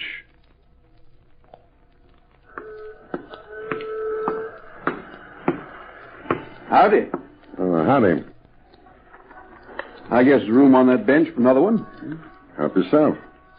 Bench belongs more to you than to me. I'm the stranger.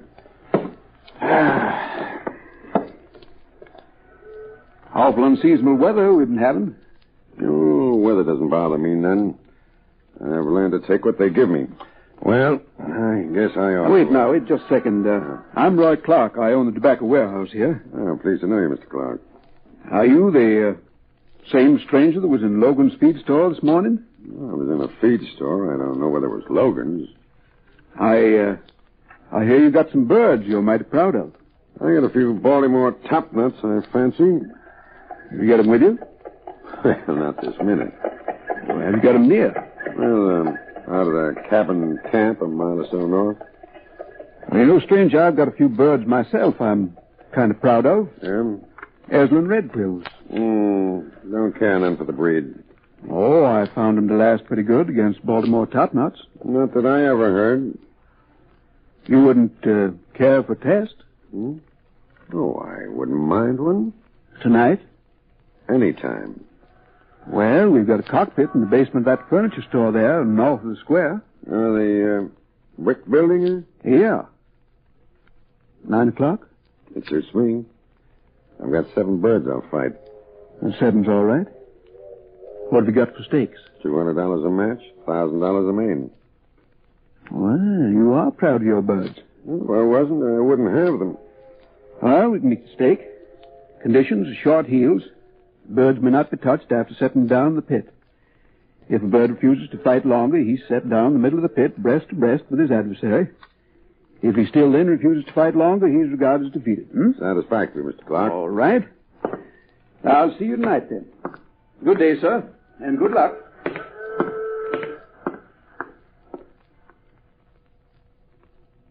I don't know, Troy. $200 a match and $1,000 a main? Them Aslan red quills of Mr. Clark's are birds with spirit. Maybe you bit off more than you could chew. Don't you worry about it, Doc. I'll handle the business arrangements. You just look after the chores. Come in here, Grant. Come in here. What's been keeping you? What did I ever get myself into? Spring water. Honest, Doc. Ordinary tap water ain't good enough for you. Where's the pail bucket at? Where'd you think? Up there next to the roosters. Roosters. Can't you get it through that thick Yankee head of yours that fighting cocks is fighting cocks? They're still roosters to me. Ah. The only way I'll have 'em's with mashed potatoes and gravy. What's the matter, Grant? Haven't you got no sporting blood? Yankee blood. That's what he's got. Yankee blood. Go on. I got your spring water. Go on, attend to your chickens. Chicken? Now, see here. You weren't... Doc. Go on. Get them birds shaped up. Fine lot of appreciation anybody gets around here. Spring water, graham bread for a bunch of chickens. That's what puts them in the best shape. Because that cow doctor says so? Because I say so. Oh, now look, Troy. It's okay for a guy to have a hobby. I got nothing against that. But I've been knocking around since who knows when. This is the first mob I ever ran into that operates with a bunch of chickens and a cow doctor. We've been doing okay with the chickens and the cow doctor, have we? Well, there's lots of ways to do okay. I like this way. We get what we're after and have a little sport. All right. What's the deal for tonight? The first 2 birds go into the pit at 9 o'clock. With the 7 matches, we ought to be busy there nearly 2 hours. What about the warehouse? You sure nobody will be around? Look, I know these folks. They'll all be at the cockfight. You won't have no trouble. You can be in and out of that safe in plenty of time. Some job you picked out for me. You can do it. You'll have Doc to help. Some help.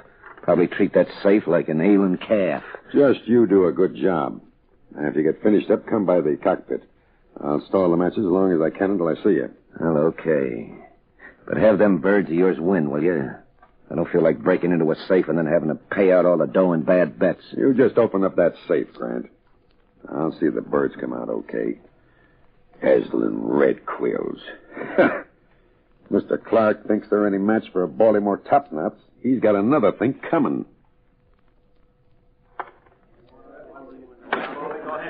All right, come in now.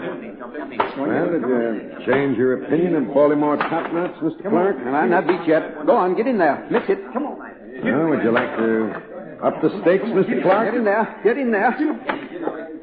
Come on now, get in there. How you doing, Troy? In the bag. 3-1, and this is for the main. Go on, get him. Get him. We gotta get him. Grand. Clean as Monday's wash. Okay. Tell Doc to get ready to move. We'll be through here in another 10 minutes. Finish him. Finish him. Finish him. Finish him. Come on, finish him. Finish him.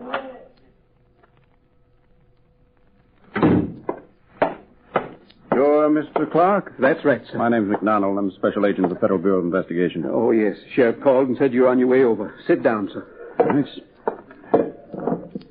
Mr. Clark, you're positive the man who owns the birds at Fort Ewers is the same man whose photograph you identified at the sheriff's office? I couldn't be much more positive, sir. The man was standing no farther from me than you're sitting right now for 2 hours or more. Mm-hmm. It's beyond me how any man who fights gamecocks can stoop to such a low occupation as safe burglary. Yes, I can see your point. I had no idea, Mr. McDonald. No idea at all. Imagine burglarizing my safe here at the warehouse while I was engaged in a sporting match. And he was well-spoken, too. Well, that makes no difference, Mr. Clark. There are lots of well-spoken criminals. And their specialty is disarming such victims as you. Did you know that this man, Troy Blankenship, is wanted in at least a half-dozen states? Oh, I know. Did you know that he killed a police officer? What? He's a murderer. A murderer? That's right. He escaped North Carolina State Prison some time ago. He almost committed a second murder when he assaulted a guard. Since that time, he's been responsible for robberies and burglaries here in North Carolina and Virginia, Ohio, Indiana, Kentucky, and Tennessee. Well, so you can see how important it is for us to apprehend him. Yes, sir, I can see. And a man who breeds gamecocks.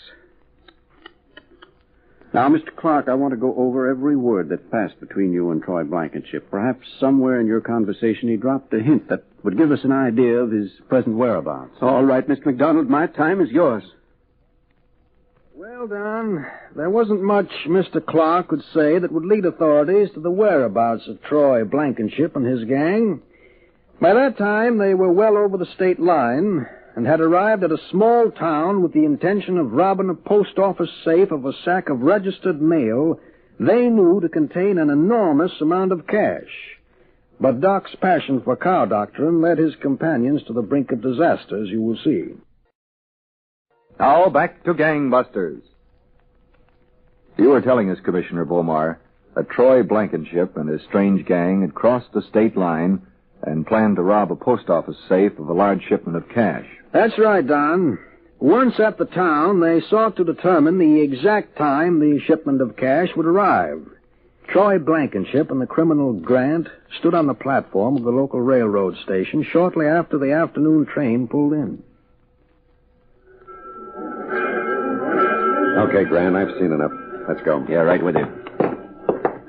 That sack he just signed for. It's the registered mail. Oh, look, Troy, let's grab it here at the station. It'll be a cinch. Small town, one cop. What are we waiting for? No, we'll do it like I figured. Well, why break into the post office? We could lift it off those guys, and we got it. Go on. Get in the car. Oh.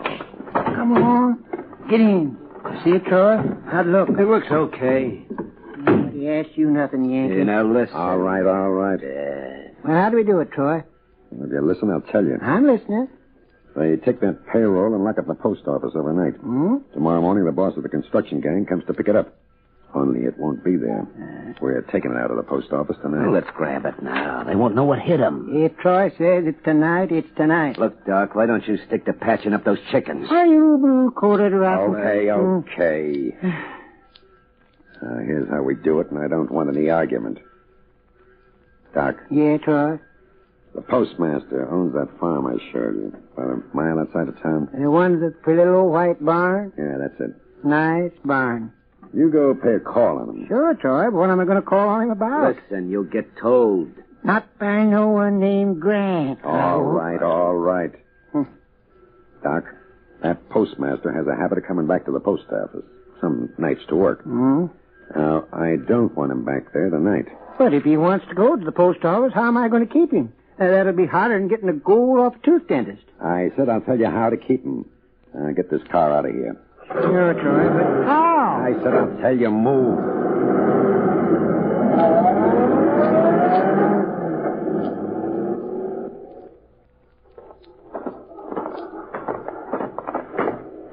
Afternoon, Mr. Postmaster.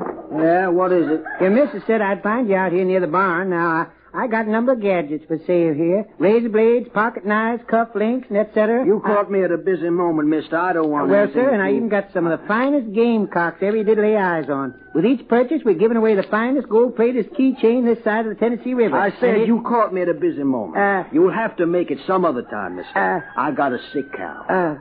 Sick cow? Yeah. Did you say a sick cow, Mr. Postmaster? I was just going to call the veterinarian. Mr. Postmaster, you're the most luckiest man in the county that I come along. I'm a natural-born cow doctor. Been fixing cows since I was just a kid of a boy. Yeah, but I'll have that cow brood well again before any veterinarian fellow could even get halfway up the hill. You just show me where she is at. Well, she's right in the barn, but don't you think Just it might... lead me there, Mr. Postmaster. Just lead me there.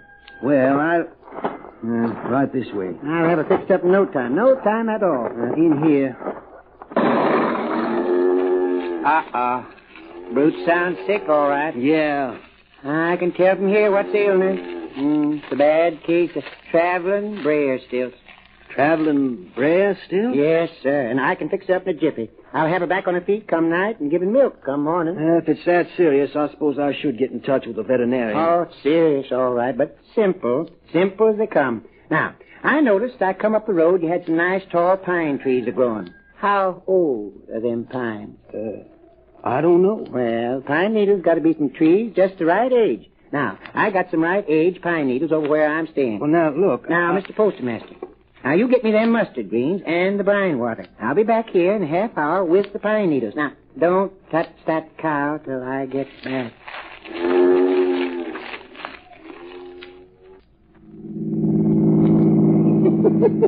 And the postmaster does exactly like I asked him. Hey, come on, Troy, get me there. I told him I'd be back in a half hour. What about this traveling brayer stilts? I never heard of any such cow sickness. You didn't? You know I didn't. Oh, Troy, I'm ashamed of you. Ashamed to death of you. They had an epidemic of traveling brayer stilts back in, '03. It darn near killed every cow brute in both Carolinas. Yes, sir. Traveling brayer stilts. Darn near every cow brute in the whole South died. You should have done it like I told you and forgotten about the cow doctrine. I'm keeping the postmaster away from the post office, ain't I? I keep him away. Hey, go on, Troy. Drive me there. That cow needs me. Yeah, like I need you. I know you need me, Troy, but you can get into this post office without me. I guess you can do it.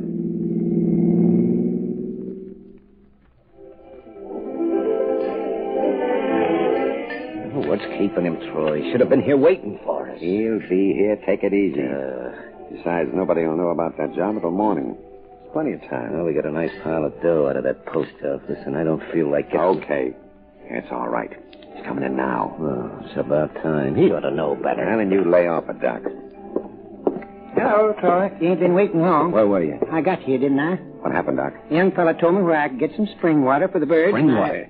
We're waiting here till I'm out of town. Where's your head? Okay, let's get going. Where's the car parked? Right out in front, just in the... Uh-oh. What's the matter? The postmaster. The postmaster? Yeah, and that's the law with him. Well, come on, let's get out. Hold it. I'll talk our way out. But supposing there ain't words on... Hold it. We'll get out. But first we'll talk. Hey, you. Me? Yeah, we want to talk to you. That's the one, Deputy Hickson. Oh, hello, Mr. Postmaster. What's the trouble, officer? Lots of trouble, boys. The postmaster here's got a complaint. Oh, is that right? Well, if there's anything I can do to straighten it out... I'm afraid all the damage has been done. Oh, what damage? I guess you better come along with us. Hey, turn me loose. Let go of the just a second, officer. There's no use talking about it here. I've already sworn out a warrant against this man. Against Doc? I'm charging him with practicing veterinary without a license. Oh. A cow died. Traveling brayer stilts. Well, she wouldn't have died if you'd done like I told you. We can't argue about it here. Let's go. Oh. Yeah, now, just a second. My friend's an old cow doctor from the hill country. That doesn't give him the right to practice veterinary in this state. And kill my cow. I do not need to kill your cow. As soon as I get him booked, you can come down and make bond for him. Let's go. Come on, come on. You go my bonds, won't you, boss? You go my bonds. Sit tight, Doc. I'll be there. Well, ain't this some mess? Just be thankful they didn't come to get us all on account of that safe cracking. Hey. What? If Doc opens up his mouth, he can tell him plenty.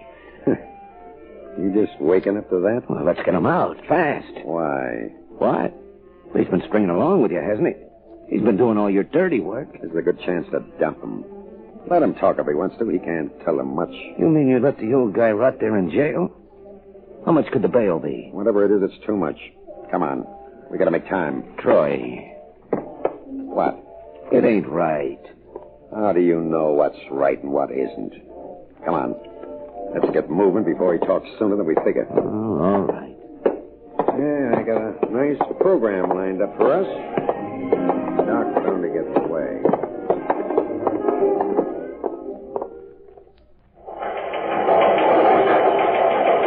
Attention, all field officers and headquarters. Be on alert for Troy Blankenship, described in Bulletin 1816, and companion known as Grant. These two men believed responsible for recent series of jewelry store robberies in southern Illinois, Indiana, and Kentucky.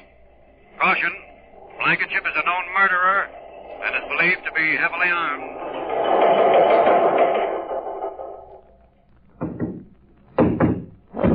Okay. Take it easy, will you? Time coming. Yeah? Who is it? Spade, open up. Oh.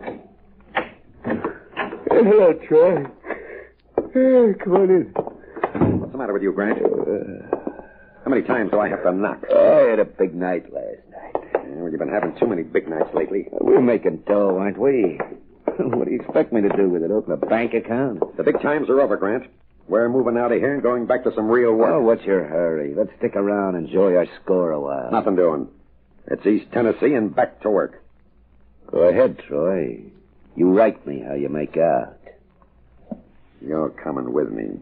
No, I don't think so. I like it pretty much here. I said you're coming with me. You're not going to push me around like you pushed that cow, Doctor. I said you're coming along. Yeah, that's what you think. Now get your hands off me. Oh. Okay. So you've taken up playing with knives. Sure, Troy, and this one will fit right in between your ribs. You want a sample? Just try something.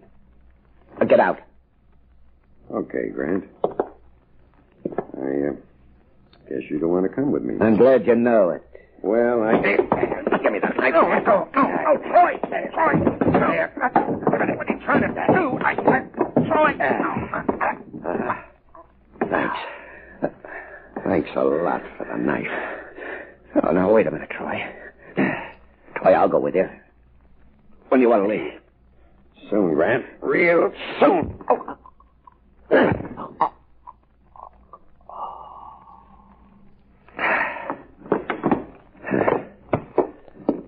Here. Here's your knife.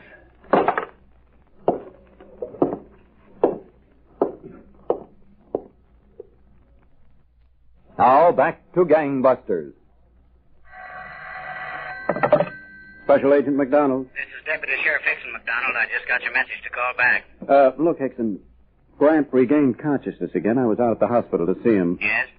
He says now that before his argument started with Troy Blankenship, they were talking about some jobs in East Tennessee. Any place specific, McDonald? No, that's the trouble. East Tennessee takes in a lot of territory. Troy might have changed his mind after the fight. I know, but it's our only lead, and, you know, he's pretty fond of cockfighting. So I hear. Well, there's some places where they still hold cockfights in East Tennessee, aren't there? Yes, some places, but it's not exactly legal, you know. I know, but they do hold cockfights. And if Troy Blankenship's in the neighborhood, he's going to show up. I'd say he would. Okay. Supposing I come over to see you in the morning. We'll figure out how we're going to get all those sporting exhibitions covered.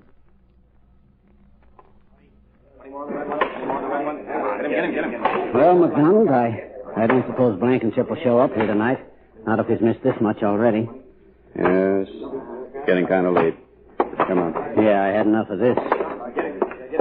And I've heard about another cockfight that's supposed to come off near Del Rio tomorrow night. Do you want to look into that one? By all means.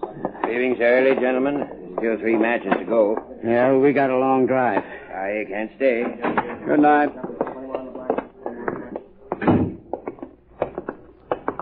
It's gotten pretty chilly. Yes. My car's right over here. Excuse me, fellas. Is this where they're holding the matches? Yeah, right inside of Blankenship. Get 'em up. Some at a time. After him. He ducked in that doorway. He's still there. Hold it. I don't see him. Let's move up a little closer. Duck. Come on. See him? No, not yet. Gotta get a beat on him from behind that car. Yeah, let's go. I see him. Hold your fire. All right, Blankenship. Come out of there. We know you're in that doorway. Come out with your hands up. Try again. Come out, Blankenship. Come out or we'll shoot. Okay. I'm coming. Keep your hands over your head. They're over my head. Just take it easy. Don't shoot. Get cuffs on him. Right. You're not a very good shot. Maybe not.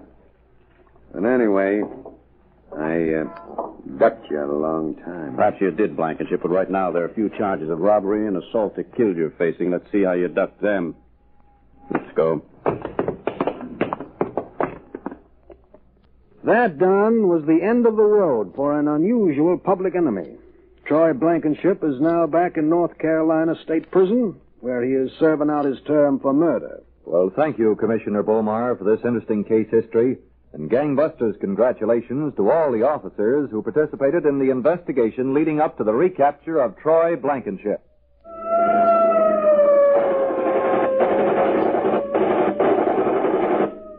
Leading roles were played by Arthur Vinton and Will Gear. Don Gardner speaking. Gangbusters is a Phillips H. Lord production.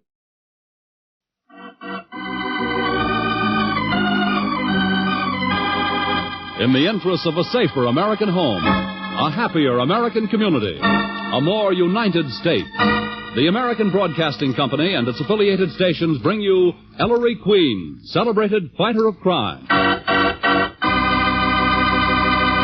As usual, Ellery invites you to match wits with him as he relates the mystery. And before revealing the solution, he gives you a chance to solve it. Tonight, Ellery's guest armchair detective, who will represent you home armchair detectives, is the popular vocalist, Miss Peggy Lee. And now, here's Ellery Queen, your host for the next half hour. Thank you, Paul Masterson, and good evening, ladies and gentlemen. Tonight we meet Mr. Mark Gallows, who played a very dangerous game. I call it One Diamond.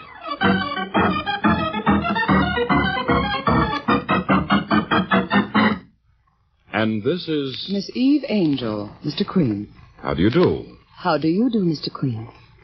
Won't you sit down, Miss Angel? I'd love it. Notes, Nicky. Yes, Ellery. Is this your secretary? Yes, I'm his secretary. Miss Angel, Miss Porter. How do you do? How do you do? And what can I do for you, Miss Angel? Mr. Queen, I've come to invite you for the weekend at the home of my employer. Oh, I'm tempted to say, this is so sudden. Isn't there some mistake? Oh, no. I'm sure, Mr. Queen, you've heard of Mark Gallows. Mark Gallows? You work for Gallows? I'm Mr. Gallows' secretary. The Gallows Diamond. What, Nicky? The Gallows Diamond, Ellery. It's not been publicly displayed for... How long is it, Miss Angel? 40 or 50 years. That's the Gallows. You are an efficient secretary, Miss Porter, aren't you? I do my little best, Miss Angel. But I don't get this, Miss Angel.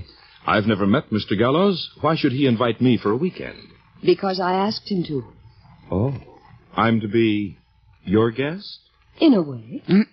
What, Nicky? Nothing. I just went... Will you come? Yes. Goody, a weekend off. Oh, no, Nicky. You're coming with me. For notes, Ellery? Yes. For notes. Do come too, Miss Porter. For notes. Friday afternoon, Mr. Queen, at the Riverdale Estate. Miss Angel. Yes? Why did you ask Mr. Gallows to invite me? See you Friday. Au revoir. Interesting. Yes, isn't she? No, I mean the invitation, Nicky. Of course, this is Gallows' doing, not her idea at all. Want to bet? Oh, don't be silly, Nicky. There's skullduggery involved. Is Gallows the type? Mark Gallows? Don't you know anything about him, Nicky? Just that he's one of the richest men in America. He's a misophobe. Whosophobe? Afflicted with misophobia, Nicky. Morbid fear of dirt. Dirt? Mm-hmm. Gallows is supposed to have a gold-plated washstand in every room he commonly uses, so that he can wash his hands on a second's notice. Oh, you're kidding. No, that's the story. Buys germicides by the gallon, picks strange objects up with a specially sterilized tissue. Oh, must be rough on his wife. No, fortunately, he's not married. I wonder what's behind this invitation. A two-legged word spelled E-V-E. Oh, no, Nicky. She's just bait. I'll answer it right away, Ellery. Oh, never mind, Nicky. I'll go. Yes? Nobody here. Who is it? Oh.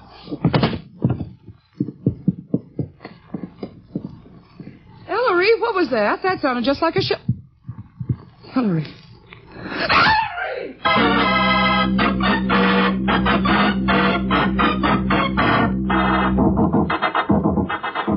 Ellery, No, but Ellery, you What can't. What are you thinking of, son? Oh, he's a fool, Inspector. You're not getting out of this bed, Ellery, and that's that. But I'm all right, I tell you. All right. With a bullet wound in your arm? It's nothing, just a flesh wound. You heard the doctor. It's that woman, that's what it is. Oh, it's not that woman at all, Nicky. It's the whole thing. You think the attempt on your life is connected with the invitation, son? When I'm shot at within 2 minutes, Dad? Of course. Somebody followed Eve Angel, guessed her purpose, and tried to rub me out. But why? To keep me from going to the gallows place this weekend, Nicky.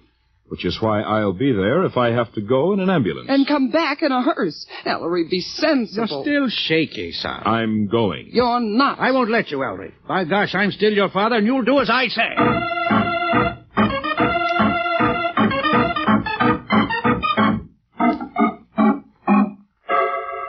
And this is the gold room, Mr. Queen. Really royal, Miss Angel. That is a washstand, isn't it? Yes, Miss Porter. By the way, when you meet Mark, I'd suggest you don't offer to shake hands. Germs, you know. Germs. I suppose we all have them. Yes. Let's go out onto the terrace. I want you to meet Mark's other house guests. Oh, I think that'd be delightful. We have a sort of international house here this weekend, Mr. Queen. Oh, really? Mark and I Americans. Sidney Duff Brown, the Englishman. Cornelius Van Cleek of Holland. And Reginald Doss, who's an Anglo-Indian. What's the matter, Mr. Queen? Oh, nothing, Miss Angel. You bumped my sore arm. Oh, I am sorry. Shots? Yes, shots. Oh, dear. Now I'll have to be so careful not to let you get romantic, Mr. Queen. Oh, by the way, before we go out there, when you meet Mr. Duff Brown, Mr. Van Cleek, and Mr. Doss, could you act just a little mysterious? Just to impress them, you know. The great detective. Oh, would it make you happy, Miss Angel? Oh, very. Then I'll do my best. This is going to be such an exciting weekend. Shall we go out? Yes, I think that would be a good idea. It's right this way. Oh, there they are. Gentlemen? Ah, Miss Angel again. With my guest. George, I didn't know we were going to have any competition. Miss Porter and Mr. Queen. Mr. Reginald Doss. How do you do, My Mr. pleasure. Doss? Mr. Cornelius Van Cleek. Glad to know you. And Mr. Sidney Duff Brown. How do you do? Mr. Duff Brown. I'll fix something for you people in a moment. Miss Porter, is it? That's right, Mr. Van Cleek. Nicky Porter. Watch Van Cleek, Miss Porter. He's a lady killer. Or he thinks he is. Now, don't mind those fellows.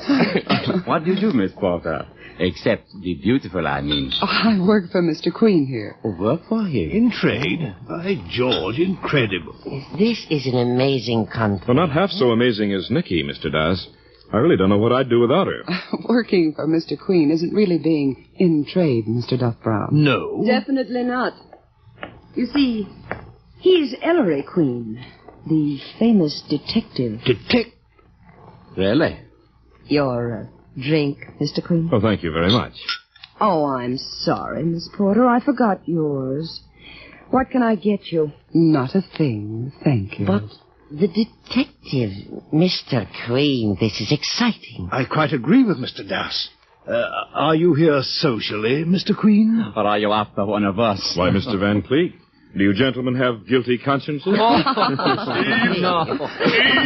Oh, dear, that's Mark. Yes, Mark. Is that fellow Queen out there? Yes? Bring him in here.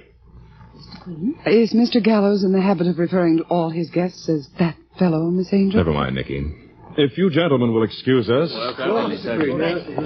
Back through this terrace door, Miss Angel. That's right. This way, please. Miss Angel, there's something very strange going on here. Will you come this way, Nicky. please? Right in here. Oh, there you are. Confounded Eve, you've got to do something about Reeves. He put my newspaper on my desk without spraying it first. I'll discharge him right away, Mark. Here, I'll get you a sterile towel. No, don't touch it, Eve. Well, so this is the famous Ellery Queen. And my secretary, Miss Porter. How do you do? I'm afraid, Queen, we've rather put one over on you.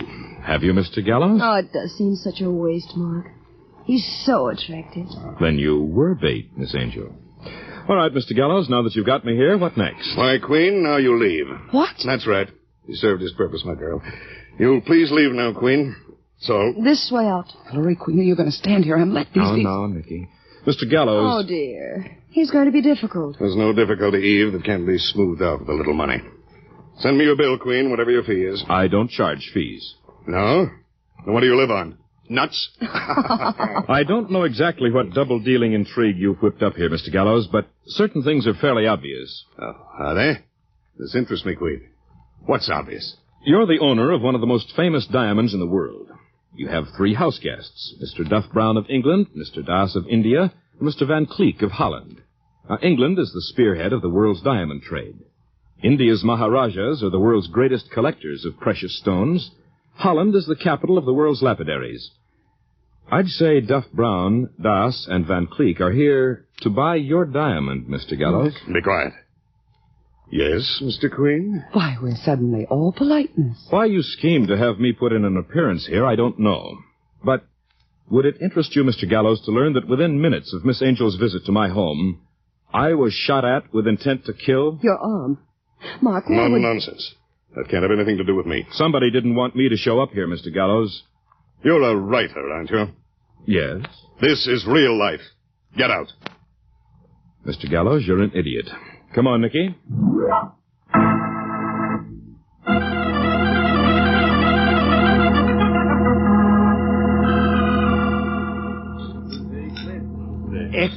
Excellent brandy, Mr. Gallows. Yes, thank you. I'm glad you like it, gentlemen. How are you? Yes, Mark? Go out there and close the door and stand in front of it. Keep those long-nosed flunkies of mine away, do you understand?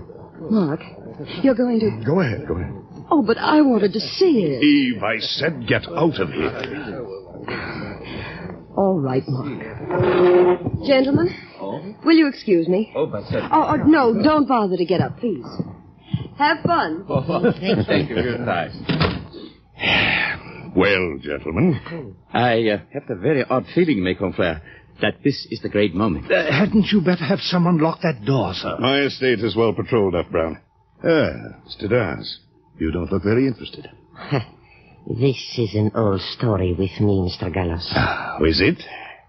Then look at this. Around 150 carats, Mr. Gallows. 162 and 3/4, Mr. Van Cleek. Larger than the Porter Roads from Kimberley. And of just as fine a water, Duff Brown. May I examine this, Mr. Gallows? Certainly, Das, certainly. Das, let me see that. One moment, Mr. Duff Brown. The Gallows diamond, colossal. My father's wedding gift to my mother. Very sentimental man, my father. His will provided that the stone mustn't be touched for 25 years after my mother's death. It's been a great trial to me, gentlemen. Very unproductive. Money gathers money. Diamonds gather dust. Does? Do you like it? Mr. Gallows, it is quite the most superb imitation I have ever seen. Imitation? I say, Van Cleek, stop pushing. By George, it's not genuine. Is it a jest, Mr. Gallows? I have come all the way from Amsterdam. This is an exact copy.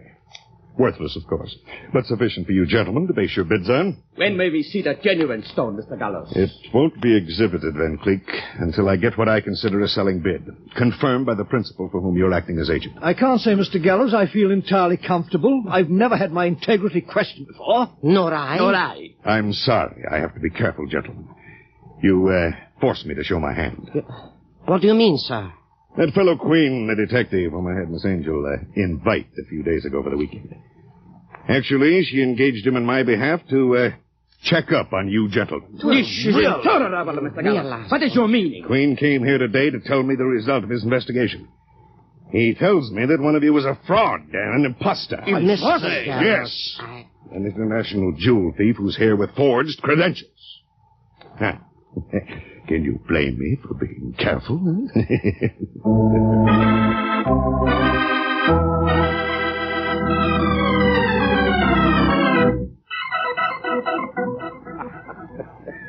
Oh, Eve, you should have seen their faces. You're so clever, Mark. You think I'm not, huh? I get a kick out of this sort of thing, Eve, outsmarting them. You don't know these fellows the way I do, Evie. They're canny traders. They take their time. But they won't in this case.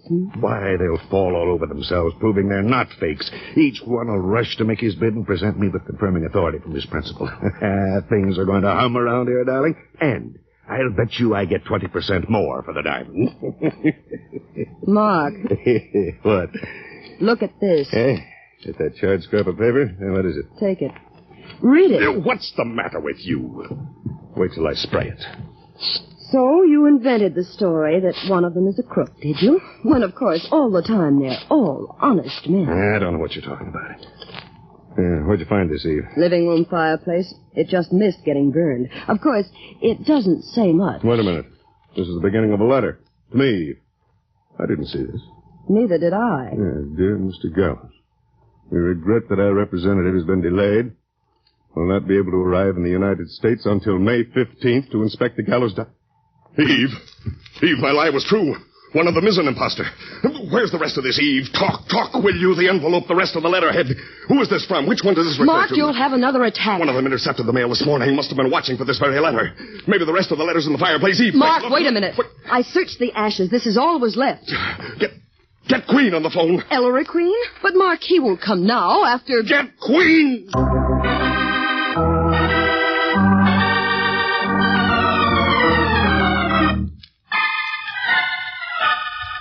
Yes, Ellery? Mark Gallows. Said he'd kept calling me all night, Nicky. What for? He wouldn't tell me. Said he had to see you, and right away. Did you tell the great Mr. Gallows that Dad and I were out all night on another case? Yes. You want me to call him? No, Nicky. Anything interesting in the mail this morning? I haven't finished. Let's see. Bill, fan letter, special delivery. Special delivery? I didn't notice it, Ellery. From Mark Gallows. From Gallows? Well, apparently Mr. Gallows is in a tizzy. Let's see. Dear Mr. Queen, you've got to help me. One of my guests is an imposter. What? He used me, Nicky, to scare Das, Duff Brown, and Van Cleek into thinking one of them was an imposter to force a quick sale, and then, by gosh, he found out one of them really is. Oh, serves him right. Expose the imposter, protect the diamond till the sale goes through, and, Mr. Queen, I'll pay you 10% of the sales price as a fee. Don't you dare turn him down. I need a raise. It's this way. The diamond has been buried on my Riverdale estate for years. Buried? I enclose a copy of my original map showing the hiding place. If anything should happen to me... Oh, darn it. I'll take it. Hello. Nicky? Oh, Inspector. Let me talk to Ellery, will you? Oh, yes, Ellery. It's for you, Inspector. Dad? Yes, Dad? Your friend Mark Gallows. Gallows? Yes, what's happened? He's committed suicide. Suicide? Mark Gallows? Hanged himself from a rafter in his barn. Dad, keep everything the way you found it. What do you mean? I'm coming right up there. For what? I tell you, Ellery, he committed... Dad, sight unseen. He was murdered. Nicky, come on.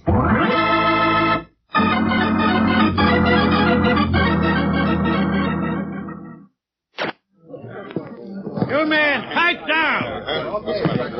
Well, son. Murder. But Ellery... I'm sorry, Dad. It's murder. I don't know how you can say that, Ellery. Neither do I. Man found hanging from a rafter, not a clue to a second person. Look at this rope he was hanged with. What about it? The rope comes from this barn, Ellery. It's filthy. It's what? His phobia. That's it, Nicky.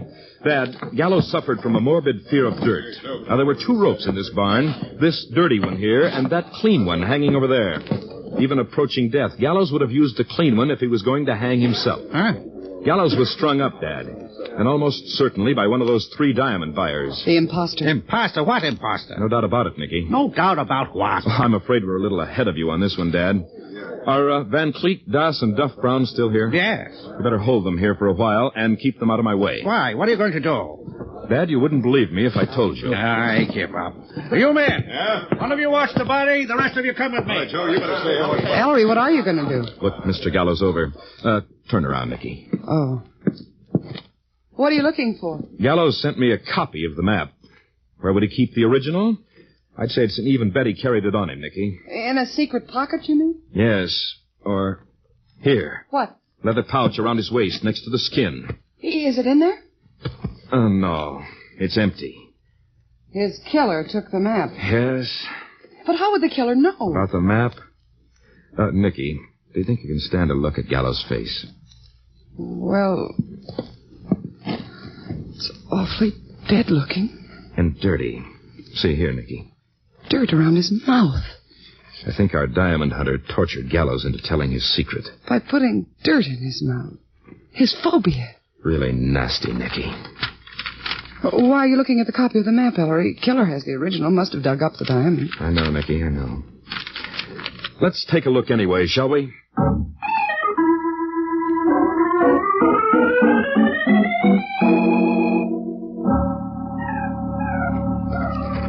Maps, buried treasure, Why didn't he put the blasted Bobby in a bank vault where it belongs? I think this is exciting. There is something gold-buggish about it, Nicky.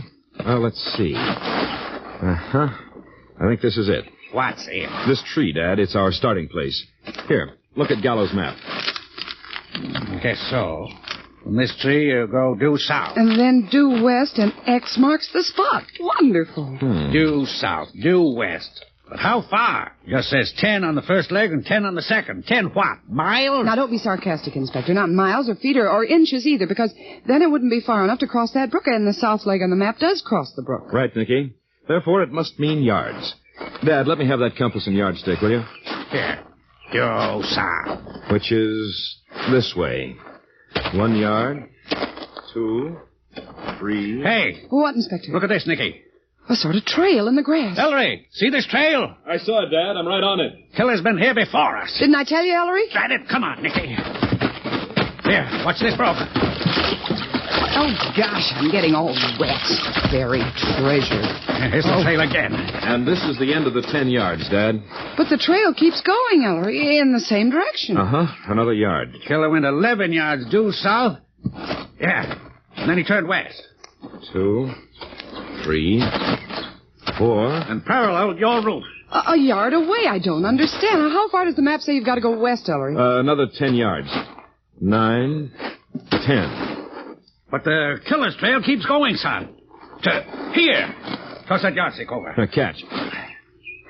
Another yard. Exactly. Again he went 11 yards instead of 10. Funny. Wait. And what is it, Dad? Ellery, come here. Nicky, stand on this spot, the end of the 10 yards west, so we don't lose it. X marks the spot. Or does it? What, Dad? Look here. Somebody dug here, then filled up the hole. He found it, son. That map we've been following must be wrong. Darn it. Well, sure it must be wrong. After all, he had the original. Gallus must have deliberately falsified the figures on the map he sent you, Ellery. I doubt it. Maybe the killer didn't find the diamond. Maybe he was wrong and we're right.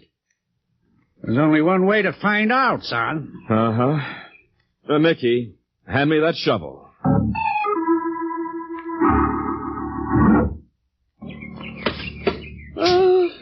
When you strike water, Ellery, let me know. No sign of anything yet, son. Not yet, Dad. Wait. Here it is. The diamond? No. Metal box. Pretty well chewed up, too. Dad, give me a hand up. Here, son. Just a rusty old box. No, I think it's so eaten away it'll give without much trouble. It's diamond. Holy smoke, son. Is that real, Ellery? It's real, Nicky. So the killer knocked off old Gallus for nothing. Dug in the wrong place. Yes. Well, now let's go back to the house and finish this off.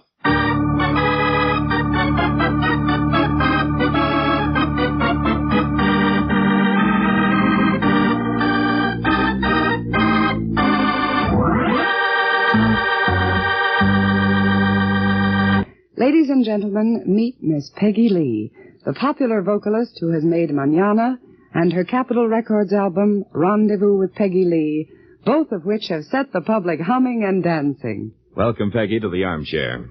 Say, it's too bad that we don't have a little more time. Then we could hear you sing one of the songs from that Rendezvous with Peggy Lee album. Which you did in cooperation with your husband, Dave Barber. Well, Ellery, right now I'm too nervous to sing anything. I've never been a detective before. In this case tonight has me missing the downbeat, if you know what I mean. I'm afraid you're just jesting, Peggy. Anyway, what about our case? Tell me, have you figured out who hanged Mark Gallows? Well, I couldn't exactly name one person, but I think that Eve Angel had something to do with it because she knew all about his fear of dirt. And I think that she probably was the only one who could intercept the letter that was partly burned. And also that she was the only one who would know about the map. And he may have told her the wrong directions. Just to throw her off? Yeah, I think so. That's a very interesting deduction. And thank you very much, Peggy Lee. We'll find out in just a moment if your solution is correct. Now, here's Paul Masterson. What's the picture for your pocketbook in 5, 10, 15 years? It depends in large part upon the use to which you put your money today. Buying United States security bonds today serves two important purposes. It takes out of circulation money which would compete with somebody else's for scarce commodities. The second important reason for buying bonds is to make sound investments. Your plans for the future, whether you want something set aside to make leisure time enjoyable, whether you want to establish a business of your own or send your children to college, there is no better way to ensure those plans than to buy United States security bonds today.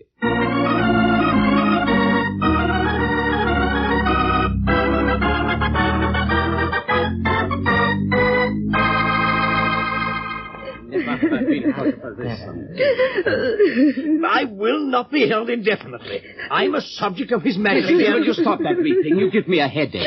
Oh, but he was so kind to me. Miss Angel, if you please. What's this nonsense about murder, Inspector Queen? Yes, the man hanged himself. You said so yourself, sir. Yes, I did, didn't I, Mr. Dyer?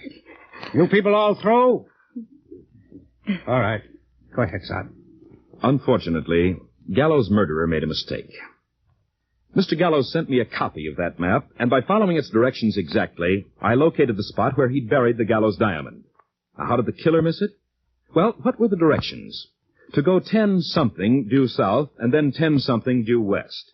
We assumed that the figure 10 referred to yards, as they did, since by going 10 yards south and then 10 yards west, we did find the diamond. Then the killer did not take the figure 10 to mean yards, or he'd have found the right spot, too. He took it to mean a different unit of measurement. Nicky, exactly how far did the killer measure? 11 yards instead of 10, each way. He reads the figure 10 and measures off 11 yards. Now, how can that be? Only if, in the kind of measure he was using, 10 units equal 11 yards. And which unit of measurement is that? The meter. Meter? That's right. Meters exceed yards in exactly the proportion of 11 to 10. But that gives us our criminal. Oh, I do not see Van Cleek, you're not alone. How does that give you your criminal, Mr. Queen? It tells me, Mr. Doss, that the killer of Gallows thinks in terms not of yards, but of meters. Could that be Miss Angel? Me? No, it couldn't. Miss Angel is an American, and we use yards, not meters. So do we in Britain, Mr. Queen. That's quite true, Mr. Duff Brown. And so do the Hindus, especially one as anglicized as Mr. Reginald Doss. Fortunately for me, sir. But almost all of continental Europe uses the metric system, including, of course, the Dutch. Ellery. Drop it, Van Cleek! Drop it! You have the advantage of me, Herr Inspector.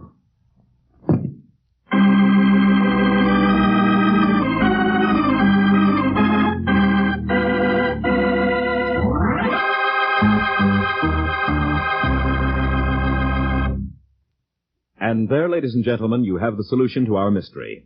Thank you, Peggy Lee, for serving as our guest armchair detective this evening. As mementos of the occasion, I have for you a copy of my latest mystery anthology, The Queen's Awards, 1947, and a subscription to Ellery Queen Mystery Magazine. And here's Mr. Masterson. Panting, Mr. Q. About next week, I mean. Suppose I give you a good reason to pant, Paul. Want to meet a movie star? Are you kidding? Where? Where is she, Ellery? Nicky. Yes, sir. Mind stepping over here, Miss Porter? Me? What's the matter with you? Paul, and ladies and gentlemen, I want you to meet Nicky Porter, starlet.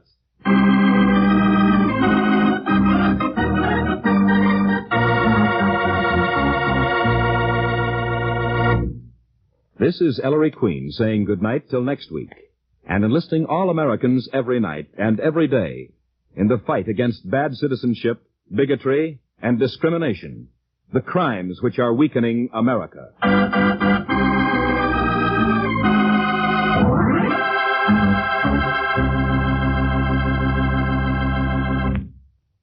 All names used on this program are fictitious and do not refer to real people either living or dead.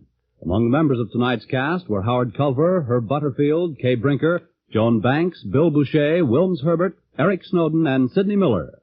Music was by Rex Corey, direction by Dwight Hauser. Entire production under the supervision of Ellery Queen.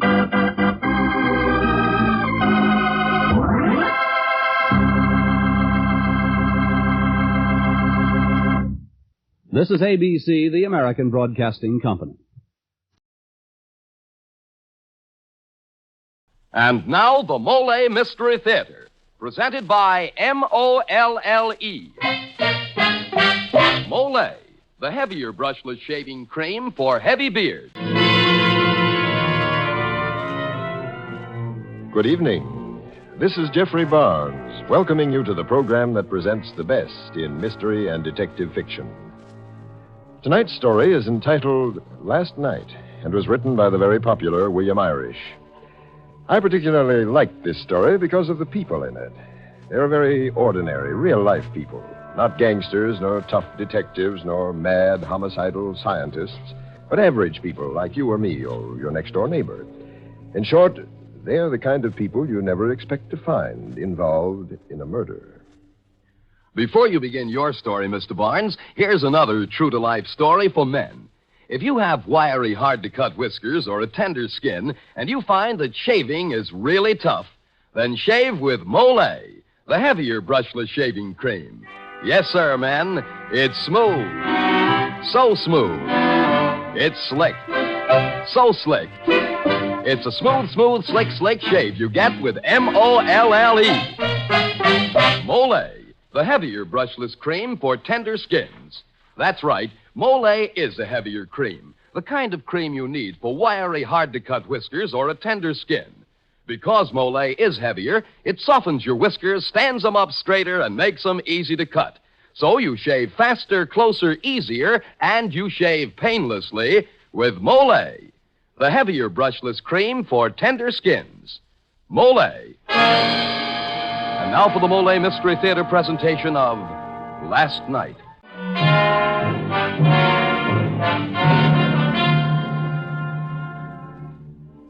It's funny. The way I used to think things just couldn't get any worse.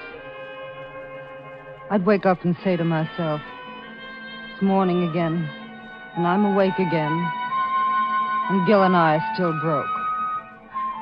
We owe $2,500, and we'll probably lose the summer resort if something doesn't happen soon. Then one morning, it did. All the worries I took to bed with me the night before dissolved into nothing. And that bigger thought began beating against my brain. Gil's a murderer. My husband's killed a man. When I woke up, I could tell the sun was somewhere overhead. The weekend was over, and Gil hadn't wangled the money out of Mr. Burroughs.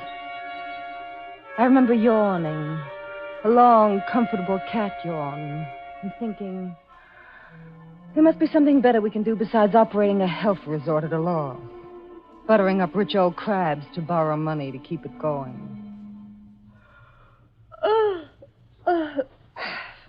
Morning, Di. You're up early. Not very. I didn't get to bed at all. Oh. And that means... Never mind, honey. Never mind what? So Burroughs wouldn't lend us the $2,500. We'll get it somehow. Maybe there's another way besides borrowing from Peter to pay Paul. What are you talking about? I got it out of him. Gil, all of it? $2,500? Well, you certainly don't act very happy about it. I could have sworn Let's that you didn't get down to breakfast. I'm hungry. But Gil, not the whole $2,500. That's what I said. In cash? In cash. You mean that he carries that much around? He was going to deposit it Monday morning. Now, look, why the questions? We've got the dough now. Forget it. Is he still here? No, he left. On the 8 o'clock train. Heard you drive him down? Jackie, for Pete's sake. What? No, not the 8. He took the milk train. What? How do you know? I left him at the station. Oh, with the secretary, with Marsh. No, by himself. Gil, what aren't you telling me? Did you have words over that loan? What put that in your head? Well, if there wasn't any friction, why did he pick up and leave at that ungodly hour alone? Oh, who knows? Anyway, it's over. Forget it. I'm going downstairs. I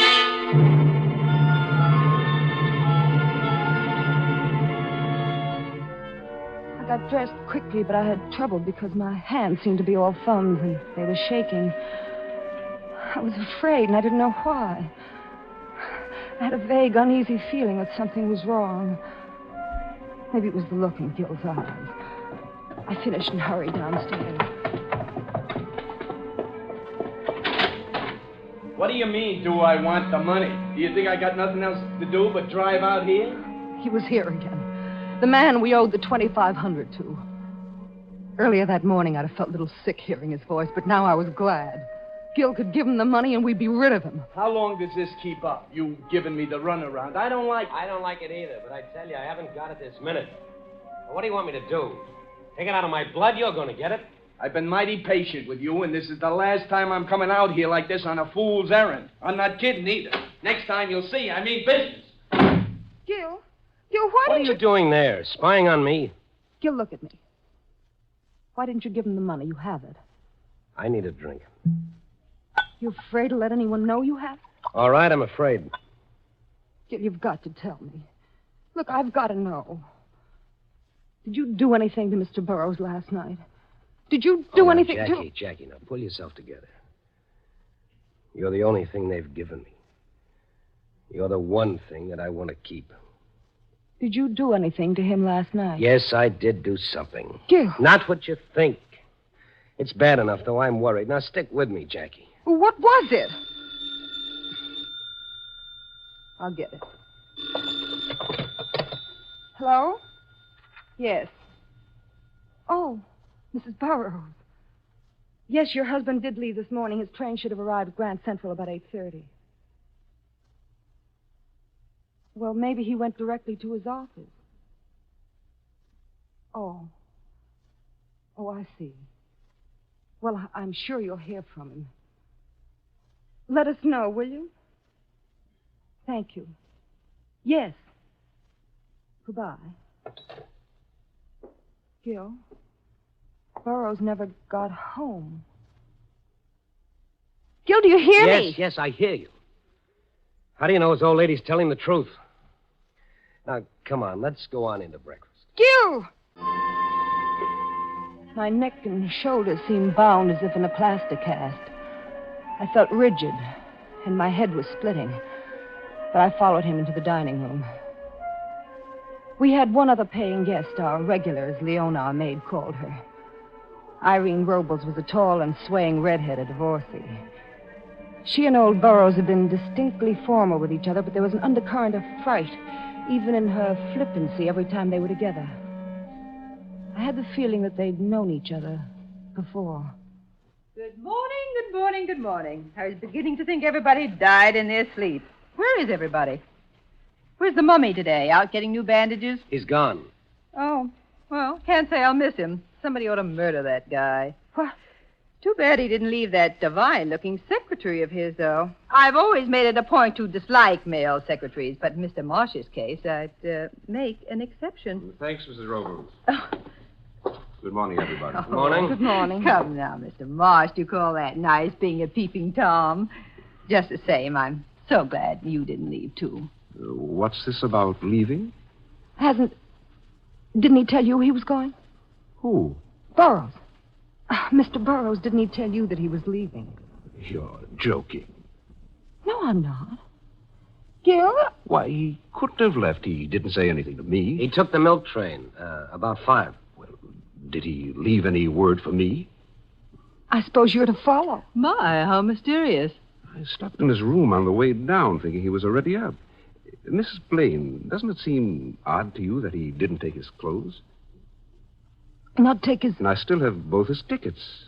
I can't imagine. He must have forgotten them in his hurry. Maybe he received bad news of some sort. Maybe his wife is ill.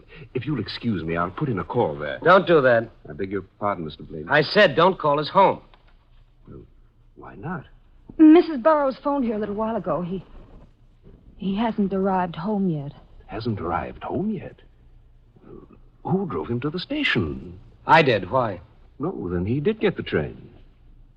Or did he? What do you mean, or did he? What are you insinuating? If you've got something to say, say it. Gil, please. My goodness. Take it easy, Blaine. All I meant was that you see him get on the train. Nothing to get hot under the collar about. Get on the... Oh, sure I did. I saw him get on myself. I saw him leave.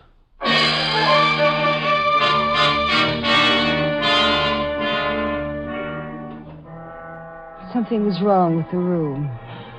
It started to spin around and around. All because I remembered Gil telling me that he had left Burroughs at the station. Left him. Gil was lying. Why? The sick fear in my heart told me that something had happened to the old man. And my husband knew what that something was. As the curtain falls on Act One of tonight's story, Gil's strange behavior has convinced his wife that he's in more trouble than he'll admit. Of course, Gil may have good reason for his silence. There are times, you know, when a man would rather do anything than face his wife's questions. Yes, Mr. Barnes, that's true. There are some things even the bravest men hate to face. For instance, many a man would rather twist a tiger's tail than face the torture of a morning shave. Well, almost.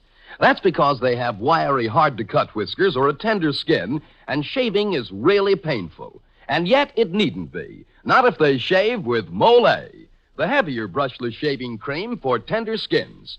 That's right, men. Molle is a heavier cream. The cream that softens your whiskers, holds them up better, and lets your razor breeze right through them. With Molle, you shave faster, closer, easier, and you shave painlessly. Try it and see if you don't say, it's smooth, so smooth, it's slick, so slick. It's a smooth, smooth, slick, slick shave you get with Molle. Molle, the heavier brushless cream for tender skins. Molle. And now back to Act Two of the Mystery Theater presentation of Last Night. From the minute he drove up to the house, I knew he was a detective. He had that sharp-eyed look about him. And Leona mistook him for just another bill collector. The novelty of those had worn off a long time ago. Sit down, Mr. Ward. My husband's gone to the village. Yes, I know that. Now, let's not waste precious time, Mrs. Blaine. Mr. Homer Burroughs was a guest here from Friday until sometime late Sunday night or early this morning. That's right. When did you see him last? My husband drove him to the station. That isn't what I asked you, Mrs. Blaine. About 1 o'clock this morning. And then later and my 1 husband... a.m. was the last time you saw him alive. Mr. Ward, I don't like the way you say that. Now, you've got no grounds in coming here But and... surely you'll admit to the strangeness of the situation. Isn't it unusual for a man of 64 to leave alone in the dead of night like that and never to have arrived? Well, we're not accountable for his eccentricities. Now, he left here, I assure you. Well, look under the carpet if you're not sure. Oh, I don't doubt he left the house. Well, then what more have we got to do with it? Instead of snooping around up here, why don't you just check at the other end? He never reached the city. How do you know? Just because nobody's seen him? He could have been run over by a taxi or overcome by amnesia. But to get to the city, he would have had to take the train. Well, he did take the train. My Mrs. husband... Blaine, no one at all boarded the 4:20 train last night at your particular station.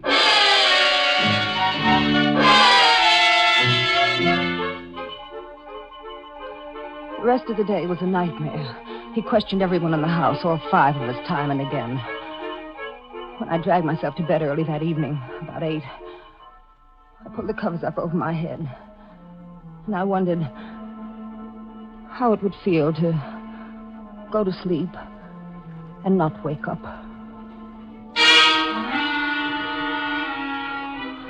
My eyes flew open. I was suddenly awake in the dark. I had no idea how late it was or when I had fallen asleep. Neither sound nor motion awoke me. Just a gathering tension in the air. I sat bolt upright and fumbled with the light. Don't touch that light. Leave it alone. Gil, what is it? Gil. Get back. Get away from this window. I don't want him to see me here. Gil, who is it? Who's trying to open those garage doors? Why are they It's that smart cop, Ward, I think. If he gets them open and he goes Gil! in there... That gun. Don't, Gil, no. Get back, I tell you. Get out of the way. If he works those doors open, I'm going to shoot to kill. What does he want with our car? I don't understand. I think he's worked the lock. If he opens those doors, I'll kill him. Kill him? Why? No, I'm not going to let you, Gil.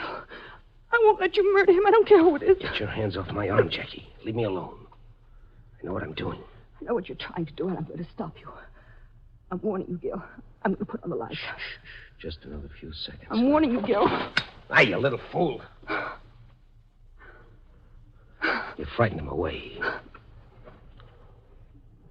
Gil, who was? Was it Ward? I don't know. I'm not sure. Did he come in the house? I guess so. He disappeared around back. Gil, what's the matter with you? You're the color of gray paste, and I don't understand it. I don't understand it at all. What did he want in the garage, and why do you want to keep him? He'll make another stab at it tomorrow night and the night after. I can't stand it anymore. I'm getting out of here now. Why, Gil? Don't you see that you'll be convicting yourself? I've got to run. I have no choice. Haven't you? You think I killed him, don't you? Don't deny it. You know I had a row with him about the money. You know I drove him alone to the station in the dead of night. I let him out there. He's never been seen alive since. But you told Marsh that you saw him get on the train. All right, so I was lying. It's a perfect circumstantial case without a chink in it. It's hanging by a thread over me. But you're snapping even that thread by running away. Yes. Here's another piece of circumstantial evidence. You know that $25 check Burroughs asked me to cash? Yes? Well, I added 2 zeros and then the word 100 to the face of the check. It was easy. The bank was open this morning. And we were in $2,500. Oh, that's why you couldn't pay the collector the money. Yes, it was hot. It was plenty hot because Burroughs was missing and I was scared. All right, darling. One more thing, and don't lie to me this time. Gil, I want the truth. I'm your wife, and I've got to know. Is that all you've done? That's all. I didn't kill him. I swear I didn't, but I can't prove it. Gil, if you were guilty, I'd go away with you. I'd run away with you. But you've done nothing.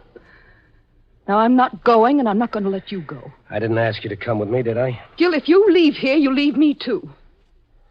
For good. I love you, Jackie. But I like my neck, too. Gil, don't go.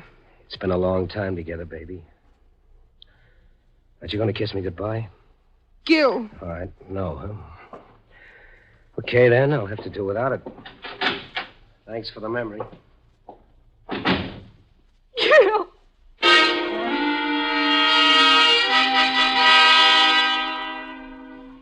I don't know what I put on. All I know is the tears in my eyes made the color swim in front of me. I had to catch Gil and make him come back. Gil.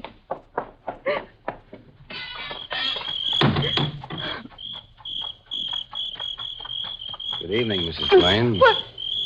I thought you went to bed. No, Mr. Ward. I couldn't sleep. Did I frighten you? Well, it's all right. I thought it was, it was... Thought it was who? Nothing. Never mind. It's all right, Mrs. Blaine. I know your husband went out. He left a few minutes ago. Gil? Looked like he was heading for the tavern. Think maybe I'll join him. Good night, Mrs. Blaine. My heart was beating wildly. If I hadn't turned out that bedroom light a little while ago, that detective might have been dead now. Why? What was it about the garage or about the car that was so important to all this? The car. Gil drove Burroughs to the station in it. I racked my brain to think of something unusual about the car. It was freshly painted 2 weeks ago. The brakes had been relined. The key to the rumble seat had been lost. The rumble seat. The rumble seat. It was simple. Now I knew where the body of Mr. Burroughs must be. No wonder he had disappeared so completely. Someone had found the key. Someone had murdered Mr. Burroughs at the station and put his body in... the key. Perhaps the murderer still had the key. Find the key and find the murderer. The house was empty now. Even Leona had left to do her weekend shopping. I must go back and search every room. Find that key. I prayed I wouldn't find it. In Gil's room. I was no detective and I had to work fast. No telling when someone might return. As time wore on and still no key, I became more and more feverish. This was the last room. Only one more. Oh, what if Gil hadn't lost the key? What if he was lying again? I had to find it here, in this last room.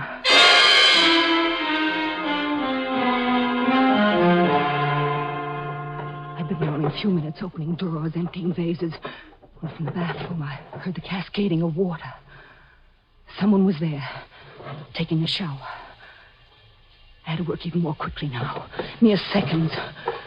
The torrent of water muffled any sound I could make. There were pocket articles on the bureau. A wallet, cigarettes, matches, handkerchief.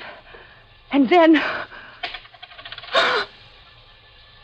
the key lay there in full view. No deep hiding place. There, out in the open. I grabbed the key and ran out of the room, and down the hall, and into my own room.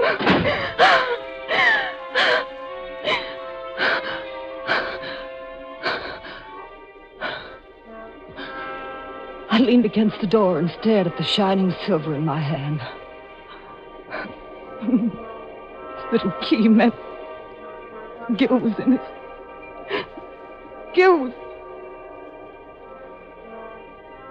A murderer was in the next room.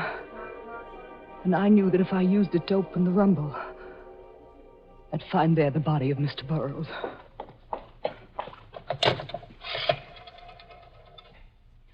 Hello. Hello, operator. Operator, get... Oh. You should have locked the door, Mrs. Blaine. Or weren't you expecting me? Mr. Marsh, I... Put the phone down, Mrs. Blaine. I said put the phone down, Mrs. Blaine.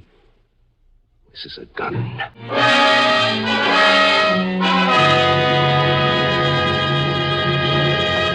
This is Jeffrey Barnes again. In just a moment, we'll return you to the final act of Last Night. If you've been having trouble trying to combat dandruff, bear in mind that most ordinary hair preparations merely remove loose dandruff. Now, plain water does that. So if you want to fight a common type of dandruff effectively, the thing to do is use double danderine. Double danderine is a scientific product that goes to work on your scalp and actually combats this dandruff by killing the germs that many outstanding authorities contend are a cause. And it kills them on contact. Now, the reason why double danderine is so amazingly effective is that it contains an active antiseptic called Alzam. This is a special ingredient used by many hospitals because of its remarkable efficiency. And no other hair preparation contains Alzam. You get it only in double danderine. So try double danderine and see why most ordinary hair preparations can't compare with its dandruff-combating effectiveness. If you're not completely satisfied, return the empty bottle and get your money back. Buy double danderine at your druggist's.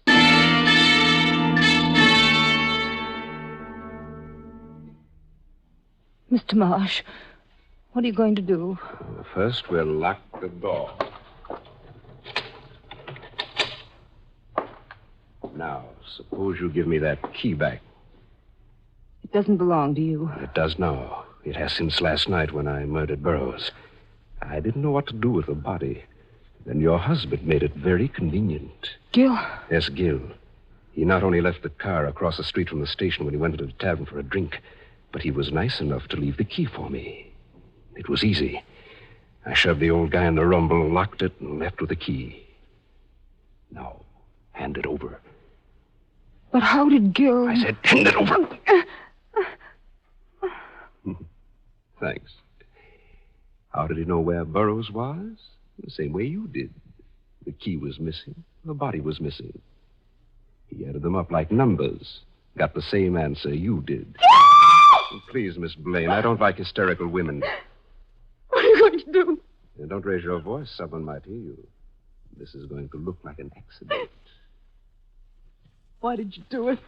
Now that Burroughs is dead, his widow will inherit everything. And I can wrap her around my little finger. There's a second marriage in the cards for her. I played a long shot, and it can still come through. You're not going to spoil it now. What are you going to do? You want to know too much, Mrs. Blaine. you hadn't been so curious in the first place, there'd be no need for all this. What are you going to do? I'll show you. Take your hands off me. Get in there. Get into the bathroom. Leave me alone. You're just making things harder. Come on. Please. Oh, please, I won't do anything. You can take the key. Please, I won't tell. I won't. Just leave me alone.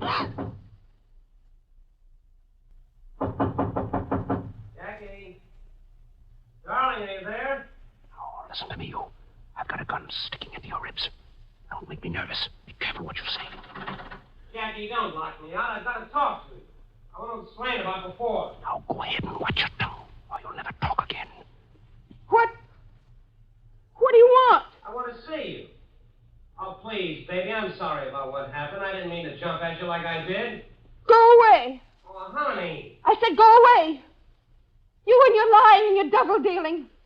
I'm through, Gil. I never want to see you again. Now just go away. Jackie, let's talk this thing out. There's nothing to talk about. Come on, get rid of him. My fingers get itchy. Honey. Gil, listen to me. Easy, lady, easy. Watch your words. Listen to me. We're through for good. I told you tonight you can go cry on somebody else's shoulder from now on. Maybe that little blonde you told me about.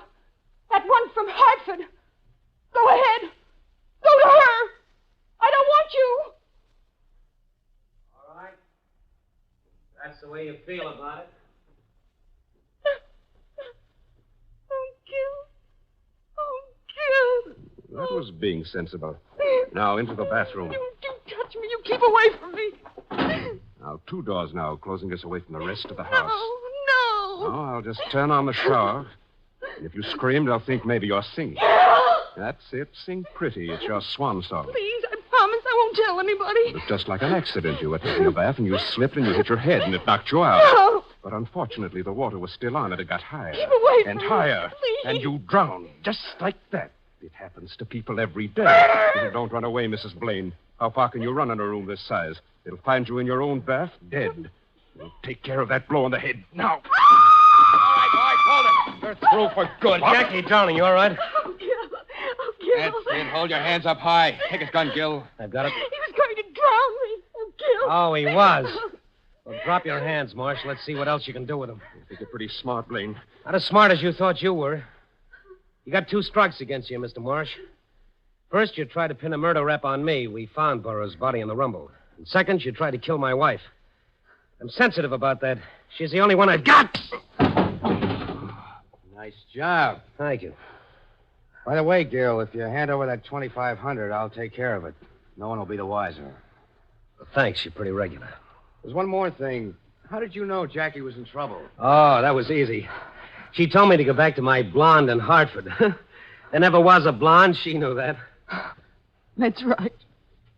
It was a brunette. From Poughkeepsie. This is Dan Seymour saying goodnight until next week when the Mystery Theater presents Code Number 2. This is NBC, the national broadcasting company. We are heading into the final 2 hours of this Mystery Radio Mega Marathon. Glad you're here. First up, Big Town, that great crime drama that ran from 37 to 52 and starred Edward G. Robinson as corruption-fighting newspaper editor Steve Wilson and Claire Trevor, later Frank Carlton, as his assistant Lorelei. From 1943 to 1952, Steve was played by Edward Pauley. Here is The Charity Killers, proving that even kindly little old ladies can be evil. Next, a very lesser-known show, The Crime Files of Flamond, which ran in 3 different iterations between 46 and 57. It starred Arthur Wyatt and then Mike Wallace of 60 Minutes fame, with Patricia Dunlap playing his sidekick Sandra Lake. And then in 1956, it featured Everett Clark as Flamond and Muriel Bremer as Sandra. Flamond begins each episode by asking Sandra to pull a card file which contains the information of a particular case. I think this is a much underappreciated show. Here's The Chick That Killed, broadcast date unknown. Next, Dragnet. What more need I say about this legendary police procedural show? Here is The Big Trial from April 20th, 1950.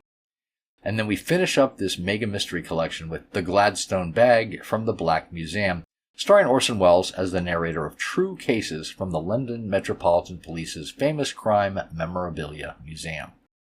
I don't know the exact broadcast date of this one. And that is it for this marathon.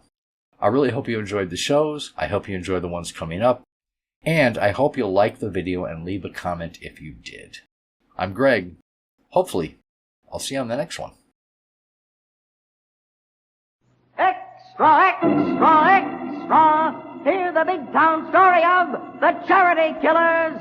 Extra, extra, extra! Miranda? Yes, Bertha? Lock him up in the storage room with Larson's body and let's get out of here. And leave Mr. Wilson alive to identify us in Larson's murder? They'll have to catch us first. You're wasting time, Bertha. My press photographer has orders to notify the police. You better get going. I'll say I'm going. Oh, no, you're not. Tape up Wilson and splatter the place with kerosene. Yes, listen to this dramatic big town story of two strange women racketeers brought to you by Lever Brothers Company, makers of Lifebuoy Health Soap. A story of fighting editor Steve Wilson of the Illustrated Press, whose newspaper creed stands for freedom and justice against the forces of intolerance and evil. The power and the freedom of the press is a flaming sword, that it may be a faithful servant of all the people. Use it justly, hold it high, guard it well. Now, Big Town, and tonight's racket expose headlined The Charity Killers. Each year, the great heart of America gives billions to alleviate the suffering of humanity. But into this golden river of generosity, racketeers dip greedy hands. And such is the background of Steve Wilson's story, which began in the parlor of a pretentious old brownstone mansion in a fashionable section of Big Town. Bertha? Bertha! Hurry with the tea. Mr. Larson is due any moment. Stop squawking. Save the Society Act for that crook. I have to get into my lines, into my charity act, don't I? Yeah, but don't overdo it. Make the pitch for a fat contribution and then we'll take 'em, like a couple of Dannemora doves. Bertha, I do wish you'd drop your prison slang. You've been out long enough this time. And I'm not going back in. I'm getting too old for the Penn laundries. What's keeping that shop? He'll be here. I promised him a large contribution to his sweet charity. The dirty crook. Save the professional jealousy and pour me a cup of tea. Pour it yourself. Very well. Where's the gin? In the extra cream pitcher, where it always is when you put on this phony Whistler's Mother act. Have you fixed the sugar? Sure. The top lumps are soaked in enough stuff to knock Larson out for a week. Good. There he is. Go let him in while I get out my knitting. All right, but don't drop that gun out of your knitting bag like you did in Denver. Oh, I won't. Oh, dear, I'm afraid I'm going to have to get rid of Bertha like I did my second husband. Now, let's see. Knit one, purl one. No, knit two, purl one. Just a moment, please.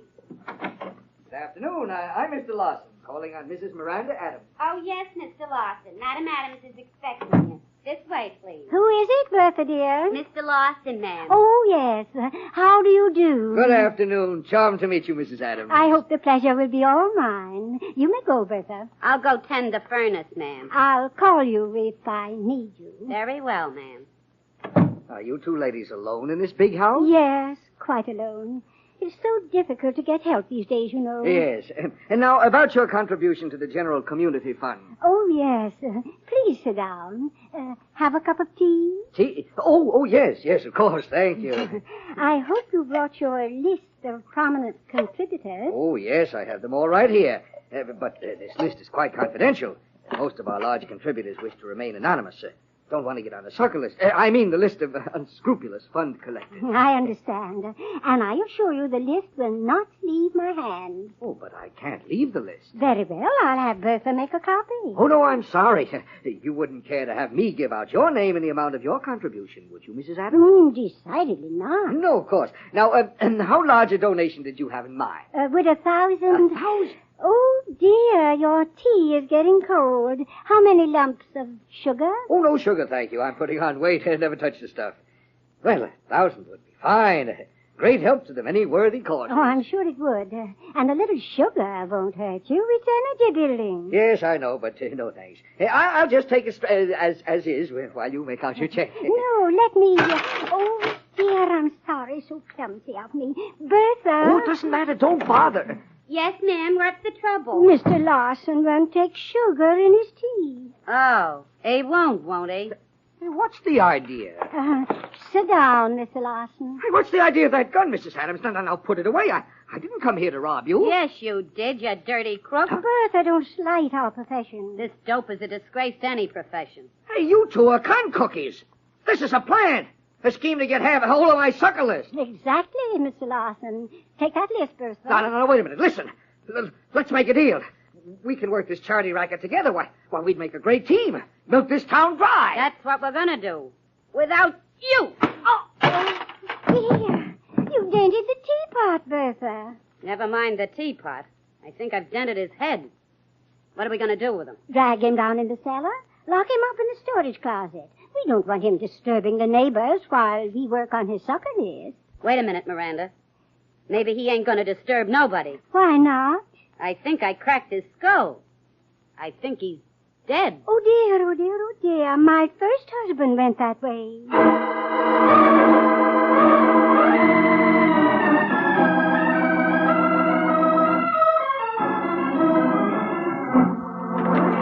Hi, Steve. Why the general alarm for your wondrous girl reporter? Oh, come in, Lorelei, and close the door on those infernal teletypes. Uh-oh. Now, what have I not done which should have been done, as Harry the Hack would be wont to say if he weren't down with a grip? How would you like to impersonate the confidential secretary of a wealthy philanthropist? Anything for a story.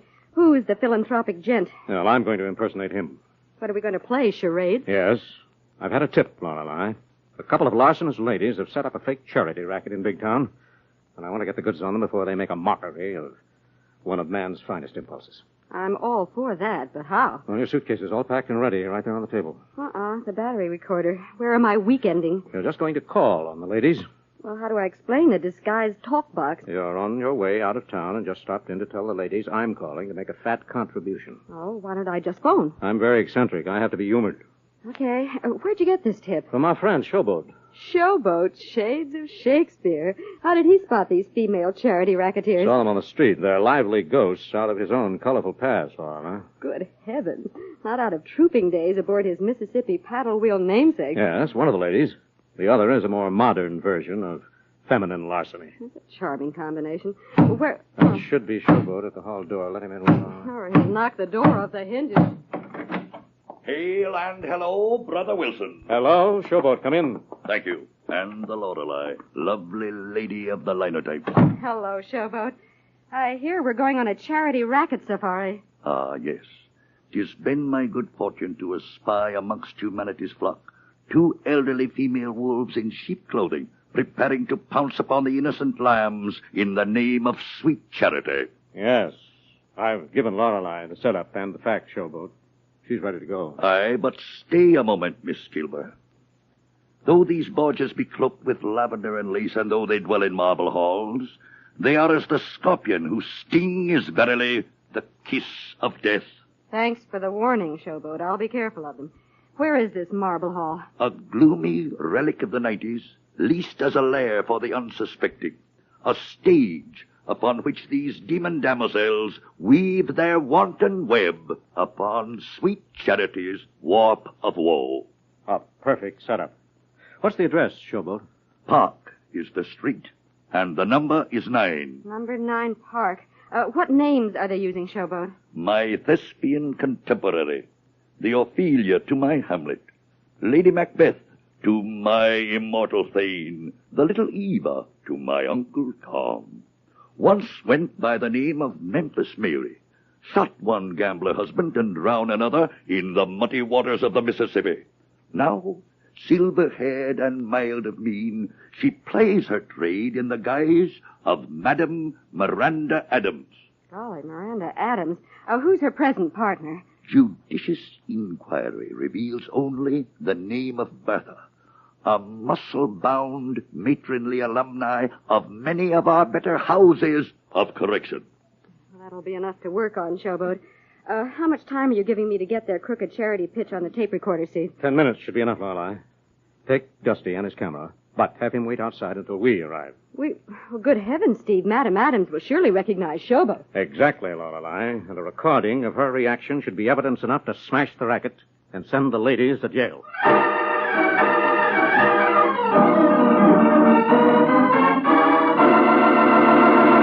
Thus, unaware that a vicious, fake charity racket has become a matter of murder, Steve unknowingly sends Lorelei into a deadly situation. And for the exciting developments, we'll return to Big Town in just a moment.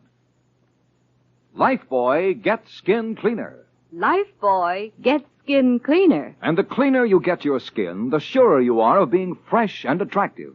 So remember, Lifebuoy, with its purifying ingredient, gets skin cleaner. Stops BO as no other leading soap can. Here's what the doctors proved in 820 scientific tests. People took daily baths with different soaps. Doctors found that Lifebuoy does more than just remove the grime and perspiration you can see. Lifebuoy's purifying ingredient makes it more effective than any other leading soap against the invisible dirt that brings on BO. Lifebuoy's milder, too.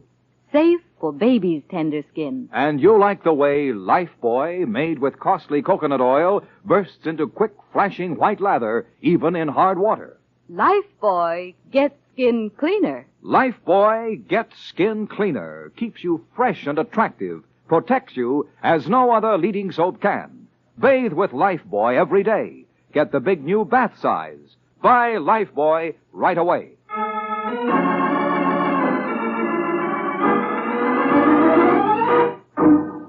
Now back to Big Town and tonight's spine-chilling expose of a vicious racket captioned The Charity Killers. Following up a tip on two elderly women working a charity racket, Lorelei Kilburn arrives at their rented mansion, unaware that a murder has been committed. Bertha, for heaven's sake, what a time to be out of kerosene. How was I to know that crooked dope would be so stubborn and have a paper skull and we'd have to get rid of the body? Are you quite sure he's dead? Dead as a doornail. Are you sure he'll fit into the furnace? Yeah, I measured the door. Then go down to the store and get a can of kerosene. All right. This gallon can should do. Oh, dear, I do hope he doesn't overheat the house. Miranda, somebody's ringing the front doorbell. My stars, whom could it be? Maybe one of Lawson's charity racket pals come to find out what happened to him. What'll we do? I'll go see, and if it is, simply say he never arrived. What if they've been watching the house and no different? Then I'll invite them in with this gun. All right, go ahead. I'll wait down here in the cellar with Lawson's body. No need to do that. He won't go away. Go get the kerosene and hurry back. Okay. I'll go out the cellar exit. Don't make any mistake. I won't. Maybe you better get another gallon of kerosene, just in case. All right. Get upstairs and answer that bell.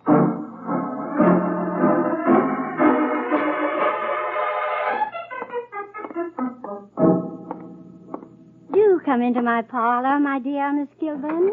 Thank you, Mrs. Adams. Mind if I put my weekend bag right here? Not at all, my dear. And it's so kind of you to delay your vacation trip to prepare me for the arrival of your wonderfully philanthropic Mr. Wilson. Yes, you may think it's strange sending me ahead to get the facts about your charities, but my employer is quite eccentric. I understand. And of course you want to know how the money is being spent, how many worthy causes are being helped, and the other prominent contributors in Big Town. Yes, that would interest and impress Mr. Wilson. Of course. Here is a partial list of our contributors and sponsors.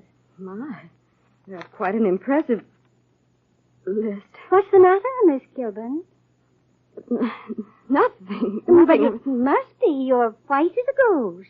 Oh, it's really nothing. I suddenly felt a little faint. It's rather warm in here. Nonsense. The thermostat is set at 68 degrees. Then it must be something I ate. I'm sorry. I'm afraid I better go. No, my dear. It's something else. Something that has startled and upset you. Something you saw on the carpet. Yes, Mrs. Adams. What happened here? Whatever do you mean, my dear? Who was hurt? Left that fresh stain on your carpet. Oh, that.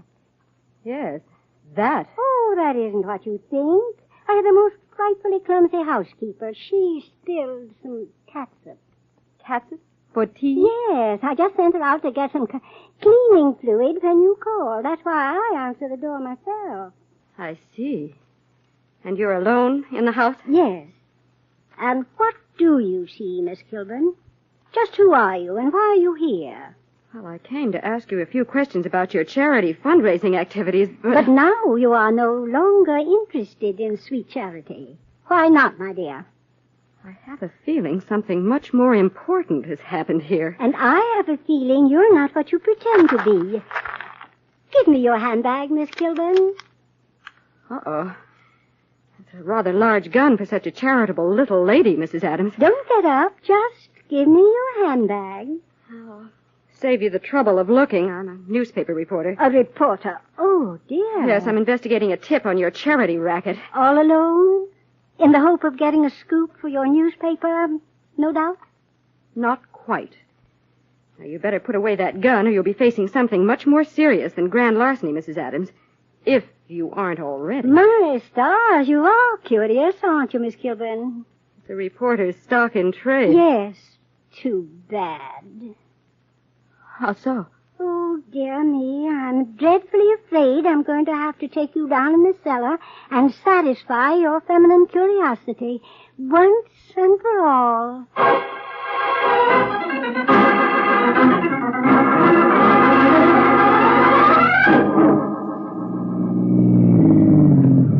Is this the place, Showboat? Aye, Mr. Wilson. Yon musty mausoleum is the lair of these lady leeches.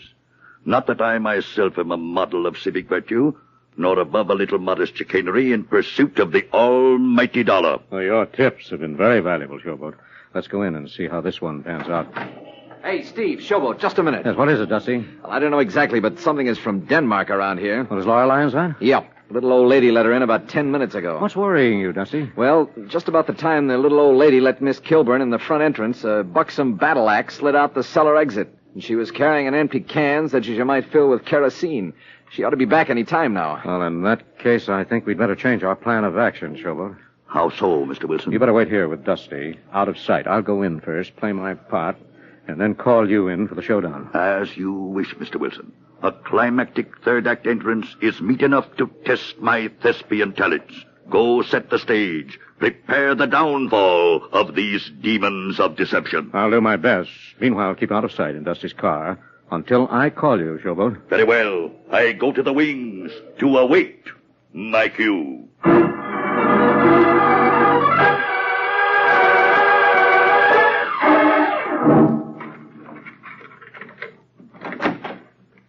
Good afternoon, sir. Good afternoon. I wish to see the lady of the house, Madam Adams. I am Madam Adams, sir. Oh, I beg your pardon, Mrs. Adams. Not at all. Ordinarily, I do not answer the door myself, but my housekeeper has gone to the store for some supplies. I quite understand. And what can I do for you, sir? Well, I'm Stephen Wilson. Hasn't my confidential secretary arrived to acquaint you with the fact that I wish to make a sizable donation to the many worthwhile charities I understand you're sponsoring? Why, no, Mr. Wilson. No one has called all afternoon.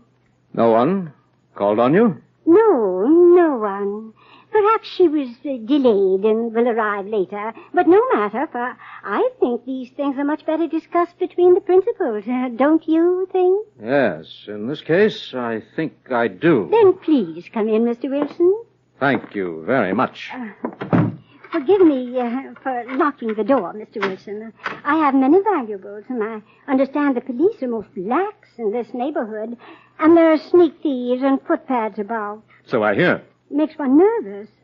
But do come into my parlor. I was about to have tea. Won't you join me? It will be a pleasure, Madam Adams. Sit down, Mr. Wilson. You may find it a bit chilly, but my housekeeper will be back in a moment, and we'll have a lovely fire. That will be nice.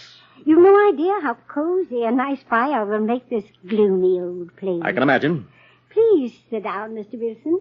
You seem restless, preoccupied.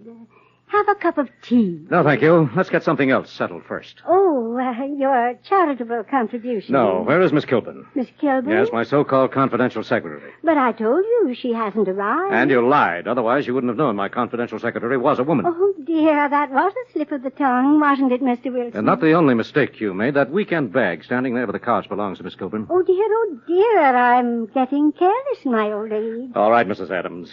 Let's stop playing games. You apparently know who I am, and I know who you are, and what you're doing in Big Town. Very well, Mr. Wilson of the press. Like all newspaper persons, you're insatiably curious. And I'm frightfully afraid I'm going to have to gratify your wish to see Miss Kilburn. Quit stalling. Where is she? What have you done to her? Merely satisfied her curiosity about a regrettable stain on our landlord's lovely rug there. Stain? Good grief. Yes. Unfortunately, we had a gentleman caller just before Miss Kilburn arrived. What happened? He refused to allow us to muscle in on his charity racket. And Bertha, my impulsive housekeeper, was compelled to knock him cold and overdid it slightly. Killed him? Oh, yes. He's quite dead. Where is Miss Kilburn? Keeping company with Mr. Larson's body. Are you fiendish, Holmes? Just a moment, Mr. Wilson. Sticks and stones will break your bones, and this gun will kill you quite as dead as Mr. Larson. Yes, that's a rather large gun for such a sweet, gentle little old lady. Yes, so your Miss Kilburn said in those very words. What have you done to her? Just taped her up until Bertha gets back. Where is she? Down in the cellar. Go on, Mr. Wilson. Walk out into the hall and down the stairs. It's quite chilly up here. It'll be much warmer down with the furnace.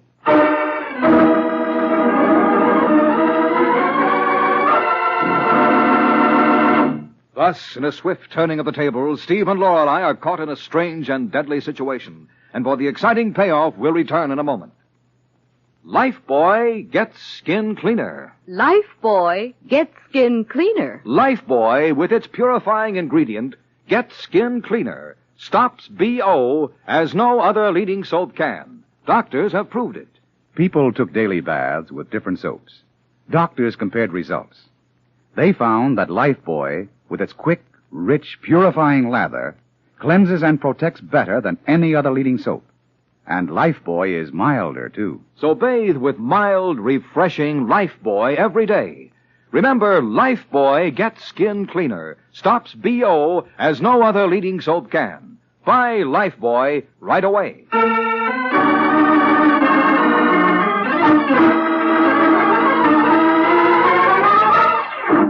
Now back to Big Town and to Steve Wilson and Lorelei, trapped in the basement of an old mansion in the deadly cover-up of the charity killers. Keep away from Miss Kilburn, Mr. Wilson. I know how to use this gun. So I understand from an old associate of your Mississippi showboat days. My stars, that was 40 years ago. Whom could it be? An actor. And like your first husband, a gambler on the river. Showboat. Showboat. That scene stealer. I would have thought some woman shot him years ago. Unfortunately for you, he's right here in Big Town. It tipped me off to your fake charity racket. What are you listening for? Expecting, Mr. Wilson? The return of your stupid companion who involved you in murder. I've been involved in murder before. But of your own volition. Not because of the blundering of a stupid associate. Oh, yes, quite so. Bertha is rather stupid. Who's stupid, you cackling old crow? Crow, am I? Yes. And who's this man and that girl laying over there, taped up like a mummy? Newspaper persons. What are they doing here? Investigating your charity racket. Oh, Miranda, you old fool. Why did you bring them down here and let them see Larson's body? There was no help for it. And stop calling me a fool. I am old, but you're the fool. Put on that kerosene and tape up Mr. Wilson. Stop giving orders. There isn't time. We gotta get out of here. Nonsense. We've spent months lining up suckers. Checks are pouring in every day, and with Larson's list, we can make a real killing. Don't be a complete dope. Those two didn't come along. There's a car out front. And the driver and somebody in it are watching this house like hawks. Why didn't you say so right away? You didn't give me a chance, but I'm telling you now. Let's lock them up in the storage room with Larson's body and get out of here. And leave them alive to identify and testify against us in Larson's murder? They'll have to catch us first. You're wasting time, Bertha. Those men out there in the car have orders to notify the police, and you'd better get going. I'll say I'm going. Oh, no, you're not, Bertha. Tape up Wilson and splatter the place with kerosene. I'm not wasting any more... That'll be all out of that gun, Madam Adams. Oh, hold still. I hate to manhandle a woman, even a murderess. Now, hold still. Stop struggling. Oh, dear, very well. Unhand me, sir. As soon as I make sure you haven't another gun in this knitting bag. Hey, Steve, what cooks? What goes on here? What gives? Dusty, just get the tape on Miss Kilburn. And then shoot a few pictures for the front page. Right. Okay, now hold everything, Lorelei. I'll have you undone in a jiffy. Forsooth, what transpires in this dungeon of dark deeds? Well, if it isn't Showboat, the greatest voice in Salvini. Ah, the Memphis Belle, milady of the hemlock, the dagger, and the one-night stand. Shut up, you windy old walrus. Time hath touched thy hair with silver, but dipped thy tongue with acid, Miranda. Oh, be quiet, Showboat. You haven't changed a bit. Yes, hold the reminiscences, Showboat. Are you all right, Lorelei? Oh, a little bruised and mortified, but otherwise okay, Steve. Good. Go upstairs and call Fletch on City Desk. Give him the story. And call Callahan of Homicide.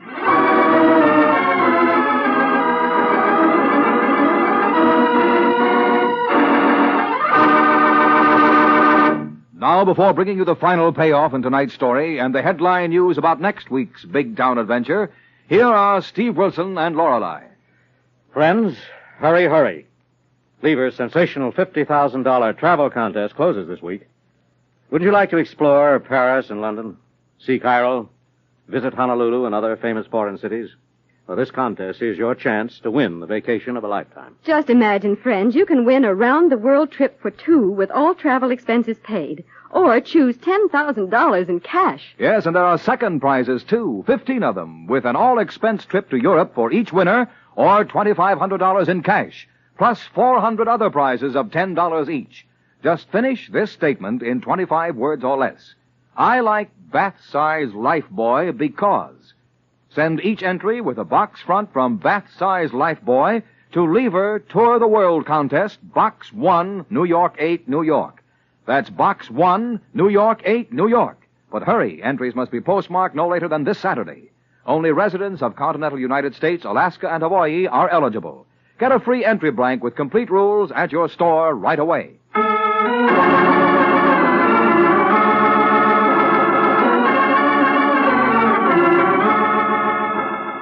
In tonight's big town expose of the fake charity racketeers, the murderess Miranda was tried, convicted, and imprisoned for the rest of her unnatural life. And next week, the makers of Lifebuoy bring you a hard-hitting story entitled The Fatal Joke, the strange story of a gangster's revenge after death. Another exciting assignment in the newspaper career of fighting Steve Wilson of Big Town. Don't miss him. In tonight's dramatization, all names, times, and places are fictional. Big Town features Edward Pauly as Steve Wilson, Fran Cullen as Lorelei Kilburn, and was written and produced by Jerry McGill.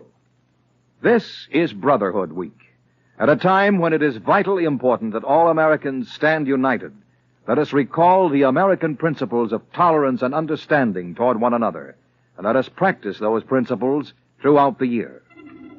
Next Tuesday night, same time, same station, you'll hear the newsboy calling... Extra, extra, hear all about it! The story of Steve Wilson and a fatal joke, brought to you by the makers of Lifebuoy Health Soap. Extra, extra!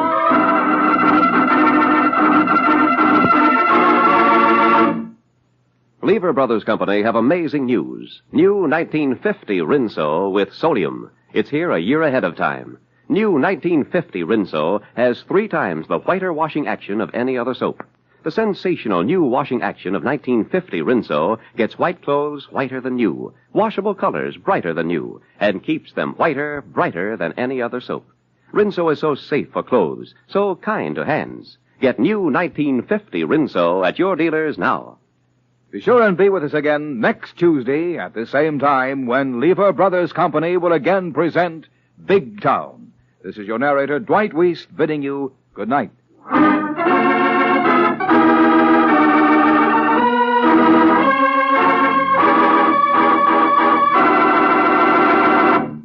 This is NBC, the national broadcasting company.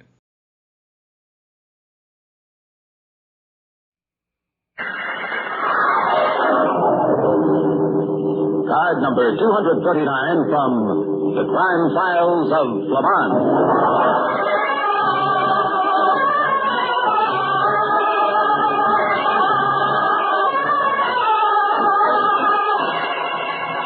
A new file card, please, Miss Lake. Popular nightclub piano player fears plot to wreck his career. Seeks confidential investigation.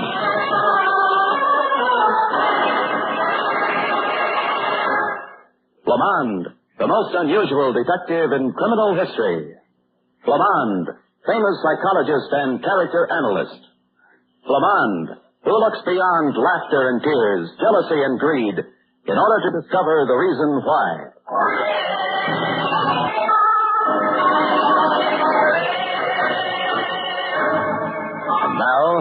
card number 239 from the crime files of Flamond. The scene is the apartment of Willie Wilkes, hot piano player appearing nightly at the swinging door. Flamond and Sandra Lake, his secretary, have just arrived. Well, I've always wondered just what kind of a place a jazz piano player would live in. And now you know. Okay, Wilkes. When you phoned my office, you said somebody was out to wreck your career. You can say that again, Flamond. How do you know? Has anything happened? Come here and dig this light switch. Why, it looks as though it had been hit with an axe. I don't know what it was, honey. All I know is that I get home last night, opened the door, and reached for the light switch. And then? And then, Zoe, something cracks that switch, just missing my fingers by a quarter of an inch. What did you do? I lit out of here like I sat down on a firecracker, and I didn't come back until I talked the desk clerk into coming back with me. And then there was nobody here. That's right. Well, why would anybody try to do a thing like that? Look, Angel, I'm Willie Wilkes. I make $1,000 a week doing things to honeysuckle rose that nobody else does. And the way I figured it, somebody's trying to make mincemeat out of my pinkies. You mean somebody's actually trying to ruin your hand? Now you're digging me right, sister, and that's no corn. Well, I don't get it. Look, honey, smashing my hands would be like knocking out Louis Armstrong's front teeth. But this little business last night ain't all. What else has happened? Well, I was down at the club earlier this afternoon rehearsing. And after I was through, I went to my dressing room.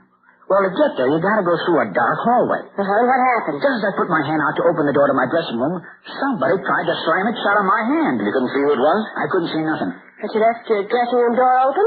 Not that I remember. Okay, Wilkes. It's apparent that somebody doesn't like you. Me? Why, I ain't got an enemy in this world. You mean this person, whoever it is just trying to do you a good turn? Well, no. But I've always been a right guy. Except that there's at least one person who doesn't think so. Look, Flamond, if you don't believe me, ask anybody in the business. They'll tell you that there just ain't... wonder who that can be. Most of my pals ain't even up yet. Maybe it's the Phantom that's trying to make a has-been out of you. Susie, you're a great little kid. Hello, Willie. Well, hi, chick. Don't you high-check me, you cheap piano player. Hey, nix, Marie. I got company, see? Yeah? Well, I don't care if they're Rogers and Hammerstein. You told me that if I loaned you 5 C's, you'd get me a job, seeing as a swinging door. Look, Marie, I can explain I already heard you explain everything. I want that job with my $500. But it'll be just a few more days, honey. Joe Mantley says Look, you've been using Joe's as stall for 2 weeks now, so get a new number. I want those 5 bills. Okay. Will a check be all right? It'll be all right if it don't bounce. Well, so happens I ain't got my checkbook with me. How's about if I mail it to you? Well, it so happens I got my checkbook with me. Oh. Well, maybe it ain't on the right bank. Well, all you gotta do in that case is scratch out the name of the bank and write in the name of your bank. Well, look, baby, don't you trust Willie? Yes, as far as I can go, it's Steinway. Listen, Maria, I'll get you your dough. Just drop in and see me later in the week. Really, I don't get it. You don't get what? You're pulling down $1,000 a week as a headliner at the swinging door, and you don't have the price of a hand-painted necktie. Now, look, Maria. Don't sweat, Buster. You'll get your money, baby. Don't worry. Worry? You're the one who ought to worry. What do you mean? I mean that if you don't come through one way or the other, I'm going to see that you land out in the street with a tin cup. Oh, so now you think you can threaten me, huh? I'm saying that if you don't get what I want by the end of the week, there could just be a little accident. Pardon me, but you wouldn't happen to know anything about a couple of accidents that have almost happened to Mr. Wilkes in the last couple of days, would you? My guess with him, Willie. He's a private dick, Marie. But look, Flamond, you're barking up the wrong tree. Marie ain't sore at me. Oh, not really. Oh? Oh, I'm glad to hear that. For a minute there, I thought she was, well, just a little bit irritated.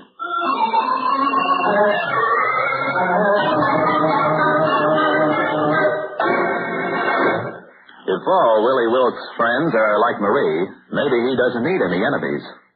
In just a moment, we'll return to the crime files of Flamond.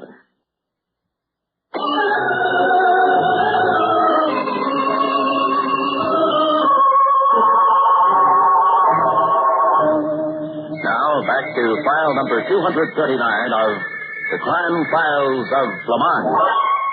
It's later the same day. A short while before the first show at the swinging door. Willie Wilkes, the club's featured hot piano player, sits in his dressing room. Yeah? Calling, Willie. Okay, honey. Come in. I want to talk to you, Willie. Alone. Okay, baby. Close the door. You can talk to me alone anytime you want to. What's the matter, Willie? Huh? You can't fool me. There's something you're worried about. Have you flipped your lid, sweetheart? Little Willie ain't got a worry in the world. Cut it, Willie, I can tell. Look, Carla. Okay. I'm a little short on dough. You're short. But you're knocking down Forget it. It's nothing serious. Willie, have you heard Joe Madeleine make any cracks about my singing? Joe? What's that bum know about singing? What he knows ain't the point. Joe runs this joint. He's the guy that pays off. Has he said anything about being dissatisfied with my work? Listen, honey, you're a top-flight thrush. You're too good for the joint. Have you heard Joe say anything, Willie? Why, no. You're lying. Oh, Carla, you know where to give it to you straight from the shoulder. Yeah? Well, something Joe said makes me think you know more than you're letting on. What about what? He gave me 2 weeks' notice. You mean you're fired? Yeah. And whoever's responsible is going to be sorry. When did you find out? Day before yesterday. Well, do you want me to talk to Joe for you? No, thanks. The fact is, Willie, I'm afraid maybe you've talked to Joe too much already.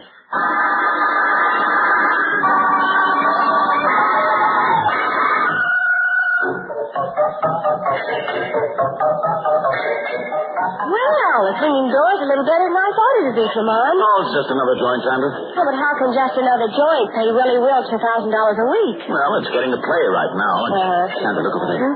That girl who's in street clothes is coming up from backstage. But she's the girl that came up to Willie Wilkes' apartment while we were there. Marie. She must have been backstage trying to collect from Wilkes. See this, Flamond. She's coming over this way. Well, maybe we'll find out something from her. Hello there. You're the detective that was over Willie's, aren't you? That's right. We weren't really introduced either. I'm Flamond. And I'm Ree Hale. Mind if I sit down? Not at all. This is my secretary, Sandra Lake. Hello, Sandra. Hello. Look, Flamond, did you fall for that line Willie's been handing out that somebody's trying to bust his fingers? Shouldn't I? No, I'll say you shouldn't. You see, Willie's trying to get something on Joe Madeleine, the guy who owns the singing door. Well, why would he want to get anything on him? Ask Willie that, dearie. Pardon me for busting in, folks, but I heard you. Congratulations, darling. Congratulations on what, Cullen? Don't play dumb, darling. You overdo it. You know Madleine's fired me so he can hire you. Oh? What? It's the first I've heard about it. Don't look so innocent, dear. You talked Joe into firing me. I talked him into... What's the idea? Do you have to be where you can keep tab on Willie? Now, look, Carla. You're asking for trouble. You've been kind of interested in Willie yourself lately. Are you crazy? I hate to change the subject, but Mr. Wilkes said he'd be out to see us in a few moments, and we've been waiting nearly half an hour. Are you folks friends of Willie's? I don't believe I'd have the pleasure. Now, here's the detective and the girl. You're a detective? That's right. Willie isn't in any trouble, is he? I'm afraid I can't talk about the affairs of one of my clients. I'll bet Joe Madeleine hired you. Sorry, but I've never even met him. I'll bet he hired you. He hired me to what? Never mind. Oh, here comes Mr. Wilkes now, Flamond. Look, his right hand is all bandaged up. Uh-oh. Well, this looks like a cozy little jam session. What's wrong with your hand? That finally happened. Somebody with a knife caught me in a dark alleyway a little while ago, so I had to go back and bandage them there. But your fingers, are they hurt badly? No broken bones, if that's what you mean. Just a cut is all. But somebody sure didn't want little Willie to pound it out tonight. Well, this does it. Whatever's going on has to be stopped before somebody really gets hurt. Okay, but who is it who's trying to put me out of business? I don't know, but I want to talk to Joe Madeleine right now. Madeleine? You don't think he'd try to put his star act out of commission, do you? All I know is that his name has been kicked around a lot here tonight, and I've got a hunch you'll be able to tie up a lot of loose ends. Where's his office? Backstage. Right next to the dressing rooms. All right, let's all go back there and listen while Joe Madeleine gives with a jive.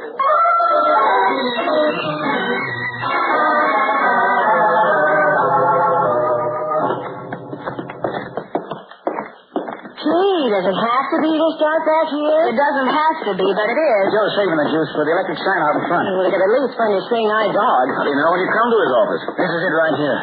There's a streak of light under the door, too. Go ahead and knock. Okay. Maybe he's out front. We've seen him. Hey, Joe. Better try the door. Yeah. Hey, Joe, there's a guy here that wants to... Holy cow. Oh. Flamond, he's dead. He's not only dead, he's been murdered. Yeah, a bullet right smack through the ticker. But there's a knife in his hand, and it's covered with blood. That's a nasty-looking shib, too. Maybe a suicide. I don't think so, Marie. He was shot through the heart, and there's no gun in sight. But that knife is interesting. I wonder who he was trying to stab. Stab nothing, honey. He was trying to make hash out of Willie Wolf's hands. Oh, then you admit you knocked him off, Willie. Look, Carl, I didn't say that. And if you think... Hold it, you two. If this little bit of dialogue is for my benefit, you can skip the whole thing. I'll make up my mind in my own way, thanks.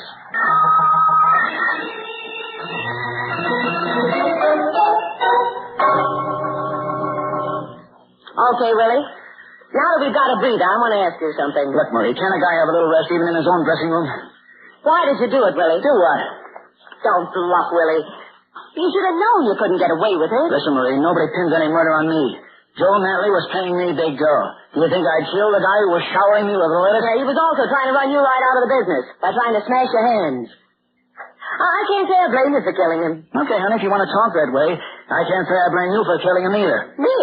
Where do you get that stuff? You paid me $500 to get you on here as a featured vocalist. But Joe didn't come through, so you get sore. I was going to you, not at him. Didn't you come backstage to see Joe tonight? So what? I got a right to try to get a job, Now, when you play that rough, baby.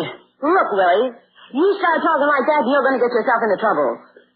I haven't told the detective why you're short of dough. Why, you lousy little... I'll break your neck. Hey, hey! What is this? Sorry, Mr. Wilkes, so let me interrupt you. That's okay, I'm through. I'll tell the world you're through. Flamond wants to see you, Mr. Wilkes. Okay. Come on, Willie. No, Miss Hale, not you. Flamond wants to see Mr. Wilkes. Alone.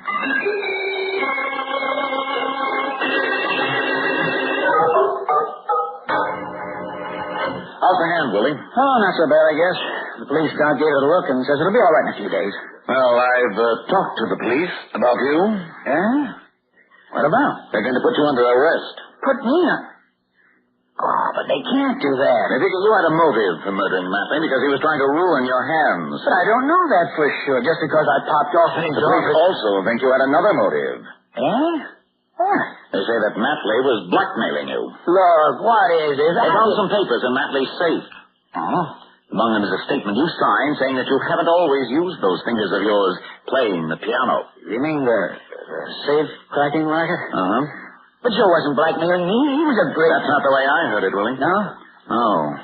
He was a racketeer, a hoodlum. Oh, just the same. Look, Willie, you've been drawing $1,000 a week from this club, and yet you're broke.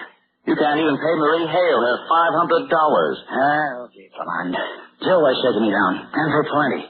He paid me $1,000 a week, and I kicked back all but 100 of it. And what about the safe cracking business? Well, when I was a kid, I was playing in a dive, and a couple of hoots noticed my hands and figured I'd make a good safe cracker. Thought you had delicate fingers, huh? Yeah. Did you pull any jobs for them? Only a couple. Then I scrammed out of there. And haven't had anything to do with that kind of stuff since. How did Matley find out about it? Joe knew every wrong guy in town, and one of them tipped him off about me. That's when he made me sign that paper and start kicking back most of the dough he paid me. All of which adds up to a darn good motive for knocking him off, Willie. I know it does, Flamond, but believe me, I ain't the killing kind. So help me, I ain't.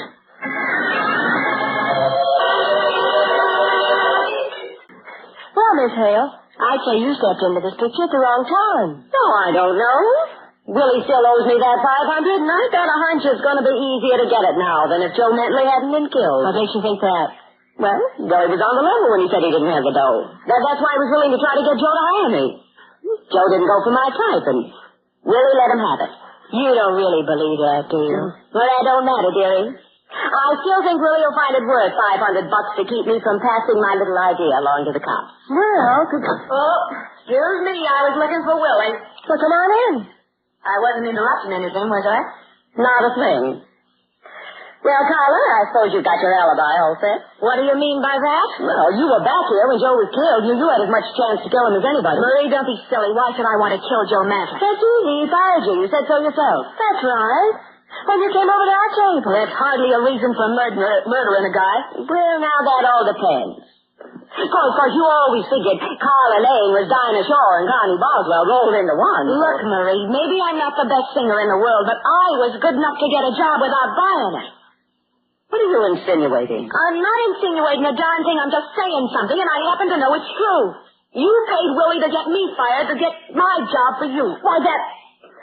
So Willie's been talking, huh? Willie hasn't opened his piece. But you just... I had a hunch about what happened, darling, and you just told me I was right. God, you dirty crook. You got the crust to call me a crook after admitting you got me fired and tried to buy your way into this joint? Oh, that's a laugh. Look, Carla, you won't laugh. Not when you find yourself dragged right smack in the middle of this juicy little case. Are you threatening me? You figure that out, dearie. But there's something I haven't told either the cops or Flamond. What's that? I saw her come out of Joe Mantley's office about 10 minutes before the body was found. Well, How about it, Carla? That true? Well... Is it? Yeah, it's true. He called me in to fire me until you killed him. That's a lie, and I'll kill you. Carla! Just let me stop her. Just take your hands away from my throat.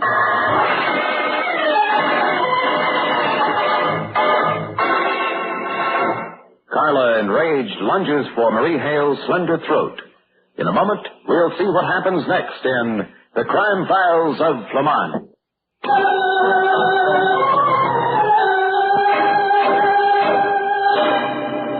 We return to file number 239 of The Crime Files of Flamond. It's now a moment later. Sandra Lake tries frantically to separate Carla Lane and Marie Hale. Oh, get away from me. Well, it's tell lies about me. Oh, get away from it. Carla, let's go. What's going on in here? Yeah, just keep bringing around each other's throats. Grandma, I'll get Carla. Okay. Come on, Carla, let's go. Come on, will you? Calm down. All right. She's lying. She grabbed for my phone. You shut up, too, Marie. Boy, they ought to be matching the guard. Look, it's time we got to the bottom of this case. Say that again. No, to go back for a moment. Willie, collecting that $500 from Marie here wasn't your idea, was it? You're darn shooting it wasn't. That's a lie, Willie, and you know it. You came to me and said you could get me into the swinging door for $500. That's right, as far as it goes. Well, then how can you say it wasn't Willie's idea? Because it was Matley's idea. Wasn't it, Willie? Yeah, I didn't like it. The man said he was going to fire Carl anyway. He said he wanted Marie in, and that I was to get her to give me $500. $500 for him, that is. But why didn't you tell me that? Because he didn't dare. That's right. Joe Matley had Willie in a spot where all Willie could do was jump anytime Matley whistled. So that's why Willie killed him. We'll get to that later, Colin. Well, Willie did when he was told. But then Matley double-crossed him and didn't hire Marie. Why didn't you tell me that, Willie? If I'd known you were leveling, I'd have gone to Joe myself. He couldn't have told you, Marie. And he can't prove that story now either, can he? Just take my word for it, Marie, for the time being. You see, Willie was on a spot in more ways than one. Carla here knew he was out to get her fired, and you, Marie, thought he was double-crossing you. Well, so what happened? Willie got sore at Joe and killed him. Now, look. Not so fast, Colin. Willie had plenty of reason to want to get rid of Joe Matley, but two people had it in for Willie. Meaning Marie and Carla? Sure. Marie thought Willie had taken $500 from her under false pretenses. She thought Willie wasn't getting her that job. Carla was darn sure that he was. That's right. But if Joe Matley really wanted Marie to replace Carla, how come he didn't hire her? Because he was waiting to get something he could blackmail her with. What? You heard me, Marie.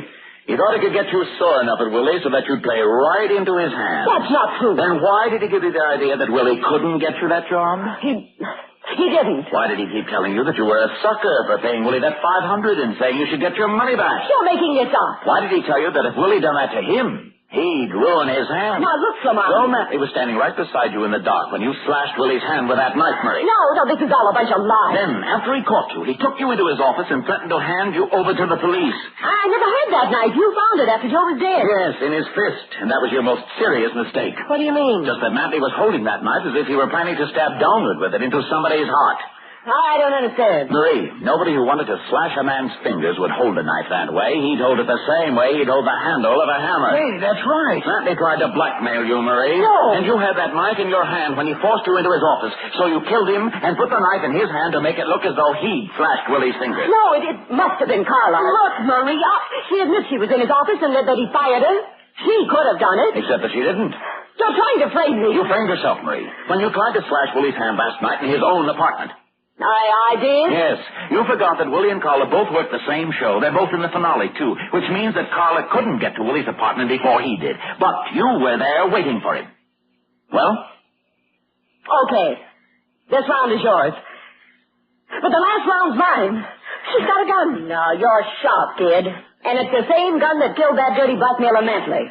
Now I'm leaving here, and I'm locking the door after There's just one thing you forgot, Marie. Yeah, what? You got that gun in one hand, and if you figure on locking it in, the key's on the wrong side of the door, which means that... Time to slam the door. Okay. Drop the gun. Grab it, Willie. Got it? You slammed the door right on my hand. Honey, my heart bleeds for you. Boy, you're on the ball, Flamond. Getting Marie to look at the door so she'd get rattled, that was great. It's all in the day's work, Colin. Don't hand us that, Jackson. Instead, take a bow because you're solid, cat. Yes, sir, you're solid.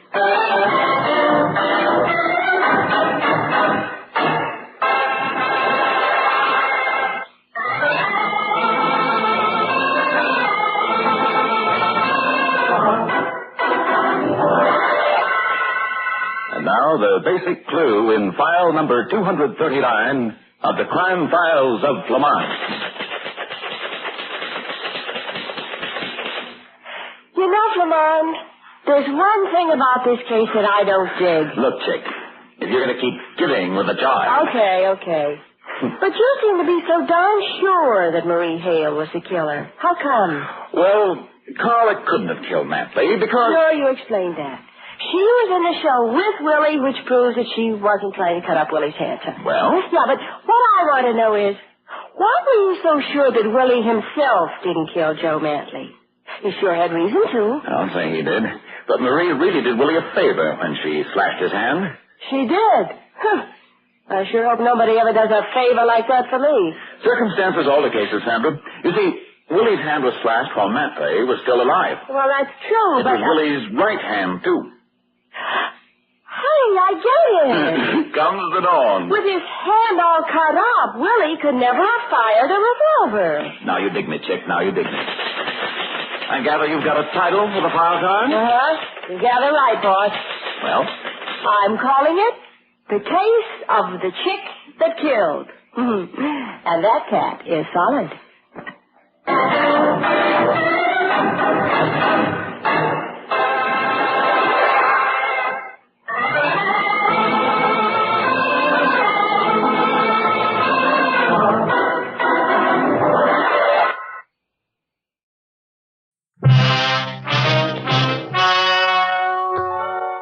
The story you are about to hear is true.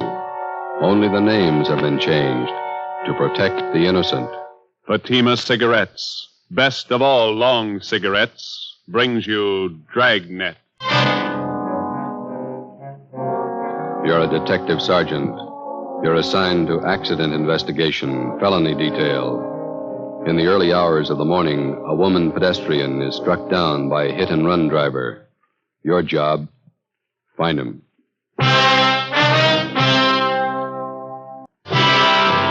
Dragnet, the documented drama of an actual crime. For the next 30 minutes, in cooperation with the Los Angeles, traveled step by step on the side of the law through an actual case from official police files. From beginning to end, from crime to punishment, Dragnet is the story of your police force in action. It was Monday, September 4th. It was hot in Los Angeles. We were working the night watch out of traffic division. My partner's Ben Romero. The boss is Captain Sullivan, Commander AID. My name's Friday. It was 12:45 a.m. when I got to the second floor at 123 South Figueroa Street. Accident investigation. The Record Bureau. Hi, Wanda. Hi. Sergeant Romero come back with you? I got a phone message for him. Oh, he's over at Georgia Street. He'll be back in a couple of minutes. You got time to take a 15-7? Sure. I got some additional information on a hit-and-run felony. All right. Pretty warm up here, isn't it? Mm-hmm. Coffee over there if you want it. No, thanks.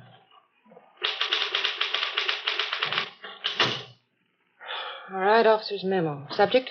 Investigation of hit-run felony. DR number 467923. Location, 7th and Carondelet Streets. It's Carondelet. Mm-hmm. September 3rd, 11:15 p.m.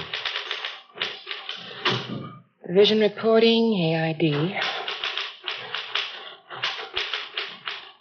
Division of occurrence? Central. Hmm? Central. Date and time occurred, September 3rd, 11:15 p.m. Location of occurrence, 7th and Carondelet. Just going to run long, Sergeant? Oh, page and a half. Go faster in shorthand. I can transcribe it later. All right. Excuse me. This is for Captain H.W. Sullivan, commanding AID. Mm-hmm. Sir, on the above date at 11:20 p.m., the undersigned officers went to the corner of 7th and Carondelet Streets in response to an ambulance follow-up traffic. Mm-hmm. On our arrival there... You got any matches, Wanda? Yeah, here. Okay, thanks. On our arrival there, we were met by 11T. We witnessed ambulance attendants placing an unconscious woman in an ambulance. She appeared to be critically injured. The victim was removed to Georgia Street Receiving Hospital. All right. We then interviewed a man who identified himself as Chester J. Crawford, 540 Green Oak Drive. He stated that he was acquainted with the injured woman and that her name was Sheila Gordon, Gordon, 7832 and a half 7th Street. Crawford told us that he was taking her home from a dance. They arrived at the intersection of 7th and Carondelet Streets at approximately 11:15 p.m. Okay? Yeah. Crawford further stated that while he and Sheila Gordon attempted to cross the intersection, an automobile headed west on 7th Street went through the red traffic light. Right. Would you read that last part back? Attempted to cross the intersection. An automobile headed west on 7th Street went through the red traffic light. Okay. Crawford told us that he jumped out of the path of the car and tried to pull Miss Gordon with him. He said that the car struck her down without slowing down, continued out 7th Street, and disappeared. Wait a minute. Oh, I'm sorry. And disappeared. Okay. Crawford stated the hit-and-run car was either a Dodge or a Plymouth, that it could have been either last year's model or this year's. He described the car... That's too fast, boy. That's all right. He described the car as either light blue in color or bluish green. Said that he failed to get the entire license number, but that the last 3 numbers on the rear plate were either 804 or 304. 804 or 304. That's right. Okay. All right. Crawford said he made an attempt to follow the hit-run car, but that he was unable to obtain transportation. He stated he then ran to a phone at the Corsev Bar and Grill. Spell that? What? Corsev. Oh, Corsev. That's at 7th and Carondelet, and called the police. And the undersigned officers then obtained Crawford's full name, address, phone number, and proceeded to question residents in the neighborhood, and were unable to locate any other witnesses besides Crawford. Okay. Hi. How'd you do? Oh, so that's about all. Doctor says we won't be able to talk to her for at least a couple of days, maybe not at all. What's your chances? 50-50 if she's heavy on luck. 3 broken ribs, brain concussion, internal injury. What'd Lee Jones have to say? Is that all the report, Sergeant? Oh, yeah, Wanda. We'll have the rest for you a little later. Thank Okay. I'll type this much up as soon as I can. Thanks. Sure. What'd Lee Jones have to say? Nothing. He and Finkel went over the area for an hour. No broken glass from headlights at the PI. No tire impressions worth anything. No physical evidence. Where does it leave us? With a half-dead girl and no suspects. What do you think, Joe? I don't know. It's a sour one. Any kickback on the teletype here? No. That guy she was with, Crawford, not too much help. Looked a little nearsighted to me. You saw well enough to get out of the way of that car. You got the notes. How much to give us? Let me see. I got it here in the book. Car was either a Dodge or a Plymouth, late model. Color, either light blue or blue-green. The last 3 numbers on the license plate were 804 or 304. It's a big field to pick from. That's the only lead we own. You can call it that, yeah. Well, I guess we better talk to DMV, get the dope on all cars fitting that description that Crawford gave us. It's going to be a hard trip. At least 3,000 cars to track down. Probably closer to 4. What do we do for help? We can ask the captain in the morning. I'll get him. Okay. Record Bureau, Romero. Yeah, we'll bring him right over. Yeah, bye. It's Lee Jones again. Yeah. Says he wants the clothes Sheila Gordon was wearing at the time of the accident. He figures when she got hit, her clothes must have left fabric marks on the front of the car. It might work. There's only one trouble. What's that? You can paint off fabric marks. Well, it's a long list. Let's take it from the top. Yeah. Find the car.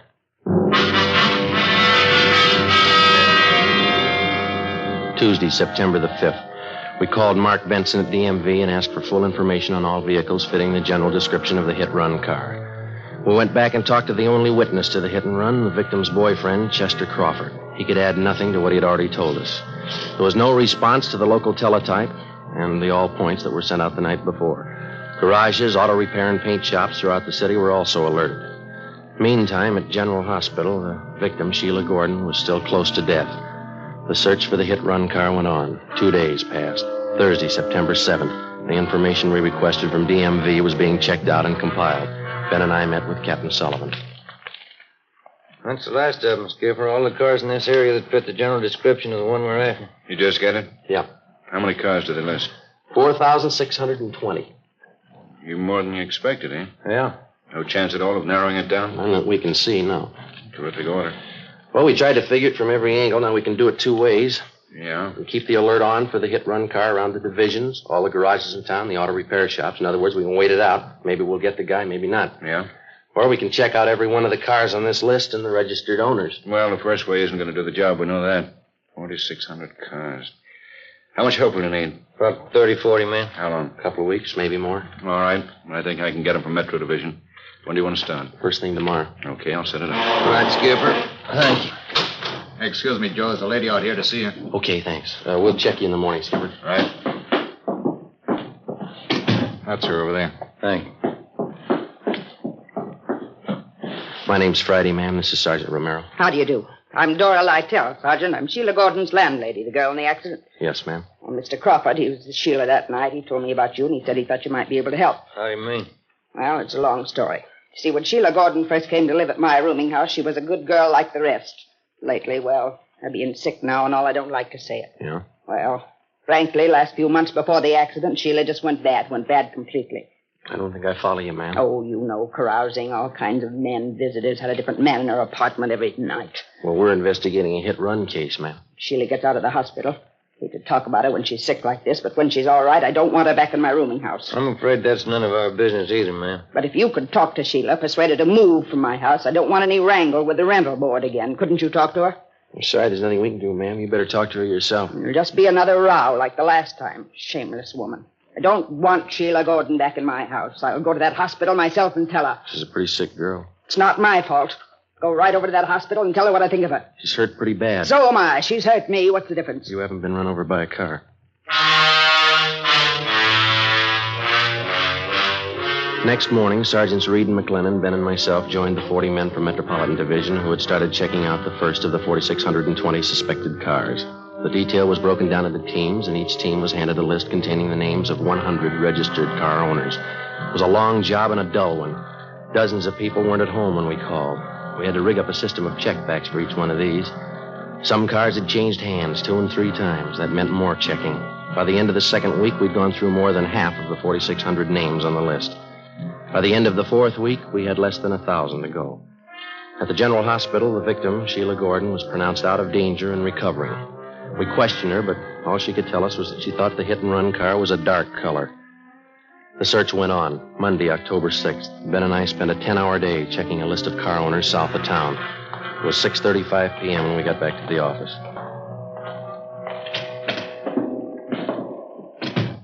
Hi. Hi, Reed. How'd you do today? Fair. Looks like we got one. What do you mean? Guy's name is Ralph Angelo. Let's see. 8690 Backerley Road. Checked him out early this morning. First call. What'd you get? One's a late model Plymouth, light blue. License number, there it is, 17 Arthur 2804. Wasn't home, talked to his wife. Yeah? She said the car's been sitting home in the garage for the past month. Husband won't drive it. What's the story? Told her there was something wrong with it. He was going to trade it in. Glenn and I tried it. Car's in first-class shape. What about the front end of the car? Pretty clean. One of the bars in the radiator grill slightly bent. Soft crease on the hood, another one in the right fender. Did you bring the car in? Yeah. Crown has been working on it since lunch down the garage. Anything else? Found a gas receipt in the glove compartment, dated September 3rd, night of the accident. Where's Angelo now? Santa Barbara, business trip. Due home tonight about 10. Glenn and I will pick him up then. See what he's got to say. Sounds good. How many possibilities does that make, Joe? Well, let me see. Out of 3,700 we've checked, about 4 good ones. I'll get that. Accident investigation, Friday. Hi, Joe. This is Lee Jones. Yeah, Lee. Just finished checking the Plymouth Reed and McLennan brought in. Did you find anything? Fabric prints on front bumper on the hood. Yeah? Indentation of soft object on hood and right front fender. Something else on that fender. What's that? Set of lip impressions. What's it mean? We found the car. Only one job left. Yeah? Find the driver.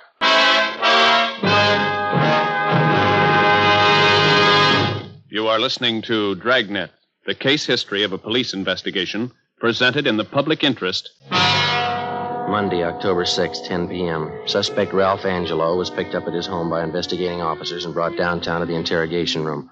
Sergeants Reed and McLennan, Ben and myself questioned him for 3 hours.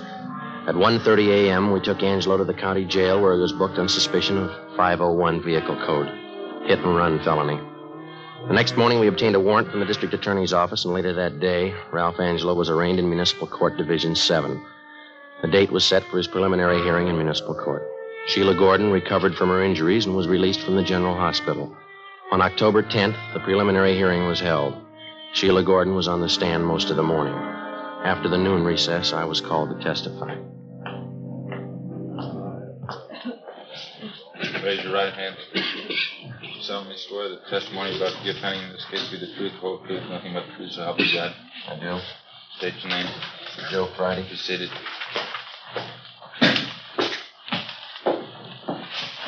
State your name, please. Joe Friday. Your address? 4656 Collis Avenue. Your occupation? I'm a police officer in and for the city of Los Angeles. Are you one of the investigating officers assigned to this case? I am. Did you have a conversation with the defendant regarding this case? I did. Where?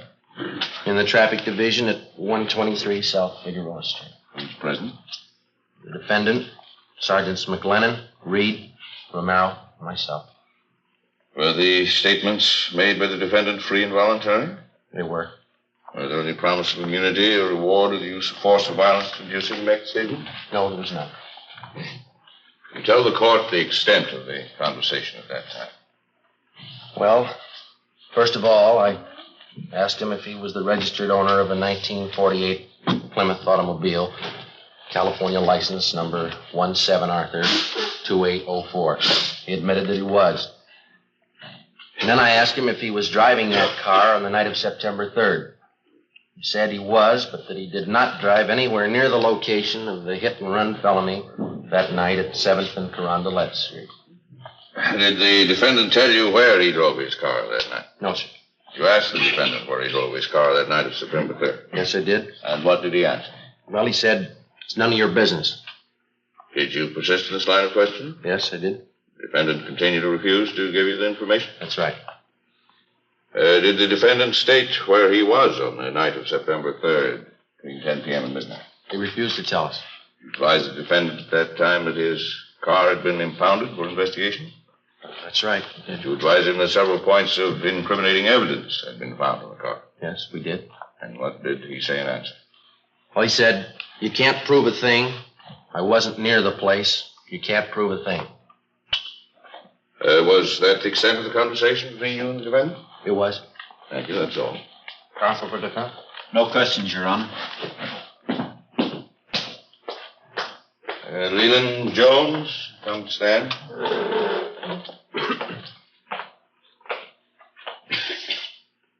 Raise your right hand. You solemnly swear the testimony about to give pending in this case be the truth, the whole truth, nothing but the truth, so help you God. I do. State your name. Lee Jones. Be seated. Your occupation? I'm a police officer in and for the city of Los Angeles. What particular detail are you assigned to? I'm a lieutenant in charge of the police crime laboratory. Will counsel for defense stipulate the witness as a qualified forensic chemist? So stipulated. Mr. Jones, you are the commander in charge of the police department's scientific investigation division. Is that correct? Yes, yes. Jones, I will show you a photograph of an automobile. California license number 1782804 to be marked People's Exhibit C. Have you ever seen this car before? I have. Where and when did you see it, please? I saw it at the Traffic Division Garage, 123 South Figueroa Street, Monday, October 6th this year. Did you make an examination of this car at that time? I did. What did the examination consist of? And what were your findings? I made a systematic examination of the car using oblique lighting from a 500-watt photo flood lamp and a bell-type reflector. I found the following evidence. On the front bumper of the car, I found fabric marks consisting of 51 threads to the inch. I then took a perpendicular photograph of those marks with a copy camera. Here is a photograph of that portion of the bumper containing those marks.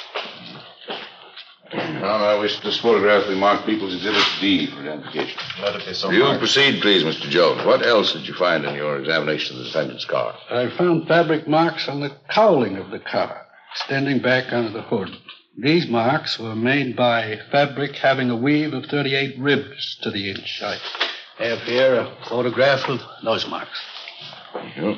I'm going to ask this photograph to mark People's Exhibit E. So, Mark. What else did you find in your examination of the car, Mr. Jones? I also noted an indentation in the right portion of the car's hood. It had the appearance of having been made by a soft object enclosed in fabric striking the car. Would a human body struck by a car make such an indentation? Yes, it would. Here's a photograph I took of that indentation on the defendant's car. I'll ask this photograph be marked as People's Exhibit F. So marked. All right, continue, Miss Jones. On the top of the right-hand fender of the car, I found a lip imprint in red lipstick. I lifted that print with a piece of cellophane tape, then placed the tape on a plain white card, which I have right here with me. Thank you. Ask this card be marked People's Exhibit G. So marked. Now, Mr. Jones, these pieces of evidence which you found on the defendant's car, did you compare them with other objects? I did. Will you please state what comparisons you made and your findings? Well, in the first place, I find that the fabric marks in People's Exhibit C, taken from the bumper of the car, has the same count per inch as the stockings worn by the victim, Sheila Gordon. Secondly, I found the fabric marks shown in People's Exhibit D from the cowling hood of the car to be the same count per inch as the coat worn by the defendant. I further made a comparison between the lip imprint found on the right fender, as shown in People's Exhibit G, and various exemplars of the victim's lips. She made the exemplars by placing her lips against heavy, stiff white paper. I have those exemplars with me. Ask they be marked as People's Exhibit H. So marked. Now, may I ask, how did the lip imprint taken from the defendant's car compare with these sampled imprints made by the victim's lips? I found that there were 17 points of similarity between the two.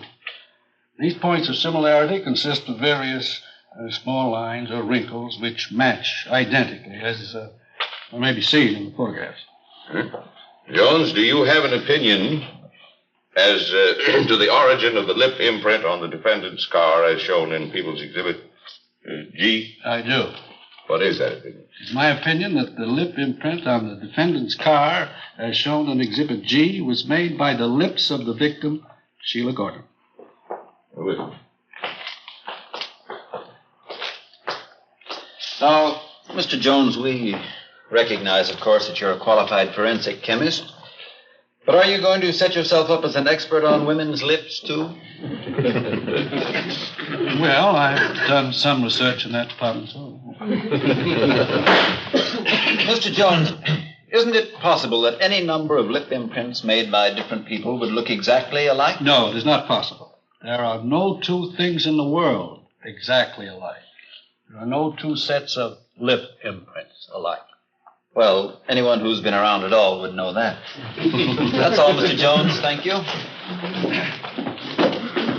Repeat his case, Your Honor. Counsel for the defense? We will not offer any defense at this time, Your Honor. It appears to me that a felony has been committed and reasonable cause to believe that the defendant committed it. The defendant will be held to answer in Superior Court. Tuesday, November 4th. Suspect Ralph Angelo was arraigned in Superior Court, Department 88, and the date of his trial was set for December 1st. During the weeks preceding the set of the trial, we worked with Lee Jones in the district attorney's office preparing the case against Ralph Angelo. 2 days before the trial opened, we had a visit from one of the men from the DA's office, a process server. Hi, Bert. Hi. We got trouble. Yeah? Sheila Gordon's disappeared. Wednesday, December 1st, Ralph Angelo's trial opened and Sheila Gordon was called to the stand. She failed to appear. We checked her few known friends in the city. They couldn't help. She had disappeared from her new address and taken everything with her. A bench warrant was issued by Superior Court for Sheila Gordon. The deputy district attorney succeeded in having the court grant a delay in order to find the missing girl, in this case, the complaining witness. Meantime, we got out a local broadcast and an APB. We got missing persons detail to help out in the search. Still no sign. Ralph Angelo's lawyer asked the court for a dismissal of the hit-and-run felony case because of Sheila Gordon's failure to appear. On December the 8th, the court ruled on the motion. Regarding the motion by the defense for dismissal of hit-and-run felony charges against Ralph C. Angelo, because of the prosecution's failure to produce the complaining witness, to which Sheila R. Gordon, the court feels it would not serve the interests of justice to continue the case. Case dismissed. The search for Sheila Gordon went on. Behind us, we had logged 3 solid months of police work, checking and running down more than 4,000 cars. Hours of labor in the crime lab. More hours pounding the pavement, questioning people, checking, rechecking. Without a trial and a conviction, it didn't mean a thing. 3 days before Christmas, we received information that the missing girl was living in a small town south of Los Angeles. Ben and I checked the address. What was the apartment number? 7A, wasn't it? Oh, yeah. I'll get it.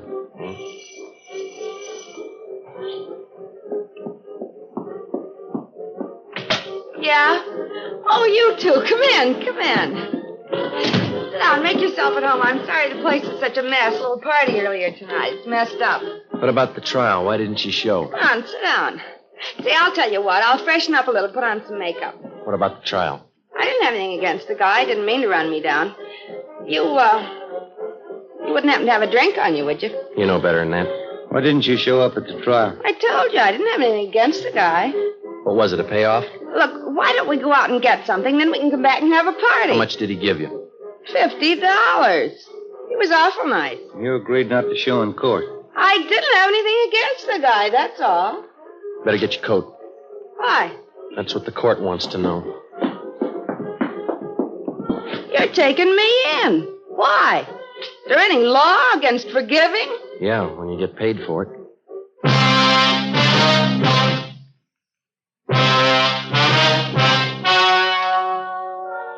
The story you have just heard was true. Only the names were changed to protect the innocent. On February 3rd, trial was held in Superior Court, Department 88, City and County of Los Angeles, State of California. In a moment, the results of that trial.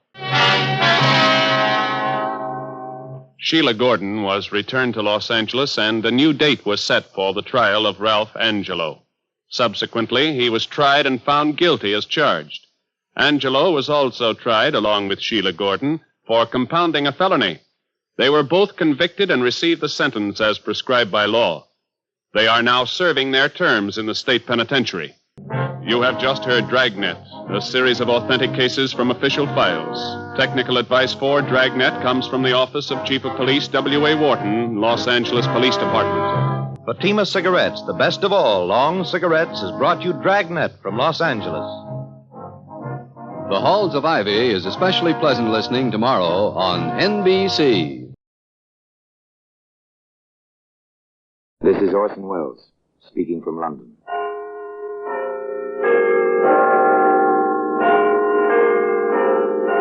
The Black Museum, a repository of death.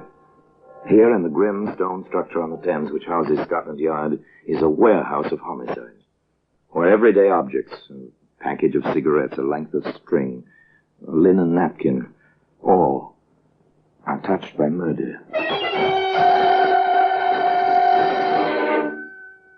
There's a Gladstone bag. It's a familiar object. Every railroad train carries several, inevitably useful, compact, and expandable. They always hold more than they seem. Perfect for vacation. Perfect also for... If you look inside, Inspector, just pry the two halves apart at one end, as I did. Yes, I see. Oh, odd objects to have in a valise. Not if one had every intention of disposing of them, Inspector. Today, that Gladstone bag can be seen in the Black Museum. From the annals of the Criminal Investigation Department of the London Police, we bring you the dramatic stories of the crimes recorded by the objects in Scotland Yard's Gallery of Death, the Black Museum. In just a moment, you will hear The Black Museum, starring Orson Welles. Well, here we are, in the Black Museum, Scotland Yard's mausoleum of murder. There are times, as I open this door, that I feel the old familiar inscription should be carved on the lintel. Abandon hope for he who enter here. Yes, abandon hope of peaceful, quiet, dreamless sleep, for within this room is almost every instrument which ever has been used for the commission of the foul deed called murder. Yes, here lies death. No doubt about it. You feel it in the dull, oppressive atmosphere. You see it first marked calmly on the neatly lettered cards.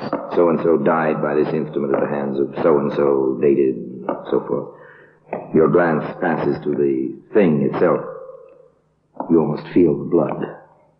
There's a camera. So, you think Ordinary you know... tourist snapshot-taking camera. Yet within the blackness of this box, the film registered two faces. A third person saw a print. And from that recognition, 3 people died. One by a hangman's rope. Here's a briar pipe, well smoked, thoroughly discolored. A pleasure to a pipe smoker, but no pleasure to the man who inhaled hydrocyanic gas with his tobacco. Nor to the killer, trapped by the pipe itself. Here we are, the Gladstone bag. Piece of luggage for a man. It looked so commonplace, so much as if it belonged to a traveling salesman, not to Jim Hudson. Of course, in a way, Jim was a traveling salesman. He certainly had a sales talk. And he was quite successful at it. Sally, I've never seen you looking lovelier. Oh, Jimmy, you always do that. What, sweetheart? Say things like that just when I want to pick a fight with you. That's one of the reasons I love you so much. Despite your wife and everything else. Everything else? That's what I wanted to fight with you about. We just can't go on like this, Jimmy, darling. Why not? We're as happy as circumstances. Don't you see, Jimmy? A woman wants at least a snatch of domesticity, not just clandestine meetings with the clock ticking away her happiness in the background. It'll come, darling. The girl was right, of course, from her point of view. Granted that the relationship between her and the man she loved was, well, outside the recognized bounds. Granted that they found each other when it seemed too late. Still, the girl was right. She wanted a certain sense of security, which can come to a woman only through the small things of making coffee in the morning while a man was shaving within earshot. And Sally James was the kind of girl who took action when she wanted something badly enough. Jim, what about the week we planned together for this spring? Probably could get away, darling, if we had a place to go. I have the place. Anyway, the ad about it.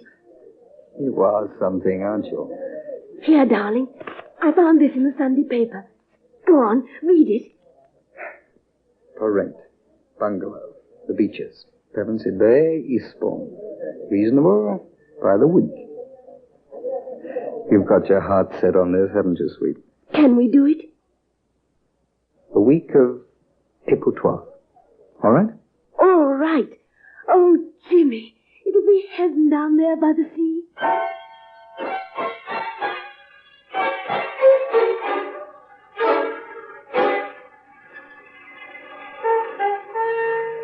Heaven by the sea.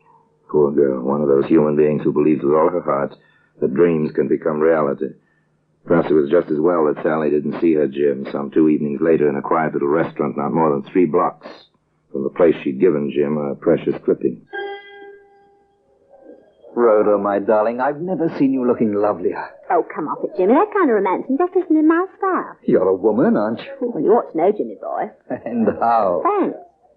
Look, Rhoda, I've taken a cottage at Pevensey Bay. Oh, how inconvenient to have to travel all that distance. Not for weekends, it isn't.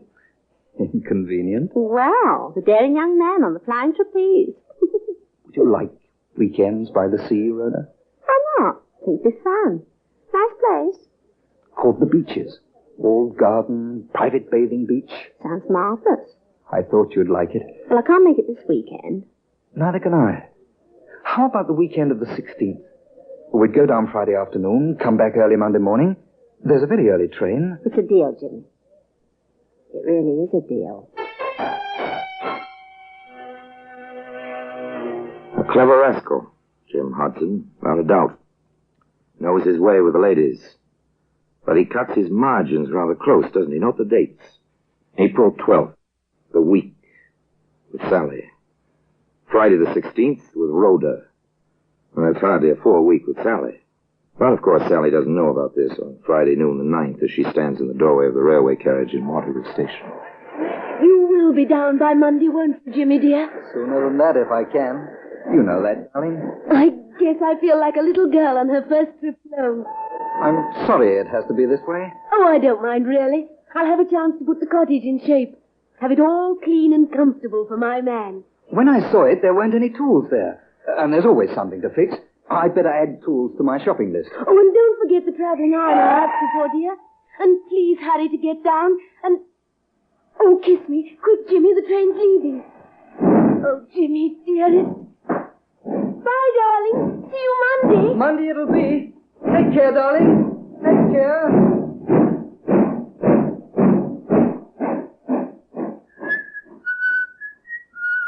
Watch him as he walks up the platform. The train is already disappearing from the track. Jim has his hands in his pockets. He's whistling merrily, a man with nothing on his mind except his love affair and the prospect of the week ahead. He leaves the station, walks up the street a ways, pauses before a hard wish. What was it he added to his shopping list? Oh, yes, tools. He enters the shop. May I assist you, sir? Yes, I think you can. What do you wish? You've got some fine-looking knives in the window.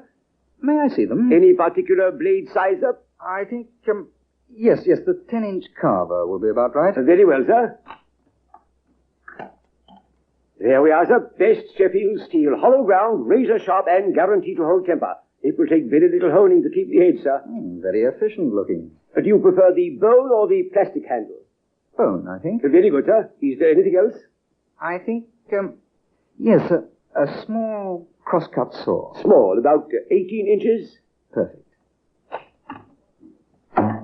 Excellent quality, as you can hear. Good. Would you wrap them, please? Then that will be 6 and 4, sir. I'll just make up the slip. You'll have your package in a moment.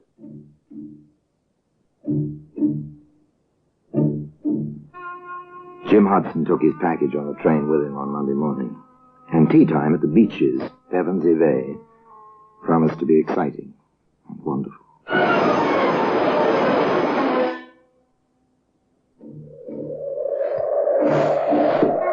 Isn't this wonderful, Jimmy? I discovered the pastures at the top of the cliff on Sunday. Oh, Jimmy, it's paradise. It is a nice view. And so alone, so private. This is our private view, darling. It's like a honeymoon. You are a sweet little thing, Sally. Very sweet. I know. When you call me sweet, you think of me as a child. But I love you as a woman, Jimmy. I know. Shall we go back now? It looks like it may kick up a storm. If you want to, darling. Whatever you want. Whatever he wants, Sally. But does he know what he wants, this man with a wife in London, you at the beaches, and still a third woman waiting to join him just 4 days from now? It's too bad the beach isn't sand. Oh, I don't know. Shale isn't bad. Funny about this place. Funny? How, darling? Do you remember the Doris Clark case? Who was she? She's the reason the beaches was available. I don't understand. She lived here. 2 men she knew came down. She was beaten, buried alive in the shale. The men hung. How horrible. They made a lot of mistakes, so they mightn't have been caught. People shy away from a house with that kind of a story. I don't care. We'll change its reputation then, with our love. Let's go inside, dear. It's getting chilly with the sun gone and the storm coming up. The storm came. The rain pounded on the roof. The wind lashed at the sea. And within the cottage called the Beaches, all was snug and warm. I love a fire in a fireplace. Don't you, Jimmy, darling? Yes, I suppose I do. Oh, Jim. Am I being too sticky? Sentimental? Trifle. What's wrong, Jimmy? You've been, well, far away today. Sally, let's face it. Things like this never go on for long. Jim! Jimmy, I don't believe you said that. I did say it. I mean it. Then why did you bring me down here? It was your idea. I went along with it, hoping we could work something out. Work it out? It's past it. You never loved me. Stop crying. I can't stand crying. I ruined my life for you. Now you want to just forget about me. Stop it. Grow up. You can't be infantile forever. You want your cake and to have it too. You want your wife and other women. You won't. I won't let you. Stop it, Sally. I told you to stop it. Jim, no. No, I didn't mean it. I'll do whatever you want. I'll go away and never see you again. Jim, don't touch me. Jim, please. Jim. Jimmy.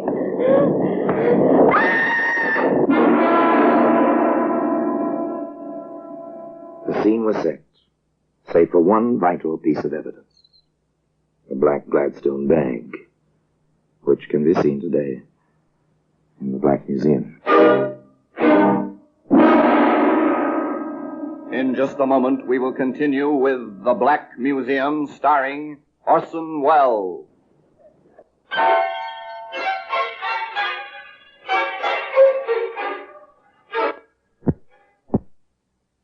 Friday, the 16th of April, dawned fine and clear.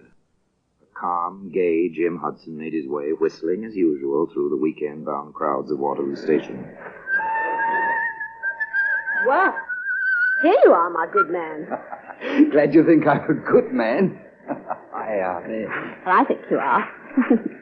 By Monday morning, I'll know. Then let's make that train, baby. Pevensey Bay on number 7. The train to Pevensey Bay was none too fast for Jim and Rhoda. It was a fine spring day, beautiful spring evening. Moonlight made the rollers on the beach gleam with a lovely phosphorescence. On the porch of the cottage, known as the Beaches. Know something, Jimmy boy? I know lots of things, old girl. What, for instance? Oh, this. If I were the romantic type, this place would make me go, oh, gooey. But you're not? No, I'm not. All your misconceptions of women notwithstanding. And you want to waste all this moonlight and romance? Oh, come, darling. If you must whisper sweet nothings, come and whisper them. Why not out here? Because I don't feel comfortable on the shale. Come on now.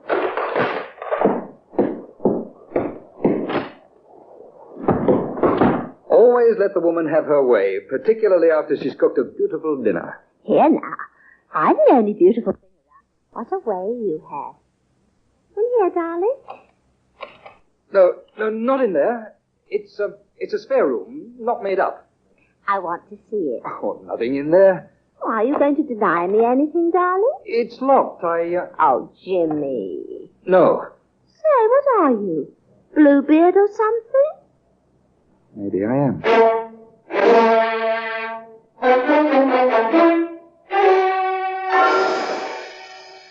The door stayed locked. The weekend at Pevensey Bay was quite successful.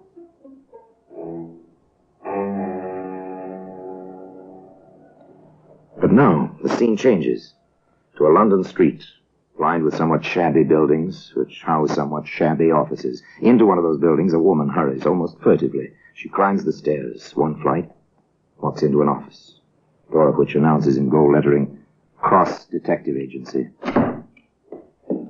You are Mr. Cross? I am. What can I do for you, Mrs. Mrs.?